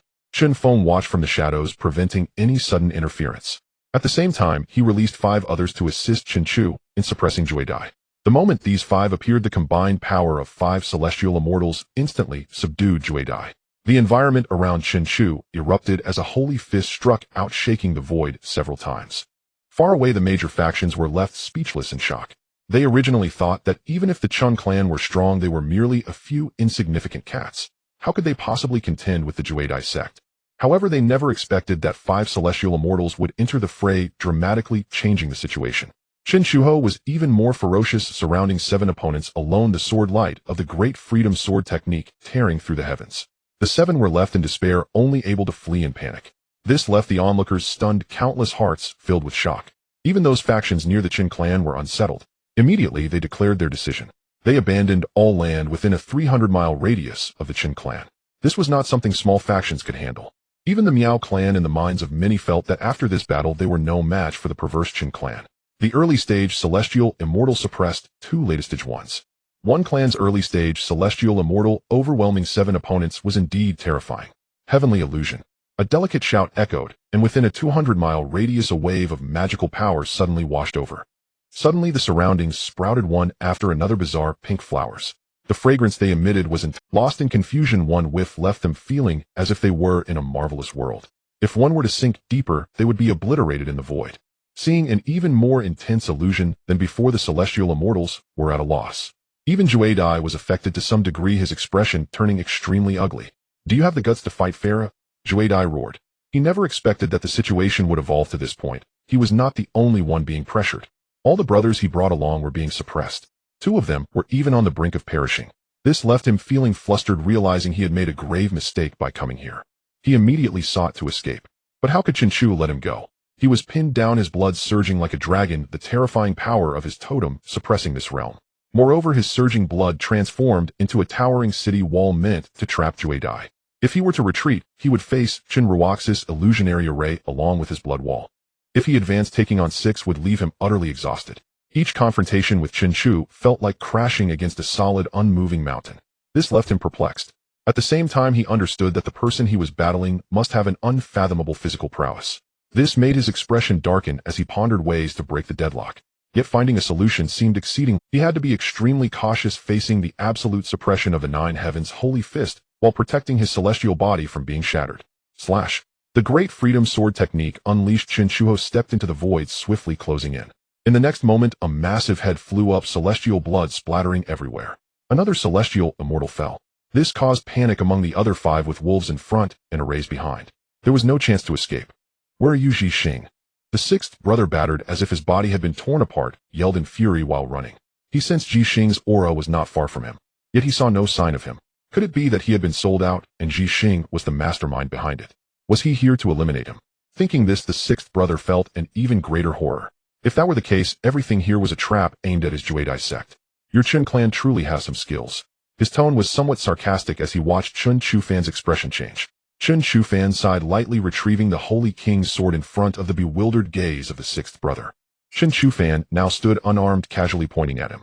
It was as if he was saying, "I don't even need a weapon. You really think too highly of yourself. Without a half-step true immortal artifact, how could you possibly be my match?" Before he could finish his words, he saw a palm filled with the essence of the Tao strike out. Instantly, he spat blood and flew backward. His eyes were filled with disbelief. "You are weak. I only used one hand." Chen Fan scoffed, placing his left hand behind his back. His eyes were filled with disbelief. "You are weak. I only used one hand." Chen Fan scoffed, placing his left hand behind his back. He couldn't take it anymore, unable to hold back. The desire to escape turned into a thick, murderous intent. In his entire life, he had never been looked down upon like this. "You impudent fool," he roared, smashing the treasure pagoda in his hand, a blazing red light blooming behind him. A red fireball infused with the laws of immortality formed, radiating intense heat.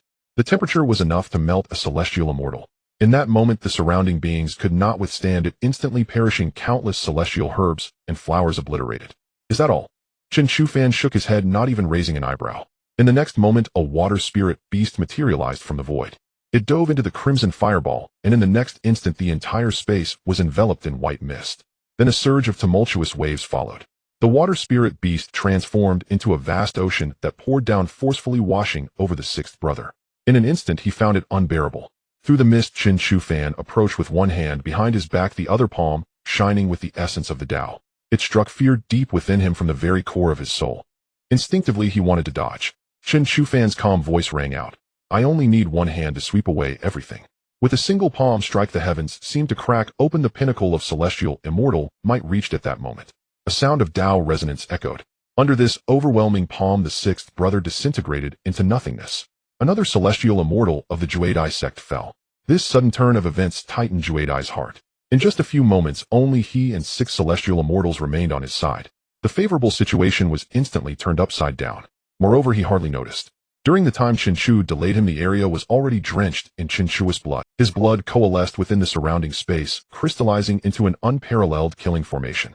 Chen Chu's physical body served as the anchor. Faint arcs of lightning flickered across its contours. This development filled Juedai with profound foreboding. Juedai, tch. Chen Feng sat atop swirling clouds, manipulating his cultivation energy to contain the shockwaves. A faint sneer curled upon his lips. Before he had even raised a hand, Juedai had already stumbled into a fatal trap. I overestimated you. Chen Feng shook his head, regarding the man as nothing more than hollow grandeur. Were Juedai able to perceive Chen Feng's inner thoughts at that moment, he would surely have erupted in furious curses. Shun Ruoshi wove the illusory realm with meticulous control, wielding Hua Qingwu's sword to sculpt reality itself, so flawlessly that illusion and truth became indistinguishable. And Juedai unknowingly slipped deeper into this fabricated world. Yet he remained utterly unaware, only sensing a faint tremor of dread and fear emanating from Chen Chu's concealed formation techniques. The formation's overwhelming power triggered relentless warnings within his spiritual sense. A single misstep would cast him irrevocably into oblivion. Divine Bridge, manifest.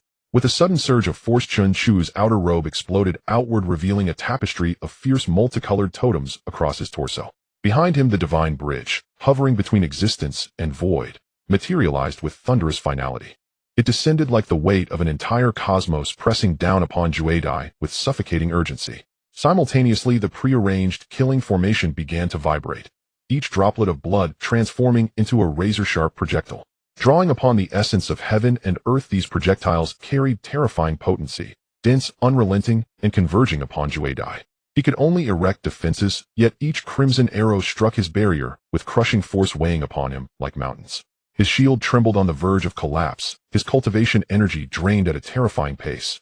Panic surged through his veins. Spare me, master. The prestige and might of the Chen clan leaves me humbled beyond words. I, Juedai, hereby surrender to the esteemed elders of the Chen clan. I vow never to set foot in the realm of longevity again, and shall exile myself to the desolate frontier. Grant me but a sliver of mercy. I offer the entirety of Juedai's sect's legacy and territory to your noble house. Thus Juedai chose submission without hesitation. Better to yield now than perish needlessly, clinging to a fragile hope of survival. This sudden tiger-pouncing surrender left Chen Chu momentarily stunned. The 9 heaven sacred fist seal he'd begun to unleash froze midair. What? Disdain flickered in Chen Chu's gaze. Though chafed by it, Juedai swallowed his fury and inwardly exhaled in relief when Chen Chu ceased his assault, granting him reprieve. Juedai surrenders on behalf of his sect and offers compensation. If I slay you, does not all that belongs to Juedai's sect become mine? Chen Chu cut him off mid-sentence. By then he had already transmuted the world's primordial force, integrating it with the profound principle of decay. Realizing diplomacy had failed, Juedai erupted into action, swift, decisive, ruthless, and treacherous beyond all expectation. Chen Chu remained unruffled, launching his celestial seal. The collision shattered layers of earth and rent the heavens open, revealing yawning abyssal fissures that chilled the soul. Suppress. In secret, Chen Feng intervened, neutralizing the chaotic backlash containing it, lest it obliterate the hard-won foothold he had established. Ruoshi, strike now? Chen Feng transmitted the command silently. Without delay, Chen Ruoshi vanished into the void, then reappeared in an instant, her rose-gold mallet descending like a meteor upon Juedai. Boom. Lightning split the sky. Juedai raged. absorbing Ruoshi's blow at terrible cost, sacrificing his foundational essence to deliver one final mortal strike against Chinchu. It was the death-defying assault of a celestial immortal at peak ascension, brushing the threshold of true immortality. Chinchu could not withstand it. He crossed his arms before his chest and unfurled a scroll densely inscribed with sacred totems to intercept the blow. Yet in a heartbeat the scroll tore asunder. Its protective power shattered, leaving the cataclysmic force nearly undiminished. At that precise moment Chen Feng acted, the Qingquan creation wheel turned. Reality itself twisted and warped. He refused to endure such a blow directly. Not only would it inflict grievous internal injury, even if he survived, but failure would spell utter catastrophe. Unwilling to gamble, Chen Feng forcibly diverted Juedai's killing strike, wrenching its trajectory aside with divine precision. "Who are you?" Seeing his final life expenditure attack deflected, Juedai spat a mouthful of blood, nearly expelling his own heart in the process. "Guess." Unperturbed, Chen Feng stepped forward, his palm descending onto Juedai's crown. Instantly golden light erupted. Juedai shrieked in excruciating agony. In this state of absolute vulnerability, his memories were violently purged, nearly severing his very Dao foundation. "Be still." This time Chen Feng sought no disciple. Only a perfect war puppet devoid of will, wholly obedient and utterly controlled. The process stretched on for an eternity. A sacred flame blazed forth, into which Juedai's corporeal form was cast. Chen Feng added several ingots of immortal metal to the crucible. Refine. It was Chen Feng's first act of human refinement. To forge a monster before the wide-eyed gaze of his own children, an act monstrous beyond moral reckoning. Yet Chen Shuo and the others watched with stony indifference. Ha, give it your all. Elsewhere, Chen Chihao severed 2 celestial immortals in swift succession. Only 4 celestial immortals remained, faces pale with terror encircling him. Yet Chen Chihao remained untouched, almost amused. Unbeknownst to him, he had grown immeasurably powerful. Enough play. Chen Ruoshi emerged from the void, stepping onto the battlefield. At his elder sister's arrival, Chen Chihao abandoned his horrifying practice of using their attacks to temper his own body, and instead sealed the 4 immortals with a single gesture. "Elder sister, I feel my breakthrough approaching." Sacred lightning coiled around his body, how electric sparks crackled across his skin, and lightning danced within his pupils. "Restrain it, for now. Foundation and depth are paramount." "Understood." Chen Chihao nodded, yet his gaze drifted far into the distance. "Elder sister, I wish to journey to other immortal realms. I hear they teem with prodigies. Fighting these immortal cultivators has given me no pressure, only the dangerous illusion that I am peerless among my equals." Chen Chihao drew a deep breath, suppressing the storm of lightning within him, and spoke solemnly to Chen Ruoshi. After departing on his trials, Chen Shushi had sent word. Within the chaotic martial immortal realm thrived countless peerless geniuses. Even more, Chen Shushi noted the presence of arcane immortals whose strength rivaled his own, even at their shared cultivation level. That revelation ignited Chen Chihao's yearning to witness it firsthand. "The realm of longevity remains unstable. Wait until it is fully secured, then we shall depart together. I will go as will Chu Fan and Wu Go." Chen Ruoshi also sensed that although the eternal life domain was a celestial realm, the cultivation environment here was still too backward, lacking a powerful orthodox sect to oversee it. There were hardly any proud children of heaven here. "Father knows about this matter," Chen Ruoshi continued as she noticed Chen Shuho was about to speak again. The news about Chen Shushi was first conveyed to her father Chen Feng. Chen Feng did not object to this, but Chen Ruoshi felt that it would be too tiring for her father to handle everything alone after they left. They wished to assist their father and at least establish the eternal life domain as their stronghold before departing. "Father knows." At that moment Chen Shuho felt like an outsider. "Yes, do you think that younger brother Chushi would only inform you?" Chen Ruoshi smiled slightly. Chen Shuho opened his mouth, but ultimately remained silent. Originally, he believed he held inside information and wanted to take his elder sister, elder brother, and younger brother along for their training. Alright, the urgent matter now is to consolidate the territory of the absolute teachings. I wonder what the situation of the Miao family is. I heard from father that the Miao family patriarch wants to break through to the true immortal level. They have sealed the city for so many years. I wonder how things are now. Chen Ruoshi patted Chen Shuho and took the 4 celestial beings back to Chen Feng. Chen Shuho shrugged helplessly and followed them back. Originally, he wanted to embark on a spontaneous adventure, but it seemed inconvenient to leave now. Nevertheless, it was what it was. The news of the Chun clan's overwhelming victory against the absolute teachings spread throughout the entire eternal life domain. Countless people were shaken, and even ancient cultivators emerged to visit the territory of the Chun clan and pay their respects to its leader. They understood that this was a newly rising hegemonic force. Perhaps they could even contend with the long-established Miao family. This compelled them to treat the situation with caution. After all, the Miao family could only guard their eternal life city, while the Chen clan, on the other hand, had already taken over the territory of the absolute teachings. They occupied one-third of the entire eternal life domain's territory, excluding the areas controlled by the Miao family, which was quite astonishing. Furthermore, many forces chose to form marital alliances with the Chen clan. Additionally, some ancient cultivators emerged wanting to test the foundation of the Chen clan to see if there existed a true immortal. This was of utmost importance. If a true immortal were present, they would immediately submit. This was born out of a reverence for strength. In the 170th year of the immortal Chen calendar, the Chen clan experienced barbaric expansion within the eternal life domain, swallowing up 50% of the territory outside of Eternal Life City. They exhibited a momentum akin to devouring the world, seeking to encompass the entire eternal life domain. Among them, many forces directly chose to submit and join the Chen clan. However, some forces unwilling to transition from being the managers to the managed began to resist. Yet their resistance proved futile.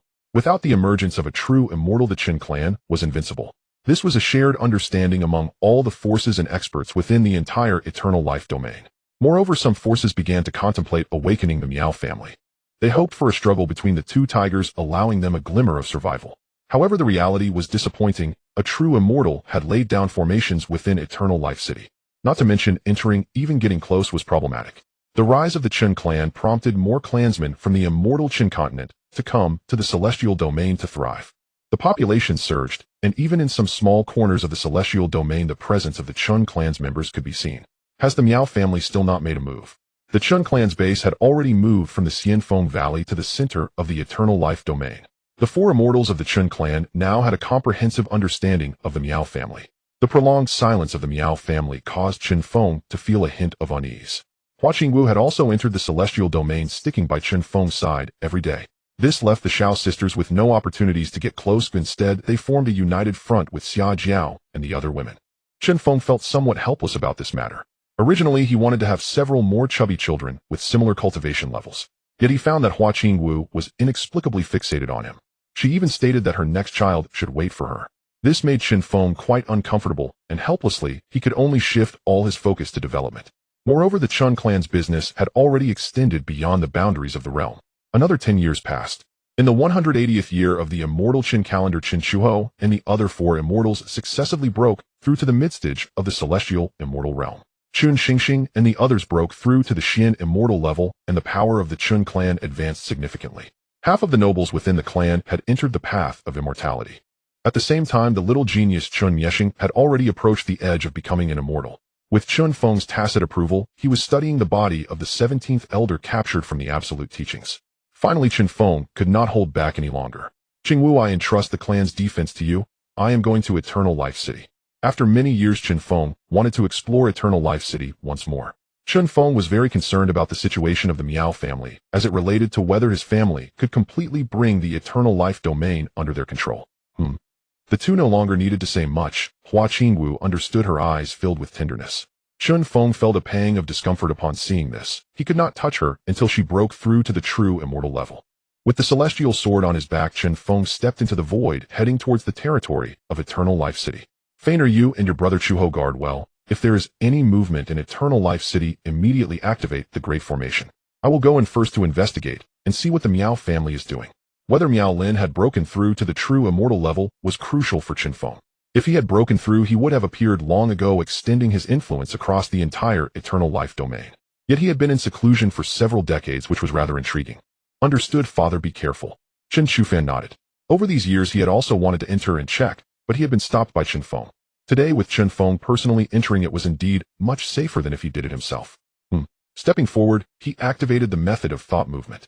Although the method of thought movement pushed to the extreme could not be fully utilized at his current realm, it was still quite simple and easy to cross a formation.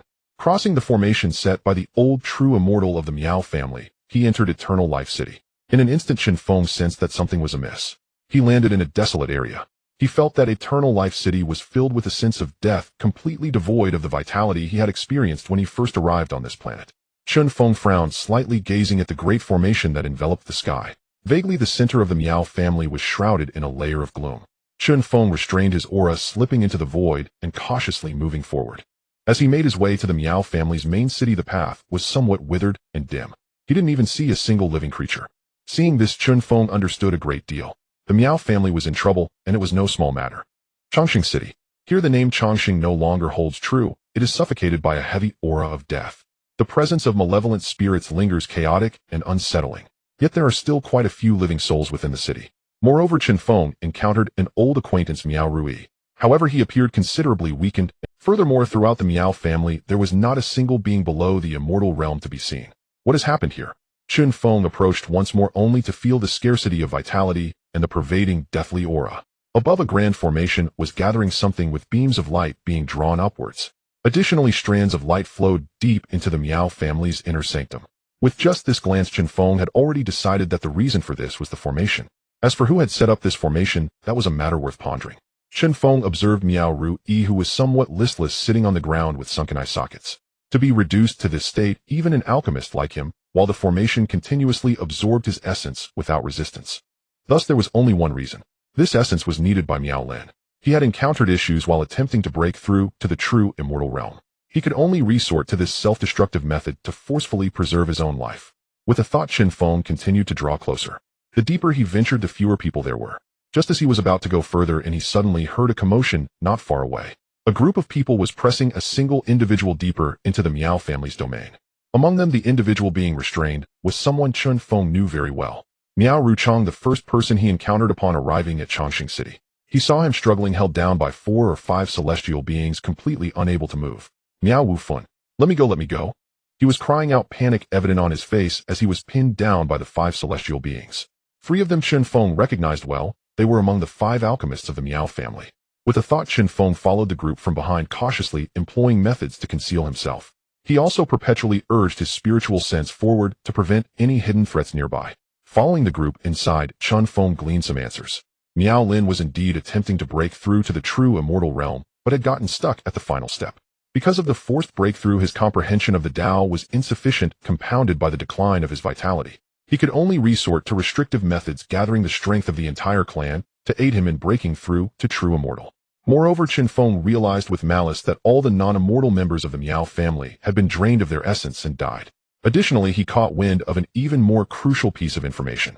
This group was pressing Miao Ruchang because they intended to extract the bloodline within him as a sacrifice for Miao Lin, hoping to secure a glimmer of hope for his breakthrough to true immortal.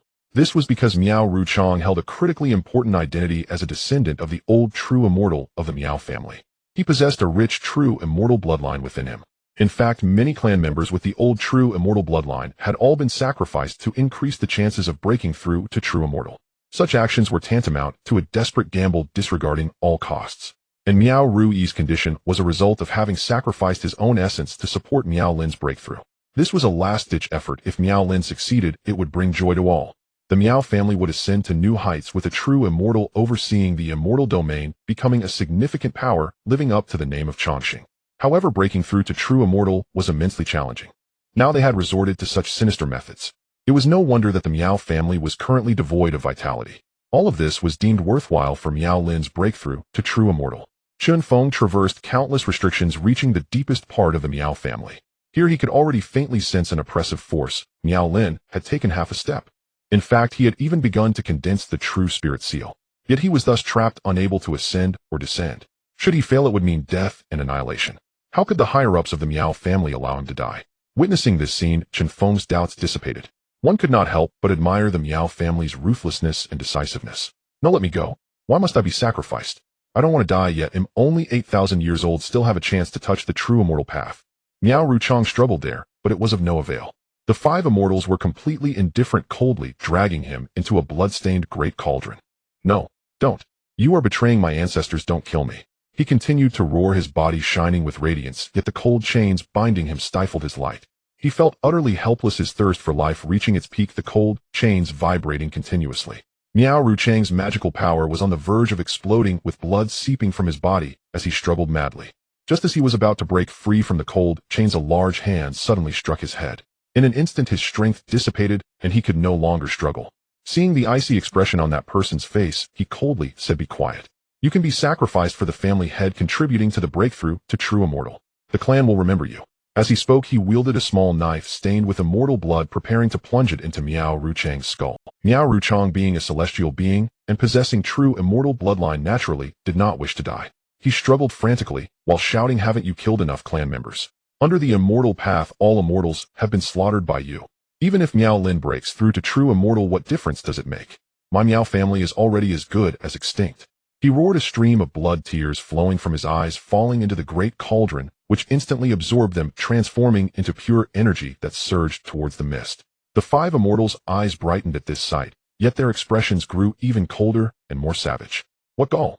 Miao Ruchong, how dare you call the family head's name so casually? You shall not be spared." They laughed coldly, as if they believed that killing him would allow Miao Lin to break through to true immortal. "Ha! You hypocritical scoundrels. My ancestors died in vain, all for ungrateful wretches like you. Do you even deserve to be my Miao Ruchang's kin? Shut your mouth, you yellow-haired brat. Kill him. To die here for the family, for the restoration of our clan's glory, is only right." The leader among them laughed ominously, the small knife in hand lunging at him, aiming to obliterate his soul and grind his flesh to dust. "I, Miao Ruchang, shall forever regret being born into such a cruel and bloodthirsty family. If there is reincarnation, I shall surely slay all of you evil spirits and cast you into the boundless abyss. Miao Lin, you old dog, may you die a miserable death. I wish I could devour your flesh." "Ah!" The bloodstained dagger was embedded in his skull, causing Miao Ruchang to howl in pain while cursing. His hatred for the Miao family ran deep. As he observed, his vitality waned, and the smiles of the 5 immortals grew increasingly sinister, resembling those of malevolent spirits. Countless rays of light flew from the cauldron into the mist. Chen Feng could distinctly sense that Miao Lin's aura had surged significantly, hinting at an imminent ascension to true immortality. At this moment, there was no more waiting. 9 Heaven's sacred fist. A massive golden fist imprint suddenly smashed towards the 5 immortals. In an instant, chaos erupted in Chongqing City. Countless ethereal patterns transformed into chains of order, rushing towards Chen Feng. In the distance, something terrifying stirred, and myriad killing intents locked onto Chen Feng in an instant. This was once the stronghold of a true immortal force, already filled with various killing formations and Dao patterns. The true immortal level techniques, combined with the formidable foundation of Chongqing City, sent shivers down Chen Feng's spine. Not to mention, Chongqing City was in a state of closure, with the formations pushed to their limits. Immortal Kingdom, without time to check on the fate of the 5, Chen Feng directly reached for Miao Ruchang, along with the cauldron being swept into the Immortal Kingdom. In an instant, countless beams of killing light descended before him, and Chen Feng's figure vanished. The entire Chongqing City trembled as a whirlwind gathered, searching for targets. In the central area, a pristine true immortal artifact awakened, vibrating with a deadly aura that shattered the heavens. If he had been even a second late, Chen Feng would have found it difficult to escape. He was still not capable of countering the true immortal's methods. Boom! A shadow loomed over the entire Chongqing City area, as if a terrifying giant had awakened, the piercing sound echoing throughout the Chongqing domain. It sent chills down the spines of countless forces and powerful beings. Suppress. The 4 immortals, witnessing the sudden upheaval in Chongqing City, saw the formations go wild. They hurriedly activated the restrictions and evacuated the scene at once. The Miao family's restrictions have been triggered. The master inside is going berserk. The 4 immortals gathered, and Chen Shufan addressed Chen Shihao and the others. The 3 felt a sense of dread. This was their first direct encounter with the true might of a true immortal. Such power could easily shatter stars and seize the moon. I wonder if Father has made it out. Chen Shihao felt a twinge of worry, knowing that Chen Feng had entered Chongqing City. Shortly after, the city erupted in chaos. "Father won't come to harm. We will re-establish the restrictions and return to the clan," Chen Shufan said decisively, having witnessed his father's remarkable methods, which were truly inscrutable. In a force without a true immortal to oversee it, even with Dao techniques and patterns, they could never hold Chen Feng back within Chongqing City. In the core area, chaos reigned. The surviving few from the Miao family gathered together, angered at the sight of 2 heavenly immortals brutally killed and 3 severely injured. Their clan had been invaded, resulting in the death of 2 elder heavenly immortals, and right in front of everyone's eyes, Miao Ruchang had been kidnapped. Who was responsible? Did you see their faces? Miao Rui's face was grim as he disregarded his recovery and rushed to the core area. No. That thief was too powerful. They must have glimpsed a trace of the true immortal path. We only saw a flash of light. The 3 survivors felt immense shame, lowering their heads. Damn it. Miao Rui was furious. The loss of life was minor, but the impact on Miao Lin's breakthrough was serious. This meant that the Miao family had sacrificed so much only to end up with their family destroyed.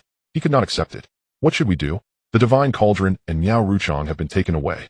In the core area amidst the mist, Miao Lin was also affected. Although Chen Feng's punch had been delivered in haste, the shock it brought was immense. Just as he was about to break through to true immortality, one person had ruined it. Miao Lin was filled with rage, but in his current state, he could only forcibly suppress his emotions to ensure his Dao heart remained unblemished. However, he still coughed up a mouthful of immortal blood, his condition deteriorating. Perhaps this way. In the midst of everyone's despair, Miao Rui's heart hardened as he looked towards Miao Lin. He glanced back at the two remaining corpses on the ground. The others looked over, suddenly understanding. Although these two were not direct descendants of the Miao family's true immortals, they were still of the same lineage as Miao Lin and were heavenly immortals. Yet Miao Rui's gaze was exceptionally fierce. You three gather the remains of Miao Wufeng and the others. Sacrifice them to the family head for one last fight. The three immortals were not in great condition, but within the Miao family Miao Rui held authority, second only to the family head, compelling them to obey his orders. Miao Rui glanced at the gems suspended in the air and bowed deeply. Ancestors, do not blame me. That was the immortal treasure of the Miao family's ancient true immortal, representing their strongest foundation. Then, gritting his teeth, he took out a large cauldron. It was similar to the one taken by Chen Feng, albeit slightly weaker in power. Put it in here. Seeing the three approach, Miao Rui gestured for the three immortals to place the remains inside. The three complied. Suddenly, boom. Miao Rui struck fiercely, catching the three immortals completely off guard, their already wounded bodies unable to resist. In an instant, their souls were cast out of their bodies and smashed into the cauldron. Poor management is your fault. This is your chance to redeem yourselves. Blame only yourselves. Miao Rui snorted coldly, tossing the three bodies into the cauldron while sealing it with his powers. This action sent chills down the spines of the surrounding Miao family immortals, causing them to retreat several steps. It was terrifying. What are you retreating for? Come here, channel your powers. Success or failure hinges on this. Miao Rui coldly snorted, speaking these words for the nearby immortals to hear. The immortals had no choice but to grit their teeth, complying with Miao Rui's command to channel their powers. In an instant, 5 heavenly immortals were sacrificed, and the residual power and bloodline energy significantly restored Miao Lin's condition. Continuing to comprehend the path of true immortality. Outside the city, Chen Feng arrived at the location where his once unrivaled sect had resided, which was also within the territory of the Chen clan. As soon as he landed, Chen Feng threw out the large cauldron. Miao Ruchang also tumbled to the ground, and upon opening his eyes saw Chen Feng's face.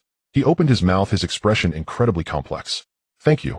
Betrayed by his kin, he had not perished, but was saved by an outsider, one who had once crossed paths. What a turn of events for the Miao family. It is truly thought-provoking. Take care of your injuries, and do not forget what you wish to achieve. Chen Feng casually tossed a few healing pills to him before turning to leave. Miao Ruchang gazed at Chen Feng's retreating figure, his expression rife with complexity. Silent and speechless, he suddenly gathered his remaining strength to rise and bowed repeatedly to Chen Feng's back. Miao Ruchang firmly etched Chen Feng's figure into his mind. Without him, he would have been restricted, his soul extinguished and utterly fallen. It was he who granted him a new life. Although Miao Ruchang did not know why Chen Feng appeared in the heavily restricted clan, he only knew that Chen Feng had saved him. Now one thought consumed him. Revenge, pure revenge. Miao Lin, I want you dead. His eyes were bloodshot. He was the last surviving descendant of the true immortal lineage of the Miao family. The Miao family was no longer his home. His offspring, his predecessors, all had been slaughtered. Around him a faint, ominous red mist surged sky. Puff! He spat out a mouthful of blood, and his gaze grew even more frenzied. He picked up a few healing pills scattered on the ground and stuffed them into his mouth. Then he chose a direction, gritted his teeth, and fled. The Miao family had no idea that in the future Miao Ruchang would become a powerful enforcer for Miao Lin, the alchemist of the clan. He only needed a glimmer of hope, the cause for survival. Miao Ruchang left. In the city of eternal life, Miao Lin's breakthrough had reached a critical stage. Miao Ruchang no longer hesitated. Urgency surged within him as he gritted his teeth. He slaughtered all the other immortals of the clan, even the profound immortals, transforming them into nutrients for his breakthrough. The methods he used were utterly shocking, instilling fear and chill in the hearts of all. In order for Miao Lin to break through, he nearly sacrificed all the living strength of the clan. And Miao Lin silently permitted this. All his offspring and descendants were sacrificed. He watched everything with cold indifference, like an outsider. In his philosophy, to become a powerful being, one must first abandon humanity. Does one need humanity to become an immortal? His ruthlessness surpassed everyone's imagination. Time flew by in a flash. In the blink of an eye, 200 years had passed in the immortal calendar. In the city of eternal life, the Chen clan had reached the pinnacle of prosperity, with almost the entire region of the city of eternal life under their control. Chen Feng moved the immortal Maple Valley directly to a towering mountain range not far from the city of eternal life, confronting a massive, terrifying celestial body. Soldiers against soldiers, generals against generals. Chen Feng awaited an opportunity. A layer of gloom enveloped the skies above the city of eternal life. In the air, thunder and lightning clashed as if a punishment were about to descend. After he had kidnapped Miao Ruchang last time, the defenses of the City of Eternal Life grew even more stringent, making entry nearly impossible. This caused Chen Feng considerable distress. He could only lay down numerous formations outside the city. Ding! Congratulations to the host. The offspring have surpassed 100 million. The clan flourishes, and the clan members live in happiness and peace. Reward: 5,000 years of immortal cultivation, divine abilities, 1 thought demon, and absolute sky connection. Inheritance points 1000. Ding! Due to the number of descendants surpassing 100 million, the system mall has been upgraded, adding a new feature, Tao of Nature. Chen Feng noticed the last added feature, Tao of Nature. Upon opening it, he found it to be a merciless machine for burning inheritance points. As long as there are enough inheritance points, one can continuously comprehend various great paths. It was simply against the heavens. The Tao of the true immortal realm posed no difficulty for him anymore. Not to mention, there were also 2 great divine abilities. 1 thought demon could increase his combat power by at least twice or more. And he had already reached the celestial immortal realm, which meant other amplification type divine abilities would not. This could increase his power by more than 2-fold. As for absolute sky connection, one need not say much. It could completely seal off a space, cutting off any laws, immortal energy, and spiritual energy within that area. It was simply against the heavens. If he trapped a true immortal powerhouse inside, even if he did not kill him after tens of thousands of years without nourishment, there would be only one deadened waiting for him. This made the stone that had been hanging in Chen Feng's heart finally drop. Ancestor Chen Mieshing has broken through to the immortal realm and has come to the immortal domain to find you. Chen Xianying flew up and found Chen Feng. Let him come. Chen Feng replied indifferently, suppressing the joy in his heart. Ancestral Master. Chen Mieshing approached, his eyes filled with admiration, and bowed to Chen Feng. Not bad. At the age of 100 among the Chen clan, you are absolutely outstanding, the first under the immortal. You have pushed the Chen clan to its peak. With you I can rest easy. Chen Feng smiled. Oh, Chen Mieshing was indeed the top figure below the immortal lineage, utterly insane. His Tao, his techniques, and his understanding of immortality had completely transcended everyone else. How is the research going? It can already be implemented on a small scale, but the side effects are significant. Chen Mieshing spoke, somewhat unsatisfied with the result. What is the failure rate? Chen Mieshing met Chen Feng's gaze and murmured, only 50%. If it fails, it will be fatal. 50%. Chen Feng sighed.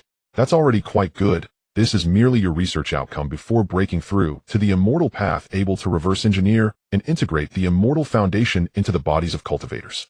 It's simply unprecedented. Even the various immortal monarchs and immortal emperor clans cannot accomplish this. Chen Mieshing shook his head. Without perfection, it indicates my shortcomings. I have yet to elevate this technique to perfection.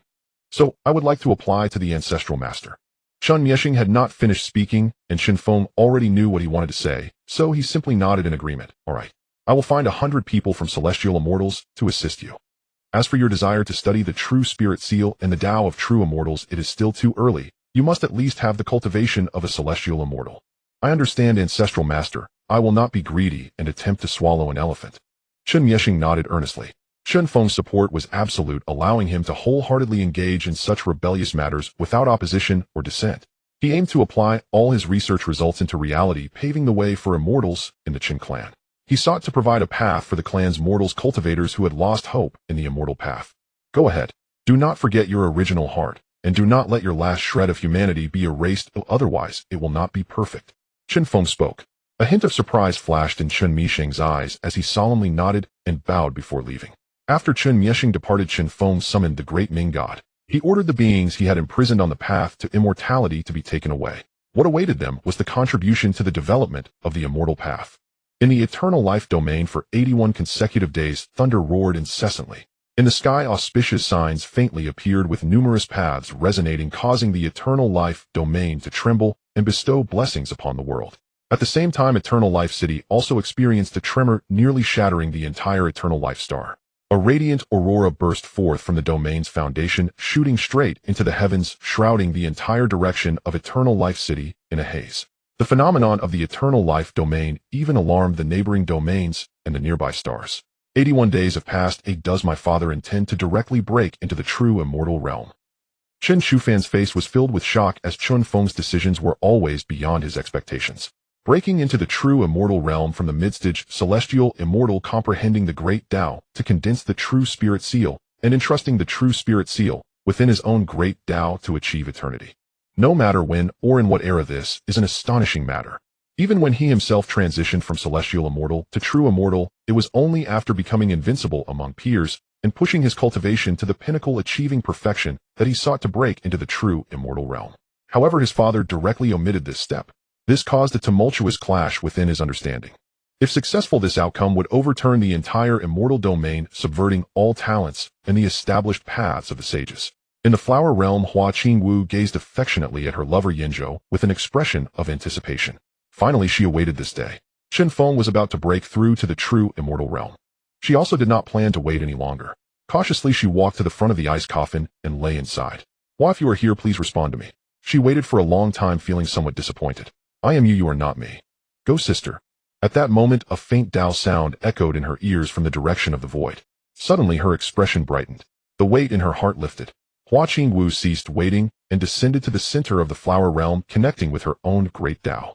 Her aura began to elevate and the Dao started to merge into her body. Finally, the transformation commenced. The calamity of the immortal Dao descended and simultaneously the blessings of the great Dao fell.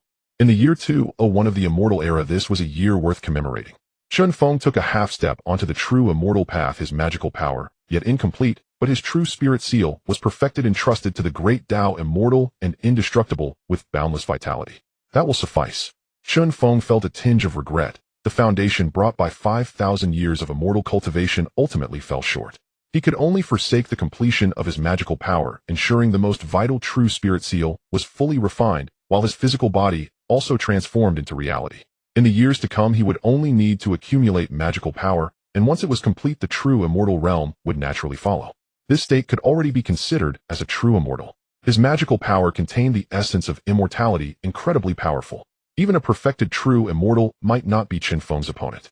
Completion of magical power indicated his own magical energy, which was already 100 times more robust than others at the same stage, so the difficulty in achieving perfection was to be expected. The might of the true immortal caused the entire eternal life domain to tremble, and emissaries from various immortal domains rushed to congratulate the Qin clan. On this day, it was the most significant day for the Qin clan. The pressure of the true immortal enveloped the entire eternal life domain, laying down dense prohibitions and sealing the realm, leaving only a controlled passage. The same applied to the entrance of the Starry River. This also meant that the Chen clan was set to fully control the eternal life domain. At this moment, Chen Feng did not attend the true immortal banquet held within the clan, but instead settled in a corner of Eternal Life City, quietly waiting. He aimed to break the Dao to practice the Dao, to offer sacrifices to others' immortal paths, proving the strength of his own immortal path. And that person was the head of the Miao family in Eternal Life City, Miaolin. In the year 202 of the immortal era, as dawn broke, the oppressive force that had shrouded Eternal Life City for a year was suddenly shattered once again. A burst of light shot towards the starry river above, illuminating the world. A powerful aura revived, and a terrifying presence faintly emerged from the shadows. That was the phantom of Miaolin. The might of the true immortal once more sent shockwaves through the eternal life domain. Another true immortal was born within the eternal life domain. This was a terrifying existence, a god stepping from the realm of illusion into reality. Countless cultivators and mortals were filled with dread. There were also some who considered themselves wise, secretly pointing at the clouds. The long-established first power, the Miao family of Eternal Life City, had someone break through to the true immortal realm. Meanwhile, the newly risen force, the Chen clan, also possessed a true immortal. One was the long-established power, the once dominant Miao family of the Eternal Life domain, along with the ambitious head of the Miao family. The other was equally ambitious, extremely powerful, and boasting numerous sources of life, the Chen clan. Two tigers cannot coexist on the same mountain, which would inevitably lead to a fierce conflict. The suppressed forces were secretly trying to break free, seeking to seize this opportunity to escape. Chen Feng observed all of this. Thus he quietly waited and watched the performance of these clowns, selecting some disobedient forces to deal with thoroughly, completely incorporating the Eternal Life domain into the Chen family's sphere.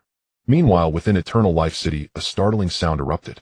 The clan's treasure, the Miao Immortal Gem, was summoned, emitting dazzling light and terrifying pressure.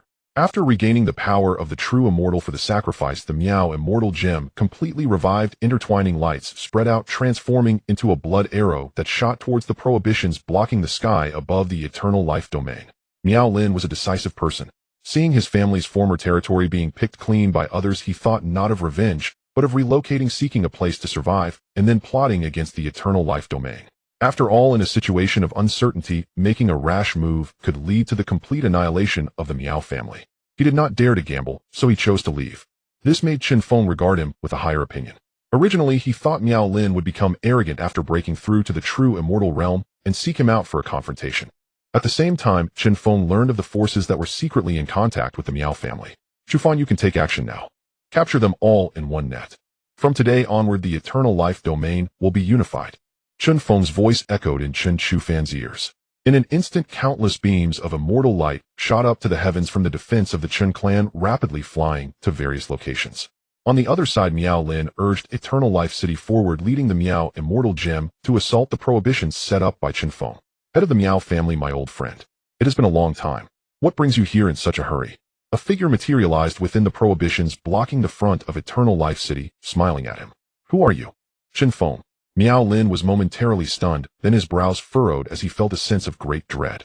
During his seclusion, he had sensed Chen Feng's aura once when he entered the city and killed 2 elders. He never expected that his greatest opponent was still him, the alchemist he once wanted to keep. In an instant, a myriad of emotions surged within him. In that moment, he even contemplated launching a sudden attack to eliminate this former acquaintance. However, he could not do so, nor could he afford to. Now, looking at Chen Feng's power, which was no weaker than his own, he could vaguely sense the overwhelming and terrifying energy within his physical body. He realized that he could not compare to him at all, fully aware of how Chen Feng had broken through to the true. In his eyes, it appeared that Chen Feng had entirely relied on his own strength to step into the true immortal realm. It should be noted that in less than 100 years, this person before him was able to leap from the early stage of celestial immortal to the true immortal realm in one bound. This was enough to be astonishing, a feat he had never heard of before. To contend with him? No. Avoiding him was the better course. Daoist friend Chen Feng, the previous matter was my fault. At that time, we had already each taken what we needed. Moreover, there is no fundamental conflict between us. Oh, why not turn swords into plowshares? I will cede the eternal life domain to you. My Miao family, I can never compare to the eternal life domain. How about that?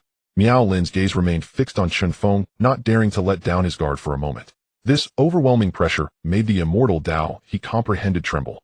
Is that so? You certainly have a way of thinking. Chen Feng chuckled lightly, focusing his gaze on Miao Lin, the corners of his mouth slightly rising.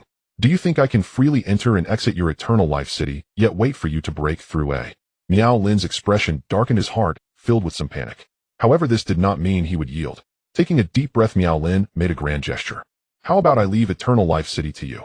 He thought that as long as he was alive and existed, the Miao family would never be extinguished. As long as he remained, there would come a day when a new Miao family could be spawned. Head of the family. Miao Rui listened to Miao Lin's words, feeling a turmoil of emotions. In that instant, he even felt that everything he had done was wrong. He and the Miao family had sacrificed nearly everything to help him break through. Yet now he was to be abandoned. A playful expression crossed Chen Feng's face as he noticed Miao Rui's expression. He inwardly clicked his tongue. However, this also compelled Chen Feng to re-evaluate Miao Lin. Being so decisive and ruthless, he was no simple character. He was truly a figure of a warlord.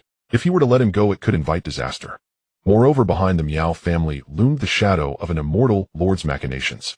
You may leave. The Miao family is entrusted to you, head of the family. Miao Rui struggled for a moment before letting out a sigh. As long as Miao Lin could leave, what would it matter if the Miao family was destroyed? Furthermore, if he escaped, the likelihood of safety for himself and others was greatly enhanced. Chen Feng certainly understood the principle of not provoking an enemy. Miao Lin, hearing this, erupted in fury. Light burst forth as he expended every bit of his energy to break through several prohibitions, charging towards the Starry River. He wanted to escape, convinced that Chen Feng could not stop him. Miao Lin acted decisively, leaving all the remaining celestial immortals of the Miao family behind. Looking at them wide-eyed and terrified as if they had encountered a great demon, Chen Feng was left speechless. He was too lazy to take action, having waited for so long, not in vain. He desired a powerful puppet capable of guarding the family. Miao Lin is indeed the best choice. It can also prove his path. Why not gain both? At the moment Chen Feng spoke, Chen Shufan's figure appeared clad in golden robes and wearing a jade crown, radiating a terrifying power that dominated the world. In the next instant, Chen Feng's figure suddenly vanished. With a single thought, he ascended to a higher level after entering the true path of immortality. In just a thought, he could move across half of the Chongqing domain. Such speed could only be matched by those extraordinary beings among true immortals, or perhaps some celestial lords. Yet Chen Feng did not rely on any immortal treasures. He forcibly crossed realms using his physical body to confront the void's wind. Such physical strength was sufficient to achieve divinity. It was not difficult to withstand ordinary true immortal treasures. Here lies the vast Starry River, where various immortal domains are situated at different corners of the river, separated by boundaries that isolate them from the Starry River, becoming sacred lands within it. In the starry river, strength reigns supreme. Without reaching the cultivation of an immortal, one cannot travel the river or cross the starry realms. Miao Lin's primary target was to escape to the Ziwei star not far from his Changxing domain, where multiple true immortals were stationed. He sought refuge there, traversing the star domain like a star itself. Countless celestial travelers were alarmed and hastily avoided him. True immortal powers are among the topmost existences in the starry river colossal forces. Such beings were now fleeing in panic. This caused many powerful celestial beings to catch a glimpse. A few recognized this true immortal ahead of the Changxing domain from a small fragment of land in the celestial realm. This stirred them into action. On various stars, immortal figures responded, exchanging thoughts and discussing why Miao Lin was acting this way. The doctrine above Ziwei star had already detected that a true immortal was rapidly approaching. Among them, several leaders of the Ziwei sect appeared grave. This true immortal did not conceal his movements, nor did he approach ostentatiously. Instead, he seemed like a fugitive, leaving them uncertain whether to lend aid or how to proceed. Just as the leaders gathered to discuss, Miao Lin's voice echoed. He stood just outside the restrictions of Ziwei star, urgently transmitting his thoughts. I am Miao Lin from the Changxing domain. I have now advanced to the realm of true immortality and wish to discuss an important matter with your esteemed sect's leaders. These restrictions naturally did not hinder Miao Lin's voice from reaching them. This caused the expressions of the three great leaders in the stars to change slightly, yet they did not intend to lift the restrictions to let him in. Seeing the other party's appearance, it was clear he was fleeing. Thus they felt it unwise to intervene. Let's pressure him for a while. Or does he really think we are unaware of his intentions? One of the three great leaders, the true immortal Yang Shua, scoffed. In my view, Miao Lin is likely here because of the true immortal from the Changxing domain. Do you all remember the true immortal from the Chen clan of Changxing domain 2 years ago? I suspect this is the reason. The true immortal of the Chen clan wants to eliminate Miao Lin and completely seize control of Changxing domain. Yang Shua elaborated on his viewpoint, articulating all possibilities. The other two true immortals furrowed their brows slightly. Is that true immortal so powerful? Can he force Miao Lin to such a state?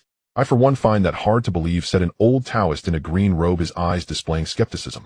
He had heard of the true immortal from Changxing domain. However, for a giant like Ziwei star, a newly advanced true immortal was hardly noteworthy. This time Miao Lin was actually forced to flee by another newly advanced true immortal, which made him regard Miao Lin with disdain. In my opinion, it would be better to sit back and watch. If the conflict between these two families brings war to my Ziwei star, we would have a chance and justification to enter the Changxing domain. True immortal Xiao Xiao spoke. He was the actual leader of the Ziwei sect now and had already caught a whiff of the opportunity in the brief exchanges. Although the Ziwei sect fully controlled Ziwei star, a top-tier existence among many stars, it still felt slightly inadequate. In the celestial realm, they did not possess a completely controlled territory. Meanwhile, various forces within the celestial realm maintained a certain level of vigilance against their Star River faction. This had always prevented them from establishing a sect in the celestial realm, confining them to guarding Ziwei star and its star domain. Now there was an opportunity to enter a piece of celestial territory. Thus, the Ziwei sect could transform from a star domain force into a celestial force. They were quite covetous of these central sacred lands. Let's do it this way. The three immortals began to discuss and plot.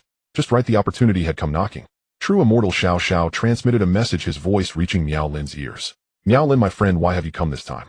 Miao Lin was already extremely anxious, feeling the faint pressure and killing intent behind him, while also not wanting to clash directly with Chen Feng. He aimed to preserve his strength for future opportunities, merely waiting at the door. Chen Feng had also arrived nearby, observing coldly. However, he was very interested in this old friend Ziwei star. Long ago, the various daughters of the Ziwei sect had donated quite a bit to him when he was just starting out. How could he not be tempted? How could he not want to act? The wealth of Ziwei star far surpassed that of Changxing domain, even more so than some celestial realms. Since Miao Lin had come here, he had no urgency. If he could pull Ziwei star into his scheme, it would be even better. I agree to join the Ziwei sect. But you cannot restrict my freedom, and I still want the position of the fourth supreme. Miao Lin reached an agreement with the three immortals of the Ziwei sect. He was willing to exchange Changxing City for his safety and for the powerful figures of the Ziwei sect to take action. At the same time, the Ziwei sect had intentions towards the core and wealthiest Changxing City. As for Chen Feng, in their eyes, he was merely a newly advanced true immortal. He had pressed Miao Lin into such a state, relying on his mastery of true immortal power. If they intervened and asked Chen Feng for face, they did not believe he would refuse. Moreover, they could also enter the Changxing domain, occupy Changxing City, and gradually consume the Changxing domain. As for whether Chen Feng would show them some courtesy, the three immortals of the Ziwei sect were extremely confident. What were they? The Ziwei sect, a renowned power, with their founder being a supreme being of celestial lord level. A small Chen clan, what could it possibly amount to? The three of them did not regard the Chen clan at all. Although upon entering the realm of true immortals, there was no longer a division of minor realms. It completely depended on one's own path, physical body, magical power, and comprehension of the Tao to distinguish combat strength. They were confident that after tens of thousands of years as true immortals, they could easily surpass him. To act against them would be akin to courting death. Then it settled. Huh. Miao Lin felt relieved, raising his hand to the three immortals. Greetings, fellow Daoists. The mood of the three immortals of Ziwei Star was naturally quite good. They merely needed to make an appearance to gain so much, and even a true immortal joining their sect. This was a tremendous uplift for the Ziwei sect. True immortal Xiao Xiao laughed. Ha! Don't worry, my brother, you are now a member of my Ziwei sect. Your home is my home, your enemies are my enemies. I will take action to ensure that Chen Feng properly apologizes. Then I thank you, true immortal Xiao Xiao. Miao Lin's eyes flashed with a fleeting disdain, but it was well concealed along with the aura of true immortal spirit, so the three immortals did not notice. With the goal achieved, the hearts of the three immortals felt quite elated. At that moment, a golden light flashed outside Ziwei Star. A massive figure, even surpassing the size of the entire star, loomed over the Chongqing domain, exuding an air of playful amusement. This presence obscured the light of the sun and moon of Ziwei Star, isolating the forces of yin and yang. Ziwei sect. I have a sworn enemy who has fled into your sect. Quickly lift the restrictions, and let me in. Chen Feng's voice was exceedingly arrogant, paired with the gigantic Dharma form, instilling immense fear in the cultivators within Ziwei Star, with many kneeling and begging for mercy. These small fries were of no concern to Chen Feng. However, Ziwei Star was the domain of the Celestial Lord's path. Outside, there were Celestial Lords employing great power to create a simulated celestial realm capable of blocking him. Entering was easy, but exiting was difficult. Chen Feng did not intend to recklessly plunge in like a fool. He was unaware of the information regarding the Celestial Lords on Ziwei Star, and if he stumbled, it would be quite entertaining. Chen Feng's move was filled with provocation. In an instant, he had offended everyone in the entire Ziwei sect. The sect master of the Ziwei sect turned dark, while the three true immortals felt their pride wounded, filled with rage. I never expected this Chen Feng to be so reckless, showing no respect for his elders. How dare he wreak havoc in my Ziwei Star? The three felt an endless fury rise within them, not believing that this person was so unrestrained, thinking he was invincible just because he had broken through to true immortality. At this moment, Miao Lin quickly fanned the flames, raising the hostility to the maximum. Does he really think that breaking through to true immortality makes him someone important? Young man, do not be arrogant. Do you know that there are mountains beyond mountains and heavens beyond heavens? True immortal Xiao Xiao stormed out from the restrictions, pointing at Chen Feng's nose. Originally, he only intended to threaten him to leave while also entering the Chongqing domain. He never expected this person to be so oblivious, which altered his plans. If they did not teach him a lesson, the Ziwei sect would likely become a laughingstock in the celestial realm and the Star River. I am that external person, a mountain beyond mountains. Just you as a celestial lord. You're not enough for me to kill. How audacious, and how dare this whelp insult me? And a mere stripling. Do you wish your entire clan erased from existence for daring to offend the Ziwei sect? He was enraged. Xiao Xiao Immortal could not bear it. How dare he be challenged? Worse still, the provocation extended not only to him, but to the entire Ziwei sect. Meanwhile, Miao Lin stood behind the crowd, a faint knowing smile curling at the corner of his lips. Once conflict erupted, his true chance for survival would arrive. If both sides proved evenly matched, he would intervene at the decisive moment. If the Ziwei sect faltered, he would flee immediately, leaving these three self-important senior immortals to block Chen Feng's advance. And should Chen Feng falter, Miao Lin would seize the opportunity, eliminate him outright, and pledge allegiance to the Ziwei sect. Confident in his own talent, even as a latecomer to the immortal path, he believed he could rise swiftly within its ranks. With an immortal sovereign's grand sect as his patron, his future seemed secure. His inner calculations clicked and clattered like castanets, so loudly even the Chun clan in the eternal life realm could hear them. As expected, Xiao Xiao Immortal exploded with fury. To be openly defied by a newly ascended immortal was intolerable. Proud of his seniority among immortals, how could such an affront leave his dignity intact? Moreover, a newly joined immortal now graced their sect, and they had pledged to champion him. Only afterward, with the other two senior immortals present, would they compel Miao Lin to swear formal fealty and fully integrate into the sect. Is it not so, in an ancient decaying sect? If you surrender, Miao Lin, we shall remain separate waters, never mingling. Seeing Xiao Xiao Immortal seething in place, Chen Feng stoked the flames further, igniting his wrath entirely. The other two senior immortals burned with equal fury. Had it been any pure sect issuing such words, they would have refused to tolerate it, let alone a lone challenger. Failure to resolve this would shatter their prestige before the eyes of the entire cultivation world. Worse yet, Chen Feng's voice carried profound daoist power, the voice of an immortal resonating across half a stellar domain. Countless sects and powers overheard it, and action would reduce the Ziwei sect to universal ridicule. Outrageous! In Xiao slay him. Seal his immortal soul within our sacred hall, condemning him to eternal penance in the boundless void for these reckless words. Yang Shua, Immortal, roared. Without hesitation, Xiao raised his hand. Light flared, and the spectral form of a celestial sword materialized from the void, vast as a constellation. In a single reversal of his wrist he struck, a blade cleaving straight toward Chen Feng, sundering spacetime itself. The entire stellar domain trembled as raw cataclysmic energy surged forth. In the blink of an eye, the sword's radiance blazed so fiercely it illuminated the entire stellar domain. The awe-inspiring might of an immortal sovereign erupted, its colossal phantom piercing heaven and earth, causing cultivators on distant minor stars to mistake it for divine manifestation. Chen Feng observed calmly, appraising his opponent's strength. Indeed, Xiao had traversed far along the immortal path. If perfection represented 10,000 steps, he had already taken over 4,000. Truly, he merited the title Senior Immortal. Alas, for he faced him in an ostentatious sword path. Let me show you what true sword Dao truly is. A faint disdainful smile crossed Chen Feng's lips. With a single thought, a divine mountain rose before him, suppressing the celestial sword's phantom. Then the principles of yin and yang surged forth, instantaneous and absolute. Such terrifying power rippled across heaven and earth, extinguishing time's light itself, leaving only the twin forces of yin and yang eternally revolving. This Tao had reached consummate perfection. Were his spiritual energy sufficient, he could manifest an entire world with a single thought. Yin-yang, the most fundamental, most pervasive, and most frequently encountered supreme Tao among cultivators. Yet it remained one of the most arduous paths, sharing its origin with the life and death Tao born from Yin-yang and the creation and destruction Tao. Master one and all are mastered. Annihilation, and with a flick of his finger ripples detonated, devouring all. In the gloom, reality itself crumbled. In the consummate Yin-yang Tao. Impossible. Your spiritual energy is clearly insufficient. In Xiao Immortal's face paled.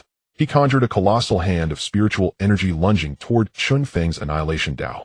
It vanished instantly, dissolved into nothingness, consumed by the annihilation essence, which grew even more potent from the nourishment. In that instant, Xiao grasped the truth. In the realm of Tao, his opponent utterly eclipsed him. Within that divine mountain pulsed the Tao of equilibrium, ceaselessly counterbalancing the energy channeled into his celestial sword, pinning it motionless under suppression. He could not reclaim it. Gritting his teeth, he launched a direct blow, reasoning that if his opponent's Tao was overwhelming, he need not meet it heat. Instantly, his entire body's spiritual energy coalesced into a supreme heavenly art. A thunderous rupture echoed.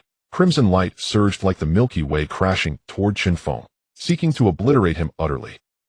Wheel of Reincarnation seal. Chen Feng no longer held back. He sought swift resolution. The Ziwei sect traced its lineage to an immortal sovereign, but though no word of that sovereign had surfaced in eons, should the sect unveil some hidden legacy, matters would turn perilous. Thus the sixfold wheel of reincarnation seal manifested, within a world devoid of reincarnation itself.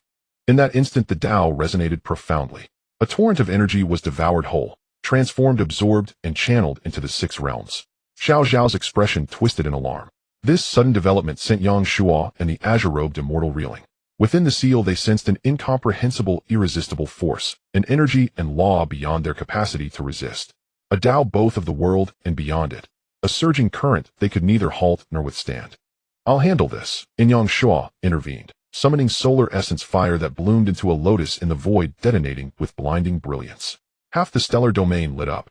Even Chen Feng was forced back several steps. Yet the wheel of reincarnation seal proved even more formidable, subduing even the celestial Tao. Xiao had manifested, drawing it inexorably into its maw. As the great seal descended upon him, his vitality waned rapidly, his soul trembling violently. From the abyssal depths of fate, an insistent summons tugged at his spirit. Cold sweat broke out across Xiao's brow. His physical body was already immortal, his soul bore the true soul seal, anchored directly within the Tao itself. Yet something existed capable of disturbing that seal, pulling his soul toward the void. Even his constitution, impervious to all sorcery and demonic influence, offered no defense. Inside his mind a voice echoed ceaselessly, beckoning him into that emptiness, whispering that there, and only there, lay his true home. What vile sorcery is this? Ziwei, protect me. As the wheel drew nearer, his resistance weakened, while the summoning force intensified. Unwittingly, he nearly consented, his soul hovering at the edge of departure. The realization drenched him in icy dread. The existence within is terrifying beyond measure. Immediately he activated the sect's technique, chanting the Ziwei immortal scripture. With the blessing of a celestial being's power, he was able to weaken this force of creation. Qingpao, this kid is strange. We must strike quickly, let us slay him together. In that moment, even the supremely confident Xiao Xiao panicked, casting aside his pride. Yang Shuo was equally shocked. The terrifying means of Chen Feng were such that he could resist him, while simultaneously suppressing Xiao Xiao. It must be known that he and Xiao Xiao had both traveled a considerable distance on the path of the true immortal. No ordinary person could compare to them. Even among true immortals, he was addressed with the title of senior. He was just one step away from being crowned the king among immortals. At that time, the 3 immortal kings of the Ziwei sect would be truly impressive. Wait for us to slay him, and with the blood of true immortal Chen Feng, we shall celebrate your ascension as the 4th true immortal of the Ziwei sect. The Qingpao true immortal also realized the gravity of the situation and first assured Miao Lin, who had just verbally joined the Ziwei sect, with a token of confidence. Thank you, brother Qingpao. Miao Lin is deeply grateful. It is a great fortune to work alongside you, brother. Miao Lin expressed immense gratitude, hurriedly bowing with a perfectly proper demeanor, leaving no room. This made the other party quite satisfied. Qingpao moved, green light blossomed, and in the void a green star slowly rose. Within it, the aura of the wood path spiraled, transforming into the divine wood that supports the sky. In an instant, it suppressed Chen Feng within. The wood path is the most vibrant and resilient of the 5 elemental paths, tenacious and strong. To use it for suppression and control is simply unparalleled in strength. 3 against 1, yet you bully me, a newly promoted true immortal. The Ziwei sect is truly shameless. Boom. A tremendous sound echoed across the starry sky as the giant tree erupted, engulfed in blazing flames. Chen Feng walked out unscathed while the reincarnation seal continued to suppress Xiao Xiao, preventing him from making a move. How dare you evaluate our Ziwei sect? Die. Ziwei heavenly technique, Yang fire shakes the Yang Shua's expression changed, fire flickering in his eyes as terrifying flames surged from the void, exuding a destructive aura. In that moment, countless Yang fires surged toward Chen Feng, incinerating everything in their path, aiming to completely obliterate this disrespectful immortal from the Ziwei sect from history. The might of the Yang fire made the starry sky tremble, its scorching heat akin to countless suns erupting. Miao Lin, are you not coming out? Chen Feng remained unmoved, merely closing his eyes slightly to welcome the onslaught of Yang fire. The Tao follows nature. 2 million legacy points feedback to my own Tao. In that instant, legacy points accumulated over thousands of years were entirely consumed. A mysterious intention of the Tao descended, and Chen Feng entered a state of void surrounded by countless paths. One thought commands dominion. This was the Tao of Chen Jiangjiang, discovered and pushed to its limits by Chen Feng. In an instant, the entire void and starry sky quaked, falling into silence. Even the countless Yang fires were momentarily stunned, freezing in midair. This Tao bore a shadow of the timeless Tao, instantly freezing the entire space. In that fleeting moment, Chen Feng stepped forward, withdrawing from the encirclement of Yang fire. The next instant, dense patterns of the Tao and boundless prohibitions spread out. Absolute heaven communication. Countless magical powers were consumed, and the power of the bloodline illuminated the heavens as a phantom emerged from the Tao. Reaching from heaven to earth with a mere flick of his hand, this entire star domain was sealed. The next moment, he struck out with a palm, heading straight for Ziwei. Yang Shuo and King Peo's expressions changed. The Ziwei star was the foundation of them all, and it could not be affected in the slightest. The two hurried to defend, joining forces to resist this unfathomable entity. The 6 paths reincarnation seal was pushed to its limits in an instant. It swallowed Xiao Xiao, the true immortal, completely vanishing from this world. In the state of Tao following nature, the paths of the 4 true immortals in this area became nothingness. The next moment, absolute heaven communication. The Ziwei star was suppressed, the Tao sealed. Miao Lin was astonished to find that the Tao he inherited was sealed, unable to be utilized. He was left with nothing but his cultivation. He was filled with fear. The next moment, Yang Shuo and Qingpao were likewise stricken with horror, their faces changing drastically. They could no longer sense their own Tao. Without the support of the immortal Tao, despite possessing terrifying strength and cultivation, they were far stronger than celestial beings. Yet even the weakest true immortal could easily suppress them. They were thrown into a panic. Throughout the entire Ziwei star, all who had embarked on the path of immortality discovered that their immortal Tao had vanished without a trace. Even the characteristics of an immortal were suppressed, rendering them unusable. Thus, they could only be regarded as cultivators with terrifying strength and cultivation, not true immortals. At this moment, everyone was thrown into chaos. Chen Feng, is this your doing? Yang Shuo, unable to pursue the vanished Xiao Xiao, felt somewhat flustered. The disappearance of the immortal Tao meant that he could no longer be called an immortal. The Ziwei sect, harboring major criminals from my Chongqing domain, is hereby expelled. Chen Feng's voice resonated, echoing across the entire star domain, shaking countless powers. In fact, many powers not weaker than Ziwei's tradition sent out their divine senses to investigate. When they arrived at Ziwei, they found it had been left in a state of utter void. Even the Ziwei star was taken away, and all the residual blessings of the Tao were stripped away. Such means could no longer be described simply as terrifying. Quake. In the Six Paths Reincarnation Seal, Chen Feng suppressed the four true immortals just before the state of Tao following nature was to end. He lifted absolute heaven communication, using the method of transforming the mundane to suppress the four immortals. Having just dragged the Ziwei star into the Chongqing domain, the next moment 2 million legacy points were burned away. Chen Feng's state, as well as his approach to the Tao, instantly reverted. The remaining Tao left Chen Fan greatly shaken. The Six Paths Reincarnation Seal. Chen Fan felt the prohibitions pressing on the Ziwei star, his eyes glimmering. That was the state of Tao following nature executing the Grand Seal. Within it contained countless perfected principles. He transformed into a stream of light directly settling in the center of Ziwei's star to perceive the residual Tao. Chen Feng did not stop him, on the contrary. He threw Qin Shuho and the other members of the Chen clan's immortal Tao kings, including Chen Yexing, up as well. The Six Paths Reincarnation was now something Chen Feng could confirm. In this world, even the immortal domain lacked the existence of reincarnation. The so-called reincarnation was merely those powerful beings reincarnating voluntarily or passively. The absence of reincarnation as a concept led to a lack of rules. If it could be supplemented, it would undoubtedly be a great merit. True immortal. Chen Feng stood upon the purple star, falling into profound silence. Though this battle had harnessed the Tao's natural resonance, the toll upon his own being had been immense. His bloodline power had been utterly exhausted, drained to the last drop. His spiritual energy too lay barren and desiccated. Oh, were it not for the lingering state of Tao's natural resonance, he would not even have been able to bring the purple star back. Eternal Life Realm, seal the domain. Before sinking into silence, Chen Feng issued his final ancestral decree. Acknowledged. Guardian elders within the clans stirred into motion. Meanwhile, beyond the domain, in the starry void, great powers and immortal cultivators alike recoiled in stunned disbelief. Had the purple sect truly been eradicated? Had the lineage of the purple star's sovereign vanished entirely? The news gradually rippled across the entire stellar realm, and even into the immortal realms, carrying such staggering weight that it defied belief.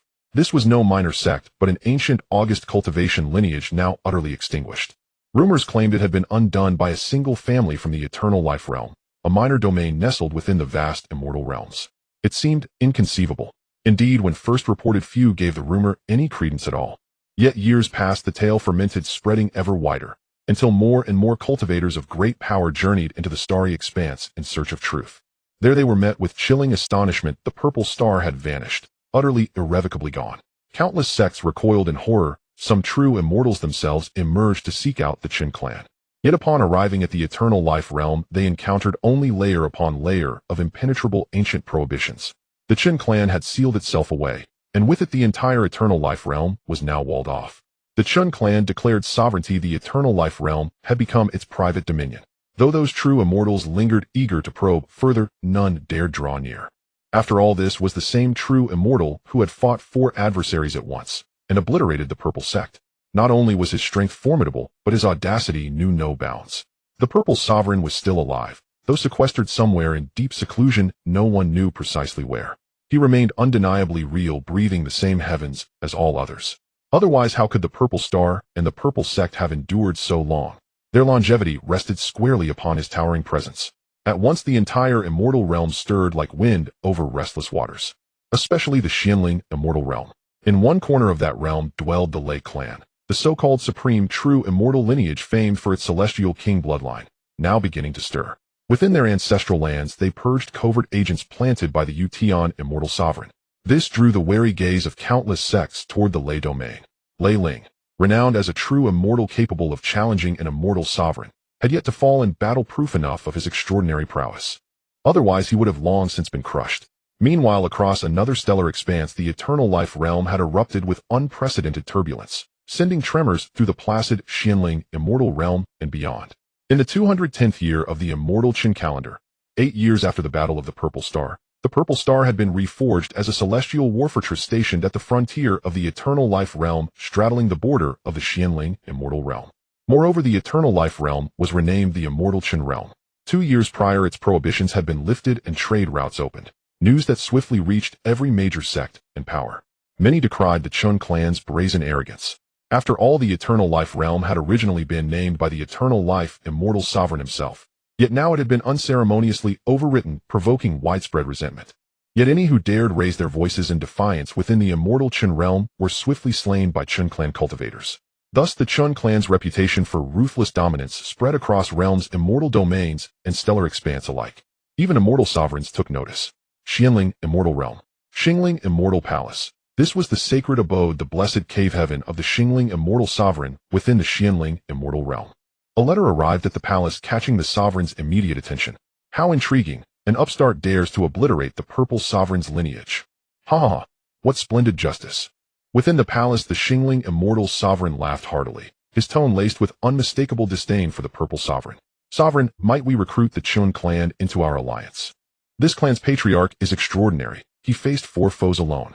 He is worthy of the title Celestial King. A crimson-robed true immortal bowed slightly before the Xingling Immortal Sovereign. The sovereign paused in quiet contemplation, then smiled. According to intelligence, this Chen clan harbors ambitions far from modest. Are you certain he will willingly submit to our palace? Even if he does, will he serve us wholeheartedly, or obey your command without reservation? Then he shall have no choice, the crimson-robed immortal replied with a faint smile. Though the purple sovereign remains in seclusion, his return uncertain, this threat cannot be ignored. Moreover, the purple sovereign's allied powers are already poised, waiting, merely biding time until they discern whether the Chen clan stands alone or commands unseen backing. A flash of sharp light gleamed in the crimson-robed cultivator's eyes as he smiled faintly. No need for your sovereignty to extend the invitation personally. Simply bestow upon him the crown of the Celestial King, in your own name. A spark ignited in the Xingling Immortal Sovereign's gaze. So be it. Proceed as you advise. He delegated full authority. The crimson-robed cultivator understood instantly, his faith in the sovereign absolute. Though he himself devised the strategy, he knew the sovereign had already foreseen it all, only requiring a mouth. Thus he would propose and execute. Should it fail, blame would fall solely upon him. As for the Xingling Immortal Sovereign, he need only tacitly endorse, permitting events to unfold without interference. Exquisitely astute. In the 215th year of the Immortal Chen calendar, a momentous event unfolded. The Xingling Immortal Palace formally announced its recognition of the Chen clan's patriarch, bestowing upon him the radiance of the Celestial King, affirming both his power and his station. The announcement sent shockwaves rippling through the immortal realms and the starry void, forcing clandestine factions already stirring with ambition to hastily rein in their schemes. Immortal Chen Realm. Purple Star. Chen Clan Immortal Palace. Father, something has happened. Chen Ruoshi hurried into the garden, clutching a sealed missive in a spatial storage ring, finding Chen Feng tending to blossoms. The Xingling Immortal Sovereign has publicly bestowed the Celestial King's crown upon you. Inside the storage ring lay gifts from the Xingling Immortal Palace, and a token inscribed with the characters Xingling. Bestowed. Chen Feng's eyes narrowed slightly as he accepted the missive. Embedded within it was the spiritual imprint of the crimson-robed true immortal, a diplomatic olive branch from the Xingling Immortal Palace. Chen Feng paused momentarily, taken aback. He held no connection whatsoever with the Xingling Immortal Palace. Though the letter elaborated on the rationale, the purple sovereign's transgressions, the sovereign's admiration, it remained perplexing. It invited him to assume official post within the palace. Chen Feng found himself baffled, given his current standing across the immortal realms. He should either be shunned universally, or hunted relentlessly, his head commanding astronomical bounty. Why then did the Xingling Immortal Palace extend this hand? Father, will you go? They offer the rank of Grand Steward. Should you accept, you shall stand above 10,000 cultivators within the Xingling Immortal Palace. Chen Feng gazed at Chen Ruoshi and smiled gently. Is there truly such a thing as a free banquet in this world? Then father, what do you mean? Chen Ruoxi's eyes narrowed slightly and a delicate rosy aura emanated from her, coalescing into a star map. Chen Feng accepted the star map and gazed upon the celestial route inscribed upon it, murmuring in awe. The immortal realms stretched boundlessly. This star-spirit immortal palace lies so distant from our Xianshun that traversing it demands passage across countless realms. Even I require a full day to arrive there via instantaneous thought travel. Were one to cross physically, the journey would take several times longer. The sheer distance was staggering. Do not wait any longer. Once I depart for the star-spirit immortal palace, and before the purple veil immortal sovereign emerges, no one will dare disturb Xianshun. Chen Feng smiled knowingly, having instantly perceived his daughter's quiet yearning to witness the vastness of the immortal realms firsthand, to test her strength against peers, and to explore ancient ruins and hidden realms. Thank you, father. Chen Ruoshi beamed sweetly. Then in an instant she vanished in a swirl of mist before Chen Feng's eyes. This child. Chen Feng chuckled softly. Chen Shufan's divine and demonic bodies along with Chen Shuling were now scattered across the immortal realms. As among the clan's most prodigious geniuses, they would long since have ventured forth to cultivate and wander, had their family not required expansion and consolidation. Now that stability had settled, and the Chen clan status was firmly entrenched, the time had come to look beyond. From this day forth all restrictions are lifted. All Chen clan immortals ranked above profound immortal may travel freely to cultivate and temper themselves across the realms. With the Patriarch's decree released, the proclamation rippled outward, across Xianxin domain, then across the entire Xianxin continent. At present, the Xianxin continent had fully opened its pathways to the immortal realms. Scattered immortals were summoned upward and integrated into various Chen clan bureaus to safeguard the domain's peace. The Dragon clan residing within Xianxin had been summoned away by Chen Shuling to return to the Dragon realm. Chufan, will you not go? Chen Shu descended upon a sacred mountain where Chen Shufan sat in deep cultivation, absorbing the essence of heaven and earth, refining the Tao of immortality, and even contemplating the 6 paths of reincarnation. You are all departing, Father too must leave Xianxin. Someone must remain behind to guard it. Moreover, my presence here allows me to pave the way for future generations, to expand further outward into the starry rivers of the cosmos, into every realm of the immortal realms. Chen Shufan smiled gently. To overturn the rule of the 2 reigning immortal emperors alone, by one man's solitary struggle, was utterly impossible. Besides, as a scion of the Chen clan, this lifetime demanded more than vengeance. He bore the solemn duty to elevate his lineage to its zenith, surpassing at the very least the former glory of the divine demonic immortal realm. Now that the clan flourished, its cultivators blooming like spring bamboo, the need for guidance, coordination, and continued expansion of Xianxin had never been greater. Though dominion and guardianship suited the divine body best, the immortal body remained the most comprehensive expression of the self, possessing many attributes the divine body lacked. Xianxin rests in your hands. Should peril arise, call for me. Chen Shu nodded, then wrenched a sliver of profound insight from his own martial Tao, condensing it into a jade token and placing it reverently into Chen Shufan's palm. Brother Chu, your Tao is the way of battle and the way of strength. Go forth without hesitation to cultivate and challenge yourself. This place, I will hold it. Chen Shufan spoke with unwavering confidence. Chen Shu's Tao was ill-suited to prolonged vigilance. It demanded constant trial, seeking perfection through confrontation, embracing the Tao in its fullest, most unadulterated form. He turned silently, struck anew by the overwhelming aura and quiet pressure his younger brother now exuded. It had already subtly surpassed his own. With no further misgivings, he soared skyward, stepping into the void, and vanished from Xianxin domain. At the same time, Chen Shihao departed likewise. Reluctantly, he wandered once more across the Xianxin continent before shouldering his sword and walking steadily into the golden afterglow of sunset. Say, shall we take Jiang Jiang with us? To Xianling together.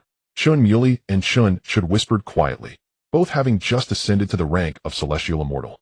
At this moment, Chun Chud's aura had grown profoundly enigmatic, his bearing utterly transformed, indistinguishable from that of an enlightened true immortal. Jiang Jiang walks her own path, one unsuited to ours.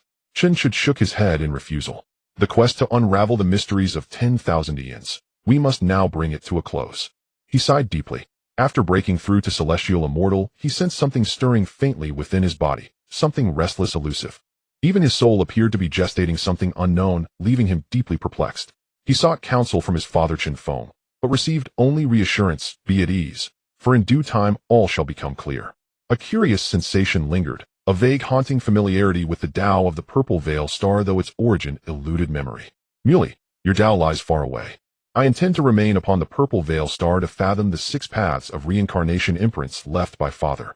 Declining his longtime comrade's offer, Chun Chud quietly ascended the purple veil star and seated himself upon the 6 paths true seal. Chun Muley hesitated, then chose silence, turning instead to journey alone toward the boundary realms. Meanwhile, Chun Jiangjiang departed the longevity domain to pursue her own supreme Tao. In an instant, 8 of the Chun clan's apex warriors departed, sowing the demon within the Tao heart, true spirit eternally submerged. Within the omnipotent storage ring, Chen Feng finally unleashed his power upon the 4 true immortals. He began with Miao Lin, suppressing his Tao, rewriting his will, sealing his true spirit, reducing him to a mere weaponized puppet. Next, the 3 true immortals of the purple veil star were likewise subsumed. They were repositioned upon 4 newly erected immortal mountains, east, west, north, and south, within Xianxin domain. With these 4 true immortals standing sentinel, the longevity domain became impregnable, save for assault by an ancient supreme sect. Otherwise, even in Chen Feng's absence, no force could breach its boundaries. Simultaneously, Chen Mianxing studied fragments of immortal radiance sliced from the true immortals' bodies, conducting meticulous research within a chamber blazing as bright as noonday. Success. Only after securing the 4 true immortals did Chen Feng exhale in quiet relief. Before departing, he crossed the Xianfeng Valley and returned once more to the Xianxin continent. First, he reinforced the boundary realms, preventing intrusion by true immortals and guarding against betrayal from within. Then he severed all connections between the Xianxin continent and other immortal realms, casting it adrift like dust in obscurity, leaving the Xianfeng Valley as its sole conduit. Unless another true immortal arose within Xianxun and expended immense spiritual power to reforge ties with the immortal realms, or unless a peerless sovereign intervened from without, none would ever locate this secluded haven again. Qingwu. Chen Feng's gaze drifted toward the Flower Realm's anchor point, upon Dengxian Peak. Brother. A woman in ink-black robes came running toward him, smiling brightly. Chen Feng smiled gently. It has been a long time. Having not returned to Xianxin continent for over 50 years, he greeted this cherished companion, who had stood beside him from weakness to strength, with unrestrained warmth and joy. She replied, beaming. It's so quiet, no one is here to keep me company. Even Sister Hua Qingwu has gone into seclusion. Without anyone to talk to, I might as well be a tree again. Chen Mo's eyes carried a hint of melancholy, and indeed it was true. Given her status after Xia Jiao and the others ascended, only Hua Qingwu could converse with her while others. The difference in seniority was too great, and they could only treat her with respect and reverence. This left her without friends. She could only sit atop the ascension peak in a daze. She was ordered by Chen Feng to remain stationed at Xianxun and could not ascend, because with Xianxun awakening, her roots in the dragon's head allowed her to enjoy the blessings first. The transformation of Xianxun is about to conclude, and then I promise you can ascend, Chen Feng said with a slight smile. With Chen Mo remaining here, once Xianxun fully awakens, her strength will at least break through to the peak of heavenly immortal. If she were to go to the immortal realm, her cultivation speed would slow considerably. Chen Mo and Zhou Ping understood and accepted Chen Feng's arrangement. After enduring so many years of loneliness, she could still hold on for the last 100 or so years. Mo has Qingwu gone into seclusion? Chen Feng noted the information Chen Mo conveyed, that Hua Qingwu was in seclusion. The last time he saw her, she had already reached the peak of heavenly immortal, waiting for him to break through to true immortal before she could do so under his protection. Now that she was in seclusion, it indicated. As Chen Feng thought of this, his expression changed. Hua Qing's breakthrough to true immortal might greatly provoke her old self's movements wanting fusion. At that time, trouble would be inevitable. Although Hua had already fallen into endless depths, her immortal corpse remained too powerful, having given birth to Hua Qing's consciousness. It was hard to say whether other consciousnesses would also be born. If there were unexpected occurrences, then chaos would ensue. It would not only affect Hua Qingwu, but also impact Hua. I will be right back, guard Xianxun well. Chen Feng hurriedly left, throwing the burden back to Chen Mo before he departed. This made the resentment in Chen Mo's eyes even heavier as she glared angrily at Chen Feng's retreating figure. That gaze seemed to wish to stab Chen Feng. Within the flower realm, petals fell like rain, and the sky was painted with a layer of rosy hue. In the central palace, there was a massive blue cocoon. From within, a circle of celestial light seeped out. Beneath the celestial cocoon lay Hua Qing's old body. Chen Feng's expression changed as he intended to step forward to see what had happened. Feng, do not. This voice was incredibly familiar. Indistinguishable from Hua Qing's, yet with a touch of ethereal charm, more like a celestial maiden untainted by the mortal realm. In that instant, Chen Feng understood. Hua had appeared again. This puzzled him. In the void was such existence, truly so free to come and go. In this supreme land of obliteration, just how terrifying was Hua's strength in life. Even now, with his fall, the true spirit seal returning from the void still depended on whether there was a guiding force. If there was none, it would take millions of years to crawl back from the void. As for the immortal lords, their time was somewhat shortened, but still similar. However, for beings of the immortal emperor level, if they were completely obliterated, revival would be even more difficult. After all, the energy tides they stirred in their existence were not something ordinary immortals could withstand. Such existence could not return freely from the void. It would take at least several 100,000 years. Thus, Hua's strength was truly worth pondering. She is undergoing transformation. After this sentence, Hua's voice vanished once more. Now Chen Feng's perception and strength could not catch even a glimpse of her trace. Chen Feng also had to be patient and wait. He shattered countless holy stones, greatly increasing the density of spiritual energy in this realm. After all, it could only be deemed as what Hua Qingwu had opened up in life, even with Hua's old body assisting. It could not compare to a great world where the density of spiritual energy was at its peak, which could only give birth to immortal lords. Thus Chen Feng guarded with peace of mind, occasionally stepping out to assist Chen Mo in her cultivation while overseeing the entire Xianxin continent. He modified the system here once again. Students from the Qin Academy had also birthed many immortals, all going to the immortal realm to develop, which was truly remarkable. Qin Shihuan also broke through to the immortal realm. Together with Liang Qi, they guided the academy with careful detail. The full revival of Xian Shun allowed many cultivators to gain blessings. In a short time, immortal-level cultivators sprouted like bamboo shoots after the rain, in stark contrast to the previous era where the immortal spirit continent was boundless. The era of Xian Shun made countless forces and cultivators bow in reverence. At that time, scattered immortals were already the strongest existence. Now even immortals had to hide their heads. The Saxian lineage also began to decline.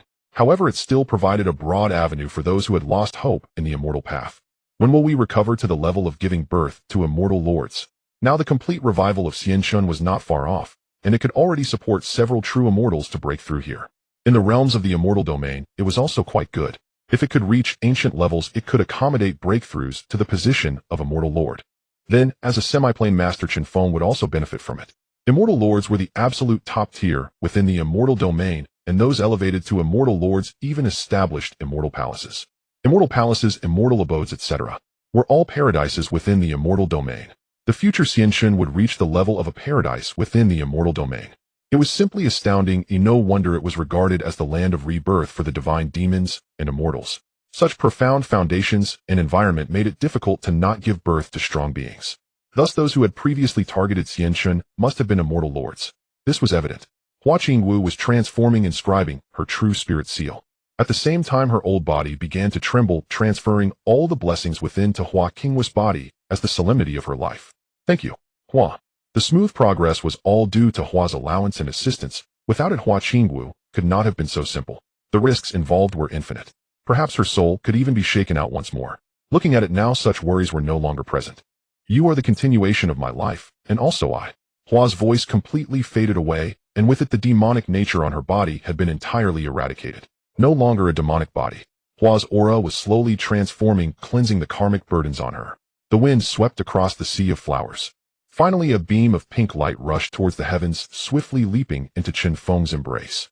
My dear Fenglang, finally I have broken through to true immortal. In Hua Qingwu's heart, there was boundless joy. From today onwards, she would simply be herself. Moreover, she was no longer bound by the restrictions of the true spirit, nor did she need to concern herself with so many prohibitions. Chen Feng steadily caught her in his arms, gazing into her eyes filled with autumnal waves, and as he lowered his head, he felt a rush of warmth. He summoned his ethereal form to place Hua into the crystal coffin. After Chen Feng left, the coffin lid shifted slightly. Previously, Hua's body lay down, but now it was sitting up. It was utterly shocking, yet her face, beauty, and aura. None of these could terrify her. If anyone were to see, they would surely stand there entranced, gazing at her. Qingwu the wind. I leave it to you. Should I return or not? Hua murmured, and the next moment the crystal lid closed, and her body lay down again. In the next moment, silence enveloped them. Can we have children now? Hua Qingwu gazed affectionately at Chen Feng, who she had finally waited for this day. For countless years, every time she saw Chen Feng, he had more new descendants, finding this one and marrying that one. Now it was finally her turn. Back then when she was with Mo Jins, her heart was still complicated. Now she could finally fulfill her wish. This made her heart unable to contain itself any longer. Faced with such passionate Hua Qingwu, Chen Feng couldn't help but kiss her. The moonlight was clear. Beneath the moon there was text omitted. Outside the realm of immortals, in the Thunder domain under Chen Shufan's arrangements and unique vision, the Lei family was rapidly developing. Even due to Chen Shufan's excessive actions going against the heavens, many people opposed him, with rivals secretly scheming against him. This also prompted Lei Ling to act forcefully, demonstrating his might. At the same time, he intimidated the hidden Xiao Xiao, as well as issued a warning to those who wished to attack the Lei family. Sure enough, after this incident, the Thunder domain became much more stable. Chen Shufan no longer waited. He immediately decided to deliver an internal speech at a place called the Obsidian Restaurant in Lei Ling City. At the same time, Lei Ling announced his retreat to the second line for seclusion. Suddenly returning was the true immortal Jinxian Leiyu. With both being true immortals, few dared to harbor ill intentions here. The repair of the Dao injuries is incredibly difficult. Currently, you need at least 100 years. Chen Shufan found a solution and reopened the immortal path for Lei Ling. This made Lei Ling immensely grateful. After so many years, he finally had a chance to turn the tide. Chaos Sky, Immortal Emperor, I have returned. Wait for me a few more years, and I will surely defeat you. Lei Ling's bold words, released after being suppressed for so long, echoed in the air. At the same time, Lei City announced its retreat into seclusion. The city lord was protected by a powerful figure of unknown origin. Many believed there was an opportunity to bully the new city lord, but unexpectedly, in the next moment, Chen Fan's newly established constraints emerged, reshaping Lei City. Meanwhile, Lei Ling was about to face the most important matter of his life. If victorious, then victorious it would be. If not, then not. Lei Ling, nothing ventured, nothing gained. In the final moment, Chen Fan reminded him. The next second, a terrifying aura enveloped the entire city lord's mansion. The central formation of Lei City was activated. Lei Ling no longer concealed himself. He had awaited this day for a long time. Finally, he communicated with the damaged parts within him, immediately merging into the sky. Harnessing the power of lightning, he elevated himself, significantly increasing his chances of breakthrough. And indeed it was as such. Lei Ling entered seclusion to repair his foundation while preparing to impact the position of the Immortal Lord. Given his talent, if his foundation hadn't been damaged, he would have long since become an Immortal Lord. How could he be in such a suppressed state, being ridden upon by others? Even the spies monitoring him within the clan had only now been removed. Chen Fan's face was filled with emotion. Finally, Lei Ling was about to take that step. He felt a sense of release, like the stone that had long been hanging over him had finally fallen. Only the true self. Chen Fan, his divine body also activated, was striving for cultivation through the Dao method, sensing the great Dao. He aimed to break through to true immortal. At the same time, in the abyssal demon realm, the environment here was vastly different.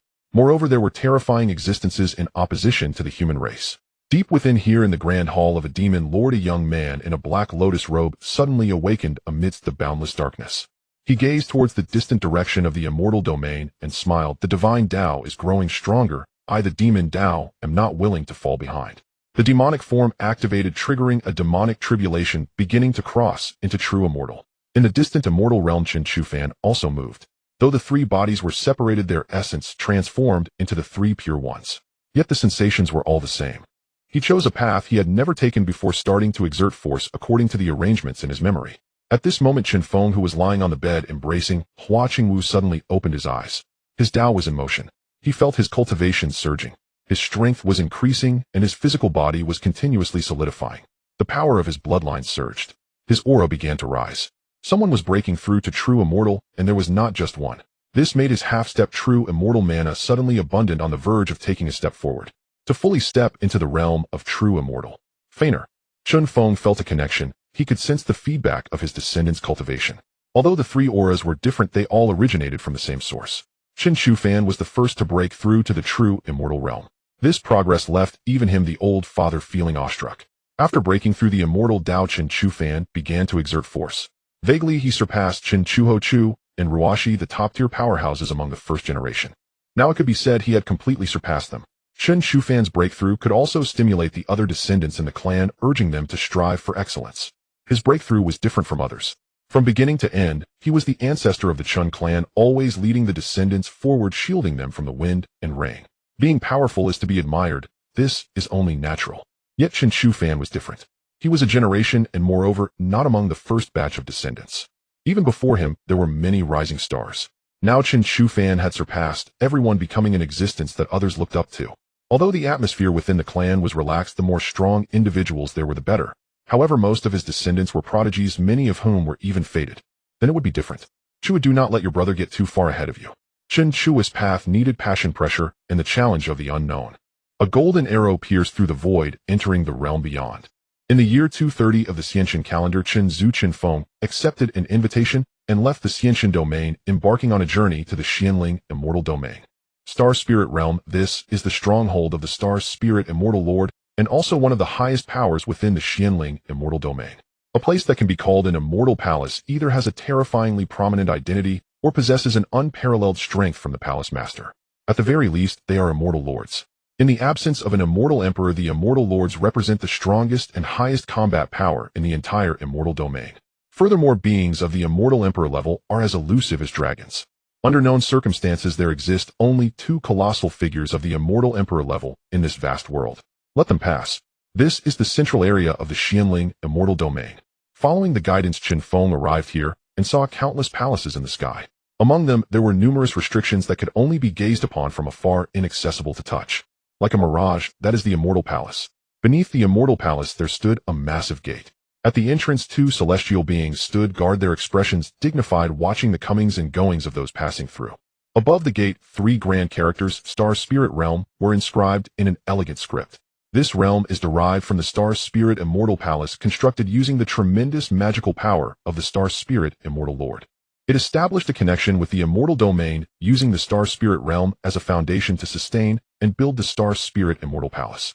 As Chen Feng walked through the gate, the guards on either side did not obstruct him, but merely observed the surroundings with solemn expressions. This piqued Chen Feng's curiosity about the duties of these two celestial beings. They did not interrogate him, nor did he need to pay a fee to enter the realm. The two celestial beings at the entrance of the star spirit realm wiped the sweat from their foreheads.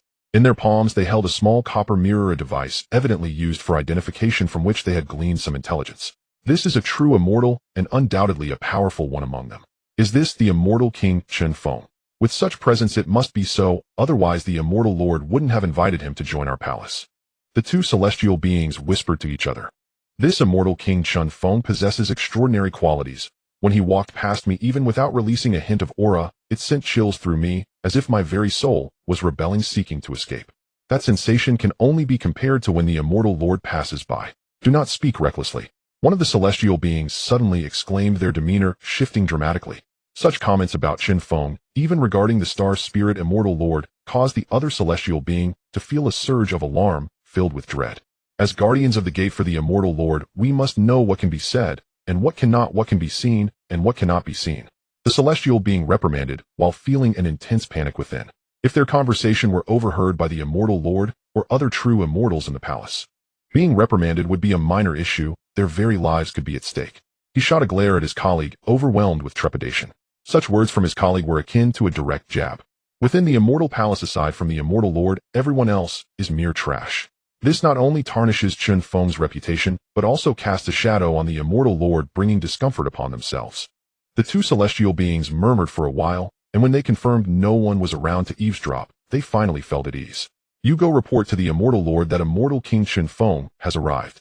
The star spirit realm lives up to its name. Even in daylight the sky is filled with nebulae. At the very center, the immortal palace, seen from outside the realm, stands majestically. Majestic and awe-inspiring, the aura of immortals permeates the air, subtly exuding an imposing presence that commands the heavens and earth, akin to a magnificent beacon.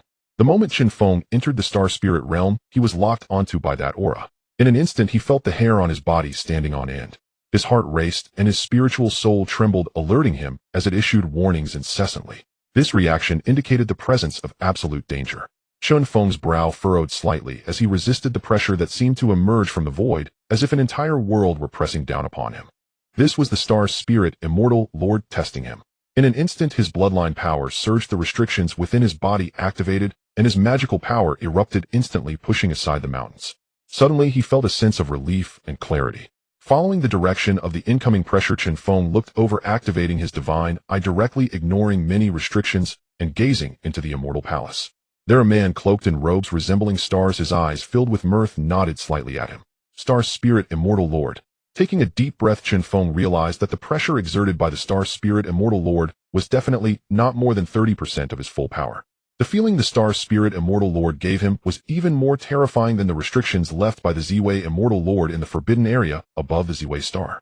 It is likely that among the immortal lords he is considered one of the more powerful ones. Instantly he felt an overwhelming pressure. The star spirit immortal lord suddenly sent word inviting him to join the star spirit immortal palace.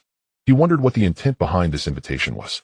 Was it simply to recruit this true immortal hailed as the immortal king? This initial test made Chen Feng feel that the gap between him and the immortal lord could only be described as the divide between immortals and mortals. No wonder the immortal lord is known as the sovereign among immortals. Now he understood that even though he had completely achieved the path of the true immortal, to confront such powerful immortal lords he would need at least several hundred, if not 1,000 years. Without venturing further along the path of the true immortal, he could not hope to contend with them. While one might not perish simply from a glare, they could still be obliterated in the blink of an eye. Immortal lord. Chen Feng took a deep breath, straightened his chest, summoned a beam of magical light, and charged towards the palace of the star spirit immortal lord. Chen Feng, honored by the immortal lord, has come as requested. At the entrance, Chen Feng raised his hands, performing a bow, offering a salute of the immortal way. Such a standard gesture caused the star spirit immortal lord within the palace to nod slightly, thinking to himself, it seems he is indeed a talent worth cultivating. Come in. He waved his hand, releasing the restrictions of his palace. Upon hearing this, Chen Feng did not hesitate, walking steadily into the palace. Displaying the demeanor of a grand figure, he did not lose respect for his host. Chen Feng greets the immortal lord. Chen Feng bowed respectfully, neither servile nor arrogant, performing a ceremony that left no room for criticism. Thank you, Immortal Lord, for your appreciation. As the head of a small clan, I bring no precious gifts, only this to present to the Immortal Lord. Before coming, Chen Feng had some understanding of the Star Spirit Immortal Lord's preferences and even enemies.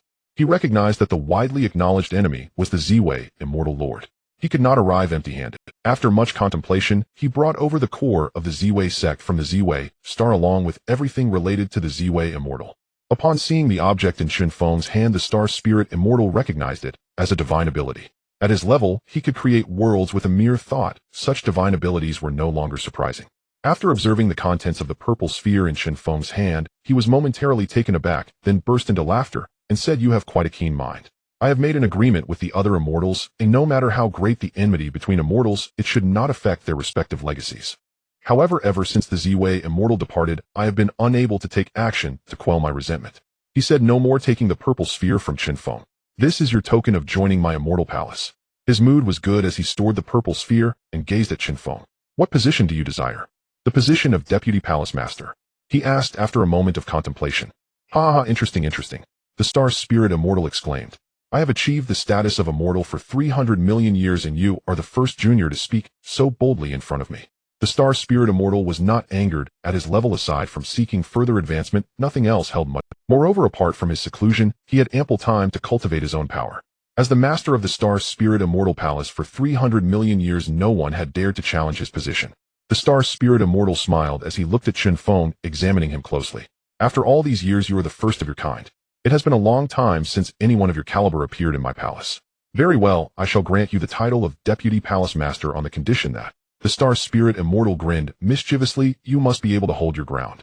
Naturally, Chen Feng replied confidently, though somewhat taken aback. However, he quickly realized that the Star Spirit Immortal's style was quite casual.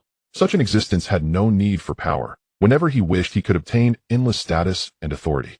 "Good, do not disappoint my expectations of you. We shall see the results in 100 years.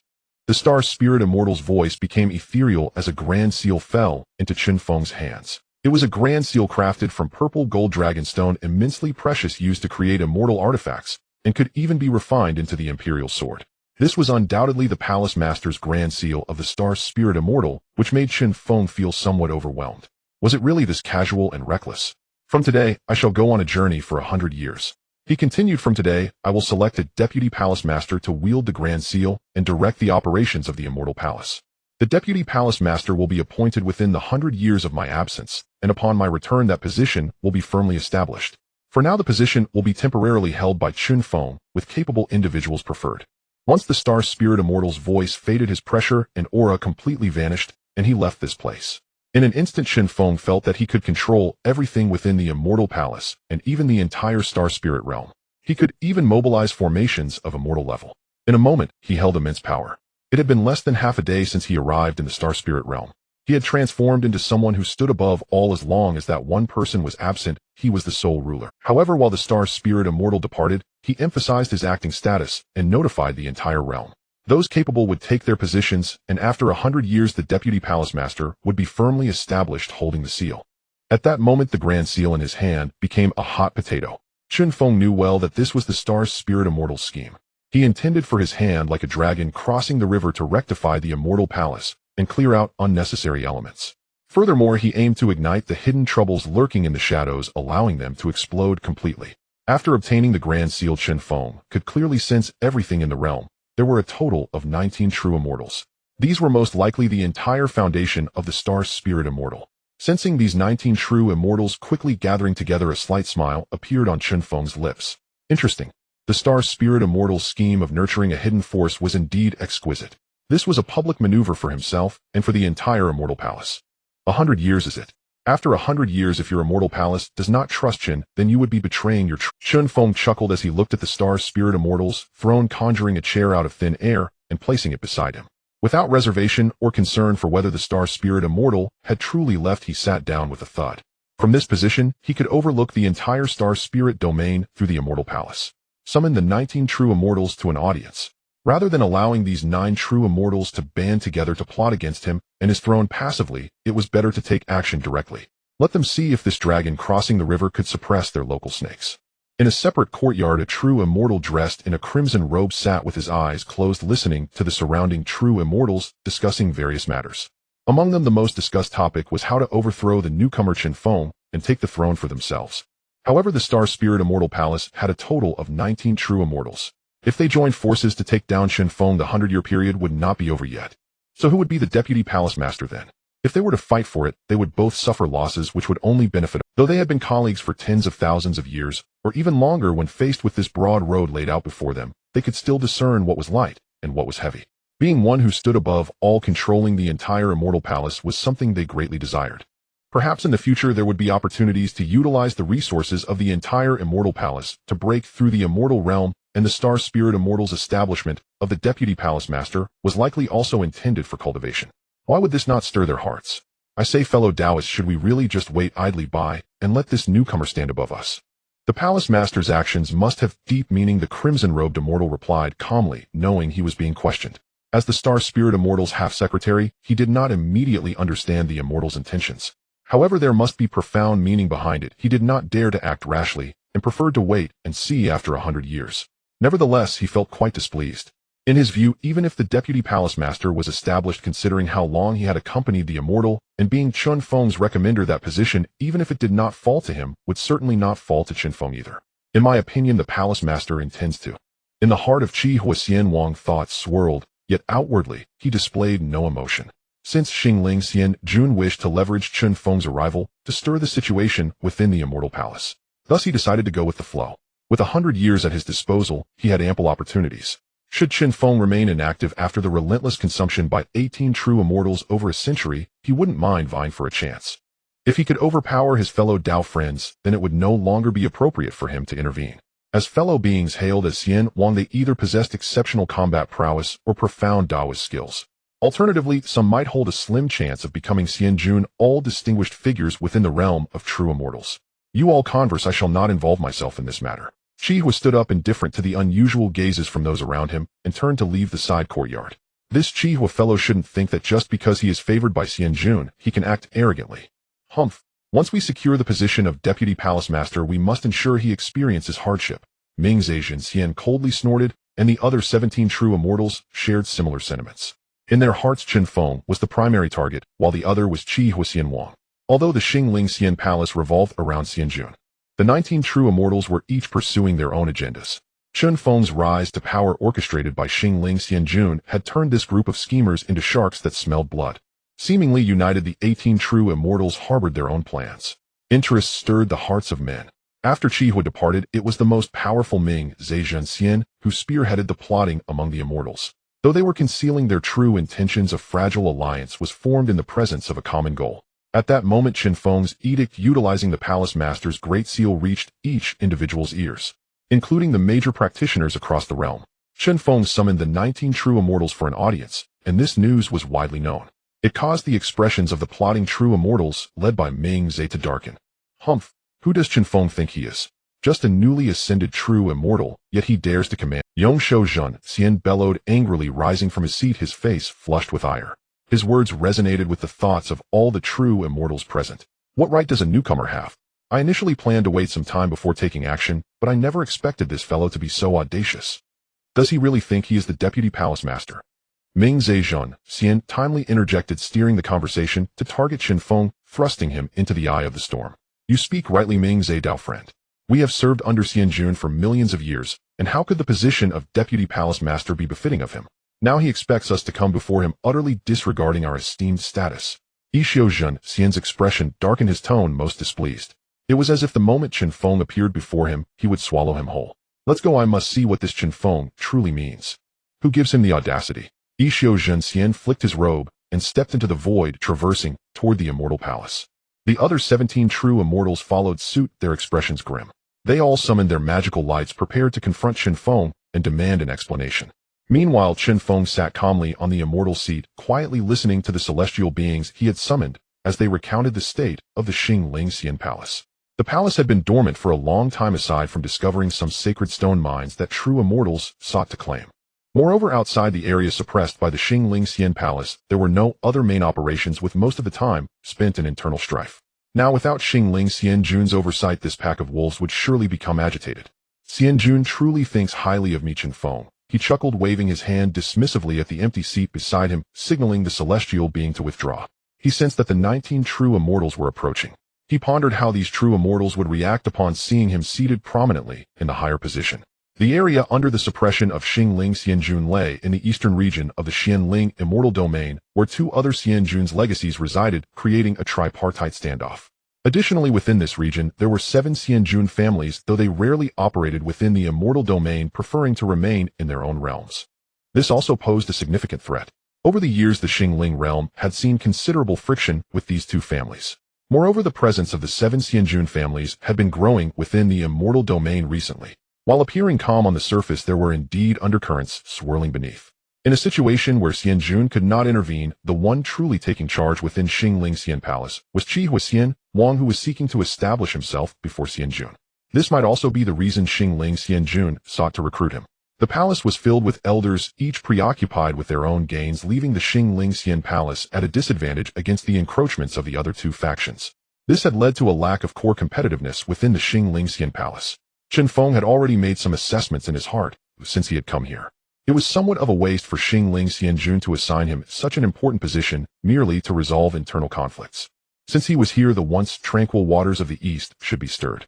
At the same time, it would serve to assist his family in using the Xingling Xian Palace as a springboard to enter the Xianling immortal domain. It just so happened that he could ally with the Lei family in the north to pull them out of their restraints. The Lei family's strength was formidable, and Lei Ling even possessed the capability to threaten Xianjun. If he could draw him into the fold, it would also be beneficial to himself. What he desired was the entire eastern region of the Xianling immortal domain. I thought who it was. Turns out the deputy palace master is this young fellow with yellow hair. Yishio Jinxian entered the immortal palace, gazing at Chen Feng's seat, feeling as if he were courting death. How dare he? At the same time, his heart burned with envy. If only he were in that position, receiving the veneration of all true immortals. Such a feeling was simply unimaginable. You better come down quickly. This position is not for you to occupy. Ishio spoke, his words laced with threat. He had no intention of taking action, yet he did not wish to be the one to stick his neck out. If he were to seize the position, wouldn't that benefit others? And what makes you qualified to sit here? Chen Feng retorted, a flicker of light flashing in his eyes. The other 18 true immortals had already arrived nearby, but had yet to enter. He scrutinized Ishio with keen interest. That does not mean you are qualified to sit here. Ishio was momentarily at a loss for words. Naturally, he had thought about this position. Ridiculous. I am the vice palace master appointed by the immortal monarch. Not only do you fail to pay your respects, but you also dare to criticize me. Do you not regard the immortal monarch with due respect? Chen Feng remained unperturbed, his expression devoid of any ripple. Upon hearing the mention of the immortal monarch, Ishio fell silent, closing her mouth. What are you all still waiting for? Why don't you come in? Chen Feng's gaze rested at the entrance of the immortal palace, his tone indifferent. Chen Feng, my friend. The first to enter, Qi Huan noticed Chen Feng seated beside the immortal monarch, and his expression slightly changed. He said nothing further, instead closing his eyes and performing a gesture of greeting. Chen Feng nodded slightly. This person's appearance had been recorded by his treasured daughter. Finding this person somewhat perceptive, Chen Feng shifted his gaze to the true immortal who entered behind him, noticing the disdain on his face. Chen Feng, the immortal monarch, has indeed stated that the position of vice palace master is to be held by the capable. Don't be too arrogant. Your cultivation is no match for the other friends here. If you treat us with respect, perhaps you can hold on to the position of vice palace master for a few more days. His tone was dismissive as he walked in unceremoniously. Chen Feng, hearing this, was not angered, but instead retorted, If I am not capable, then what about you? If a person like me who you deem not capable can suppress you, then what do you consider yourself? Chen Feng's words were like pearls, his smile unwavering. To the other party, this was nothing short of mockery. Immediately, the true immortal Ming Zhe could no longer hold back, his face reddening, nearly losing control of his aura and wanting to strike. Chen Feng simply watched him, waiting for him to make a move. Unexpectedly, the fellow restrained himself, standing silently to the side. To have survived until now, one cannot be foolish. Although Chen Feng had just recently stepped into the realm of true immortals, his past achievements were well documented.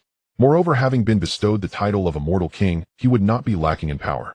If this lad was indeed well concealed in his capabilities, it would be unwise to provoke him, leading to mutual destruction that would benefit others. Furthermore, fighting was prohibited within the Immortal Palace. This was a rule left by the star spirit Immortal Monarch. Chen Feng, my friend, your words are misguided. Ming Zhe is after all your senior and possesses considerable insights in the Tao of Immortals. Even if you are acknowledged in the position of Vice Palace Master, other matters within the Immortal Palace still require our assistance, do they not? The true Immortal Yongshou entered, hearing Chen Feng's words to Ming Zhe, his expression displeased. Immediately he exerted the status of a senior, subtly warning. They were local powers, and offending them would mean your commands might not be heeded. Moreover, all matters within the Immortal Palace were under their control. If you achieve nothing within 100 years and make the relations with the true immortals awkward, you won't be able to hold your position. Simultaneously, this was a message for all the true immortals present. Why should they fight? They only needed to listen to commands without showing compliance, and he would naturally find it difficult to continue and retreat in the face of adversity. Chen Feng could see through his little schemes at a glance. For these troublesome true immortals, there was only one way to handle them: suppress and subdue them all in this strength-oriented faction. And the troublemaker had already emerged. You look like you still aren't convinced. Do you wish to trip me up? Chen Feng's expression shifted as the aura of authority radiated from him, a commanding presence suppressing the surroundings. As the patriarch of a family with over 100 million inhabitants, he was the absolute ruler of the immortal Qin continent and the immortal Qin domain. His aura was already formidable. The might of a sovereign combined with the innate power of the human bloodline instantly intimidated. Then Chen Feng beckoned with his finger. If you are unconvinced, let us battle. Relying solely on words would be utterly impossible to suppress this pack of wolves lying in wait.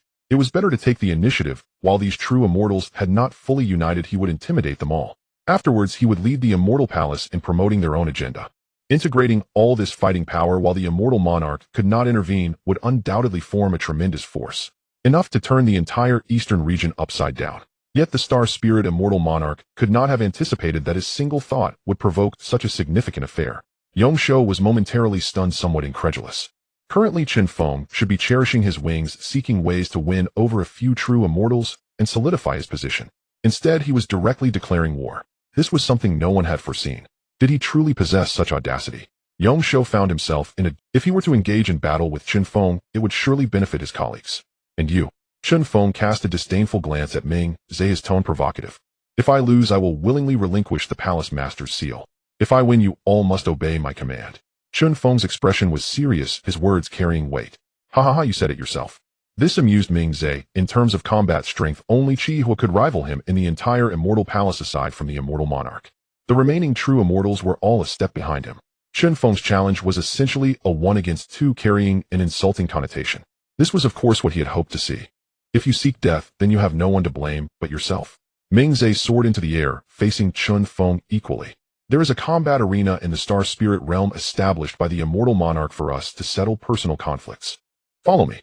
He no longer waited, his heart racing. Yongshou, however, wore a hesitant expression. Suddenly, he heard Ming Ze's voice in his mind. His expression changed, and he no longer hesitated. No one knew what agreement these two immortals had reached privately. Qi Hua could only shake his head slightly. Chen Feng was still too young in his eyes. Impatient, if he could win him over and then promise benefits to draw in the other, then his position would be secure at least for the next 100 years, as long as a mutually beneficial alliance could be formed. However, unexpectedly, he had taken the initiative to ignite the flames of war. Did he perhaps think that his strength could suppress these two who were among the top in the realm of immortals? He sighed inwardly and followed along. To prevent Chen Feng from being killed, otherwise his face would be lost, and even the Immortal Monarch would be displeased. Inviting Chen Feng into the Immortal Palace was his idea. Moreover, if the Immortal Monarch's plan was shattered at the very beginning, the other 16 true immortals would also follow along. The location was outside the Immortal Palace in another small world specially set up by the Star Spirit Immortal Monarch. Upon entering, one could sense the suppression. The stability of the world was quite strong. It was sufficient to support battles at the level of true immortals. Seeing this, Chen Feng finally felt reassured. I ask all fellow friends to witness this for me. Chen Feng bowed to the gathered immortals, watching from a distance akin to a gentleman of virtue.